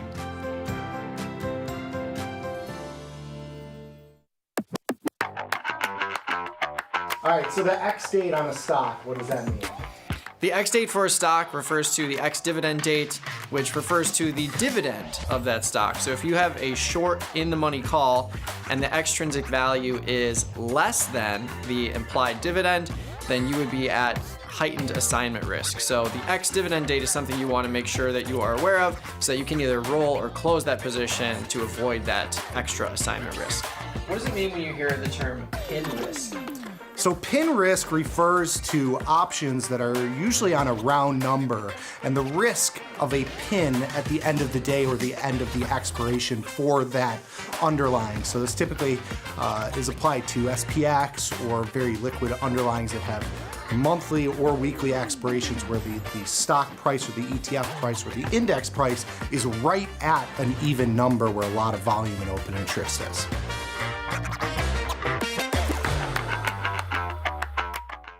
People are always asking, where can they find my podcast? There it is, son. Look at that. Option Trades Today. You can listen here. And everybody's waiting for my podcast tomorrow. Option Trades Today, every Tuesday and Thursday around noon. If you want to learn, sir, every Tuesdays and Thursday, Option Trades Today. You can find me on YouTube or wherever you find your podcast. Option Trades Today. You listening to me? Option Trades Today comes out every day around noon, every Tuesday and Thursday. You too can stick with the bat. Traders, start your platform. Tom Sosnoff and Tony Batista are hitting the road for their first ever live trading event, At Work by 11. It's unprecedented, unpredictable, and unlike any other financial event. Watch these masters make real trades in real time. Doors open at 8, the action starts at 9, and we'll have you back at work by 11. Sign up today at tastylive.com/events. Got trader's block? We've got the cure. Get data-driven trade ideas with Cherry Picks, our weekly newsletter that gives you insights into the market. Sign up at tastylive.com/newsletters.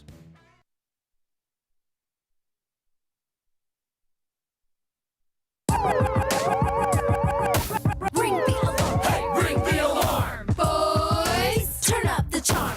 Listen up, y'all. Get out the damn stall. It's the last call. Hey, the last call. The last call. The last call. Tomas, we are back, my friend. You know what that means. Time for a little bit more Tasty Live at the closing bell. Closing bell might have been earlier today. Only 900,000 E-mini S&Ps have traded. That's about 200,000 less than typical.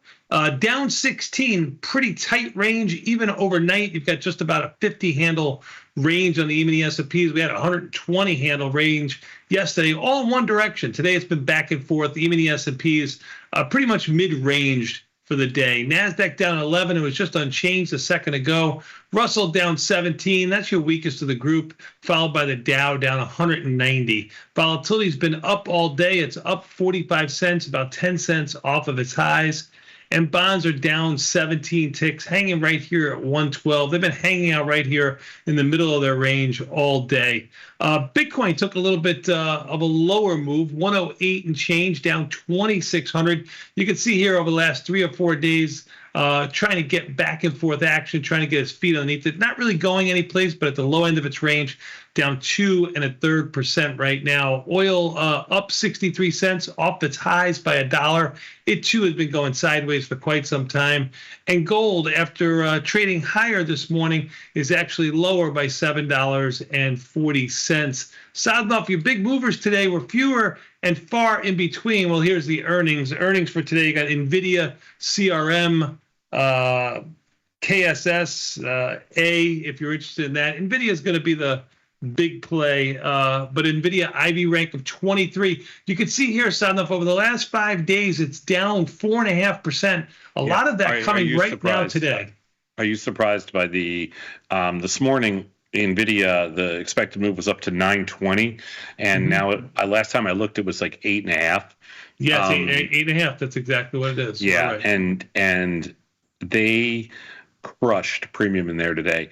I sold some stuff yesterday. It came in by about 50 cents today. I just took it off. I mean, I figure what's he left in, Yeah, I don't blame you. I mean, not without risk. Of course, you had risk of the daily move, yeah, of course. But why? Might as well throw out the whole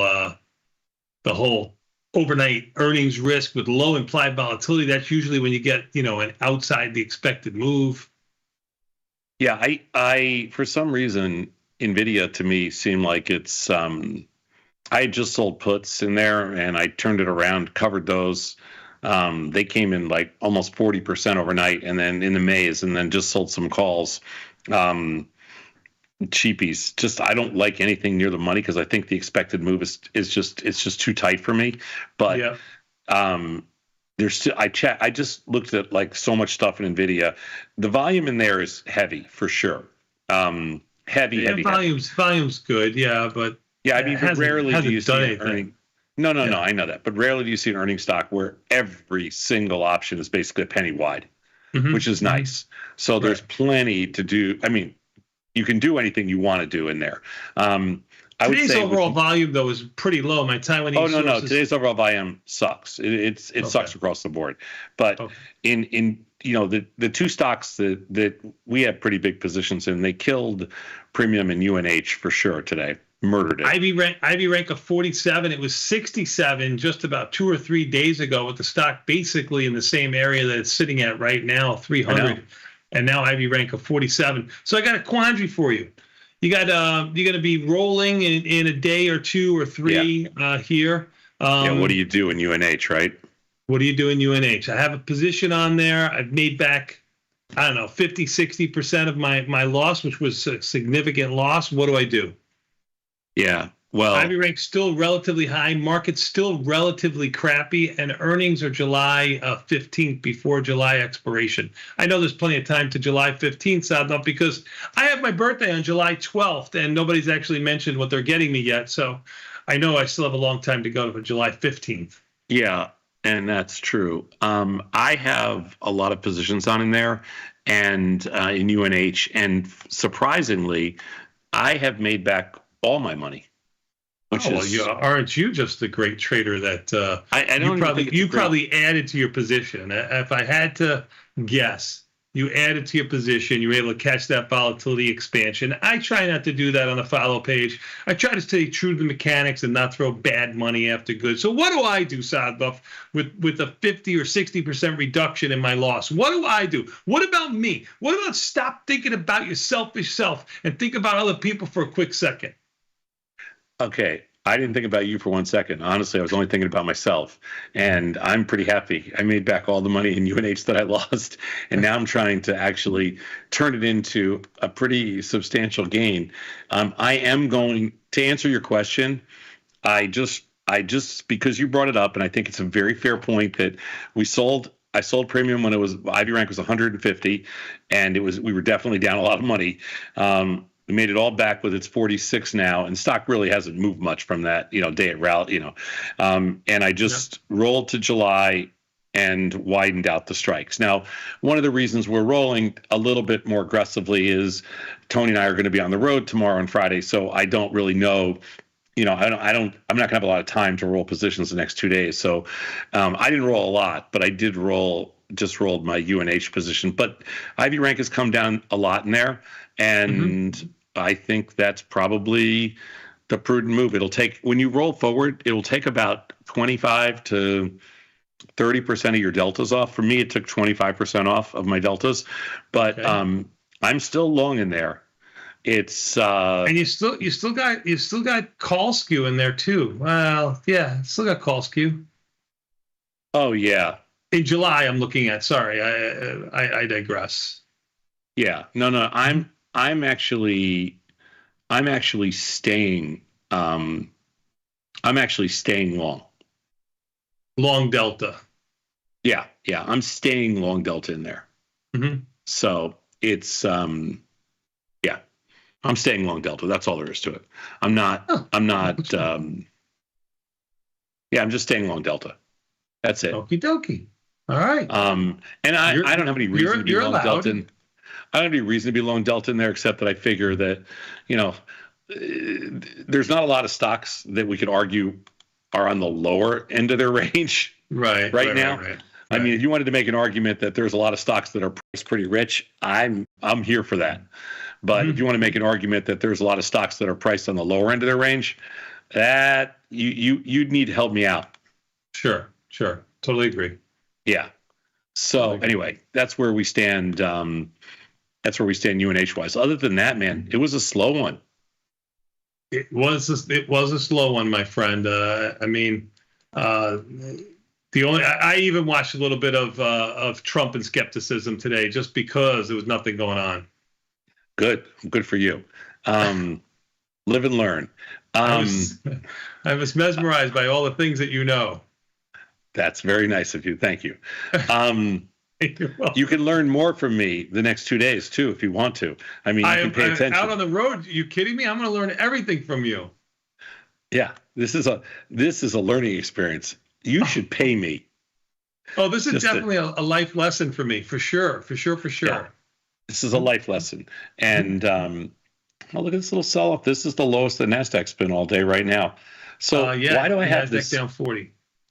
Yeah, I have a couple of comments about today, because I think I haven't read this much crypto stuff. So one of the things is there's a huge crypto conference, and I think one of the reasons crypto went up to 110, 111, whatever it was. Well, I don't know what the high was. Yeah, this might as well 112, whatever. It's close enough. Yeah, because I didn't realize there was this monster crypto conference and blah blah blah. Oh, my peeps have been telling me about it forever. Now it went. No, I know. Fairness, no, but here I want to say something about it. It's really funny. So I was listening to this guy today. I was doing this hit on Yahoo, just talking to this guy on Yahoo, and before me there was a guy that was at the crypto conference, and he was broadcasting his, doing his report, and they asked him, "What's the difference between this year and last year's show?" And the answer he gave was great, and I didn't expect him to say it. You want to know what he said? He said, "This year's show, everybody's wearing a sports coat. Last year's show, everybody was wearing a hoodie." Oh, that's good. That's good. That's right. So it's good. So has it jumped the shark a little bit? That's exactly my point. I feel like when you're in the hoodie stage, like that's the interesting stage. When you're in the sports coat stage, it feels a little like it may have jumped the shark. And I think it was a buy the rumor, sell the news, which is why crypto's down a little bit today. But I do feel like it's a crowded trade. I can see that too. I mean, I can understand that. I like the buy the rumor, sell the news thing too. I got a lot of emails about people talking about this conference, and I tried to remind them of Apple back in the day when Apple would have their conference, would get a little boost, before, and there was always it seemed like it was always anticlimactic at least, and that's what this has become. Yeah, I mean, back in the early days, like the early 2000s, when Apple would do their worldwide WWDC, Worldwide Developers Conference, I think it was. Here's how crazy it was back then. In the 2000 and 2001, we would have developers fly in from Russia and all over the world. They'd kill themselves to get a visa to go to the conference in San Francisco so that they could get a T-shirt or a jacket. All right. And that was it. They wanted that jacket and a T-shirt. Fly halfway across the world for a freaking pullover. And I'm like, are you guys out of your minds? And they're like, no, this is Tom. This is everything. And I'm like, oh my God. I remember how proud Woody would be with that, WW. I thought it was like a wrestling thing that he had on. I mean, he was happy. That was the ultimate geek status symbol when you would, when you had the Apple Developers Conference hoodie and T-shirt and whatever else it was. Those things could stand up on their own and walk their way out of our office. He was proud. He was proud. They were all proud, man. I'm telling you, people would fly in. He would fly in from all over the world, and because they'd stay with us for a little bit, and then they'd go right out to San Francisco. It was cray, as Vanetta would say. Yeah. So anyway, all right. Are you playing Nvidia? I am not playing Nvidia, but I hope that a post-earnings trade is going to be money in Nvidia, because I think volatility is actually going to expand after the earnings. I think it got a little too cheap in there. When you say post-earnings trade, what do you mean? You think it's going to be tomorrow? I think tomorrow you'll have an opportunity to make a trade in Nvidia without having to take the overnight risk, make a play bullish or bearish or neutral if you want to, with higher implied volatility than you have today. Yeah, I can see it. Yeah, that's what I'm thinking. I can see it. Yeah. I can see this as a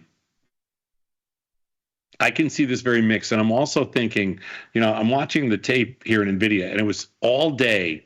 This stock is trading up, mostly up $1, $1.30, $1.20, $1.30, everything. Yeah. Now it just sold off a little bit. And I don't know. I just feel like it. I feel like the move is going to be, all right, what's your call? And I'll tell you what I think. I'm going to go, and I don't usually say this. I think Nvidia, the way volatility is contracted, you're still going to get an inside the expected move. I think the numbers are right. I think the market's showing you right. The only thing I see is volatility up 45 cents. So for that reason alone, I am going to go Nvidia comes out with its number. It's basically unchanged, down maybe $1, $1.50. Nothing really happens. And then kabang, kaboom, down 12. Down 12, huh? Yes, sir. That's I would not expect that from you. Giving you what I think. I yesterday wanted to do nothing but sell puts in there. And today I wanted to do nothing but sell calls in there. You got influenced by my son. No, I did not get influenced by your son. I got influenced by the tape action overall in the market. It's all right. You wouldn't be the first. There's been others. I feel like the two best trades on the board today are going home slightly long. You want to be long bonds going home tonight. So I'm selling some bond puts right now. I need one more downtick in ZBs. Got it. Thank you. Oh, there you go. Called it. Selling some bond puts here on the close. And because I like bonds for tomorrow. I think this is a one-day, yucky pullback. I'll tell you a space that's not crowded is the bond trade. That's not a crowded space. No, that's not crowded. You mean people being long bonds? Yeah, like wanting to be long bonds, right? No, that is not a crowded space. Yeah. No, Bitcoin is a crowded trade. Of all the other commodities, I don't. Gold is, sure, I'll give you gold. Gold bulls are kind of a crowded space. And, we'll definitely, we've got to look for some price extremes for some of the stuff we're going to do on Friday. And, no question, gold, bonds, notes, all that kind of stuff. But I don't think there's another commodity that I see that's really kind of at an extreme. And when it comes to stocks, you got some upside extremes, but you don't have a lot of downside extremes, do you? No, it doesn't seem like it. No. My call in Nvidia, I hate to be on the same side of the market as you, but I'm not. I don't think it's going to go as far. I think the stock's going to go to 130. 130.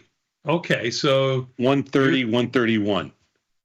Okay, so you're going the same direction, not to the same magnitude of the move. You're staying inside the expected move. Yeah, I think the move's going to be $5. That's what the market is telling you, especially with the Ivy rank. Yep, I think it's a $5 move.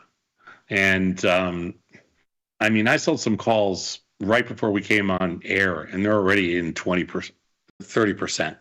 It's crazy. Well, stock dropped. You're looking at June options? June options dropped 10% in the last. Well, the stock went lower. Yeah, the stock dropped by 60 cents or something like that. Yeah. It's an interesting close in the market because S&Ps are down on the lows of the day. NASDAQ is on the lows of the day. Russell's on the lows of the day. Dow's on the lows of the day. And all, I kind of get this weird feeling that it's all like, what, is Nvidia leaking right now? I don't know. Are they taking on? Respect the vol, Sadnov. Respect the vol. Are they taking on water? Respect the vol. I'm respecting the vol. I am respecting the vol.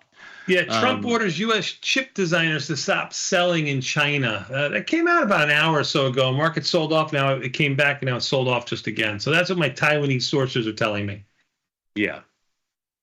How would you like to have a business where 1 minute you're selling stuff, the next minute you're told, hey, I can't really sell that. That's a tough way to have your salespeople out there. I mean, that's going to be a challenge. Sure.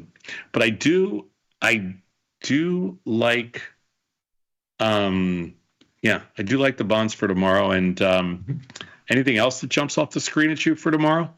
No, I mean, we didn't have to. You did influence me to roll my UNH, so I'm glad the stock sold off by $2 or so. I reduced a little bit of delta, so that was good. Tesla down $5 after being up for most of the day, taking a little bit of a turn here. Matter of fact, there's not too many.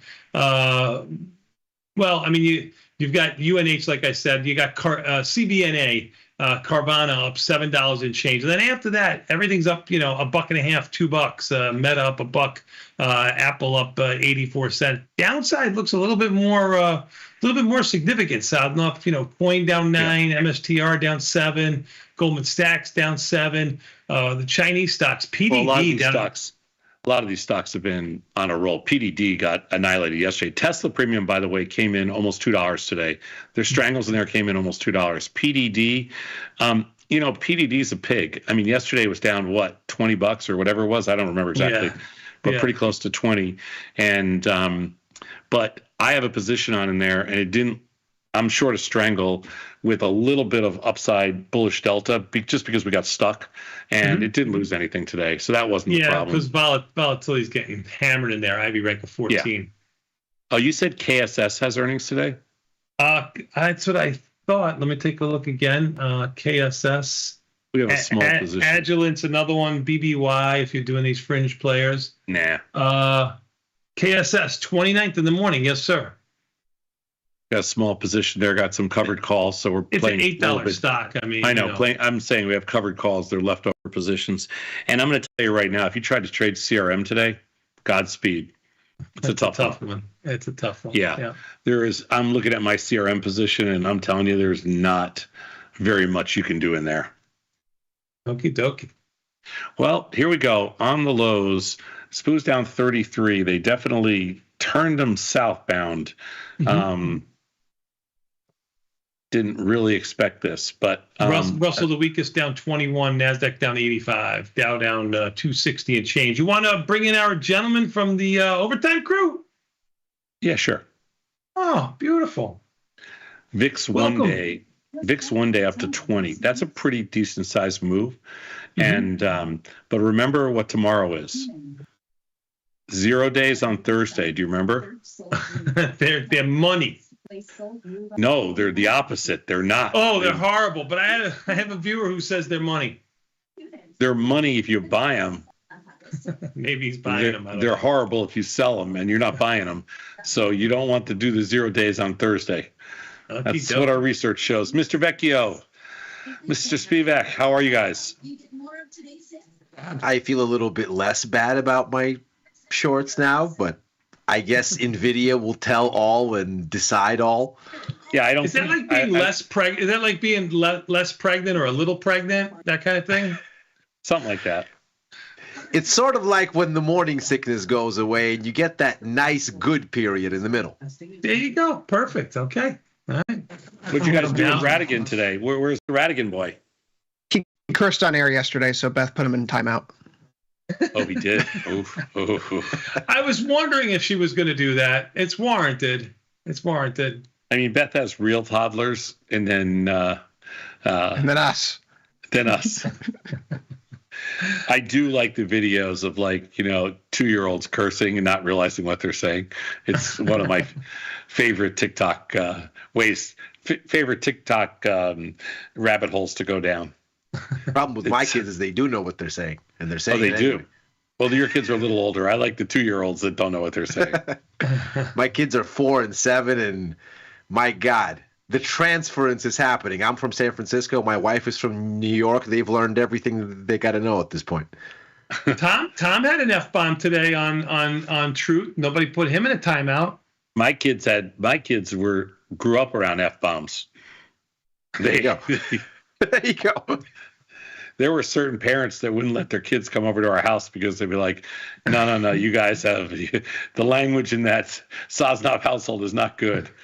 There is no question. And that was just my asking kids are what the bad dinner, what was for influence dinner in their school. I'm absolutely convinced your kids curse less when the parents curse a lot. So, Mr. Vecchio. So you were leading by a bad example so that they would be good examples. Right. Good kids are raised by wolves. Of course. Bad kids are raised by good parents. I think there's a book. You say so. I mean, what don't you know these days? Entitled. Mr. Vecchio, what do you think here for Nvidia? You're a tape reader. You're watching it all day.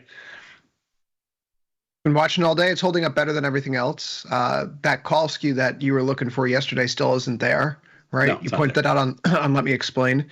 We're looking at a 7.7% move in either direction. It's due out in 24 minutes time. So $8.50, whatever that percentage means. I think one of the unique occurrences of this is that we know that it's going to be difficult for them to guide, but we all know that. And going into this, there have been 13 earnings revisions for the report, and 12 of the 13 have been to the downside. So the bar's low. The bar is really low here. The bar's low, and they missed the last 2 times, didn't they? They beat, but by very narrow. No, I don't care. When you say the stock reacted negatively the last 2 times, if I remember correctly. The last 3 times, in fact. Last 3 times. February was a 5.12% decrease. November 24 was a 0.23% decrease, and August 24 was 8.35% decrease. Yeah. So I think that if you were just playing the good old, hey, it's been three reds in a row, it's time for black. That would get you to think that the upside, and that for me, that's a legit possibility. Mm-hmm. Did you recover, Chris, from last night? No, Chris. No, I'm here. I mean, I don't know what it's like because we don't have any Knicks fans in Chicago, but the mood must be a little down. Yeah, and I don't mean to be a cornball about this, but I never get to feel this way about my sports teams. Being disappointed about losing in a conference championships, I don't know this feeling. It's better than, say, being in Cancun, the Bulls, James. But, just to rub salt in the White Sox are killing the Mets right now. So I guess Chicago gets another leg up. And you guys got the Pope sweeping it. Yeah, I like it. We're one up. We're one up in the Pope race, and I don't think you guys are going to catch us. He's young. No, you got 20 years. I don't think you're going to catch us. So Tony thinks down in Nvidia, pretty good size. I think down in Nvidia, pretty small. Ilya, what do you think? Because it's going to move. It's going to be the whole market. Yeah, I mean, I think I agree with Tony here. I think they need to come up with. I mean, the whisper number, right? The expected EPS is 73, but they have to beat it and will. And if they beat by anything less than, let's say, 75, 76, that's a disappointment. Because that would be a weaker beat than nobody cares what I'm going to go one step further. When it's down 12, you better buy it. You won't get another opportunity. There you go, Sadnov. Right. What do you say, Chris? What do you say, Chris? I think it's going to be pinned right here. I don't think we're going anywhere. Pinned right here. You know what? That's 130 intelligent call. What time does it come out? 20 minutes from now. 20 minutes. All right. Well, Sadnov, make them stay on and do a show after the close. You want to? All right. Let's make them stay on. All right. You guys got to do overtime right after these messages. Peace.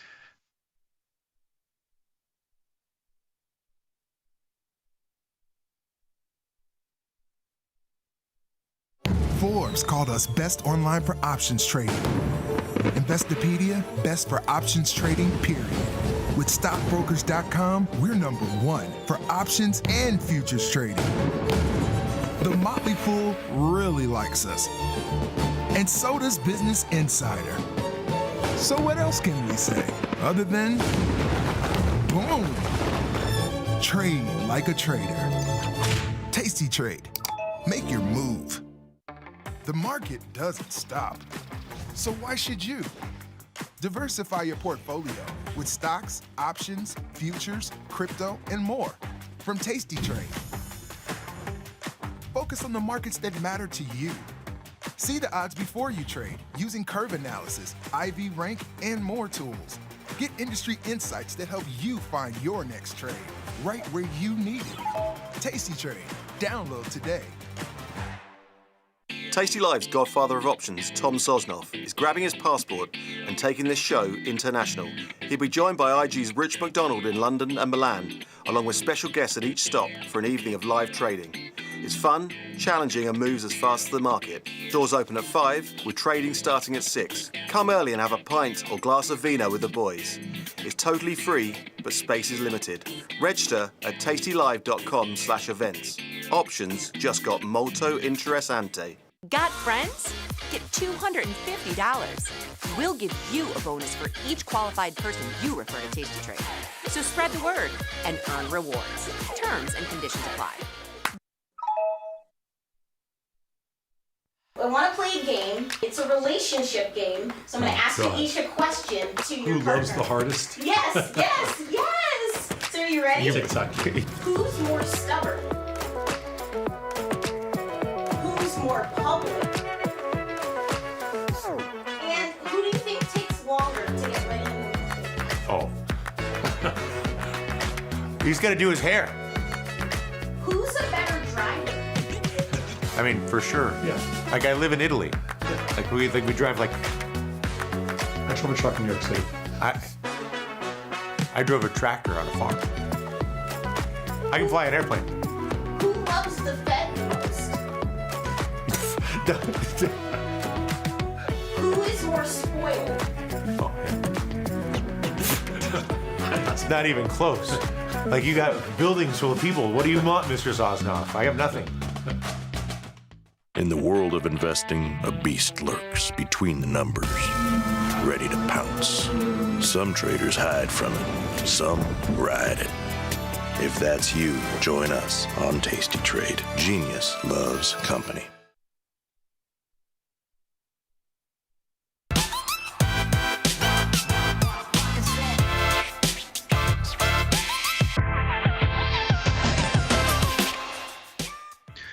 We're almost done waiting.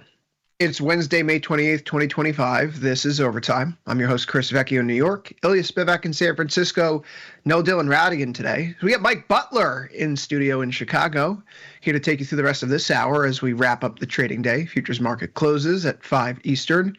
Nvidia earnings report due out shortly, 4:20 p.m. Eastern. Will the market go higher? There's a corny joke. We see here today in the run-up to the Nvidia earnings, stocks do take a step back here as the session goes forward. Basically unched midday, and later in the session we do see stocks pull back. But bond yields are pressing higher once again at the long end. I suppose in the good news of the macro mix, gold is down while the dollar is up. So not all terrible. There was a nice question today in the Oval Office about the new taco trade. Trump always chickens out. Yes, check the tape. That was asked by a CNBC reporter what Trump thinks of the taco trade. So I guess maybe we're in trouble soon, guys. In any event, we have 15 minutes before Nvidia, so let's look at the charts here to kick things off. Mike, 134.81. Obviously, we're not placing any trades in this right now, but what do you expect as we look at this move. Tom asked Ilya and I at the end of last call, so let's start with you here at the beginning of overtime. Up, down, sideways, how are you positioned? What do you want to do on the other side of it? I'm positioned bullish, just slightly, because I love pain. But really, I think there's going to be an inside move. I would be surprised if we saw a huge move in either direction. I just don't think this market is currently feeling that. Like I would be shocked if Nvidia had a 25 or 30 point move in either direction. I think we see an inside move of 9 points, which is what's projected. And yeah, I'm playing it to the upside because I feel like if there's a reason for people to buy it, Nvidia is one of those stocks that everyone would want to buy or is looking for reasons to buy. So I'm leaning just a little bit long here, but I got into a call diagonal spread long the 135 in July, short the 145 in the 2-day. Just a classic setup. And if it does sell off, I can roll that short option into June, call it a day, and see if we recover over the next month or so. But yeah, I think there is there's something to be said about a market being down leading into an earnings report. Sometimes it's not great for people that are reporting after the close, but we've seen that broken. We saw Snowflake have a nice rally when the market was down even more than it is now. But yeah, we'll see. And like you guys mentioned on last call, I think we will see. You don't even have to look at Nvidia. You can just look at the futures, and that will be all telling. Look at the futures. Well, Nvidia, right? That's going to be all telling. Ilya, I do have a viewer question here, but before we get to that, Nvidia up, down, don't we all know that it's impossible for them to give clear guidance moving forward in a similar sense to how it was pretty clear Tesla was going to report terrible earnings numbers for Q1? People were firebombing Tesla dealerships a few months ago. Of course, the earnings were going to be bad. We knew it. It was publicized. Right. So what can Nvidia tell us that's really going to scare everyone that we don't already know is a risk out there to the market? Well, I mean, it's all relative, right? So the expectation is that there is, in fact, a large decline in EPS, and we know the extent to which that's expected. It's a 73-cent EPS. That's obviously significantly down versus where we were in the fourth quarter. But also the key thing for me here has been sort of the magnitude of the surprise. So if you look at where we've been on this, the last several earnings surprises have really narrowed in scope as relative to, let's say, what we saw in 2023, 2024, even in the earlier part of the year. So 23, we were seeing huge double-digit surprises, 18%, 30%, 12%. Last year, it cooled, 9%, 5%, 8%. The most recent one was just under 5%. So the fourth quarter was 89-cent EPS, down to 73 is obviously already a lot of pain.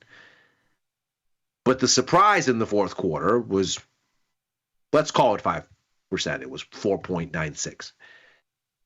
They need to surprise, in my mind, by at least that for baseline, because I don't think anybody reasonably expects they're going to disappoint. I don't think generally you would expect that the setup would be that they missed. They haven't missed in ages. So they'll surprise higher. They've guided accordingly so that they can have a bar they can get over. The expectations are negative, but the question is by how much? And if it's less than, let's say, 76, 77 cents a share, I think that counts as, oh no, they haven't been able to manage their book correctly. They haven't been able to adapt.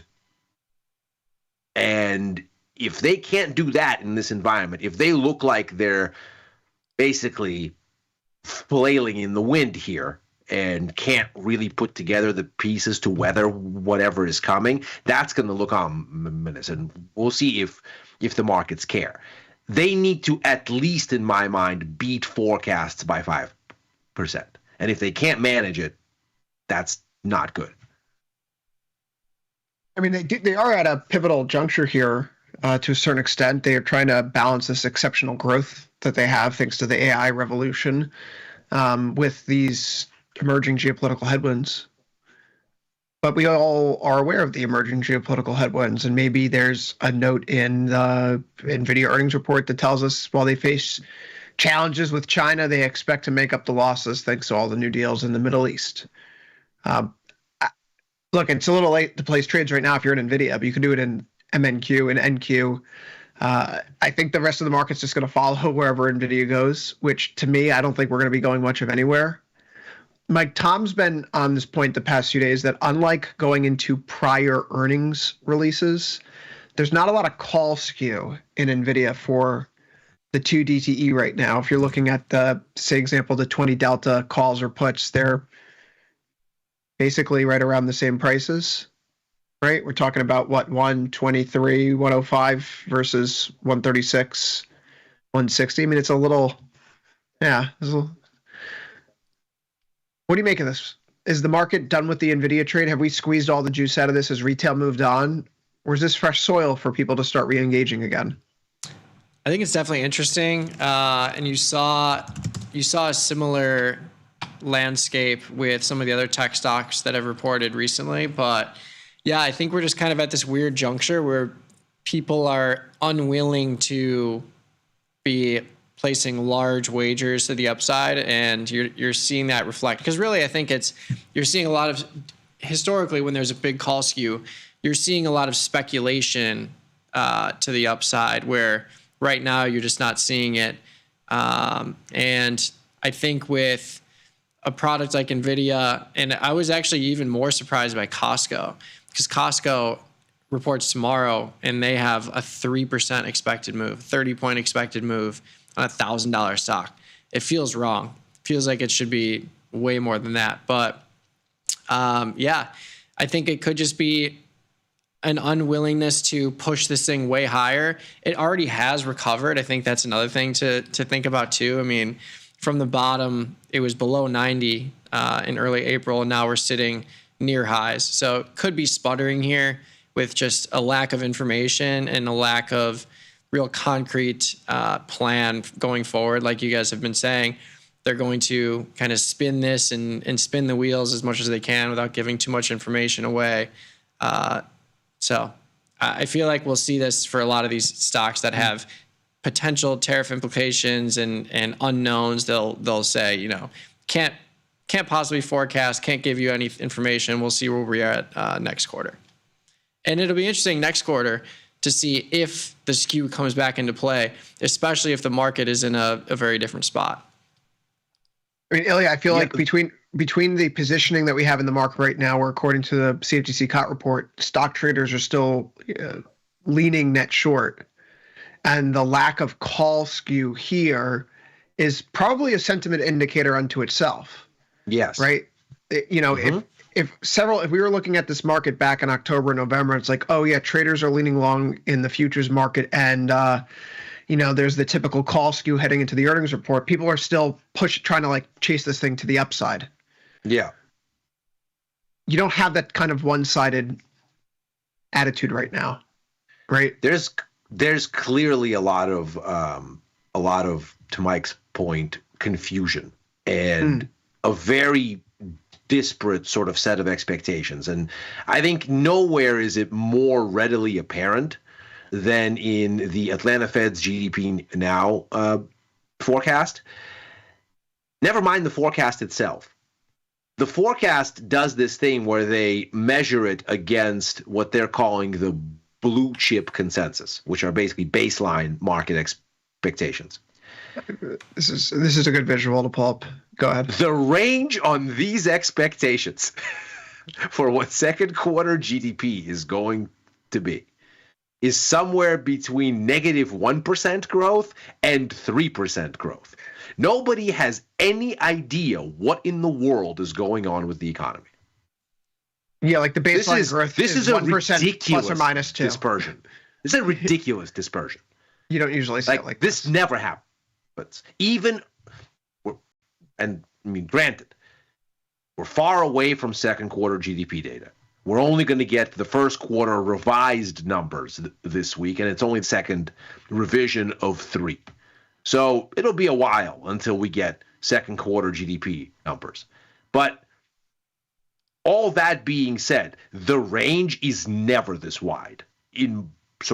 I can't remember when the range was this wide. Maybe during COVID it got this wide is the last time I can remember it being so widespread that nobody really has any idea where the economy is going. Well, what did we just hear from the Fed? They said, the risks of higher unemployment and higher inflation have increased, and some difficult trade-offs face us because that pulls policy in different directions. We're going to go ahead and continue sitting on our hands. What do you see from Fed funds futures? Well, they only price in now 40 basis points for this year, but 60 basis points for next year.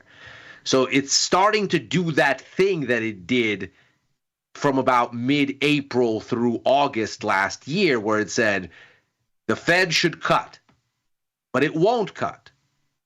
And since it won't cut now, it's going to have to cut more and harder later. And that starts to explain why the long bond is doing what it's doing. The interesting thing then becomes, well, what happens with the dollar and what happens with stocks in this context? And the upshot is probably a weaker dollar. So this has been a nice little bounce here that looks like a juicy opportunity to reload on dollar shorts if you don't have them yet. My boat is all the way full. I'm very short dollars now. And the other thing is stocks, which if everything is fixed and everything is good, well, they certainly didn't show it today. They didn't go anywhere. So yesterday looks more like another one of these, the White House stirs a tempest in a teapot, then unstirs it. And nothing's actually occurred. So they're getting a little soggy here, maybe. I mean, tough to call it, but if you look at the dynamics of all of this, momentum indicators are fading as you're setting at the very least equivalent highs or even higher highs, depending on which stock index you look at. So does look like an ideal place for a top if we get one. So we'll see, but the upshot of all of this seems to be that neither the Fed nor markets have any confidence in their expectations for what comes next. And in my mind, eventually that becomes just, you know what, I don't want to have market risk. I don't want to have capital out there when things are this dicey. It'll be interesting if then Nvidia says the same thing, because corporates have been telling us that things are very dicey and uncertain and they can't make up their mind. If you look at the PMIs going back to February. Before Nvidia comes out in about a minute's time, we do have C3 AI has their earnings report out. They say for their fiscal fourth quarter, revenues up 26% year to date. Shares are up about 16% here after hours. Huge increase everywhere. You see the overall, total revenue for the fiscal year was $389.1 million, up 25%. Everything's good across the board. Even the EPS, the share loss was smaller than expected. So you see that they say strong demand, dramatically expanded our strategic alliances with Microsoft, AWS, Google Cloud, McKinsey. I don't know if that's good. Quantum Black, and renewed our expanded agreement with our longstanding partners, Baker Hughes. So they're using their enterprise AI to move into many different sectors with many different partners. I think ultimately, perhaps as a bellwether, that means demand for the NVIDIA chips are there. But it's the NVIDIA guidance, Mike, that we're going to care about. I don't even know if we care about the Fed meeting much at all, the Fed minutes much at all. We see here the share prices are jumping around as we wait to get those numbers. Feel free to shout them out if you see them, because I'm waiting for them to cross my screen here. HP has its earnings out, but that's not what we care about. That's not what we care about here. Is this one of those? Okay. Nvidia earnings are out. Adjusted EPS 81 cents versus 93 cents expected. First quarter revenue 44.1 billion versus an estimated 43.29 billion. Whoa. Data center revenues 39.1 billion versus 39.22 billion. Gross margins 61% versus 71% estimated. This looks like a miss all around. Yeah. Those numbers don't exactly jump off the page and scream fantastic. They expect the second quarter to produce a loss in their H20 GPUs revenue of $8 billion. CRM is also likewise out. Salesforce numbers are out here too. Those are coming in. I thought the Salesforce numbers were looking a little bit weak, but what do I know? Apparently. We have the call at the top of the hour here, Mike. What do you make of this action here at Nvidia? We're still slowly nudging to the upside. I guess it's not as bad as people feared. Yeah. Kind of on par with what we were expecting. Inside move, only 4 points, barely. If we stick with this range, within this range, I think it'll obviously be great for anyone that's sold premium in here. But yeah, like you said, I think maybe if we're looking at this data and it's coming in kind of meh, but the stock is rising, I think, like you said, maybe the sentiment was that we would have gotten weaker numbers, and we're not getting that, and we're seeing the stonk fly higher as I talk. I mean, you had to get 76 and you got 81. It's there. Yeah. They do say that their full year operating expense growth is expected in the mid 30% range. I'm looking at this automated report put together by Google. Their free cash flow is up 75% year over year to 26.14 billion. Pretty good. Pretty good. I'd say. Yeah. What do you guys think of? So, some of these companies are shifting their supply chain to avoid tariff stuff. I wrote the Nvidia earnings preview a couple days ago, and Mr. Jensen was talking about how they're adding American manufacturing plants in Texas, Arizona, with a plan to produce $500 billion in AI infrastructure over the next 4 years in the U.S. Do you think that helps them avoid potential implications, even though they were already hit with a $5.5 billion charge? How do you think this plays out for their future with potential tariffs? So, Ilya, I think there was a comment from the CFO of Alcoa recently talking about how they've had to educate the new U.S. administration on tariffs and what the implications actually are for onshoring. So, or rather reshoring. Let me just pull some choice quotes here. At first, the conversations were about education. The U.S. is importing over 4 million metric tons of aluminum a year. About 2/3 of that's coming from Canada.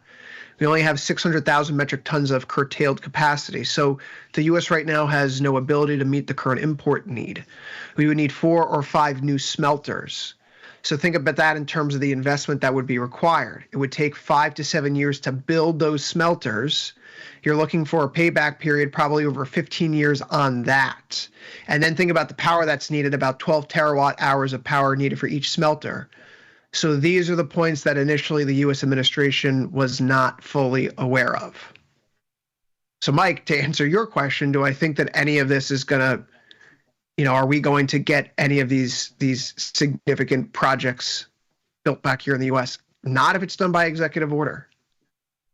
If it's done through Congress, then yes. But if it's done through executive order, if you're talking about it's going to take 5 to 7 years to build smelters, that's in the next administration. Who's to say the next guy's going to keep the Trump executive orders on, right? So like as a as a business leader, I just don't know how you still make those kind of decisions in this environment when the time horizon is, it's not like it could just be a switch that's flipped or even built out in the next 3 to 6 months. It's gonna take years to get any of this stuff brought back over here at any meaningful capacity. Not only that, but you also have a very serious question about what you want to reshore versus nearshore. And that's then a question about, do you want aluminum smelting jobs in the United States, or do you maybe want those aluminum smelting jobs in Mexico? And that becomes, of course, a question about the USMCA renegotiation and the sort of back and forth constantly. We're putting tariffs on Mexico and Canada. No, we're not. Yes, we are. No, we're not. Yes, we are. And all of that obviously muddies the waters further. So just to add on to what Chris is saying here, you already have a very robust supply chain for, let's say, autos that stretches both the U.S. and Canada along with Mexico, and is incredibly effective. We're already eating into that. It would be easier and sort of cleaner to implement, let's say, a parallel structure for the inputs that go into that work, especially since, let's say, for aluminum, tons of it already comes from Canada. If you then smelted it in Mexico and then brought back finished product here, you'd have what would start to look like an efficient system. But you can't do any of these things, to Chris's point, when you're doing things by executive order and you're changing your mind, every, let's say, few days to few weeks on what it is that you're doing. I mean, look at this episode with the European Union we just had over the weekend. Tariffs went from, 20%, then, we're pausing the Liberation Day stuff, 10. No, we're going to 50 because they won't return our calls. We're going back to 10. So what business is going to be able to plan to do anything on that kind of a time horizon with that kind of volatility? It looks like businesses that have the cash war chest to survive will just do nothing and just wait. 138.50 here.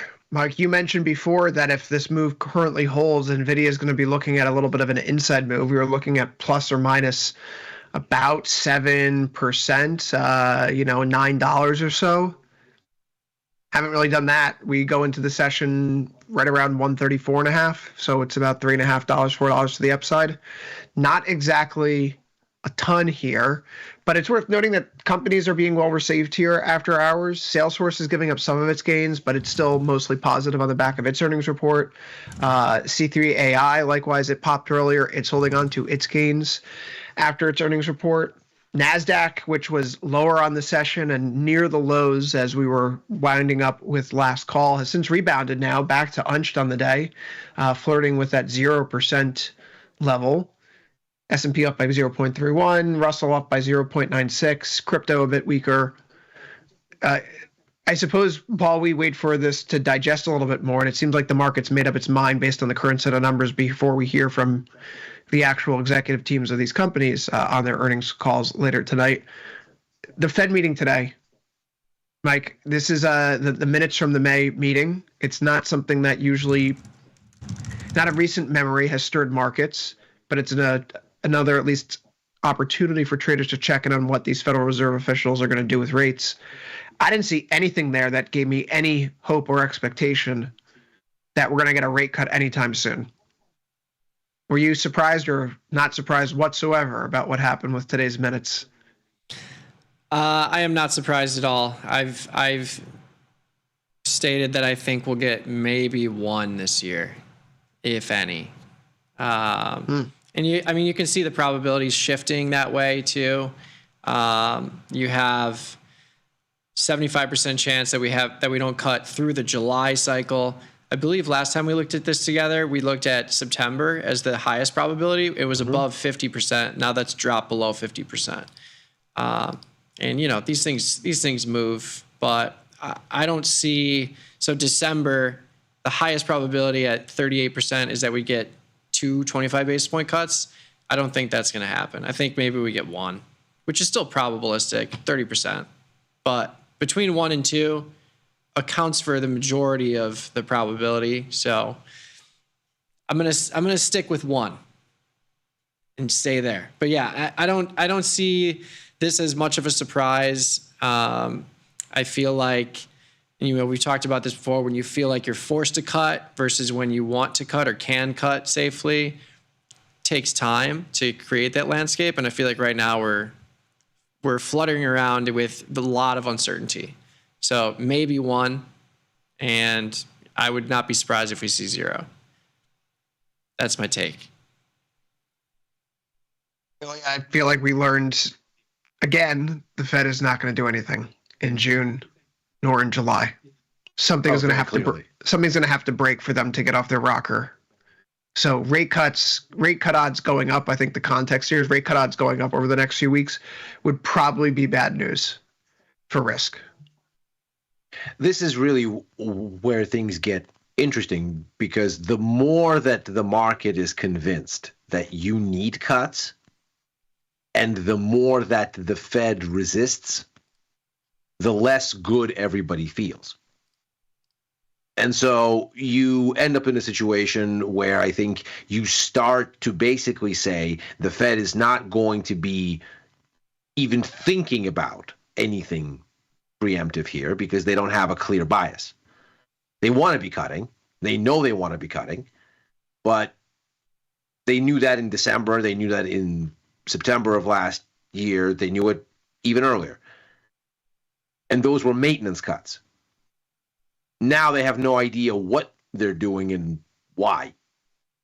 They just know that at this point, they're having a hard time reconciling what's going to happen with their dual mandate, because they seem to be having divergent shocks that they're facing that would require them to both cut and hike depending on which side of the mandate you look at. And so at this point, it looks like where you'll end up is the Fed is going to have to let a recession start to happen so that they can unmistakably say, oh, inflation expectations are not going to get unmoored if we cut. And that probably means you're looking at weaker stocks, higher bonds, stronger gold, weaker dollar. I'm going to take the argument that over the next few months, the Fed doesn't cut rates at all. It's a good thing for the stock market. It's that 2023, 2024 attitude where if the Fed keeps pushing back the cuts, it's ultimately because they don't see enough along the recession front to justify the rate cuts. I mean, if we get one later this year, let's say September or December, that does not scream emergency or the economy is falling off a cliff in a substantial manner. It suggests that they're cutting rates for maintenance reasons again, Ilya. So it's narratively, in the way that it's portrayed, ultimately conveys a certain message, and context in which it occurs conveys a certain a meaning. And so I think ultimately, guys, rate cut odds falling off the board here, it's kind of alongside a rebound in the stock market, right? We were talking about a 3% year-end Fed funds rate back in early April. It's now closing in closer to 4%. So we've taken nearly 4 cuts off the board for 2025, and equities are up 17, 18, 20%, somewhere in that neighborhood. Nvidia up around 50%, 35% during that same time horizon. I do want to bring up only problem there is, of course, last year against this very similar backdrop, if we sort of follow the logic there and say, well, this is last year's logic from mid-July into the beginning of August last year, stocks fell something on the order of 10.5%. If you look at where they were at this time last year versus where they were at the end of August, or at the beginning of August, rather, they're going into Jackson Hole last year, they were unchanged. And they didn't really scale back to their mid-July highs until September, when the Fed finally did cut. So it's not so clean here. By mid-July is where the markets start to get worried about growth, and the Fed is still resisting. That gives us an almost 11% drop in the S&P over the course of basically mid-July through, let's call it, the beginning of August, say 2 weeks-ish. So you don't want to pull this rubber band too far, because when you do, the markets don't like it. There was a note that Thomas and I discussed today on Futures Power Hour about how there's a new term making its way through the market. Ilya, you know how much of a fan I've been of the Tina mindset in recent years. There is no alternative to U.S. mega cap tech, and that's really been the base case for the past decade. The U.S. Exuberance, the exceptionalism of American financial assets. Robert Armstrong over at the Financial Times wrote an article a few days ago talking about how the new trading strategy on Wall Street is known as the taco trade. Have you guys heard of the taco trade? From you? I have, yes. It's just it's more popcorn-inducing entertainment for the masses. I mean, does anything surprise anyone anymore when these headlines come out? Are you tired of the brain rot that politics is giving you? How about some finance brain rot? Yeah. It's time for a crossover episode. Yeah. God, I hate that politics is polluting my FinTwit feed. But hey, the taco trade here, it's alive and well. If you were watching his press conference today, this is a funny headline here from Newsweek. Trump unloads on reporter who asked if he chickens out on tariffs. Because perhaps you should explain to the people what taco stands for, just so we have full context. Well, you can see here in the little caption, Mr. President, Wall Street analysts have coined a new term. This comes from Robert Armstrong over the Financial Times. Trump always chickens out on his repeated tariff threats. He was asked about this today, and this was the topic of Saxo's market call note on Monday morning, right? It's in Yahoo Finance. It's on the Hill. He was asked about it today.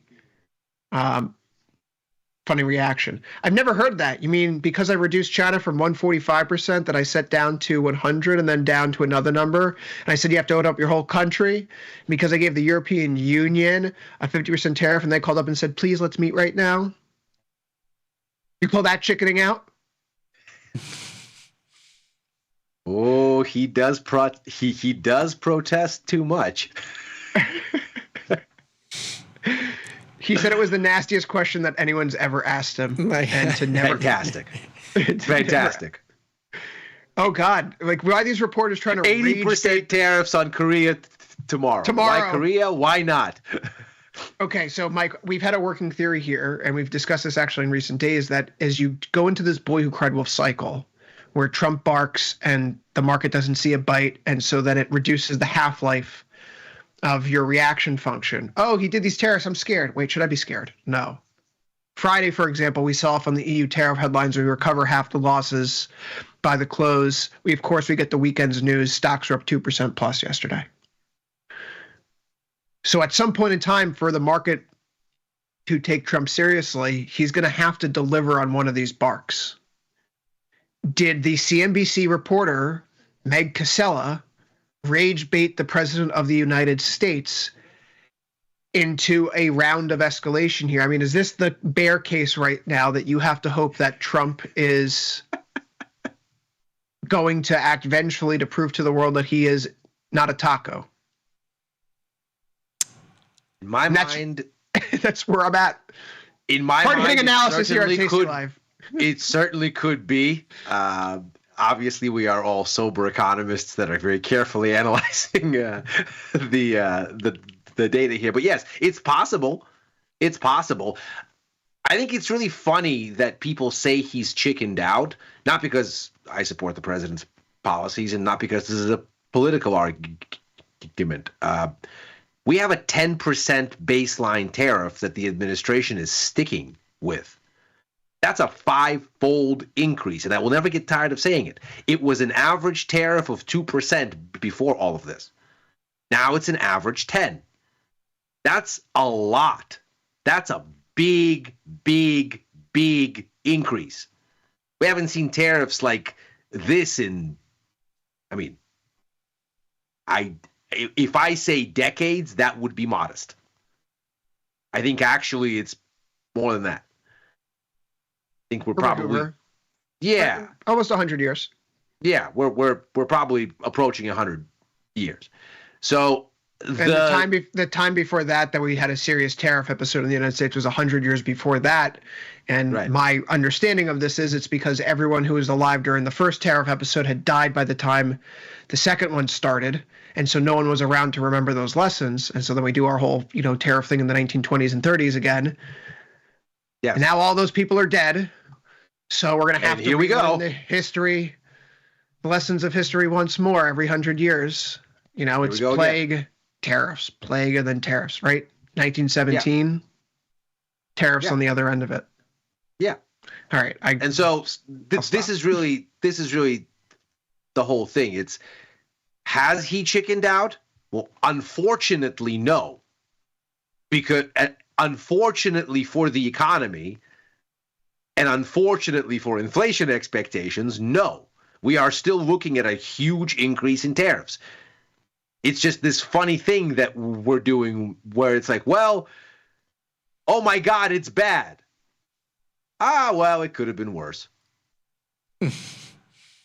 Mike, but this is I heard this great chat today. I forget who it was who said it. It was on the podcast Forward Guidance, which is a really good podcast that people should listen to if they're interested in monetary policy and markets in particular.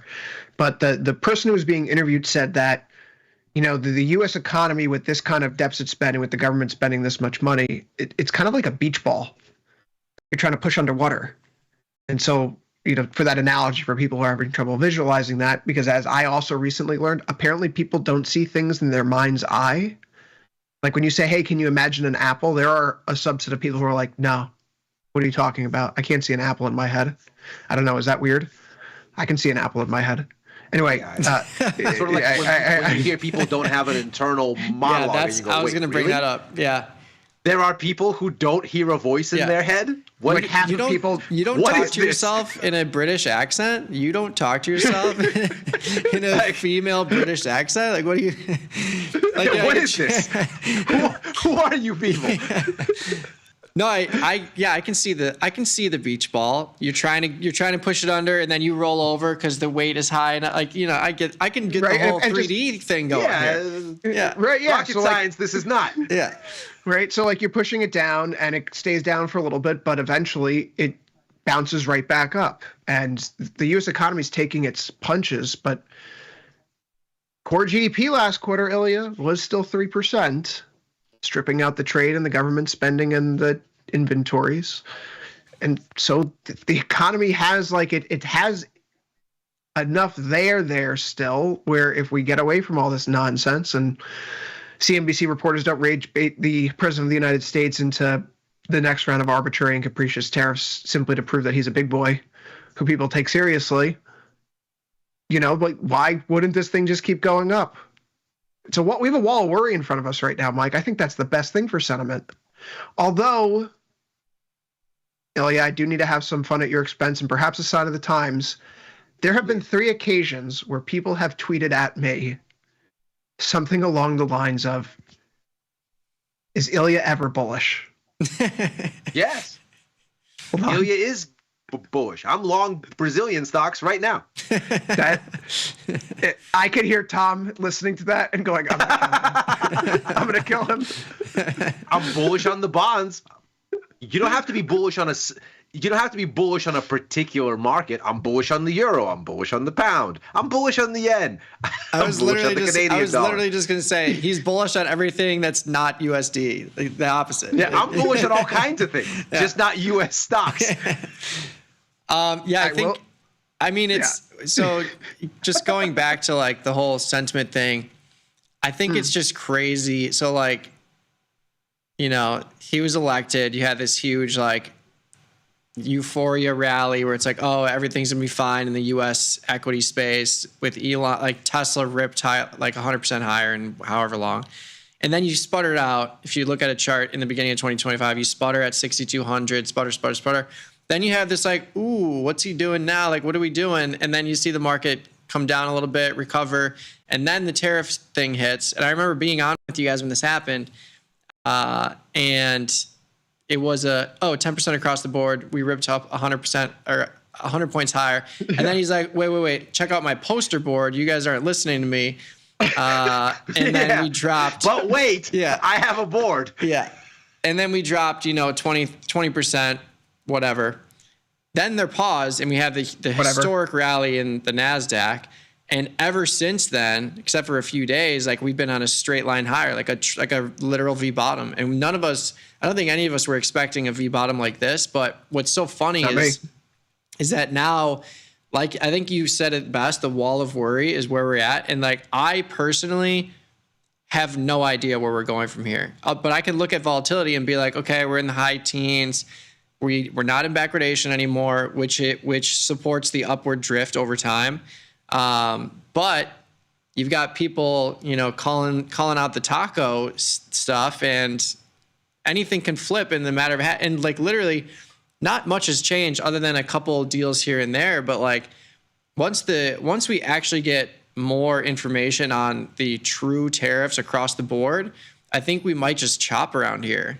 Like I would not be surprised to see us chop between 6,000 and 5,800 in the E-minis for the next month or more.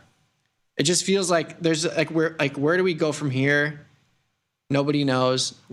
How do we make adjustments to the interest rates with the data we have?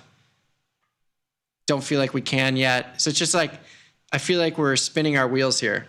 And normally I'm like, oh, we V-bottomed. We'll just skyrocket from here, but it doesn't really feel like that right now.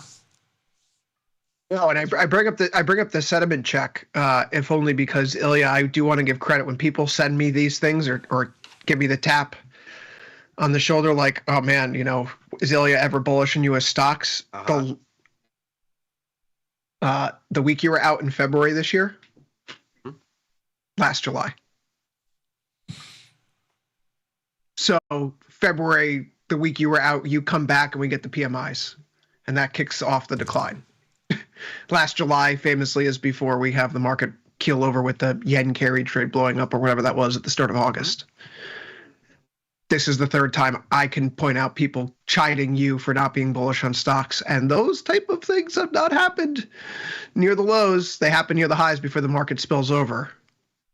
So as much as I like out next Monday, and so prepare yourself. Well, that's one of the indicators, Mike. It's so funny. Nick Batista sends me a message last week. He goes, "Oh yeah, by the way, like there's a thing here. Whenever Tom and Mike Butler are out of the office at the same time, the market crashes." Yeah. I'm like, okay. Yeah. Whatever, Nick. But like that makes it. But like everyone has like that little thing where that you notice that there's these coincidences, and like we're not paid to believe in coincidences, and sure enough, Friday the tariffs are announced and VIX pops, and I was just like, oh my God, Nick is like, that's Lisan Al Gaib. That's him. That's the guy. There he is. Well, Nick has scar tissue because we used to answer phones. Like we used to literally answer phones on behalf of a different broker, and I would leave, and they'd be like, "Oh my God, I hate this. Like I've got the phone's ringing nonstop. I can't even do my job." And I was like, "Well, thank God I wasn't there." But that's why he says that, like, because I would leave and like something would break, and then like everyone would be frantic, and I'm just like chilling elsewhere. So that's where the scar tissue comes from. But yes, there is something to that. Like when Tom leaves, something happens in the markets. It's almost as if he's, the Wizard of Oz, just pulling the strings in the background. Well, that we have an important sentiment note, because last week we had our very special occurrence where Tom decided to cancel the handoff for overtime. Yes. I've been kicking around this fun graphic internally. Yeah. It's like a modern day markets in turmoil, if you will. Yeah. And last Thursday, when we were on the air, we noted that, couldn't help but notice that when there is that kind of sentiment in the office that, we shouldn't do the handoff today, maybe it comes near a market turn. And sure enough, when we had looked at all the occurrences where the handoffs were canceled in recent memory, accounting for people being out like myself or Ilya or Dylan not being there, so there's no handoff, right? It's done for market reasons only. The 1 week return on the S&P 500 was plus 2.26%. We are officially a week since overtime was not given its handoff last Wednesday. We are 0.94% higher. So not quite the average, but the market did go up afterwards, Ilya. So I think I'm going to keep this in my pocket now as one of these sentiment checks. I have my list here. When people tweet at me, how come Ilya's never bullish on U.S. stocks? Okay, we're near a market top. When Tom cancels the overtime handoff, okay, stocks are going up over the next week. When Mike and Tom are both out of the office, you buy the zero DTE puts. I'm learning about all these little things that you could look out for, the signposts that were near a turn. But I just, Ilya, I suppose this whole no handoff for overtime thing, like put another check in the column. That's right. Hey, if you don't see us on last call, folks, buy stocks heading out a week. That's the answer. It should help also to point out that the cover of The Economist this week does not have anything to do with a particular asset class. So while for the past several weeks we've had, oh my God, meltdown, and then stocks go up, and then, oh my God, crypto is a swamp, and crypto goes up. This week we're talking about science on the cover of The Economist and the assault on American science. Apparently, I haven't read the cover story yet, but this is good. We have some clearance. If we're getting long biotech now. Yeah, The Economist is bearish on U.S. science. Then, honestly, there's no bigger bull signal than when you get the personal text of what's going on in the market. Are we crashing? Crash has already happened by that point, and then. When you tell people like, well, we're down 20% historically, if you invest in the S&P or whatever, like something conservative, it has recovered over time. And then when people say this time's different, that's when the bottom is close. Yes, it's just the crazy phenomena of the brain working and just crowd sourcing the same information and compiling on one another, but. That's really why trading small is so powerful, because you can still absorb that move, but it's not going to, blow up your account, and you'll have cash on the side to where you can participate moving forward. I think that contributed to the big downside move we had, because we had such concentration in a lot of these stocks that had the perception of getting hit hard with tariff implications. And then the flip side, once they're down 30-40%, you're like, wait, I can buy Nvidia at multi-year lows. I can buy Apple at multi-year lows. I can buy Microsoft at multi-year lows. Okay. And I think that contributed to the V bottom on the other side too. But we still have some stuff we need to see. We need some numbers. We need some tariff numbers before we're out of the woods. One interesting thing that I've been noticing the past several days, if you look at the way that the bond market inflation expectations have evolved, then you look at the S&P 500, you see that from about mid-February, you get this very clean parallel decline in 5-year break-evens, 10-year break-evens, and the S&P. The Knicks played last night. Do you think I've been looking at inflation expectations in the bond market? I suspect so. No, and then I've been mourning all day today. Well, losing money on my prop bets, Mike. It's just. Well, you just smashed the under on Karl Anthony Towns. Anything that happened, he's the reason why your Knicks are not advancing. Got to trade him. Yeah, trade him for Giannis. Sure. Tell you what, that same kind of disparity is what you see in stocks and bonds, because stocks are running away somewhere, but the bonds are telling you because inflation expectations are not rebounding, and now you've opened up this giant wedge. You're going to have to rethink the whole thing, much as I'm afraid to say both the Warriors and the Knicks are going to have to do. The narrative seems to be off relative to what has actually occurred. Yeah. I'm not out here saying trade Brunson, Mike, but dark days are ahead. Dark days. You know what's funny is one of my best friends, his cousin's daughter married Jalen Brunson. So now whenever he does anything, we're like, your cousin just won the game. distant cousin. But yeah, Jalen's okay. No one's beating OKC. So at least you have solace in that OKC is winning the championship for sure. Nobody's beating them. And if that plays out, there's nothing you can really do. No, I mean, like the fact that Anthony Edwards looks so gassed at the end of these games is just such a strong tell, because if he rolls off like Caruso, that he's going to go down into the paint to deal with Chet Holmgren or Hartenstein. So Anthony Edwards couldn't carry them over the finish line the other night because he just has no energy. He's getting guarded by all these elite ball defenders. Anyway, we could turn this into a basketball podcast. We could go into that. My brother's a professional sports gambler, so like that's what life is outside of the office, just talking numbers in sports. Yeah, guys, so we have a few minutes left here. Mike, give me your nuclear take on something to close out the show.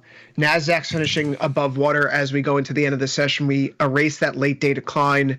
Is this the green light for the second half of the week? I don't think so.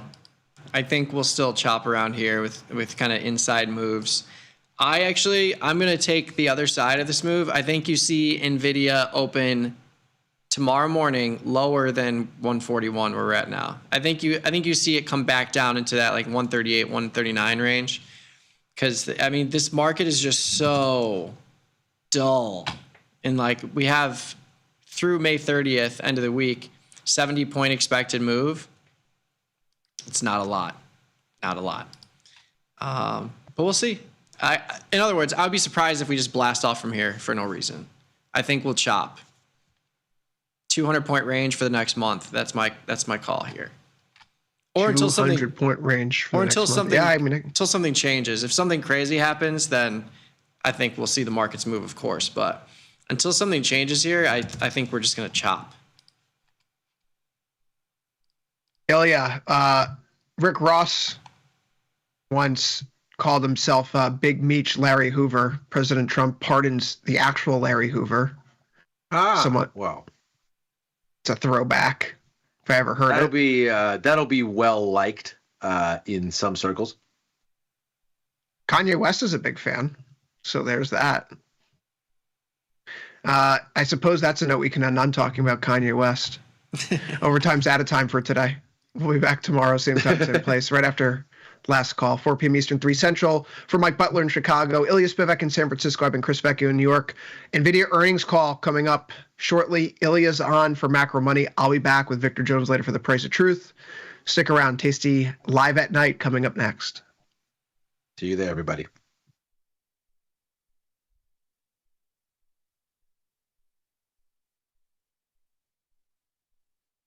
Forbes called us best online for options trading.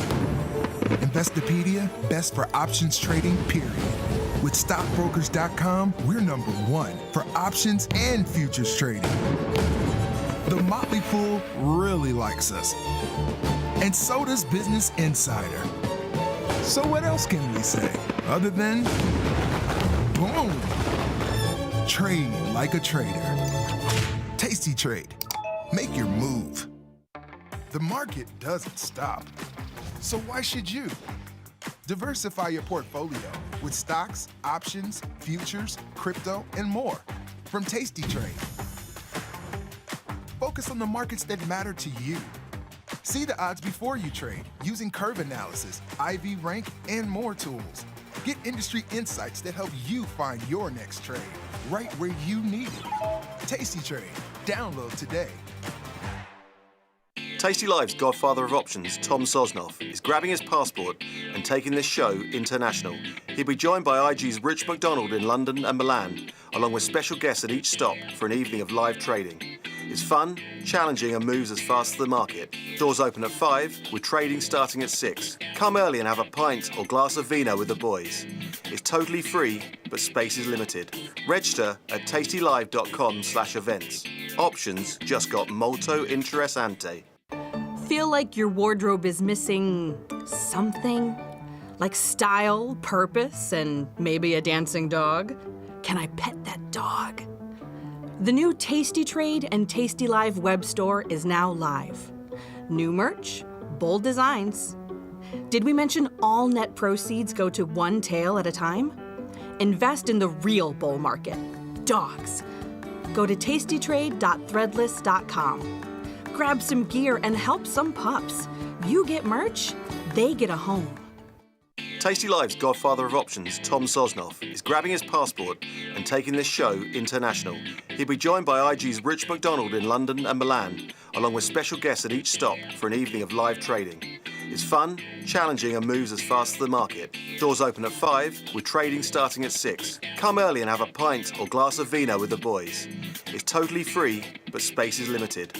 Register at tastylive.com/events. Options just got molto interessante. I want to play a game. It's a relationship game. So I'm going to ask you each a question. Who loves the hardest? Yes, yes, yes. So are you ready? Kentucky. Who's more stubborn? Who's more public? Who's more patient? These are two of the least. These are the least patient people I've ever met. I'm going to say him just because he's a little older than me. Who calls or texts more? And who do you think takes longer to get ready in the morning? Who's a better driver? I drove a truck in New York City. I can fly an airplane. Who loves the bed the most? Who's the bigger spender, do you think? Me. Yeah. Who's the alpha in this relationship? Who is more spoiled? Oh, him. Who do you think is funnier? Who is the better debater? I'm gonna give it to him. Dylan, you think you're the better debater? Are you the master debater? No, he's he's good because he doesn't answer the questions, which is great for debating. Got friends? Get $250. We'll give you a bonus for each qualified person you refer to Tasty Trade. So spread the word and earn rewards. Terms and conditions apply. In the world of investing, a beast lurks between the numbers, ready to pounce. Some traders hide from it, some ride it. If that's you, join us on Tasty Trade. Genius loves company.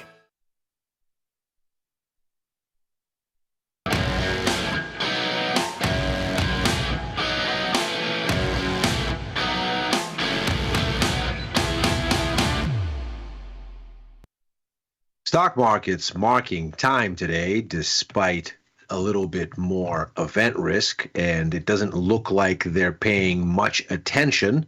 So what will it take to move things along, and what is it that the markets are so concerned about that they can't seem to build on yesterday's exuberance? That's what we're going to tackle here on Macro Money. I'm Ilya Spivak, head of Global Macro here at Tasty Live. And what we'll do here is we'll take a look at what seems to be inspiring these markets here and how that is leading us into this sort of confused standstill, which we can readily see here on the S&P 500, and what will it take for these markets to start to be a little bit more convinced about what's going on.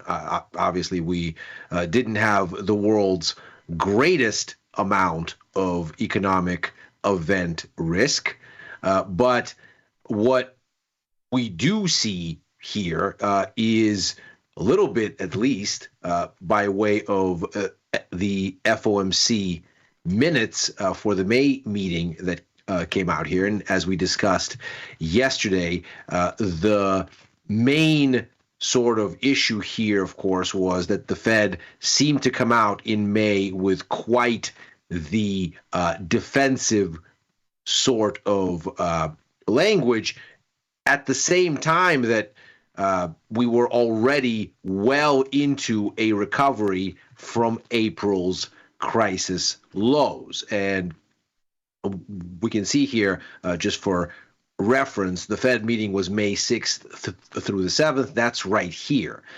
By the time we're here, the market has already rallied close to 19% off this low and has erased more than half of this overall decline.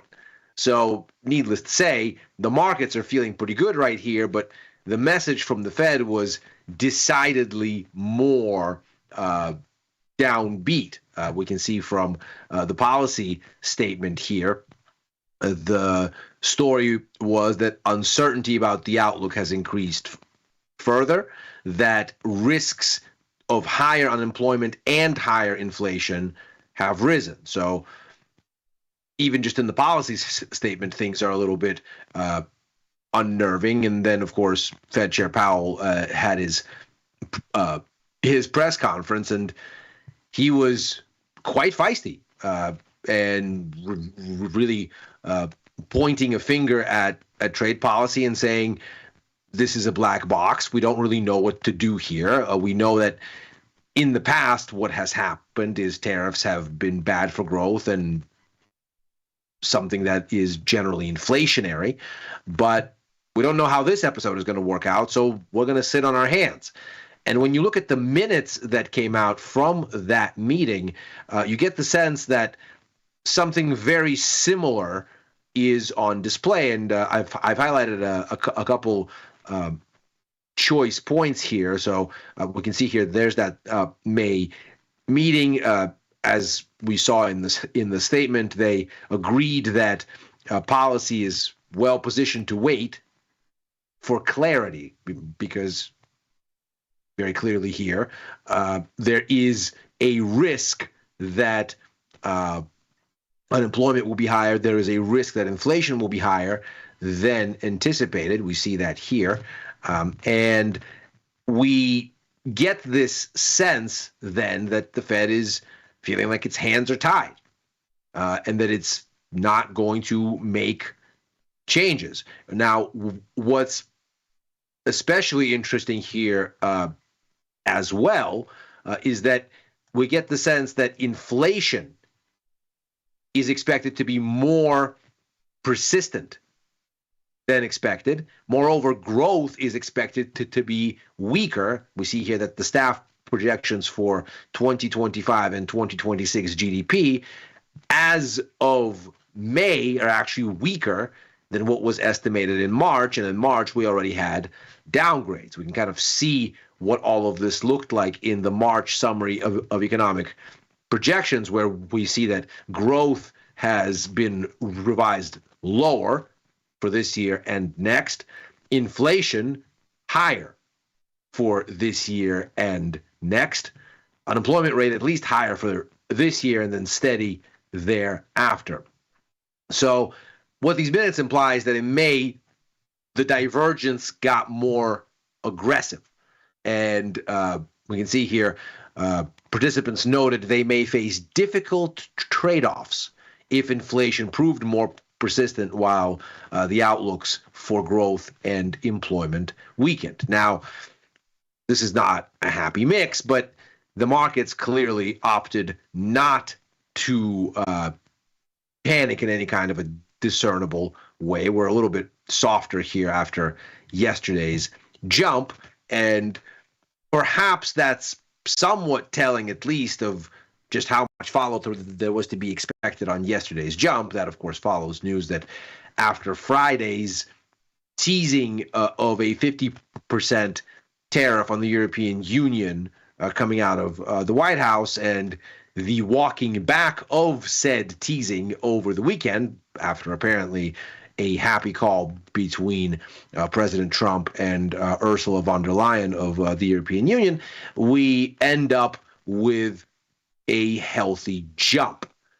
The markets basically reset to where they started to top out ahead of last week's price action. So we get this pop, but then we stall. And we stall perhaps waiting for Nvidia's earnings, which have become a somewhat macro level risk. They've of course come out already and narrowly beat expectations. Or maybe it's just that the markets don't have conviction beyond headline risk. And perhaps then that lack of conviction is what we have on display here. Because if, in fact, the markets thought that everything was going to be just fine and the tariff threat had diminished, and we, of course, had reports of the emergence of this so-called taco trade, which, while the former Tina trade, there is no alternative, was a reason to buy U.S. tech stocks because there is no alternative. Then the taco trade, which, funny enough, the president was pointedly asked about today, that stands for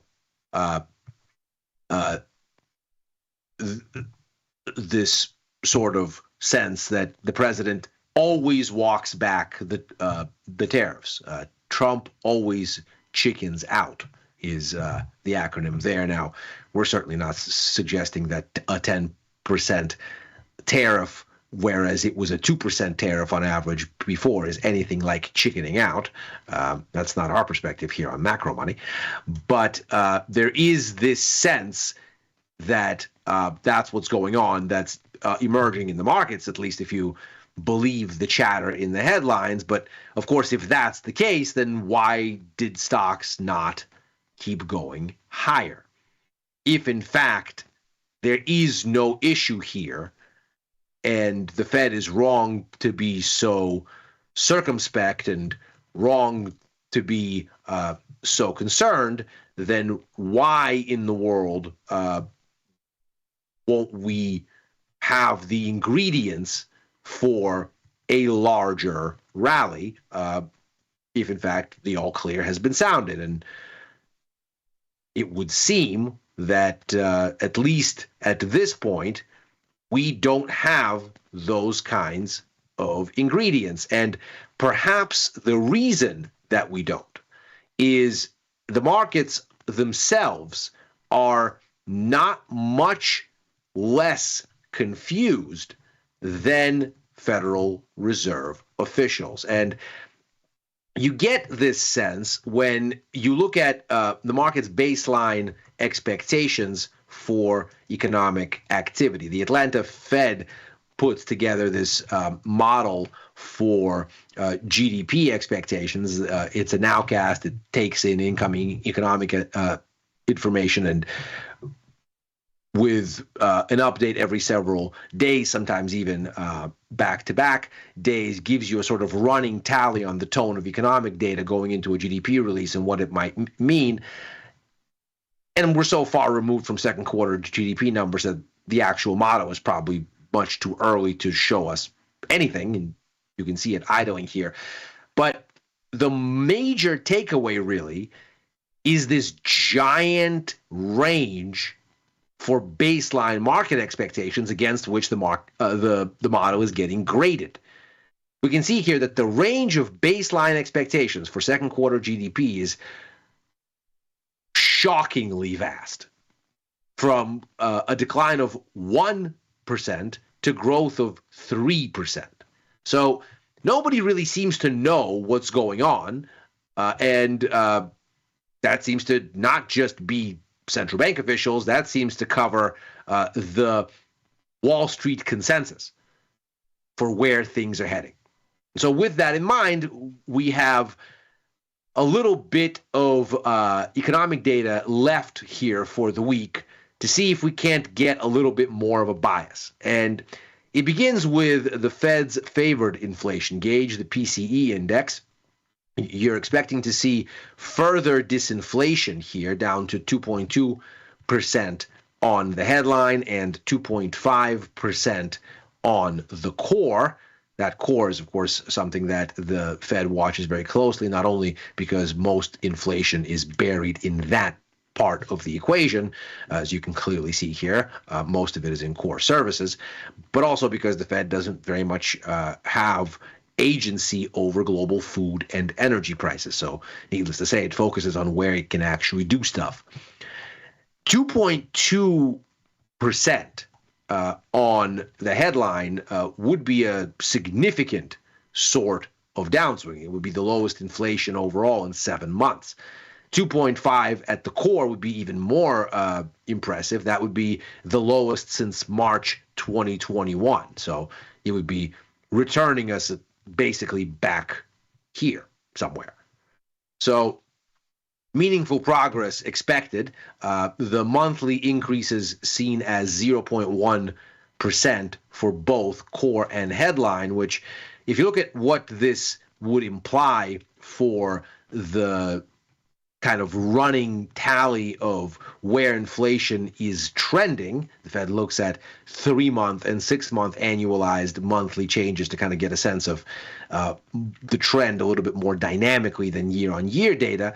And you can see here, for 2 months now, we've seen this sort of cooling. And if we get the data coming out about as expected, then we'd be looking for a third. What's especially interesting here is the parallel to last year. We'll recall that last year the Fed also was resistant to cut rates toward the end of the first and going into the second quarter, even as the market was screaming that it's time to go. And you could see that with these increases here and the run-up in the higher frequency annualized measures here. So we can see here the 3-month annualized rate ticking higher, the 6-month annualized rate ticking higher. And we can see that on the way back down, it takes the Fed from a peak in March in these inflation numbers all the way out to September here before it actually feels comfortable cutting rates. And if we hear then what the minutes say and we see these dynamics, then perhaps we're looking at something similar where things are starting to go the Fed's way, but given their reaction function and how much slower they move relative to markets, we could be looking at another prolonged period where the Fed resists while the market wants rate cuts. Aside from this, we're looking at a range of revisions, the most notable ones. The second look at U.S. GDP is coming up. It's expected to confirm that we got a 0.3% contraction in the first quarter. And, of course, the market's going to be looking at these internals here and seeing if anything about the skew from surging imports and the stuffing of those imports in the inventories and then the driving of a jump in investment on that basis. If that continues to be reinforced, it seems likely. But the real story here is about growth in consumption. Because once you take all of this tariff front-running anomaly out of the equation, it's this part that matters. And it matters most, as we've argued here extensively, because consumption is nearly 69% of overall GDP, whereas everything else is more like an afterthought. And in fact, when you net out exports from imports, they come out to less than 5% of the whole thing. So, and netting them out is how you do GDP math. This isn't just doing random things to make the numbers feel small. So when you look at that and you notice that in the first quarter you had the weakest consumption growth in almost 2 years, going back to the second quarter of 2023, the numbers take on a very different tone. Yes, there's a bunch here back and forth on tariffs and the front running of them, but that's not really the main story. It is, what will U.S. consumers do? And will they actually buy all of this stuff that has now been stuffed into inventory? And at what pace will they buy it? Because if they buy it slowly, if they don't rush, well, then inventories are going to stay full longer. Businesses will have less impetus to buy more. And of course, then economic activity slows. So the second revision for us to keep in mind is to the University of Michigan measure of consumer confidence to see what, in fact, consumers are going to do, because April's retail sales numbers looked soggy, and the consumer confidence numbers for May looked like they were some of the worst readings since the lows from COVID, where inflation was peaking at the expectations. And of course, that led to a dramatic decline in sentiment. And as inflation expectations started to cool, so too sentiment started to improve until this tariffs episode right here. We can see inflation expectations have surged. Sentiment has fallen off a cliff. The expectation is we'll get confirmation of these same numbers. This survey, interestingly, runs only through May the 13th, so only a day after the deal with China to postpone tariffs. Yesterday, we saw the rival consumer confidence gauge from the conference board, and it runs through the 19th, so there's a little bit more time there to digest the pause on trade barriers with China, at least those at full embargo levels of 145%. Now we're looking more at like 30 until yet another cliffhanger in August, when maybe the reprieve expires. And here there was an improvement in consumer confidence, albeit from a very low level to a less low level, but still an improvement. And it was across both the measures of the current situation as well as of expectations, and encouragingly, the expectations improved more. So maybe we'll get an upside revision on consumer confidence. We'll see if that holds. What's interesting when we put all of this together is that the markets appear to be choosing a kind of bottom line through all of this uncertainty. Because when we look at what all of this has done to Fed policy expectations, we can see a very similar story to what was happening at about this time last year. Expectations for policy this year are getting anchored. But because the markets think that we need more easing, expectations for next year are getting more dovish. And so as the Fed resists action, as the markets appear uncertain of what to do next, we get just 41 basis points in rate cuts on the menu for this year. That's lighter than the Fed's own forecast of 50 basis points. But that is translating into a more dovish outlook for next year, where we now have 59 basis points. So we're still looking at 100 basis points in cuts this year and next, as the Fed envisioned. Current rates, we can see here, are at about 4.4%. That's the middle of the target range from 4.5 to 4.25. And the Fed anticipated that through 2026 we'll come down 1%, from 4.4 to 3.4. We're still seeing that, but the markets think that the Fed's resistance now will mean more cuts later. And if all of this economic data comes in generally close to expectations, well, then more of the same seems likely to continue, because what the markets appear to have decided is that easing is coming. It's just coming later, and there will perhaps need to be more of it, while the stock market seems to have somewhat of a different perspective. Notice here the evolution in the benchmark S&P 500 here as a kind of catch-all for quote unquote stocks or general kind of risk sentiment in the markets. And the bond market's inflation expectations, these break-even rates that you get when you take the difference between nominal and real bond yields to get at the inflation adjustment that gets you from nominal to real. And so you see here that right around sort of mid-February or so, you start to see them decline in tandem. And of course, once you get into April and into Liberation Day, there's a level of hysteria for both inflation expectations and for the stock market. And all of this largely follows a growth scare.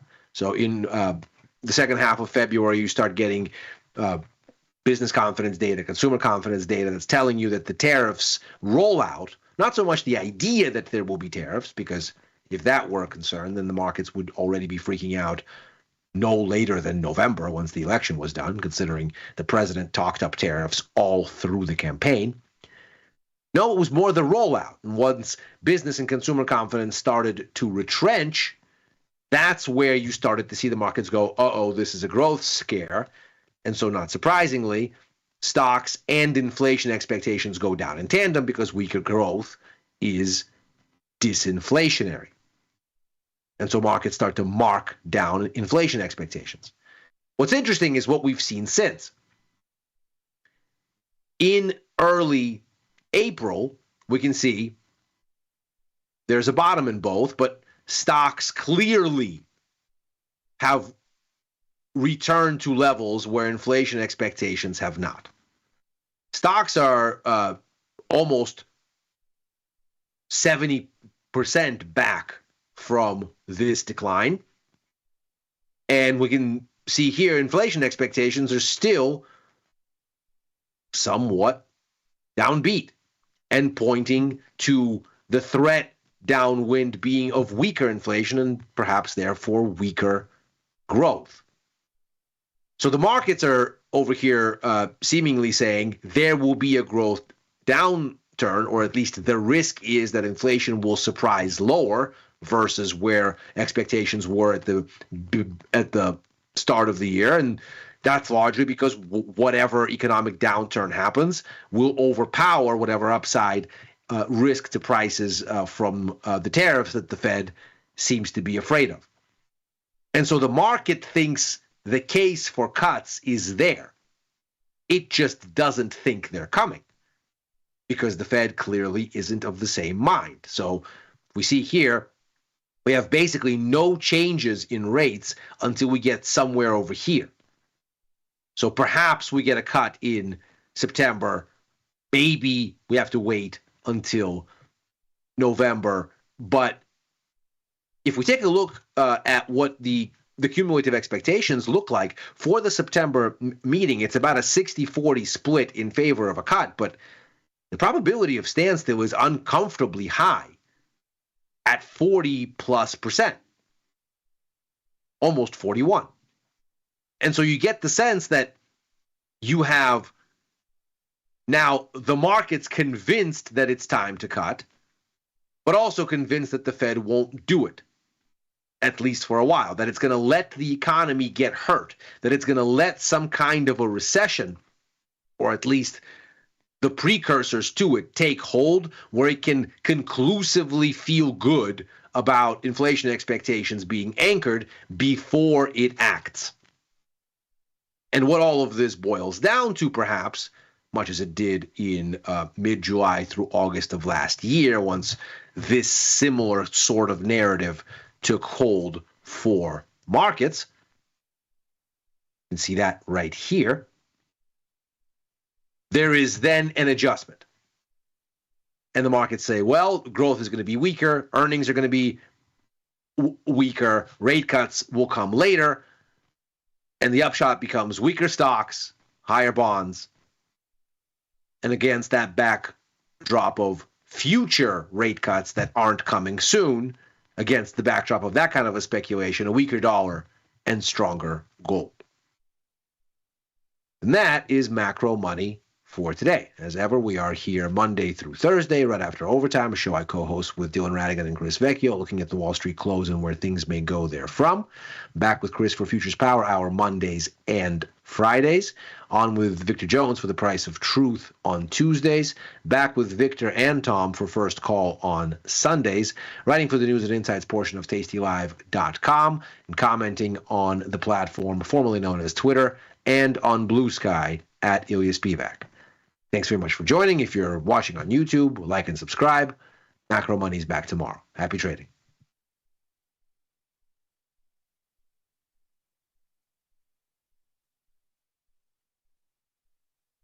Got friends? Get $250. We'll give you a bonus for each qualified person you refer to Tasty Trade. So spread the word and earn rewards. Terms and conditions apply. I distinctly remember getting an email from Tasty that Lookback had just been released, and I was doing the most laborious back test on the face of the earth before that. And I did 2 or 3, and I saw how quick it was, and I saw how quick the data was, and basically instantaneously, like, I was hooked. I'd always seen all the stuff on Tasty Live with all the data and all the value I thought that bring, and then it was all of a sudden I could control that and basically make my own segment for myself of what fit. And that democratization technology, I think, drastically changed not only the landscape of what's out there, but drastically changed my ability to learn at such an insane rate. And that's kind of when I developed a little bit more of my own path. I was like, this is the type of trade I exactly want to see, or I'd get some type of inspiration from Tasty Live to look at that. And that's when my consistency went from like 1 to 30, and I haven't had an unprofitable quarter since. Calling all traders. Are you using Tasty Live mechanics and enjoying awesome results? Are you an up-and-coming options savant? We're looking for you. For over a decade, Tasty Live has shared the most inspiring stories of traders teaching themselves a new skill, using probabilities and experiencing new levels of success. If you think your trading journey should be shared with Tasty Nation, we'd love to hear from you. We are always on the lookout for the next class of rising stars. Email us at risingstars@tastylive.com if you'd like a chance to share your trading journey and inspire others. The market doesn't stop. So why should you? Diversify your portfolio with stocks, options, futures, crypto, and more from Tasty Trade. Focus on the markets that matter to you. See the odds before you trade using curve analysis, IV rank, and more tools. Get industry insights that help you find your next trade right where you need it. Tasty Trade. Download today. Look who's back testing. Tasty Trade now has options back testing for free. Test your trades with over 10 years of data for the most popular symbols. See how your trades would have performed in the past. Look back at profit and loss and take the guess out of guesswork. Oh, did we mention that it's free? Get back testing at Tasty Trade. We built Tasty Trade's web platform for today's traders. See it, click it, trade it. Research with fundamentals, endless forecasts, and more. Drill into data, find opportunity, and track the action with hundreds of indicators. Track your options, profit, and loss history over time per symbol.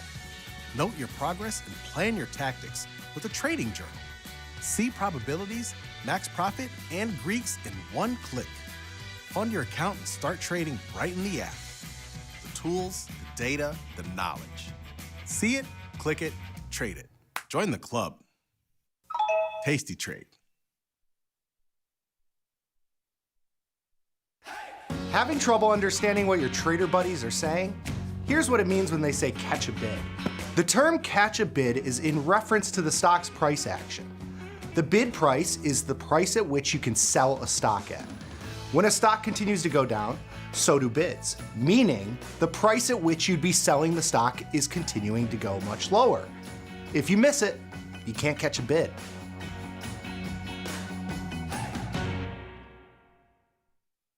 tastylive's godfather of options, Tom Sosnoff, is grabbing his passport and taking this show international. He'll be joined by IG's Rich McDonald in London. Calling all traders. Are you using tastylive mechanics and enjoying awesome results? Are you an up-and-coming options savant? We're looking for you. For over a decade, tastylive has shared the most inspiring stories of traders teaching themselves a new skill, using probabilities and experiencing new levels of success. If you think your trading journey should be shared with Tasty Nation, we'd love to hear from you. We are always on the lookout for the next class of rising stars. Email us at risingstars@tastylive.com if you'd like a chance to share your trading journey and inspire others. The market doesn't stop. So why should you? Diversify your portfolio with stocks, options, futures, crypto, and more from Tasty Trade. Focus on the markets that matter to you. See the odds before you trade using curve analysis, IV rank, and more tools. Get industry insights that help you find your next trade right where you need it. Tasty Trade. Download today. Look who's back testing. Tasty Trade now has options back testing for free. Test your trades with over 10 years of data for the most popular symbols. See how your trades would have performed in the past. Look back at profit and loss and take the guess out of guesswork. Oh, did we mention that it's free? Get back testing at Tasty Trade. We built Tasty Trade's web platform for today's traders. See it, click it, trade it. Research with fundamentals, endless forecasts, and more. Drill into data, find opportunity, and track the action with hundreds of indicators. Track your options profit and loss history over time per symbol. Note your progress and plan your tactics with a trading journal. See probabilities, max profit, and Greeks in one click. Fund your account and start trading right in the app. The tools, the data, the knowledge. See it, click it, trade it. Join the club. Tasty Trade.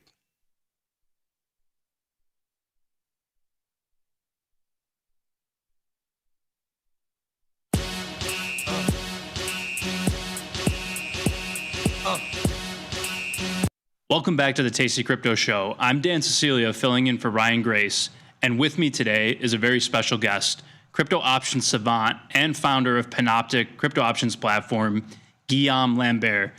What's up, Guillaume? Thanks for joining us. How you doing? Hey, I'm good, very good. Dan, how are you? Good, good. I'm really excited to have you on.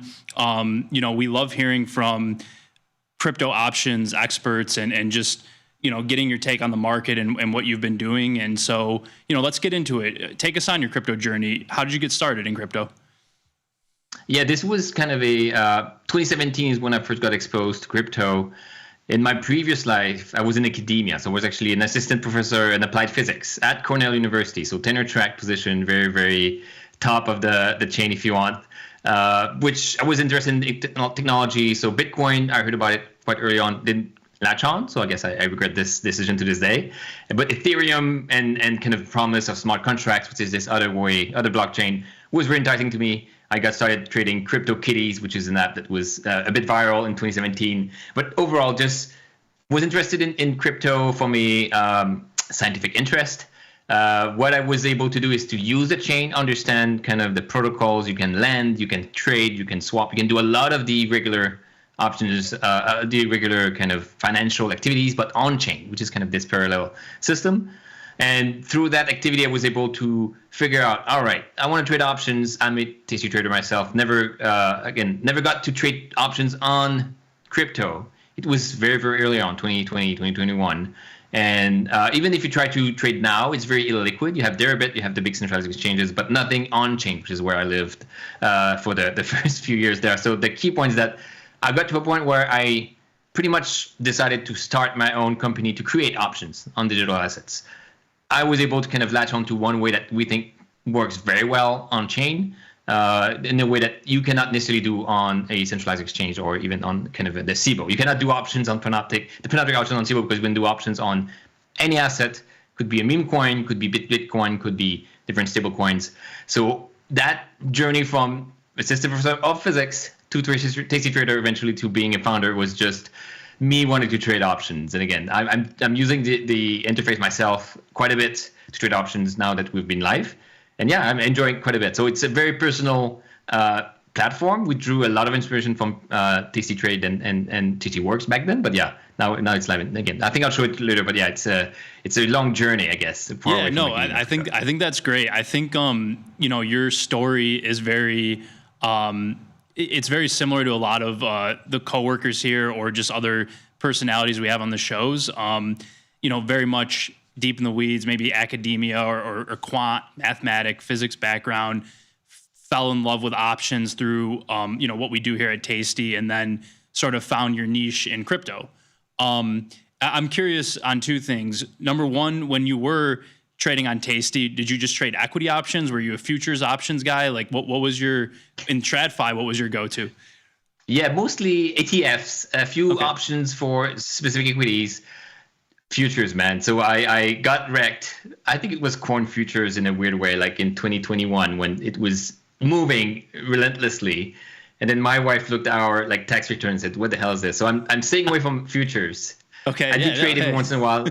The VXM, so the micro VX, just to hedge for but nothing on that option side. Yeah, everyone's got to know their limits, right? Everyone's got to know their limits. So freaking corn, I was like, this is not something that should be dangerous, but it's a huge size. And then I definitely got caught. Okay, so with that, maybe commodity futures aren't your thing, but what's your approach to trading crypto markets? Are you only Bitcoin? Are you a meme coin guy? What's your approach there? Yeah, so the way that Panoptic works, it works with any coins.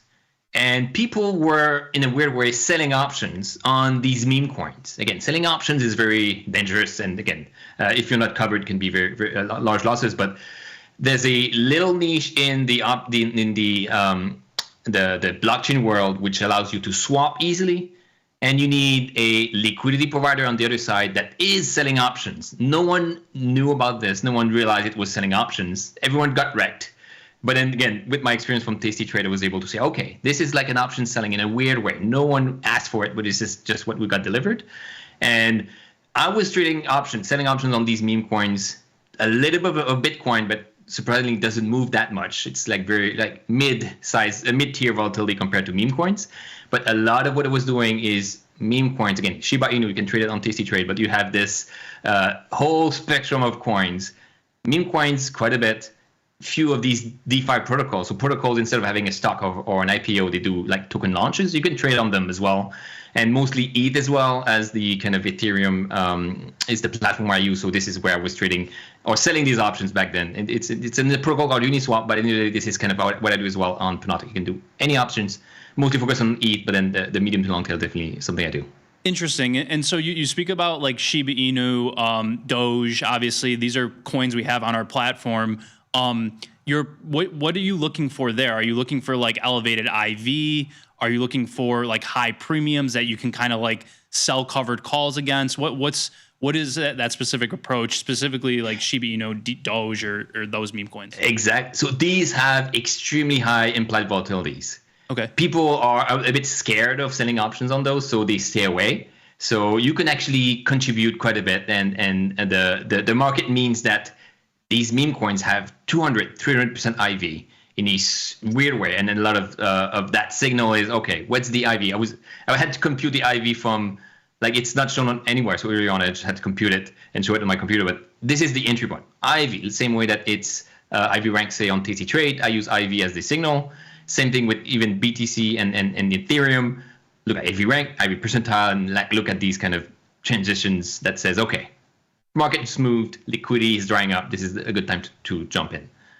Gotcha. Yeah. And what specifically what's your signal? Is it a certain range? Is it a rank? What are you looking at there? That okay, the IV is really high on this. I feel like this is mispriced. Let me go in. Let me collect some of that premium. What is that trigger for you? Yeah, it's IV rank. It's a similar 30 IV rank. Again, drew inspiration from you guys. It's definitely something that I pay attention to, and that's a threshold. It's not research by any means, but I'm just using this as a starting point. Okay. And as you mentioned, the strategies, I would actually create straddles. I would not create covered calls.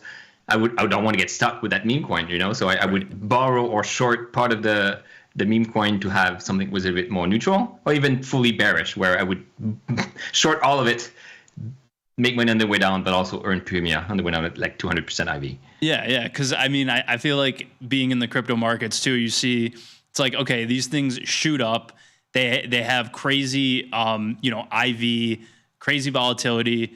It's pretty obvious they're going to come back down to earth. So, like you said, it being able to express a straddle or like a market neutral, even to the downside, is probably the way to play some of these, especially when they go parabolic for a couple days. It's like somebody's cashing out. So it is fun, because I think, like, in comparing it to traditional markets, there's not a lot of edge, right? Like, or there is, but you need to be like a big funded, big pocketed whale, essentially.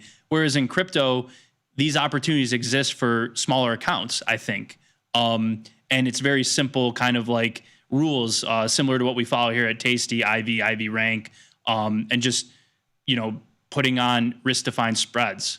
So it's really interesting that you're able to express that and do that on chain. So Bitcoin's been pretty big, right? Recently, we got Bitcoin conference going on this week out in Vegas. Sailor MicroStrategy's buying more tranches of Bitcoin.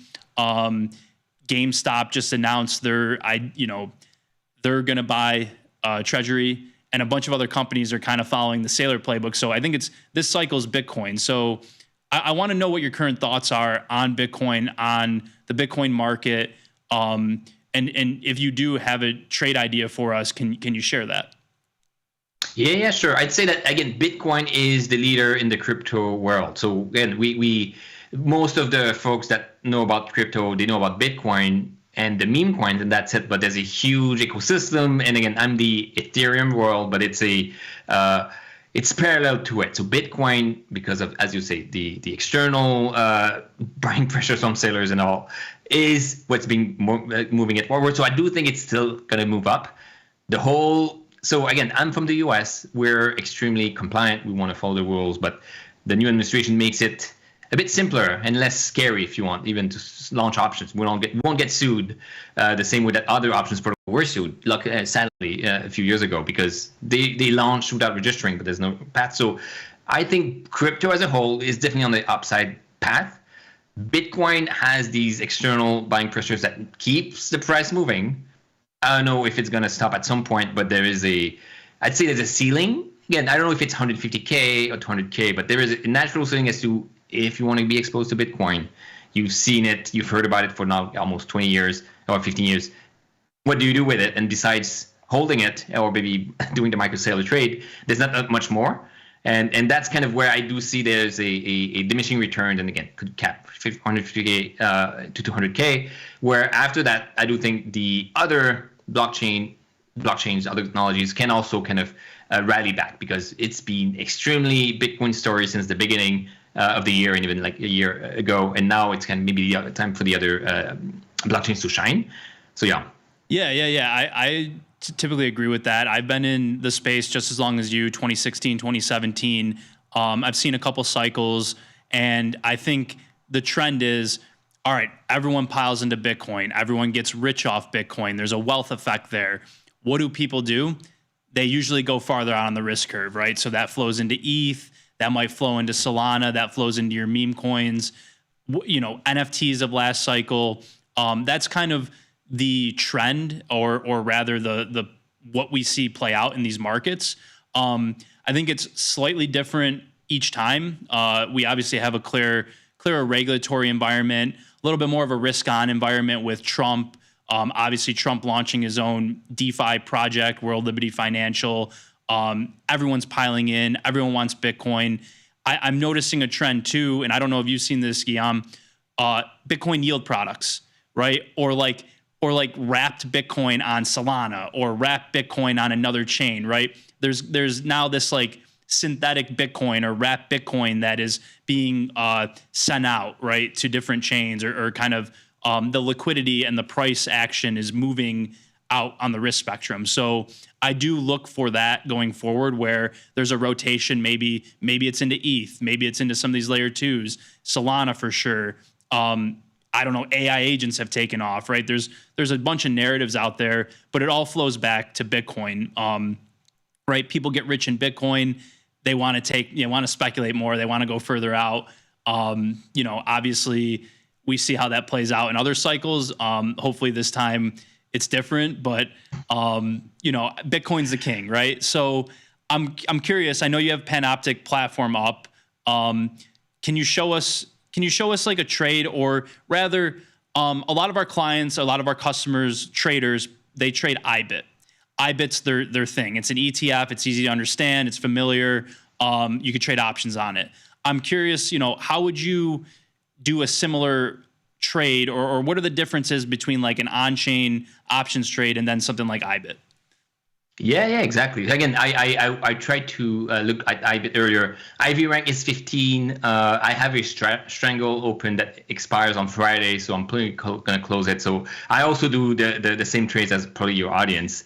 But as you said, there's on our platform can also do the same trade. So I don't know if I show what I mean as well is that it's a lot more transparent. So again, this interface might be wrong, maybe, but the key point is that we can trade that wrapped version of Bitcoin that you talked about. Wrapped BTC lives on Ethereum. We can pair it with a stable coin like USDC. Again, wrapped USD dollars, wrapped Bitcoin can now live and be traded. And what I'm showing here, this is the, not quite the open interest, but this is the liquidity.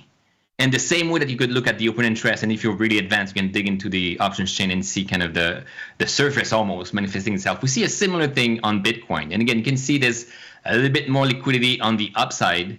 The liquidity, it's the reverse. The more liquidity, it's not like high open interest, it's rather lower IV.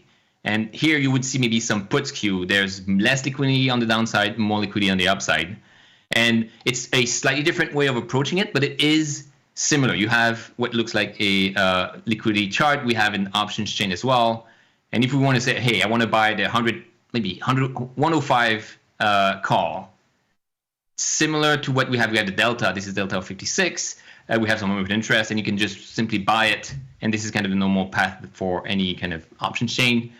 And we also make it very visual. So we don't want to have the options chain where it starts, but it's not where it ends, because we do want to have the payoff. Again, taking from tastytrade, I do use it every once in a while to look at my break-even points, look at where the liquidity, this is the existing liquidity. You can interact with it, same with tastytrade, and you can change the strike. So that is kind of where you can come in, buying a call, you can actually see the liquidity, and that would be where you see the payoff. And in that case, 50 delta call is not what I do typically. Definitely not tastytrade. So you can choose different strategies, and you can say, same way as before, you can do a strangle. You can also choose your range. You can choose the price, and maybe I do the 110 strangle, a little bit more bullish. And as simple as that, as long as you have collateral, as long as you're maybe not from the US, you're able to trade these. And again, that's kind of what the trading interface is doing, for our users.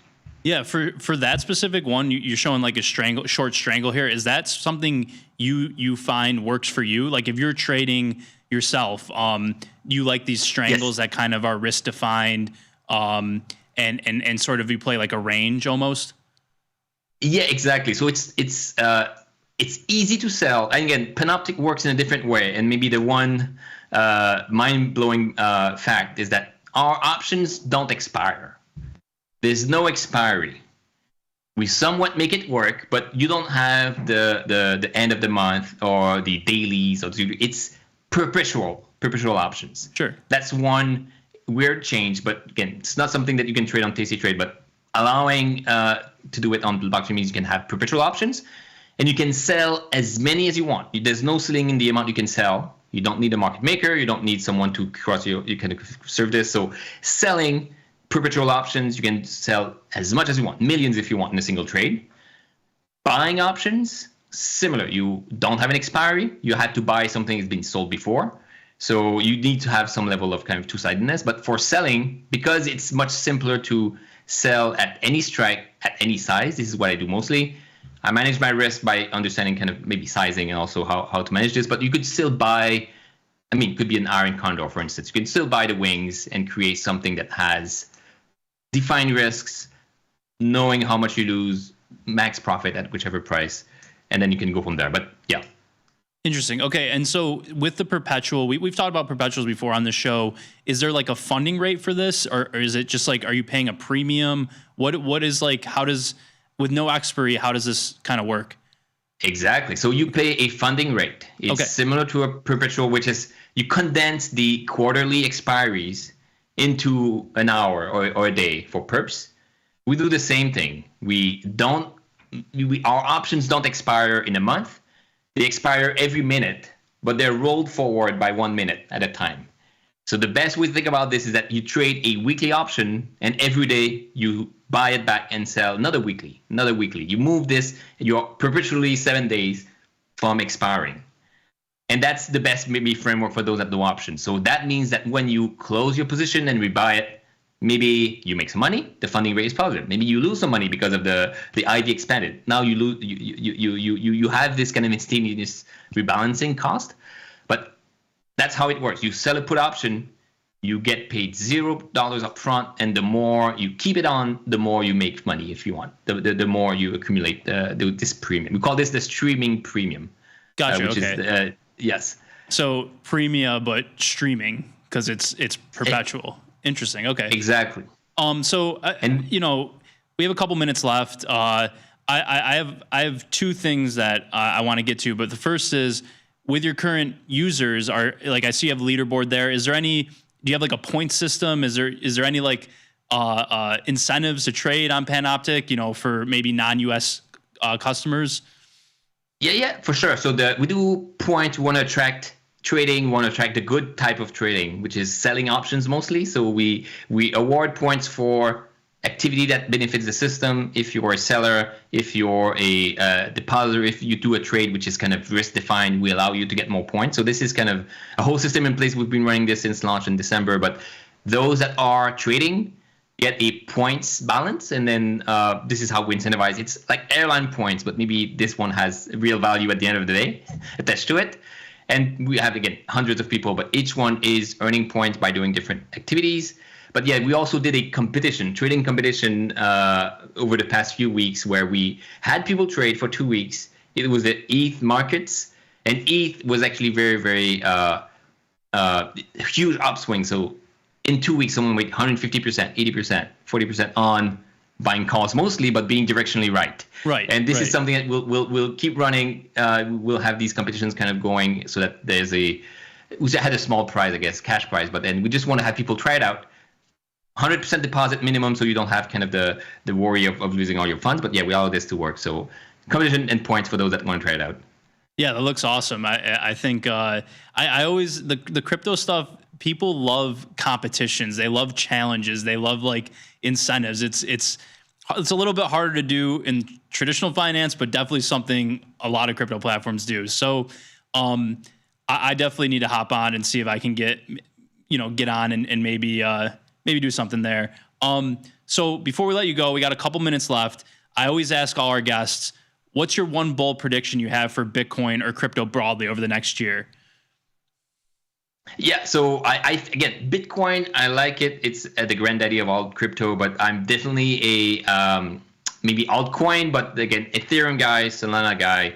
I do think that the platforms which enable a protocol like Panoptic or again Uniswap, where we can swap, you can kind of get rid of the NASDAQ or New York Stock Exchange, get rid of the SIBO as an intermediary, and do it all with these platforms. And it used to be, again, as you said, NFTs, meme coins, very retail focused. And my most bullish prediction is that institutions or crypto native funds, those that have a lot of funds, they understand risks, they will need a place to hedge and need a place to kind of make this funds work for them. So again, you can trade options in a way that works very well for Panoptic. But I feel like institutions are maybe missing the risk management part of crypto. It's all very, very risky. And it's getting more mature, but besides options, you can trade, maybe hedge with perps, but this is not even working well. So the broad market will definitely convert some of their assets to the blockchain and Ethereum and Solana. But yeah, the use cases, making it more mature, making it more with options, with hedging, with kind of prime brokerage type of offering, portfolio margining, is where we can attract these institutions, which probably don't see an advantage. Again, they don't want to trade NFTs or meme coins. They just want to do what they do in TradFi, but traditional finance, but do it with digital assets. So I do think that these altcoins will definitely recapture kind of the next year's kind of bull run that's coming for the institution side. Yeah. So with that, do you have a price prediction for Bitcoin, ETH, Solana? Can you give us one? Yeah, I'm so Bitcoin, I think 150K is my mental stop. I think that's going to be like where people start noticing, and if broader population notices, then it's going to stop. So 150K. Ethereum, big Ethereum proponent myself. We've seen 40% in like a few weeks ago. I do think we have maybe 3x more. So I do think 6,000 or 7,000 ETH, Ethereum, new all-time highs. We're due for this for sure. And Solana, it's the little cousin, I guess, a bit more hyperactive, lots of activity, but I think they played it well last cycle, but maybe another 2x, so maybe 400, I don't know what it is at, but I would say that 400 Solana, 7,000, let me bullish, ETH, and 150K Bitcoin. Awesome. Yeah, I hope it makes it there, please. For my bag's sake, please let that come true. So you can. Yeah, that's right. You can. A lot of what you do is your bags, right? There's nothing to do with them. The again, me shilling again, but yeah, options. You can generate yield, sell covered calls. You can do a lot more with options that again the folks at tastylive and tastytrade know about that you cannot do on chain yet. So that's kind of the big bullishness as well. Well, there you have it. Thanks so much, Guillaume. Appreciate you coming on. We'll have to have you on again and just kind of get an update from you on where everything is. And thanks again. Appreciate it. Sure. Thanks for having me. Yep. Well, that's it. We'll be back next Monday. Ryan will be back, and that's all we have today. Appreciate it. Thank you so much.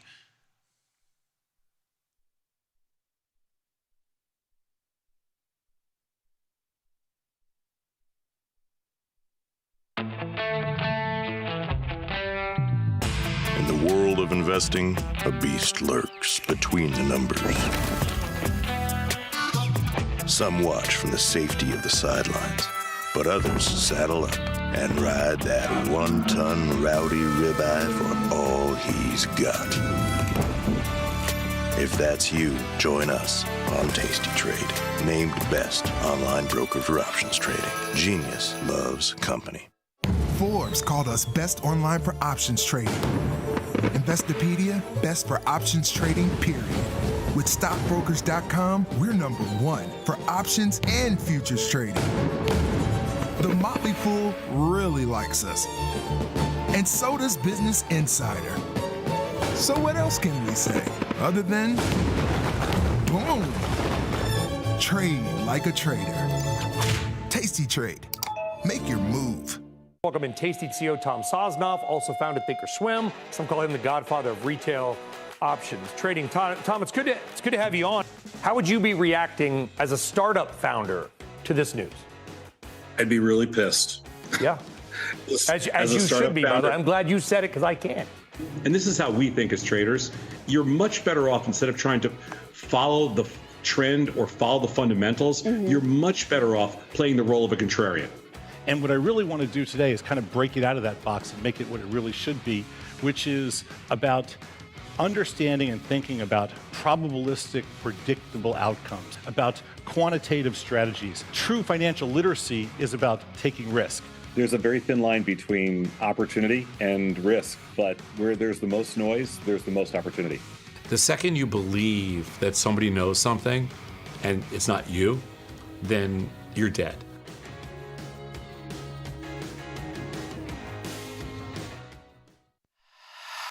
Well, he's more public in his mentality. I'm a believer. I believe that the world is good. And I know that the world is not good. That questioning yourself and questioning yourself in dialogue with someone you respect is both pleasant and sometimes extremely insightful and useful sometimes.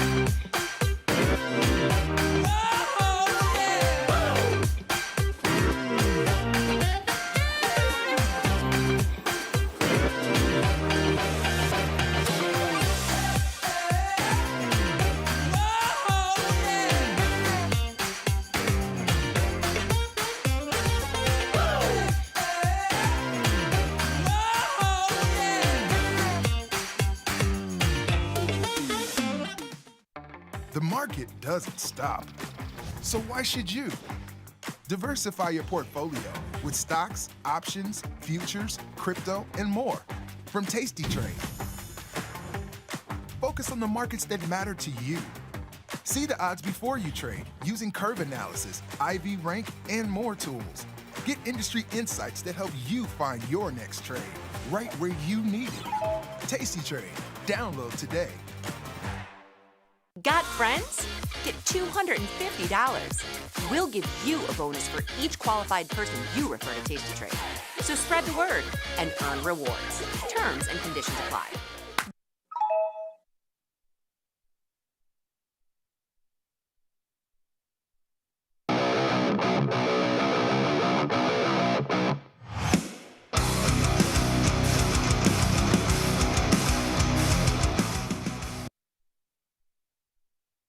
Oh, yeah, it is Wednesday, May 28th, a little bit after 5 p.m. Central Time. The best time, you know what that means? It's time for Tasty Live's evening show, a little podcast, little podcast called The Price of Truth, where we like to explore the incentives that govern our world, and we've got a lot of them to explore. More on that in just a bit. Right now, let's introduce our very special guest. It's Wacky Wednesday, everybody. You know what that means. You're going to get a handful of chest hair and a brain full of knowledge. We've got with us Christopher Vecchio. Chris, how you doing, my friend? I'm doing well. Writing out accusations, despite having neighbors who have chickens and fending off coyotes in my yard, that I'm a globalist. How are you? That is a cold, hard fact, my friend. Sometimes it's hard to look in the mirror and face the truth, but that's so true. There's different. Says the guy living in Singapore.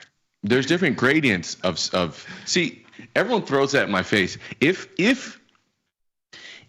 it was relevant, you know what I mean? If it was, what would you do, Chris? If your wife missed her mother and father and sister and friends, would you say, move them to Nebraska? We're in Chicago. Move them all over here. Mm-hmm. It was tough to do, my friend. I kept her there for 5 years against her will. I understand. I don't understand that. Bro, I ran out of duct tape. We had to come back. How are you doing, my friend? I mean, the Knicks lost last night, so that's basically 80% of my mood today. So not good. Yeah. That's your identity. You do know you're a globalist, though, right? There's different gradients. Tom is as the most globalist. Ilya is like the second most, and then you're sort of like, you're on For sure. that I'm side living of the 8 fence. minutes from the hospital I was born in, and 6 minutes down the road from my childhood home. I don't understand. Why do you associate globalism with where you live? Why are you doing that? I went. You're way smarter than that. Don't do that. No. I don't think being a globalist is just about like a set of values. I think it's also about how you carry yourself. If you're like a rootless cosmopolitan who owns real estate in Madrid and Miami, right? That's very different than someone who has a quarter of an acre in their hometown. Like you're not a globalist if you're not picking up and moving your family around and living in foreign countries and. No, I don't think it has anything to do with it. I think you can live in the same town you grew up with. It's about what you support, what you think is the right direction instead of policies. And I think that has everything to do with globalism. Building more housing in my town makes me a globalist? No. Not at all. That's why I said you're like center. You're the more moderate globalist. So I'm just a guy. Touche. Shout out to everybody watching on tastylive.com. Shout out to everybody watching on Tasty Trade desktop and mobile applications. God, you got me good. If you don't already have both of them, go get them. But if you want to be part of Bing, this little chat box in the middle of your screen somewhere, there's only one place you can do it, and that's over on Tasty Live's YouTube channel. So head on over to the evil, and I do mean evil, Google YouTube. They fooled me. They were not. There is no reform coming. Head on over to Tasty Live's YouTube channel. Start moving those phalanges and metacarpals. Even bash your skull into the keyboard to create random ass characters. The more active you are in the chat, the more big old dumb Google will put us in front of as many people as possible. We can try to deprogram one view at a time. Chris Vecchio, future slang a little bit. I suppose we can talk about the after the bell action in just a minute. Before we get there, let's talk prior to the bell. 59. Actually, let me look at cash here. Let me not quote the wrong thing. 58.88. Lots of eights there. That's good in Chinese culture. Lucky eights. Fours are bad. Eights are good, Christopher. S&P was down 0.5% prior to the close. The NASDAQ You're not was shaking down. those globalist accusations by quoting foreign cultures, Mr. Jones. Just because I know a different language, I don't. All I know is fours.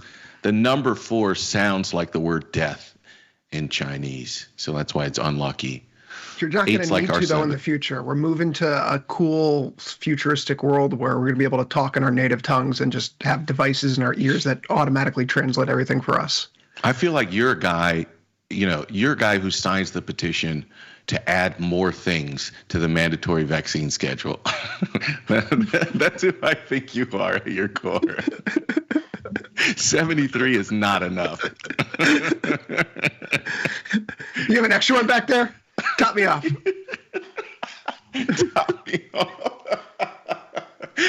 You're a guy who says, "I'll take a double." I want a double. Safe. Just to be safe. Didn't Dylan, by the way, didn't he take all 3 of them? He took the Sputnik one, he took Sinovac, so he took the Russian one, the Chinese one, and he took the U.S. vax. I have not heard that, so I can't comment on that, but I'd like to. I need to learn more about this. Ask him tomorrow on air. I think I heard him say that on air. He might have just been messing around, but I think I heard him say that. The Dow Jones was down a little bit more than 0.5%. The Russell was down 1%. A little bit of reversal here after hours. Your thoughts on just the sort of malaise, I'd call it, of price action here around 58, 59, sort of this just trending sideways to up muck. Your thoughts here, man? I mean, I don't think anyone should consider today's price action surprising. Much like what we saw in February or November or last August, the market kind of meanders going into this Nvidia earnings report. I suppose the good news is that you had a streak of 3 earnings reports in a row where share prices fell after the earnings report was released, after the press conference from Jensen Huang, and it's not doing so today. It's actually holding up here in a fairly decent fashion, enough to bring NASDAQ futures to basically where they were, maybe 50 points off the highs they were this morning at the U.S. cash equity open. So it's good news. Good news is good news right now. We saw that with the Conference Board Consumer Confidence Report yesterday as well. Stocks like the fact that people don't think that the economy is heading into an immediate recession, that they have the confidence to keep spending money, that the soft data is now turning. And if the hard data never turned itself and the soft data is rebounding, then what we all worried about in the first place. So I think the equity markets, they look like they're holding on to it still.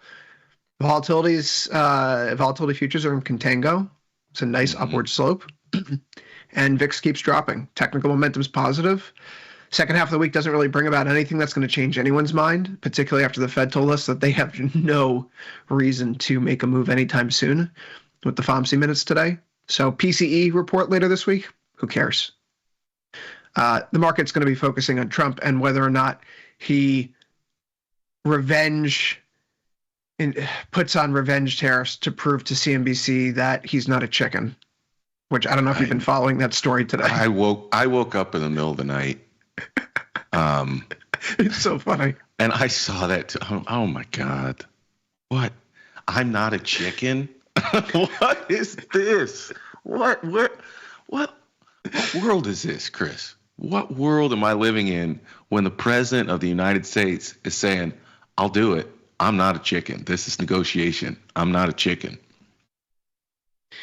You know, there was something about the Mayans saying the world ended in like December 2012, and I never believed in that stuff. But you also got to admit, it kind of feels like things have been a little odd the last 13 years.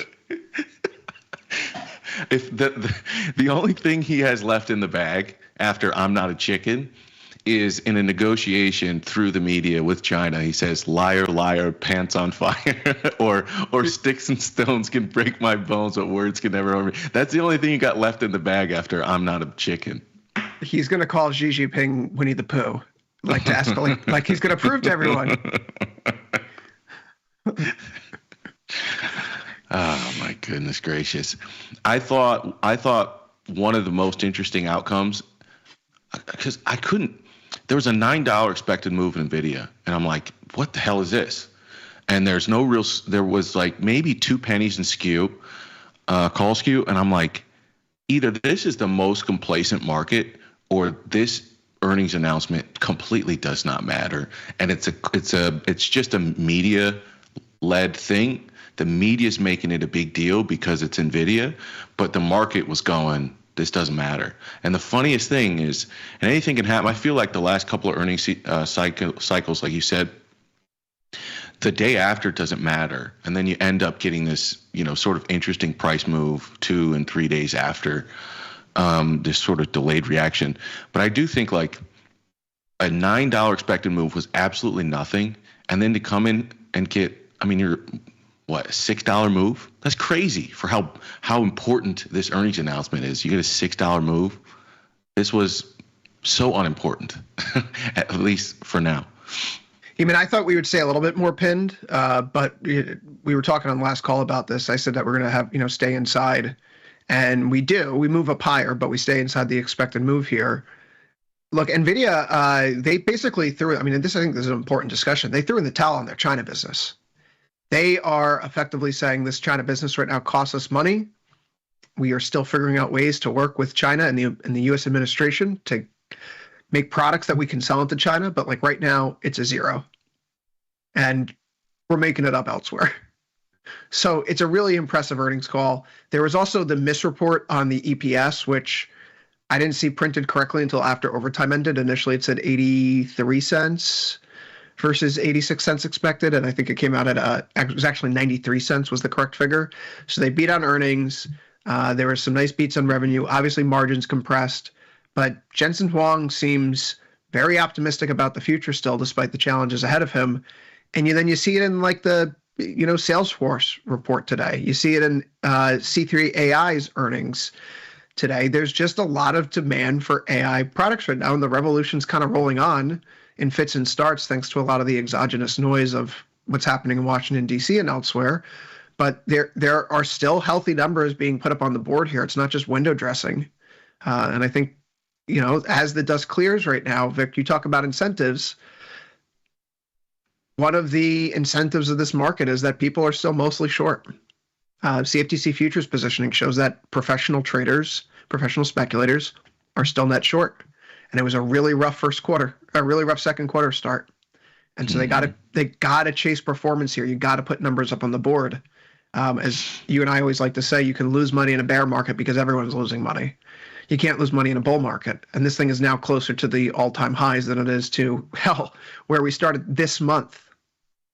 Right? So, the incentive structure here is if you're not seeing end of the world type information, you're kind of sucked back into the market right now. And to that point, according to FactSet, we see the recent, earnings reports over the past quarter.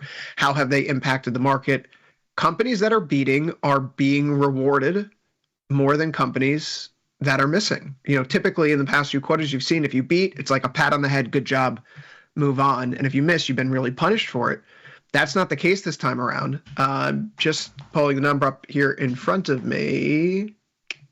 Sorry for a quick second. Yes, market rewarding positive EPS surprises by more than average. It's at 2.1% for the 2 days before and 2 days after. The 5-year average is for a 1% increase for companies that beat earnings in the 2 days before, 2 days after. On the downside, we're only seeing a 1.8% loss in that 2 day before, 2 day after window out of the first quarter, and the 5-year average is for a 2.3% loss. So winners are really being rewarded. Losers, they're losing, but not as much. And that tells me that people are underinvested right now. And if there's something good, they have some ability to get back in, and they really feel like they're kind of chasing. Yeah. There's been so many, I look at the difference between, I wish I had the image. One image was floating around.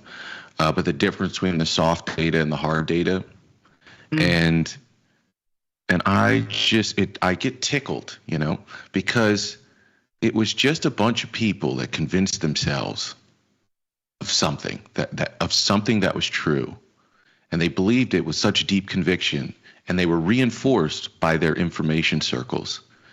And I thought, like, this is kind of, if there was any lesson to have been learned a few years ago, going through that whole never leave your house situation. I got your chart, by the way, Victor. Check your chat. Yeah, I got your chart. Thanks, bro. It's that, mass hysteria and groupthink it can get even the best of them, the smartest of them. And, to me, it felt like, even in that moment, like, this feels like one of those mass hysteria things where people convince themselves in all of the soft data, in all of the surveys, of a thing that the hard data has yet to validate. And it's very possible, God, what am I doing? It's very possible that, it's just a delayed reaction. I think Ilya is sort of waiting on the data to confirm that this is a delayed reaction. I think he's going to be waiting for a while. And I think honestly, even if you got the hard data, I think there's a very decent possibility that at least initially the market's going to look through it, right? Because so much has changed since you had likely the conditions that create that softer hard data, that it's very possible the market does not do what people think it ought to do in that scenario. Right, and that's what the chart shows. This has been floating around for the past 2 weeks. It came from Goldman Sachs. It's the difference between the hard and soft data. I don't think we've defined that yet here. I'm sure you and others have on your show, but for the sake of this audience, soft data are surveys like a PMI, an ISM, consumer confidence, U of Michigan sentiment, for example. Hard data are things with dollars and cents behind them, like home sales or retail sales, durable goods orders, things of that nature. And so when you see the gap between hard data and soft data, it's like, what am I doing versus what am I saying I'm going to do or saying I'm doing? So if I tell you that I'm really fearful, right, but the next thing I do is I go out there and I book a vacation for me and my family, I'm clearly not that fearful about the state of the economy because I wouldn't be throwing around disposable income, right? I'd be shoveling a little bit more away.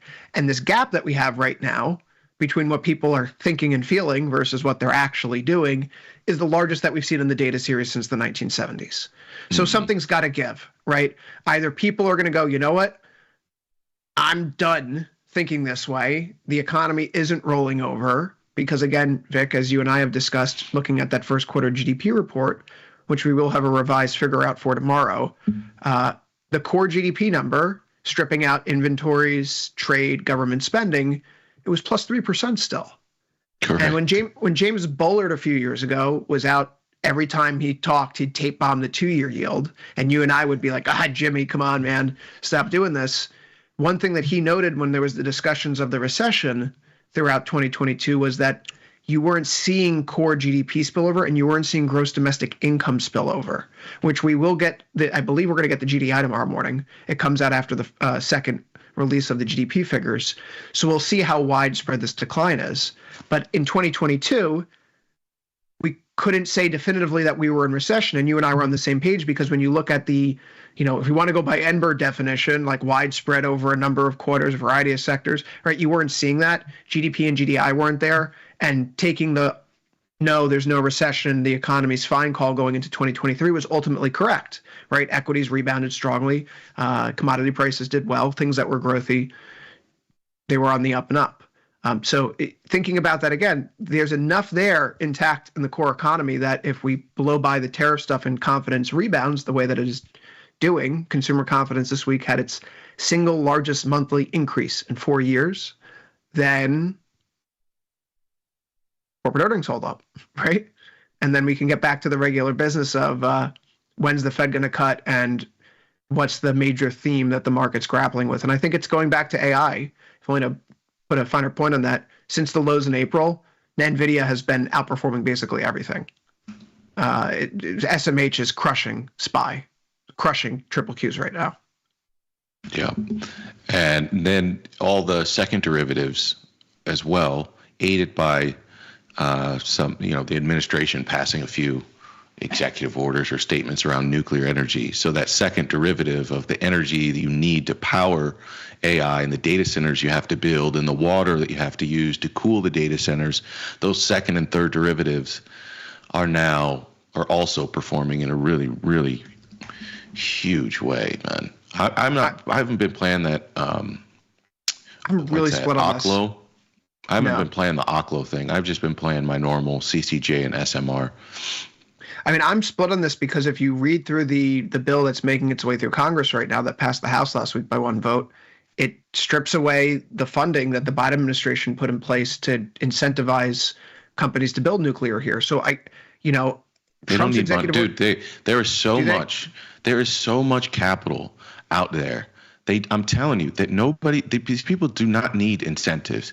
If you take away regulation from these people, make it easier to get permits and move and get some of that business started, I don't think it was incentives, bro. Like if I give you an incentive, but then I bury you in regulations for the next 5 years, or I take away your incentives and then I make things easier for you to actually create your business and unlock opportunity for yourselves, I'm not sure that one of those directions is necessarily so much worse than the other.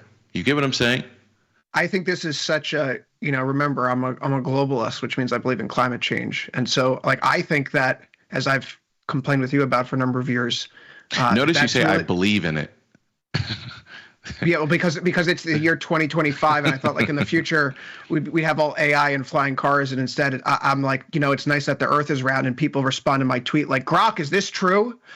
So I mean, yeah, it's really, it's the science is there, the data's there, it's warmer than it's ever been before. This is going to be the coldest year we have for the next 100, blah blah blah.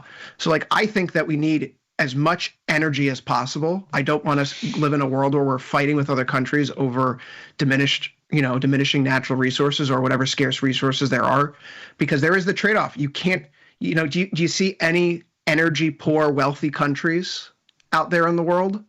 They don't exist. The only way that you can grow is with mass energy consumption. And I like living in an area that has clean air and clean water. So let's have clean energy generation, and nuclear is a big part of that. So I want to go full bore. I'm very disappointed personally that they shut down the local nuclear plant here, Indian Point, a few years ago. And what's happened over the past year since Indian Point was shut down? The state's coal and natural gas consumption has gone up. So New York's actually emitting more pollution than it was before we shut down the plant. I mean, so it's just rates are up, electricity prices are higher, we're emitting more. Who the hell does this benefit? A bunch of people who are freaked out about 3 Mile Island and having watched the HBO miniseries Chernobyl one too many times? I mean, nuclear is safe. It is effective. It is energy dense. It's needed. So I hope it all works out. I really do. I just wish they weren't I wish they weren't removing pathways that make it easier for it to occur. I think you should go full bore, executive orders, grants, deregulation, throw the kitchen sink, do it all. I think there's a group of people that go, climate change is real and we need to stop using oil, right? Then there's a group over here that says climate change is a hoax. I think there's this reasonable space in the middle which says, on its own, the Earth's temperature changes. What we are experiencing may or may not be due to additional CO2 in the atmosphere. It seems like the science proves some of that, but you can find dissent.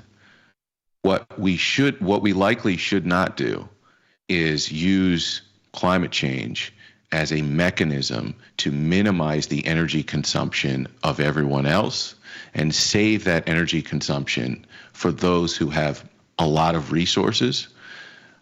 To me, that seems like a mechanism for a sort of bondage where I'm struggling over okay, should I turn my gas on? Should I heat my water? And some other person's taking hopping private jets from country to country. And I think the hypocrisy. They have their carbon offsets. They buy enough trees to offset their trip. Correct. The hypocrisy of the amount of people who are in everybody's face, freaking them out over climate change, and then hopping on these private jets, going and living in their gigantic McMansions or bona fide mansions, living in 4 or 5 houses, I think the public at some point, even if they haven't taken the time to look at that issue, they'll just go, this is all probably bullshit, because the people who are espousing this stuff are preaching a gospel that they're not living. And I think, to your point, the mechanism to defeat quote unquote climate change is to utilize technology to increase the efficiency of energy and increase the abundance of energy. If you think that taking an energy source away from the people is a good idea, you must also acknowledge what you're effectively saying is, I want to lower the living standards of everyone. And if you're not willing to say that out loud, then you should shut up and go sit down, because you are a hypocritical actor at best. You're a liar at worst. And so the people, either they're too incompetent to understand what would happen if you take away all this energy source from the people. You don't understand how that works, how that would impact the economy, and that you're effectively arguing for lowering living standards. If you can't say it out loud, shut up and sit down. And I think that's the problem with that whole discussion. It's the people on the ends that are yelling at each other, and the reasonable people in the middle are kind of silent on it. But I think that's changing. I think there's reasonable people like you who are saying, I want clean energy and abundant energy. And there's reasonable people like me who are saying the same thing. And I don't think our views on CO2 or the temperature really matter. We're coming to the same conclusion. Yeah. I mean, I actually really dislike degrowthers. I think we've mentioned this before. There was a great TED Talk a few years ago from Hans Rosling, what he called the magic washing machine. And it was, if I actually could just quote from it here, I was only 4 years old when I saw my mother loading a washing machine for the first time in her life. That was a great day for my mother. My mother and father have been saving money for years to be able to buy that machine. And the first day it was going to be used, even Grandma was invited to see the machine. And Grandma was even more excited. Throughout her life, she'd been heating water with firewood, and she had been hand-washed laundry for 7 children. And now she was going to watch electricity do that work. The point that he got at, and what he ultimately comes up with, is that out of that laundry machine, in went clothing for his mother and grandmother, and out came books. Out came time that allowed these people, instead of focusing on mundane chores, to let automation handle it, and they could spend their time bettering themselves, figuring out other ways to improve the family's home, figuring out ways to learn new skills, to build a better community, right? And what degrowthers are asking for, people that are preaching the gospel of consuming less energy and not working towards clean energy independence and abundance, they're preaching taking people's freedom away. They're preaching taking people's time away. They're forcing people. I actually think it's quite sexist, because who's gonna be doing all the mundane chores like washing the dishes and doing all of the laundry by hand all day long? Do you think it's going to be men in that kind of world, or it's going to be women? So these people on the left that are promoting a degrowth worldview, it's patriarchal. It's gross. It's offensive. I don't know. I think it's going to be the robots. Honestly, it's going to be the robots doing the dishes at this point. Well, I mean, it's better for me. I have a pregnant wife, so I'm doing all the dishes. I'll bring in the robots. Bring in the robots. All right, let's talk Vol for just a second. At 1930, really upset the Victor. Really upset the Knicks lost. You made a wild statement just now. I'm almost shocked. You don't say a lot of things that shock me. You just said something that's just like you Howard Stern'd me for a second. The idea that degrowthing is misogynistic. Yeah, hell I don't yeah. know about that, bro. I don't know if I can co-sign with you. Okay, Victor, let's just invent a world here, bro. They're gonna take me down. Take me down. Come for me. Let's do a little bit of a counterfactual exercise here. Okay. There's no more electricity in your home. Yes. Who's doing the laundry now? You or your wife? If there's no more electricity in our home, are we just the only ones, or there's just no more electricity in the area? There's no more electricity. There's no more electricity.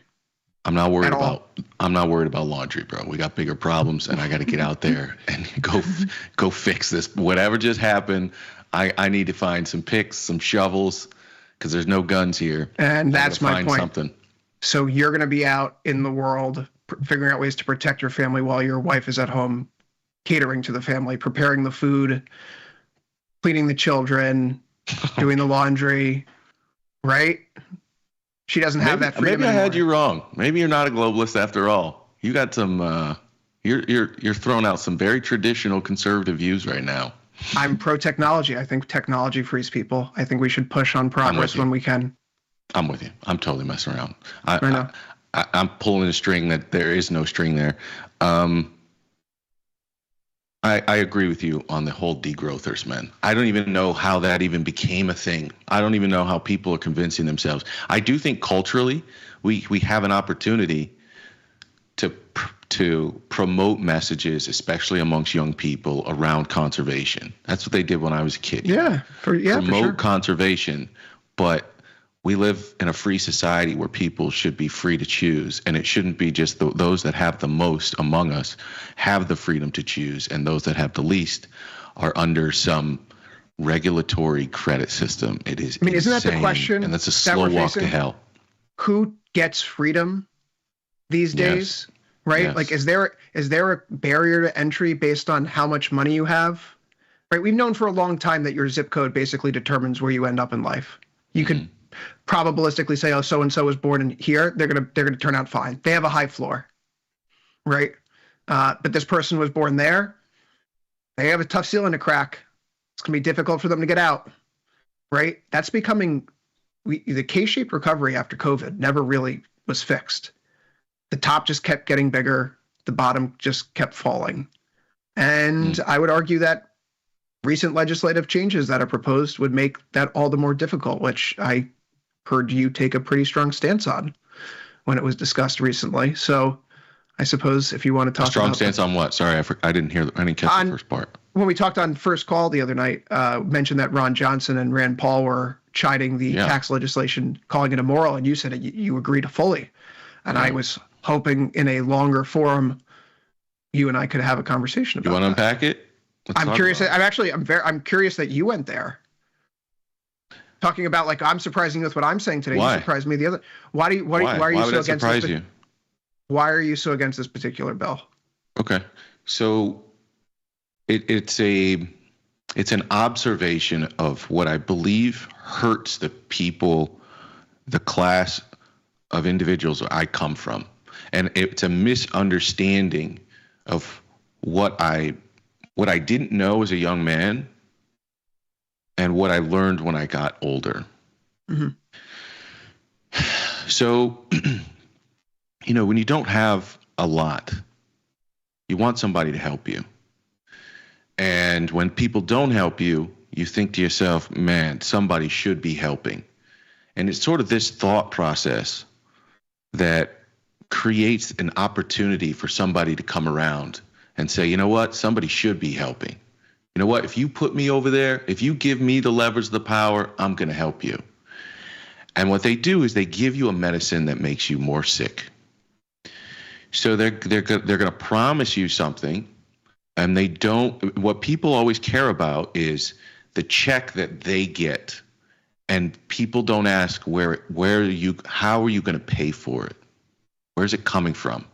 And the fact that we don't ever ask that question, we are okay as long as we get a check, but we don't ask where it comes from. And this happens in all of our conversations. It doesn't matter if it's reparations. It doesn't matter if it's some tax cut. It doesn't matter if if it's SNAP. It doesn't matter any defense spending. Nobody asks about the offset as long as they personally get something. And the problem is that hurts the lower income portion of our society. It's bad medicine. It makes housing more expensive. It makes groceries more expensive. And nobody tells them that. So here's what happens. I give you exactly what you wanted, okay? And it's going to take you a few years to figure out your circumstances are not better, they're actually worse. But when they're worse, you got to come back to me because somebody should be helping. And why isn't anybody doing anything about this? And there's this slippery slope that we find ourselves in. And at some point, the only way to get back to solid footing is to stop borrowing from our kids' future. I believe it is immoral to continually borrow from the next generation and the generation after that and the generation after that. And that's what we're doing. When you're $36 trillion in debt, Chris, you've borrowed from the future generations. Instead of creating growth, taxing that growth, and not taking from the piggy bank of the future, you're taking from the piggy bank of the future. That money does not really circulate anymore for various reasons, because a lot of people, 1,000 billionaires in the United States, have figured out how this system works, how to stash this stuff into an asset that will appreciate, and we just keep feeding that beast. And so I think what I thought I voted for this time around was not immediate austerity, because that will create just as much pain, okay? So you don't want instant austerity. You cut off all the government programs, because that hurts those very same people. But I think there is, and we need to figure out and take steps towards a glide path of changing our debt trajectory. Otherwise, to your point earlier about the zip codes that somebody comes from, I think that's generally true. But I think the people that live in those communities can't think that way. You have to think about yourself as a person, as an individual, functioning individual who is capable of moving yourself from one place to another, from in a class structure, from one place to another in terms of knowledge and understanding, financial wisdom, wealth accumulation. You have to believe that about yourself in order to give yourself a higher probability to leave those places. And the more that we're borrowing from the future, the more that we're creating asset inflation, the harder we're making it probabilistically for the people who are going to live with personal accountability and a desire to change their personal circumstances. And so that's why I think promising everybody something and then exploding the deficit, again, I don't know, because I can't do all the fancy math. All I did was go through it and I said, show me the cuts. Show me the increases. And my mind was blown by what they were spending this stuff on. Absolutely blown. And when I added it all up, I tell you this, it didn't look good. So I don't believe the CBO is accurate most of the time. I do think there's a bit of swamp math in $2 to $4 trillion, but I can tell you that bill to me did not look good. It just didn't look good. And to me, I think bonds being at 111, 112 are indicative of the fact that this is not addressing debt concerns right now. It's not addressing deficit concerns. And so that's, I think, if Senate has a pair, they pair this back. If they don't, this is more of the same medicine. It's just dressed in a different package. And that's unfortunate. I think the incentive structure leads us to have politicians that have the same output with different promises. But there's a part of me that looked at these group of people and I said, I don't know if they're actually going to do what they're saying. I'm not naive enough to believe that politicians are going to deliver on all their promises. But this is a decent enough departure from what was being promised on the other side, which is more of the same. And I thought more of the same was a slow walk to hell.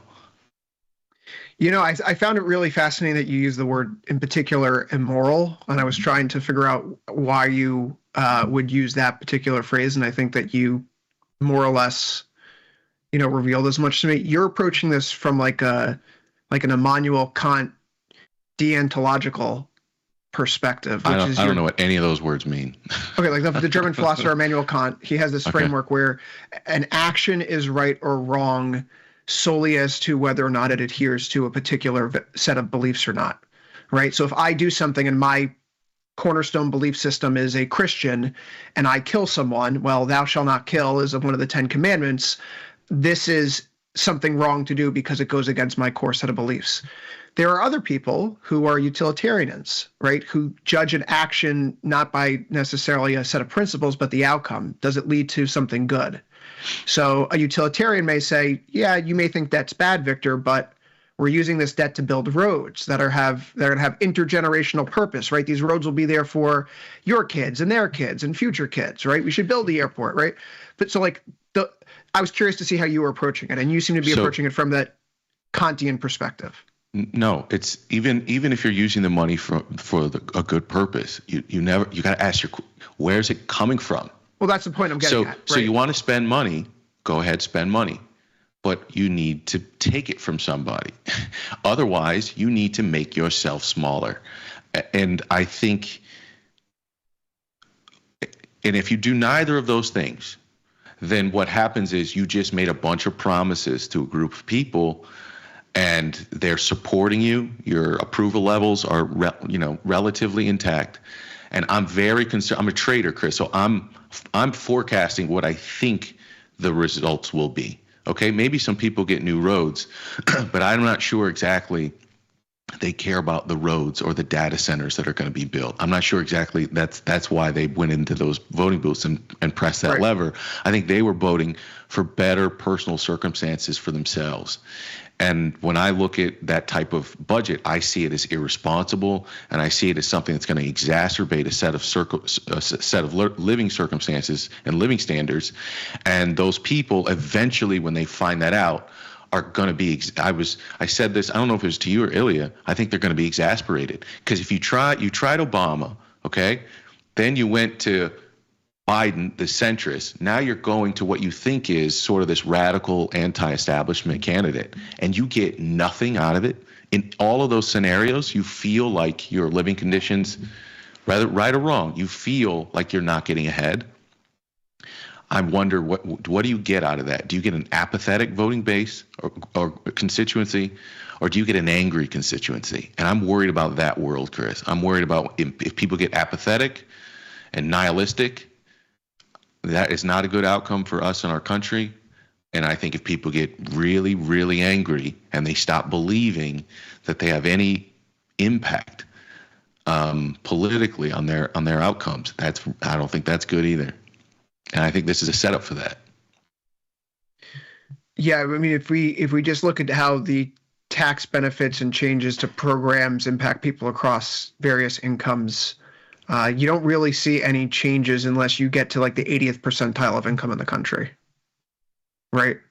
And even then, like the 80th to 90th percentile is seeing a drop in the bucket compared to what like the 90th, what 100th percentile is seeing. And that's a drop in the bucket compared to like what the 99th percentile is seeing. So for the sake of this conversation, someone who's making the median household income in my county would fall in like the 80th percentile for income in the United States. They're going to see an increase of about $3,500 when all is said and done in after-tax benefits. Someone who's in the 99th percentile, Victor, is going to see about $300,000 in after-tax benefits. People in the bottom 20% are going to lose $800 a year. This is called according to the Tax Policy Foundation. So you talk about distribution of outcomes and incentives right now, and you and I lament a K-shaped recovery and what it means for the future.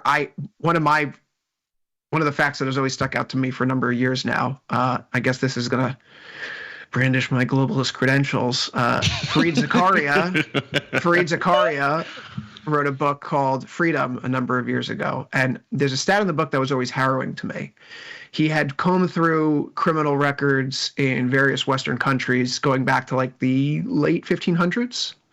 Okay, like France, Germany, the UK, the US. And what he saw was that 95% of crime in the West had been committed by men between the ages of 18 and 35 over the last like 600 years. And so one of the points that he brought up in this book is like, as we grapple with technology and the potential displacement factors that it brings in, jobs that are almost exclusively for young men, like trucking, for example. What happens when you have 5-10 million truckers displaced that are younger, right? What does that do for stability in society? And so thinking about those trends that technology is bringing with us right now, okay, and pushing us along, and companies, you're seeing the layoffs, and you're seeing the warnings from the Anthropic CEO, the unemployment rates could spike to 10 or 20%. I guess that shows how powerful his AI is. It's a funny bit of marketing, but those discussions are starting to happen. So what happens? Will the current legislation, does it provide a glide path for that future and help hedge against it? I don't know if it does. And so the K-shaped recovery continues. I don't know that Democrats have the answer either right now, so I'm not saying one side's better than the other.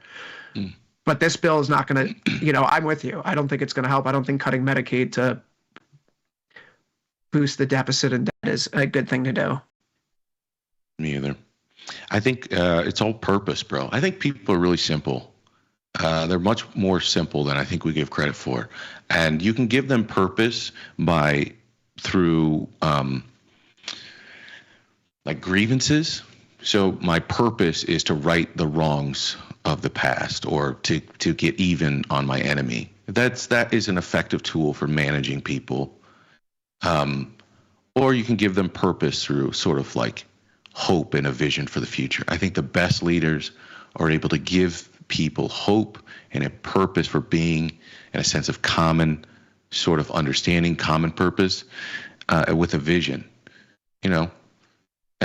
Stuff like saying we're going to the moon or whatever the case may be. I think Elon sort of gets that in a way, but he's not a great communicator. And, I hope one day we can figure out. Not a great communicator. I hope one day we can figure out how to create a common sense of purpose and pride and a vision for the future that comes with a sense of positivity over grievance. I think it's much better to live in a world where you want positive outcomes for just the better, just better outcomes for your common citizen, and not at the expense of some other group of people that are living your same living conditions. The Chinese working man, is he much more different than any one of us? Is the Russian working individual any different than any one of us? The only difference is every one of you gets fed a different set of propaganda. But at the end of the day, humans are the exact same, bro. It's like what Muhammad Ali said about the Viet Cong. You sound exactly like AOC. AOC's an idiot.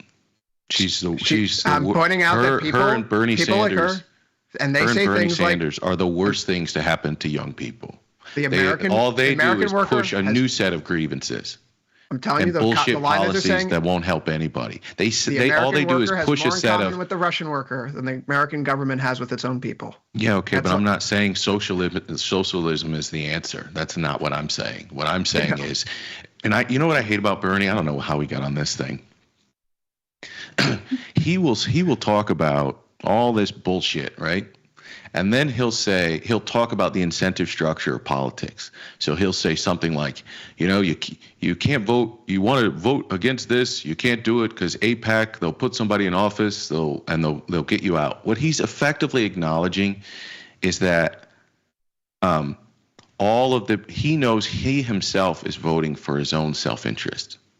Because if he wasn't voting for his own self-interest, he'd be like, well, why does it matter to you that you get voted out? Who cares? You do what's in the best interest of the people. That's why we put you there. And if some other entity is putting people in place to get you out of office, it won't matter if we keep electing honorable people who are going to act in the interest of the people and not their rational self-interest.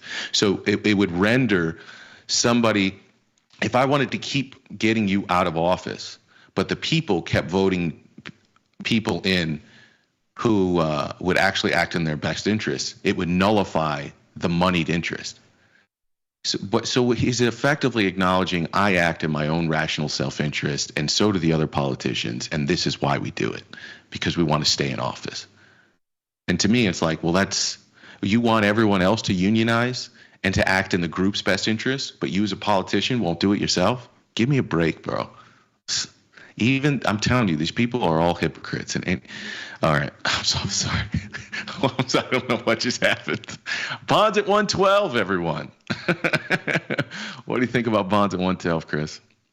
I got shook out last week after that 20-year bond auction, so I have no position in ZB right now that's, worth a nickel. I still like the directionally neutral activity in ZN, though, in notes, if only because you're not seeing that explosion of term premium thanks to whatever antics are happening in DC spill out to 10s. That's more of an issue for the 30s. And for the better part of the past several months, outside of a brief trip at the start of April, this thing has basically just been grinding sideways. So it hasn't been the most fun trade. I like the things that go up and up and up. But directionally neutral, short iron condor, it's worked. I'm still leaning in that direction for the foreseeable future. I don't know that the economy's falling apart.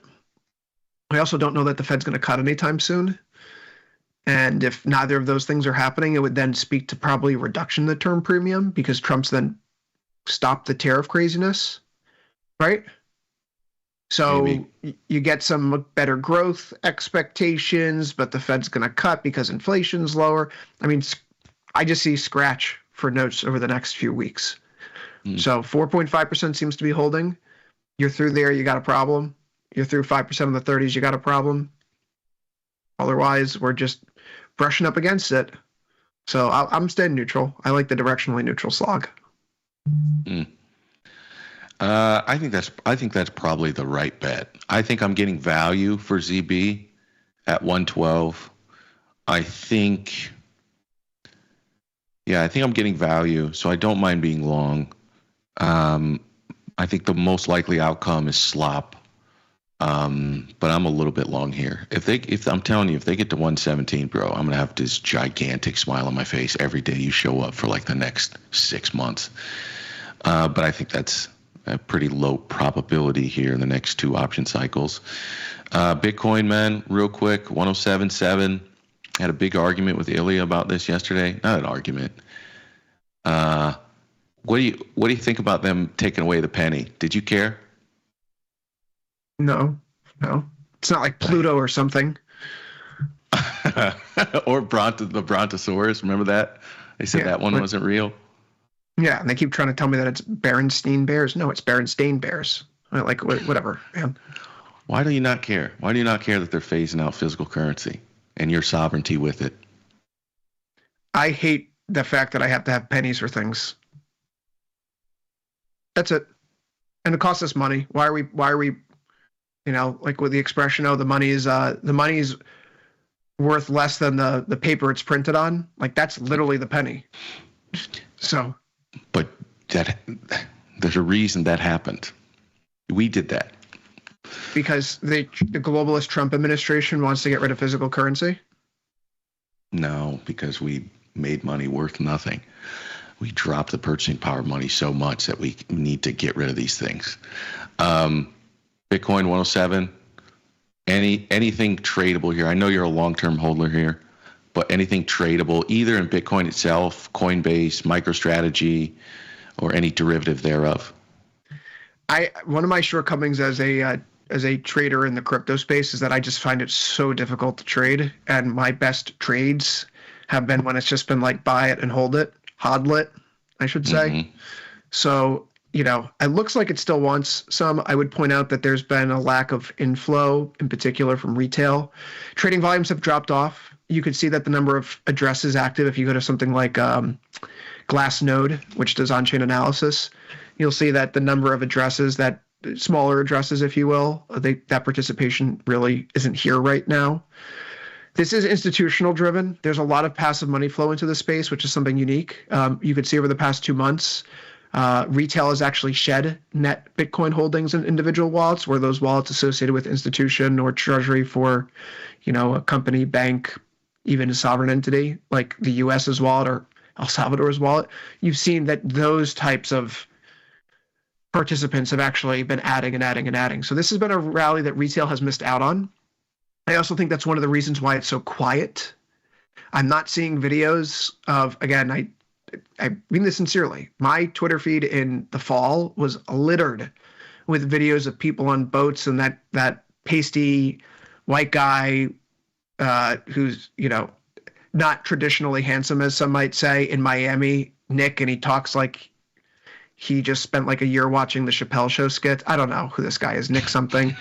Like his ugly mug was all over my Twitter feed for like 3 months nonstop every day of him like throwing bills down on some boat in Miami Harbor. And it was all content like that, right? He sticks out of my head, but it was all content like that on my For You page. And I click on these people's profiles right now. There is no flag waving for Bitcoin being back to 110. And I know you said it last week, it's because no one needs exit liquidity right now. But the fact that there's no flag waving at 110, what's 150 between friends? Why not? I have an upside price target right now of 135. I have calls in IBIT that are looking for move up to 70. So I agree. I think there's the potential for not only Bitcoin to go dumb to the upside, but for stocks. I don't think they're valuable here, but if what I think that bill is what it is, and then the run it hot narrative is true.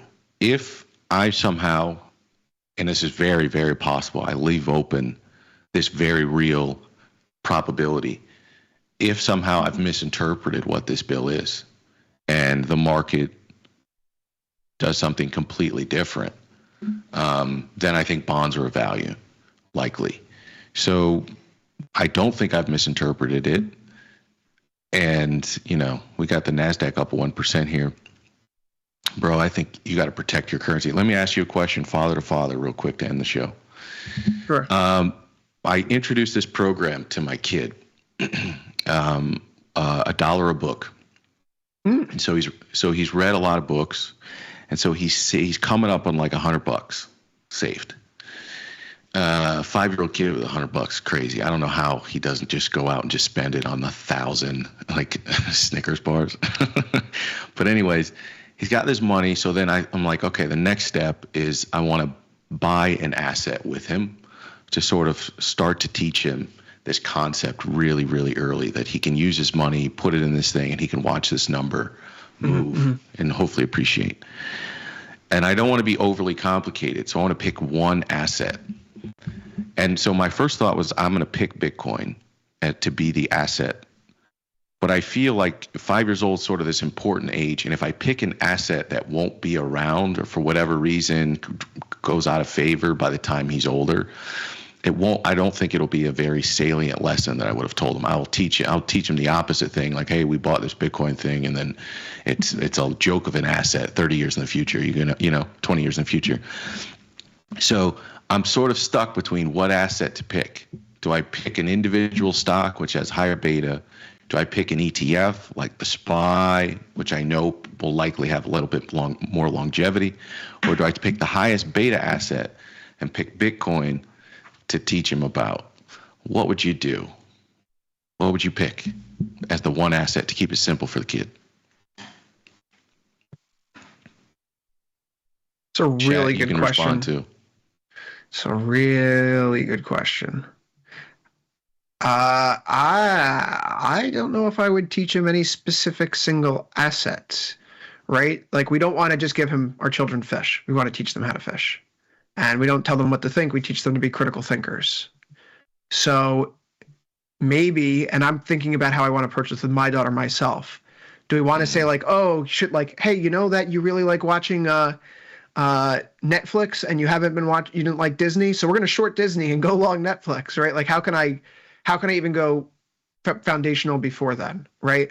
And talk about the trade what you know method. So make the things in their life real and switch them over to the investing world.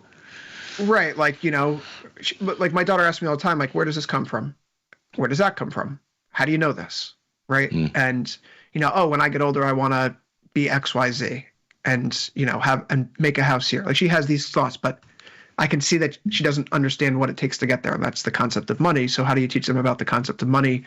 Try to introduce it and tie it into things that they do at home. So she has a little game. Actually, the other day, she wanted to start a lemon shop. She wanted to make lemon seltzer and lemon bars, which, Victor, as you know, as a parent, you spend hours and hours and hours doing something with your kids, like 14 hours waiting for these goddamn lemon bars to set. And they take one bite and they're like, too lemony, and walk away.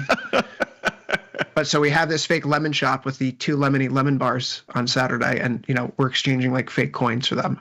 Like, oh, these cost 2 coins and those cost 1. Mm-hmm. So if I want one of each, how many coins do I need to give you? Right. So I think starting bottom up, there's, if you told me that I'd be slinging gold futures when I first started trading, I'd be like, why would I be trading gold? That shiny rock. And yet it's the thing that's kept me above water in 2025. So that's the other thing I thought of, which is at its foundational level to have him go buy a little piece of gold and teach him, start him by thinking of gold as money, which I never did. I just thought of it later on as some investable asset, and then teach him money on top of that as a derivation from gold later as he gets older. I'm struggling with this. I like that concept of making the stuff around him like Marvel and all the Spider-Man stuff he has, bringing that to life through investing. I don't see an easy path though, because I got to teach him what a corporation is and what future profits are. I got to figure out how to do that in an easy way. He's at the age where plays video games, maybe. GTA 6 is GTA 6 is coming out, and they have a stock market in the game, right? So you could. Oh, do they? Oh yeah, they had one in the last game. I don't, dude. I don't even own a TV. I don't play video games. I think I How does Victor Jones unwind? How does Victor Jones unwind at night? Ever since you stopped the sacrifice of goats in the backyard, what do you do now? I just hang out with the kids, man. We don't own a TV, so it takes a lot of energy from both of us to keep them entertained. You know what I mean? So, we just do stuff together as a family, go out, play soccer, swim, if we're outside. Otherwise, we're reading books, doing spelling tests, stuff like this. Nice. I gotta get them ready for the rapture, bro. Who knows what's coming?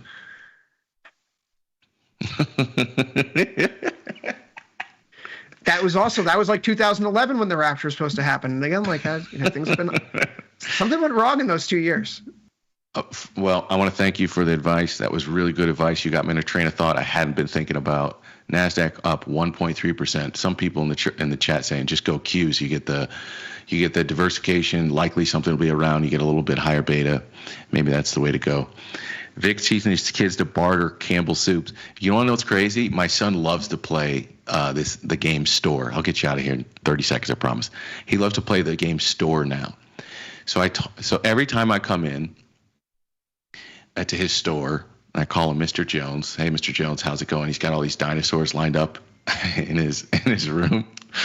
And he's like, what are you looking for? And I'll have to tell him I'm looking for 3 dinosaurs. And the thing I told him to always ask up front, and he goes, what are you looking to spend? So then I'll give him a number. So let's say my number is like $30. I need 3 dinosaurs for $30.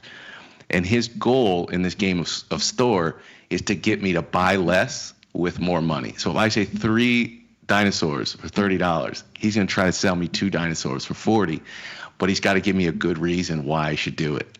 And it's the wildest game. I love playing this game with my kids. It's the things he'll come up with to tell me why it's better for me to buy 2 for $40. Oh, it's the greatest thing. It's the greatest thing. Chris, if the people want more from you, tell them where they can go. tastylive.com, of course, here on air, Monday through Friday, Futures Power Hour, 1 p.m. Eastern, overtime Monday through Thursday with Radigan and Spivak, 4 p.m. Eastern. Tuesday mornings with Tom and Tony, 9:40 a.m. Eastern for Let Me Explain, and then here on Wednesdays with Vic for The Price of Truth, 6 p.m. Eastern. Also, at CVecchioFX on, which one is it now, Victor? Is it X or Twitter? How do you feel? I'm going to give him the respect of saying X because I think he had a pair, and I think he talked critically about that bill, and so I give him a little bit of respect. He did say it's going to be big or beautiful, but it can't be both. Can't be both. Yeah. Christopher, I always enjoy these conversations. NASDAQ up 1.4%. People buying in the shorts right now. You get the final puke tomorrow. Then you sell them. There's that chase. I'll see. Yeah, it's coming. I'll see you back here tomorrow, everybody. Same time, same network, only on Tasty Live. Peace.